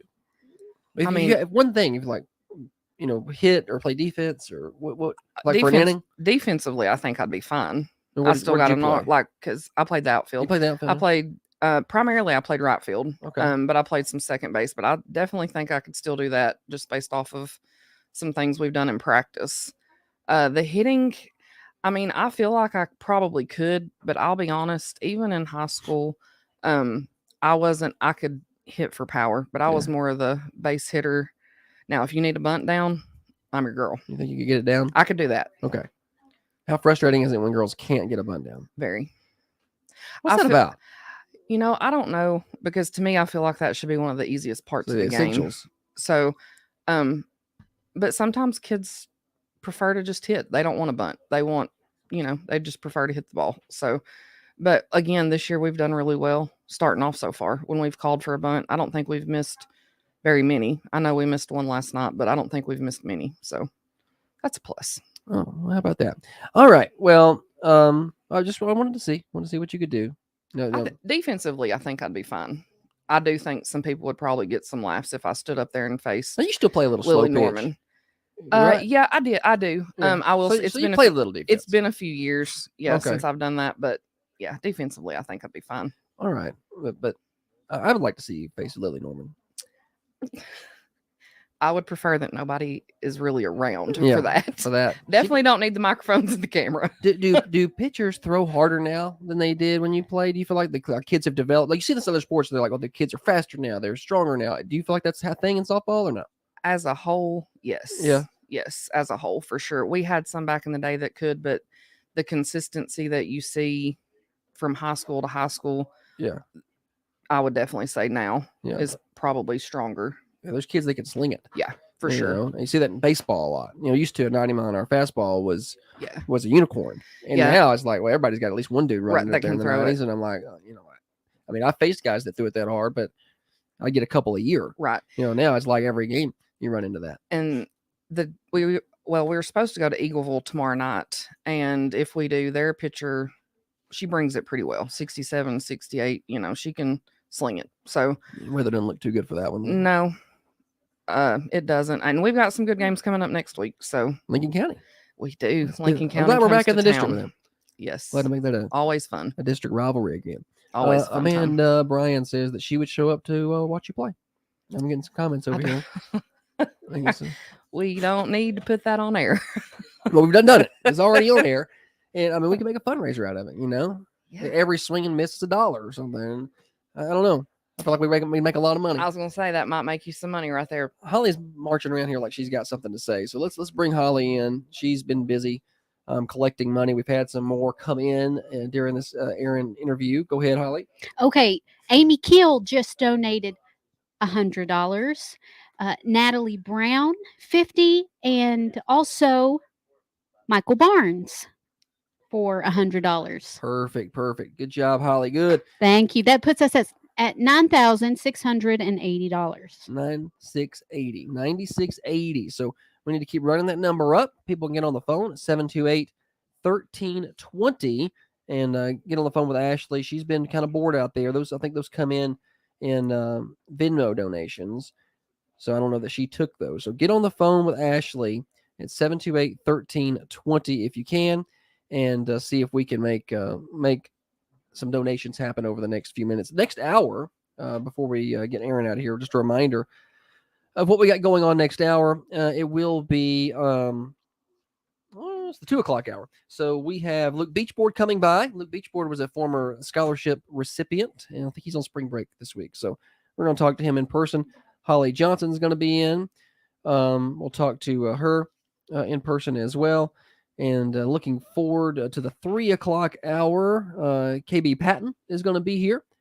She is a scholarship recipient, former Lady Raider softball player. Everybody loves KB. I was going to say she's a fantastic kid. Right, and She's not a she's- kid, but Yeah. to me, they're all kids. Yeah. She's one of the best for sure. Well, I think it's still KB Patton. I'm going to stop by in as a guest as well.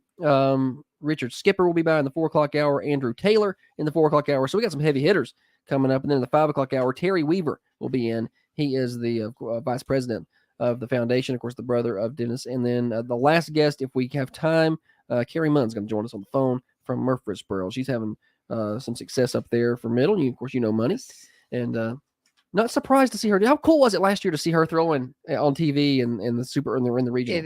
It was great. And I hope to be able to catch her again this year. I wish them all the best of success. I know. It's so neat when you see the athletes go on. She was one of our first scholarship recipients, too. That first year, we didn't have a lot of money to give out at all. Yeah. She worked hard. Yeah. I mean, and continues to work hard because I'm sure that Breeden has them working hard at middle, but of course. Yeah. She's a hard worker. Well deserved. Yeah. I don't know. We were talking earlier. Coach Breeden said, he said, Josh, I'm kind of old school. And I got a text that said, in breaking news, water is wet. It's like, nobody's surprised to hear that statement. Yeah. No, I mean, like I said, Breeden, he was tough on us, but Do he you taught think us a lot about not just the game, but life. Any coaches coach now the way he did then? Or could get away with it? No. Really? No. That's pretty. I've heard a couple. I don't know. Maybe that was a firm no. Well, I mean, I've heard stories. I mean, bits and pieces probably. And I'm here for it. I'm here to tell you. I'm old school myself. I'm here for it. I love it. Yeah. Bits and pieces, yes, but bits and pieces, no. Yeah. Like there's parts of it he could probably get away with it, and there's parts of it that no. Yeah. Oh well, that makes. I'm with you on that. Yeah. Were you around for the coming back home and get off the bus and get the bunts down? I was. Were you part of that team? Yes. Well, I don't know. It was. I feel like it was my sophomore year, so I feel like you were around for that. Yeah. That would be the year that my weave story. He that night we came home from Riverdale. We got beat 1-0. Okay. In a scrimmage. Yeah, scrimmage. A scrimmage. Yeah. And Judith St. Clair had been dancing behind the dugout before we started. There'll be no like we were dancing. having, we had already warmed up, like we were, but we were having ourselves a good time. All the ammunition he needed. Yeah, and then we got beat 1-0, and he didn't care what plans you had. You were canceling them. You were riding home in silence. You could tell your parents that you were going to be there and when to get there, and if they wanted to come watch, then they were welcome to. Yeah.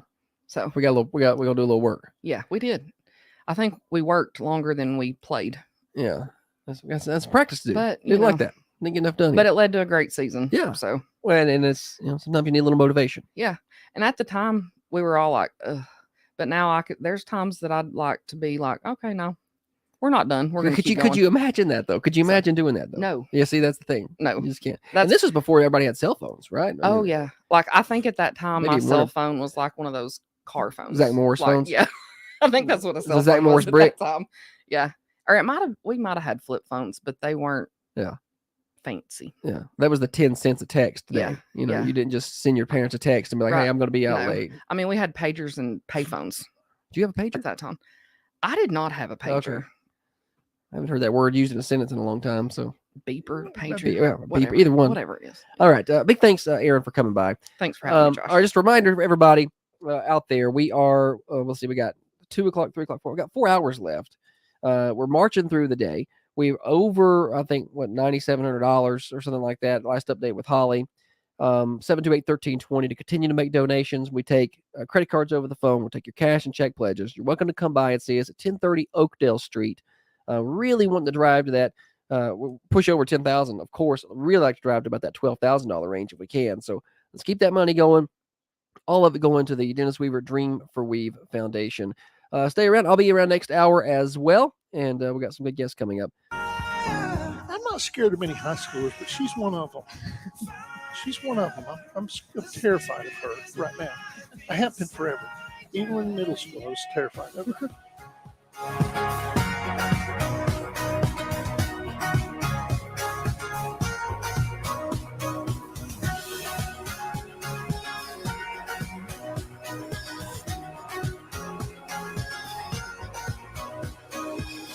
Stronger than you ever thought. I know you're stronger.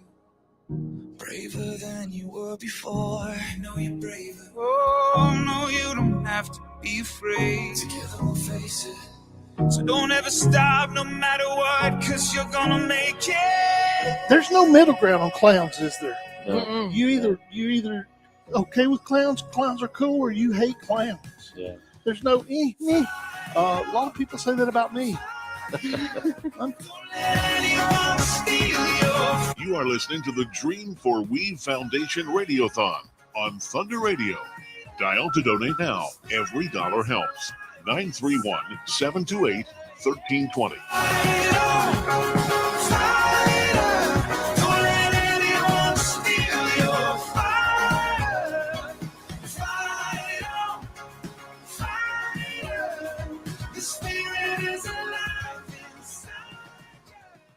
Broadcasting from the Unity Medical Center studios, this is Thunder Radio, WMSR, 1320 AM, 107.9 FM, and worldwide at thunder1320.com. Now, another update from the WMSR Thunder Radio News Center. With your daily free news update From Thunder Radio, I'm Tiffany Clutter, and this news update is brought to you by Spring Street Market, 801 South Spring Street in Manchester, open Monday through Saturday, 7 a.m. to 7:30 p.m. And here's today's news update. Commodities are set to be distributed in Manchester. The South Central Human Resources Agency has announced that the U.S. Department of Agriculture will distribute commodities on Thursday, March the 21st. Eligible area residents are invited to attend on a first-come, first-served basis, 9 a.m. to 10:30 a.m. The distribution will be held at the Ada Wright Center, 328 North Woodland Street in Manchester. Eligibility will be based on total household income that is within the income guidelines.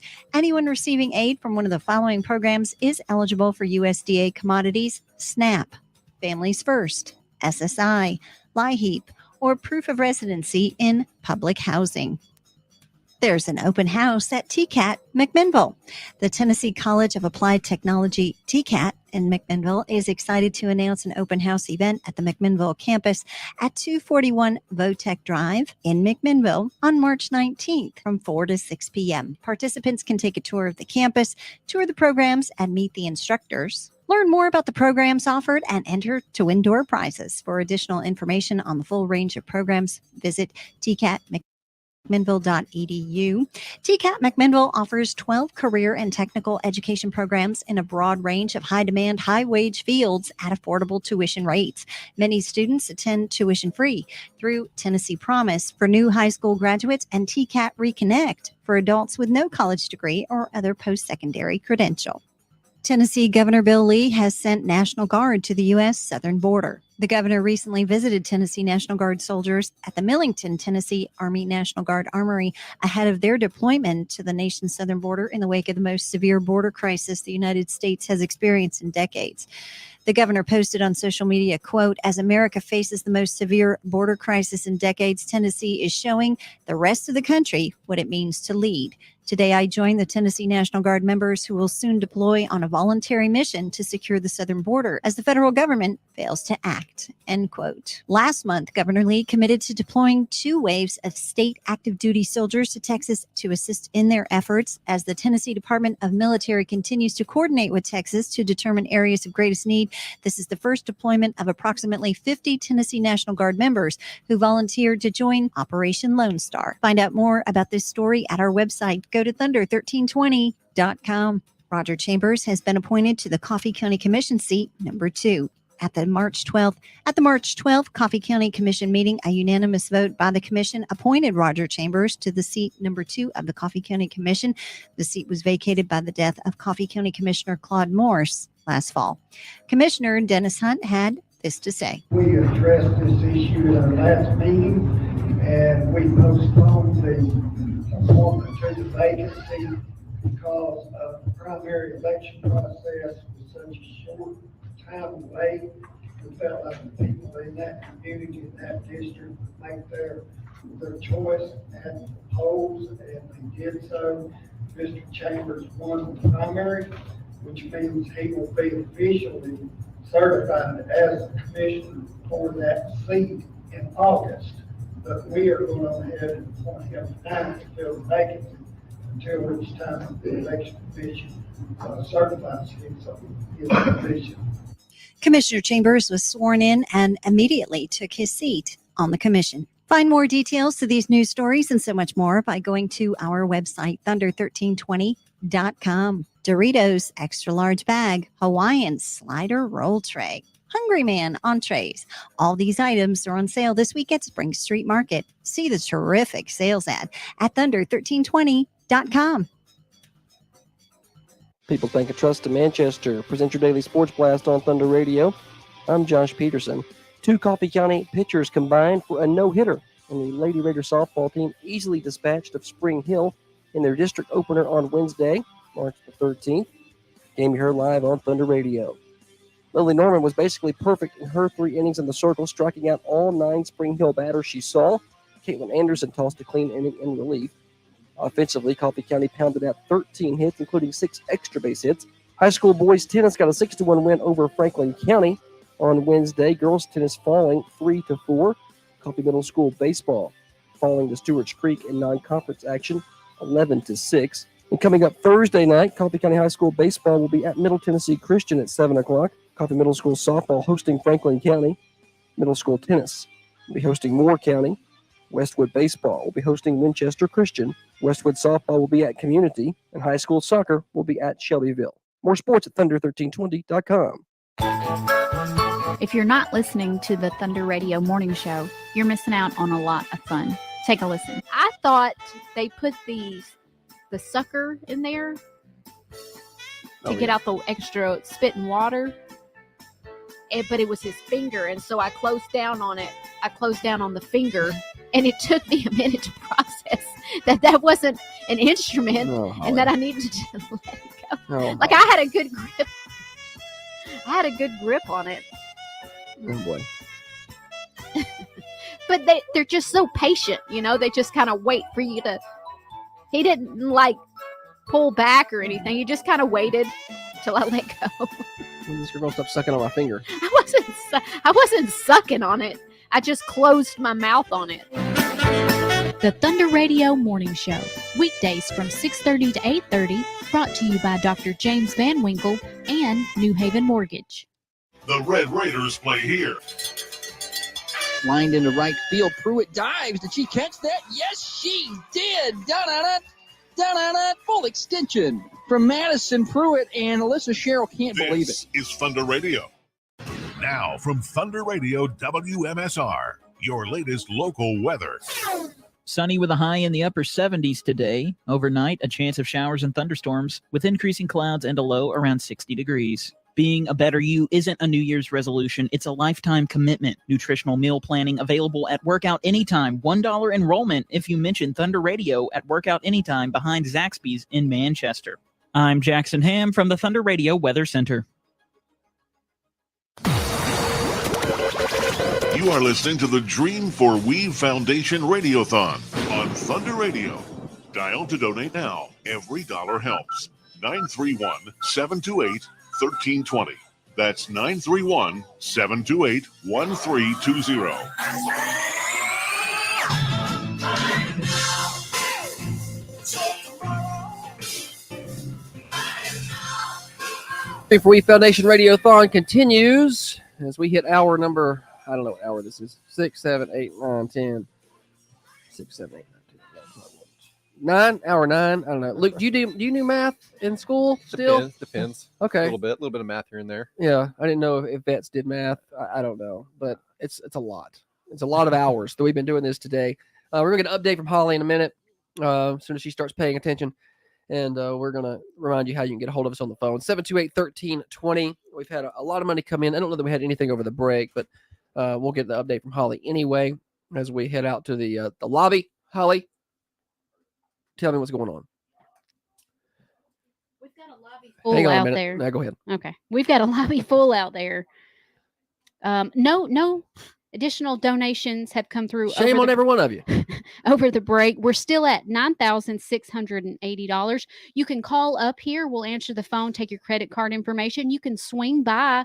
We've got a good group chat going on Yeah, out y'all here can in just the hang out. lobby. Yeah, we got a whole gallery of people. Bring us cash or a check by and I'm starting to feel like a zoo animal. Just grab a snack while you're here. Yeah, get us. Yes, We got full layout of food. Yeah, we got a spread. It's like a Major League Baseball clubhouse out there. There's barbecue. There's all cupcakes. I just tried that. I told myself I wasn't going to do that, but it's been a while. How can you resist? Yeah. Also, Venmo at Dream 4 Weave, Dream 4 Weave, and get your donations in. Do it. 728-1320. We're going to talk to Luke Beachboard, who has graciously found some time for us today. He is one of our former scholarship recipients. He's going to college, and we've had fun with some of the former scholarship recipients. We've had Elizabeth on today. Abby Clark's joined us today just to see what everybody's been doing, getting everybody caught up, and let everybody see where their money's going to. Whether it's going, if it's financial assistance for a child in need, that's obviously where that money's going to. But the scholarship money, where's that going? Luke's one of those good examples. He's going to school to be a veterinarian, right? That's the word on the street. Yeah. Are you going to tell people you're going to be a veterinarian, or do you say a vet? Or like, are you fancy like that? Depends on the audience. You got to fill out who you're talking to. Are you going to make people call you doctor? Probably not. Okay. Probably not. He Just, said no. I just want to be a. I would. you If know, I went that much school, I'd be like, I am doctor. You call me doctor. I don't know. I just kind of want to be a kind of lay low kind of guy sometimes. So Yeah. You It's come not- across as a low it's key not the individual. biggest important thing to me, I guess. The title. But, No. Yeah. Well, let's. You're on spring break, so you're doing some work around here, like some vet work around here. Yeah, I've or- been working at All Creatures. I've been there Okay. since high school, and they let me get in a few hours this week. So I've been kind of hanging around the All Creatures family for a little bit this week. It's been good though. It's been really well. Very good. I was just getting an error on Facebook, so I was checking my errors over here. We have to restart our stream. I don't know. We still got plenty of people on, so we'll keep it going for now. So what kind of work are you doing for them? Like, are you sticking your hand up the rear end of a cow or anything? Is that what you're doing? Well, so I worked with All Creatures on Monday and Wednesday this week, so yesterday. But on Tuesday, I went with a different vet and did some large animal stuff. So I wasn't the one sticking any hands up cows, but I definitely watched it and assisted. So that was fun. I enjoy the large animal stuff a lot, actually. It's just different feel, different pace, different kind of sightseeing things, different things. All right. Well, that's understandable. So this is your sophomore year? Second year, yep. Yeah. Yep. So how many more years? So the plan is for me to graduate a year early, so hopefully graduate next spring. And then, if all things go as planned for getting into vet school, I'll start that in the fall of 2025. But that's just a plan. So who knows what, I say I've got plans and the Lord just laughs. So Right. who knows, Now, where is vet school? There's two in state. You've got Knoxville, so at UTK. Okay. And then there's Lincoln Memorial in Harriman, Tennessee. So they're all East Tennessee schools. Okay. But there's only two in state. And you got SEC schools, Auburn, Georgia, Kentucky has one. Do you know which one you would like to go to? Definitely Knoxville. Okay, Yeah, I definitely assumed. Knoxville. Yeah, absolutely. I went and toured it this weekend. We went down for the UT Kentucky basketball game. Bad and one to be toured the at. vet school. Yeah, and- they didn't play very well. No, I couldn't hit anything. No. Built the house. with bricks. They did.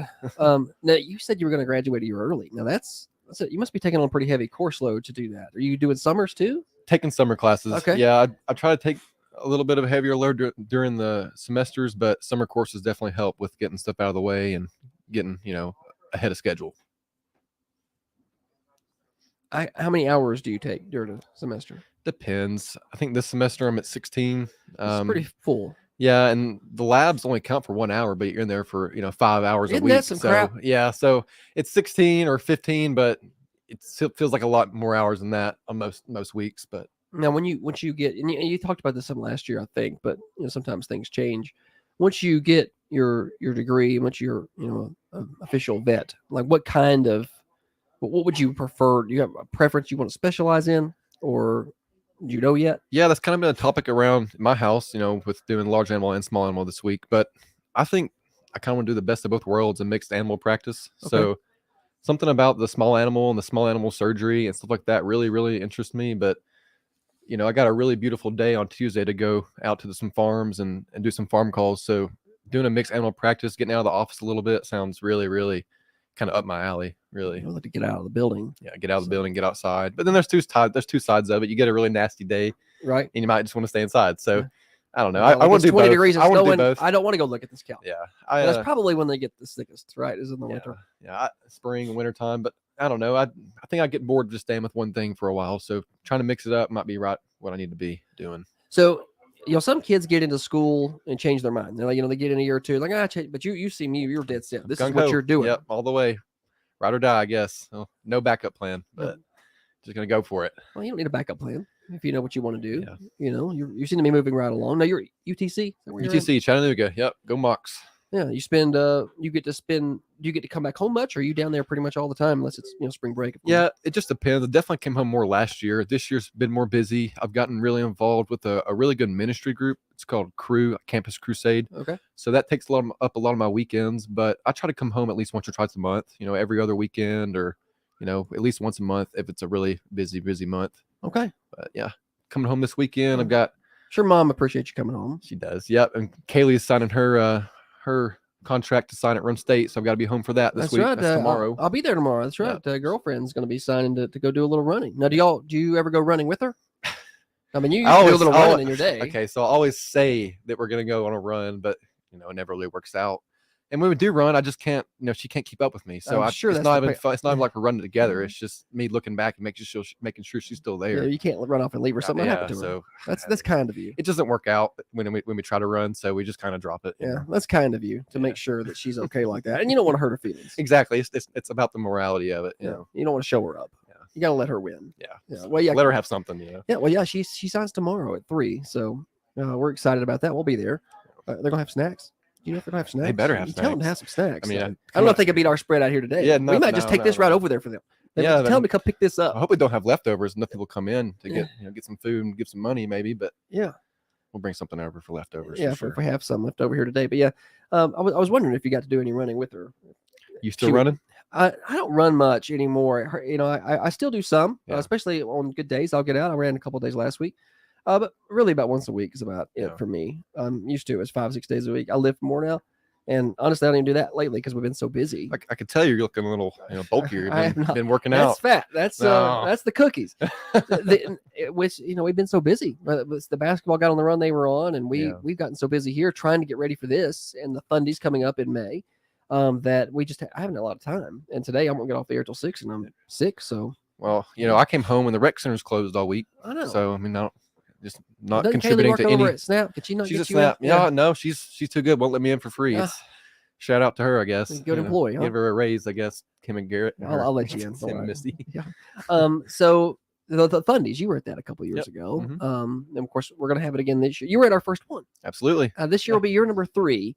Cannot wait. May the 18th is the date for that. And a lot of the money that we raised today, which, by the way, folks can contribute at 728-1320. Ashley's back to being bored in the phone room over there. You can contribute right now, but the money today is going straight to scholarship funding. We couldn't give a lot of money to people. I think the very first year we did $4,000.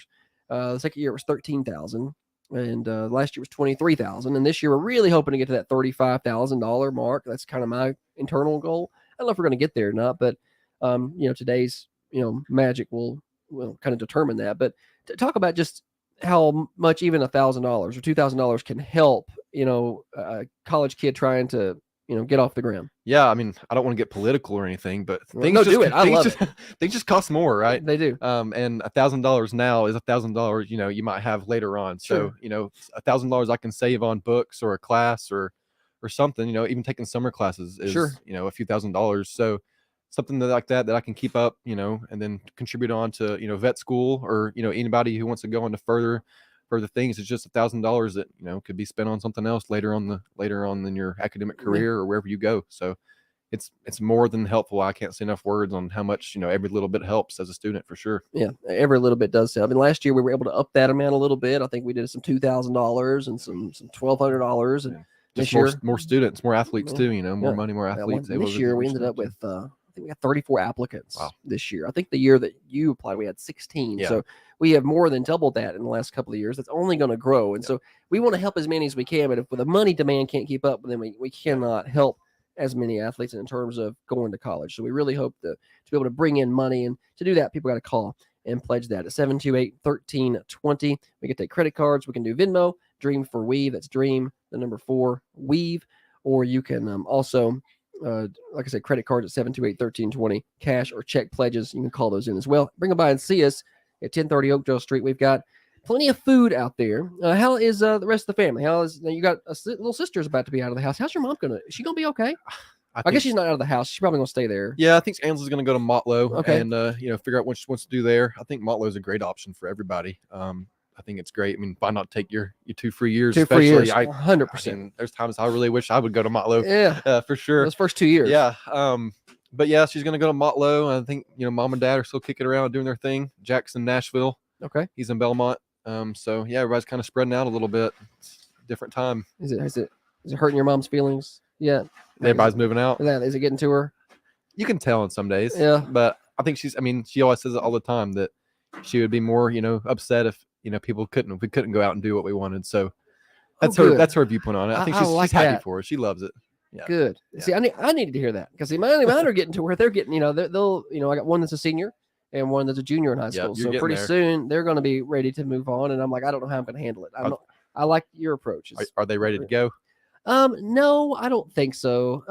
But I've learned with kids, they change within 2 days. Like there is not much. Like you see them and you think, well, they're not ready for that, and you could tell. But then like 2 days later, like yeah, I'm ready to go. It's like one day they're real sad, and the next day it's like, oh, I'm great. Like they're meant they flip and change so fast. So I feel like they're not, but I feel like I could wake up tomorrow and they've got their bags packed. I'm like I've been ready to go. So I don't know. But I'm glad that you gave me Mrs. Beachboard's a little approach to that. perspective, maybe. Yeah, I like her perspective that it's okay to to be happy. Maybe that's just her way of coping with it, though. I don't know. You have to cope. Yeah, just a coping method. Yeah, cope. Now, once you do get your vet degree, do you know where you're going to practice? You want to come back in this area? I would absolutely love to come back to Manchester. This is, I said all the time, but there's been so many people who have advised me and given me guidance. So being able to come back and hopefully do that for other kids, just is my dream, really. So I want to do vet work for as long as I can, but then my long-term plan is to hopefully retire from that and maybe go into high school teaching, biology or something like that. I don't know. I love teaching. So hopefully using some of the experience and wisdom that I get from, future years might, add up to some teaching. Hopefully that's my plan. You sure you don't want to broadcast some ball games on the side? That's the plan too. Of course. So you could be in a Dennis Weaver kind of scenario. He had a full-time job. He did other things, and then he was broadcasting games on the side. And you did excellent work when you did some work here for us, broadcasting ball games. We get you doing baseball. I know that's your thing. Well, I listened to you doing Coffee County Middle School baseball the other day with Tanner Darty on the mound. Yep. Yeah, I listened to that on my way home from somewhere. Yeah. But I think it was, it wasn't a good day on for Tuesday. Them. It was Tuesday. Yeah. Yep. But yeah, I listened to that for a little bit, made me think about, made me miss it a little bit. So I definitely want to get in the studio and do some baseball games. Do some ball games for us. We always need good help. It's hard to find good help. I mean, we got Steer, and he is excellent. He did softball last night, and but it's basically just me and him running us through the spring. And I'm like, I need some Lukes and some Elizabeths who've helped us out before to come. So I can hang on for about how many more years do I got to hang on? 6? We can do it now. Yeah, well, we can do it now. That's fine. But I need you back here full time. Yeah. So about 7 more years you're back here, something like that. Maybe maybe depends. I don't know. I can hang on for 5, 6, 7 more years. Yeah. And then we got to get you back over here. Well, you just call my number and I'll be here. Have you talked to Elizabeth about that? She's further away. Yeah, she's like 6 hours away from here. It's hard to just she won't be here. It's hard to just wrangle her, but we might could get you in here for like a long weekend to call some games or something. Let's do it. Yeah, we would love to. And I told her earlier. She brought that up. We talked to her this morning. She was saying when she got on campus down there, she did their campus radio and TV for a bit. And she said they told her, they said, well, you where have you done this before? Because they knew that she had that experience. And I told her, I said, I really appreciate how well that you and Luke did when you did it for us, because I didn't trust anybody. I was like, I don't, it's hard to be like, okay, here, take this gear and go talk on the radio. That's not easy. And so y'all did such a good job. It kind of relaxed me a little bit, got me off of that. I loved it. It was awesome. That anxiety went away. Perfect. It's great. Yeah, well, y'all did a good job. All right. Well, we're almost done with the Luke Beachboard. Trying to see if I got any more money coming in. No, I don't think so. Holly, any money? I did that. What did you do? She was asking if we added Amy Kill to the list, and I have added her, and no donations since that one. So we're kind of at a standstill. Way to go, Luke! You didn't bring in any money. Sorry, guys. I guess I'm too far removed. I know. I thought people like Luke. They'll update your hear roster him next talking. year. He's going to do a good job, and nothing, not a thing. All right, that's okay. I'm gonna we'll do better. Maybe they're not at school yet. Maybe they heard it and they're not at work. They heard it and they're going to donate in a minute. That's what it is. When y'all donate, you say you're donating for Luke. That way we see who brings in the most money. Yeah, that's right. Yeah, put it in my name. Yeah, exactly. All right. Well, folks can do that at 728-1320 or 728-3526. Please get on the phone. Give us a call. That money's going to a great cause. A lot of scholarships that'll go out at the Thundy Awards in May. It'll be May the 18th, by the way. And a lot of kids at the assistance is where we want to really ramp up, the ability to help kids who don't have, they don't have the money for travel ball, or they don't have the money for new cleats, or they don't have a ball glove and they want to play. We want to really ramp up that side of things. That's what we're interested in. Yeah. Now you do a little help with the sportsman. Right? Yeah. I see you there at the sportsman dinner every November. Yep. What's your connection there? Your mom's very involved there, right? Yeah. My grandpa and my mom have been involved since kind of the start of it. So I'm kind of hoping to follow in their footsteps a little bit. I love that organization. I love being a part of it. So And you kind of talked about helping with the supply of sports equipment and stuff, and they do all the same thing. They do. So I think we could definitely use more of that. There's never going to be enough of that assistance. So yeah, I think it's a great thing. I love the sportsmen. I love that event and all the things they do throughout the year. It's great. It's a great little thing. It is. It's a great thing that they do, and we're glad that they're in our community doing it. Okay, what we're going to do is we'll take a quick break. We're going to come back. We've got more people this hour. Who's after Luke here? Holly Johnson's going to be by in a little while, so we're going to talk to her. So tough act to follow up, Holly. We'll see how she does when she gets here. We'll talk to her in a minute. You're listening to the Dream for We Foundation, getting kids in the game. Radiothon on Thunder Radio. We started at 6 this morning. We're going to be here until 6 o'clock tonight. If you're watching on the video feed, I think a lot of people are watching on Twitter. I'm going to relaunch that. I think we lost Facebook. So I'm going to relaunch it during the break. So we're going to try to get that back up and going as well. Thanks for hanging out with us. We're here till 6 o'clock tonight. Now, another update from the WMSR Thunder Radio News Center. With your daily free news update from Thunder Radio, I'm Tiffany Clutter, and this news update is brought to you by Spring Street Market, 801 South Spring Street in Manchester, open Monday through Saturday, 7 a.m. to 7:30 p.m. And here's today's news update. Commodities are set to be distributed in Manchester.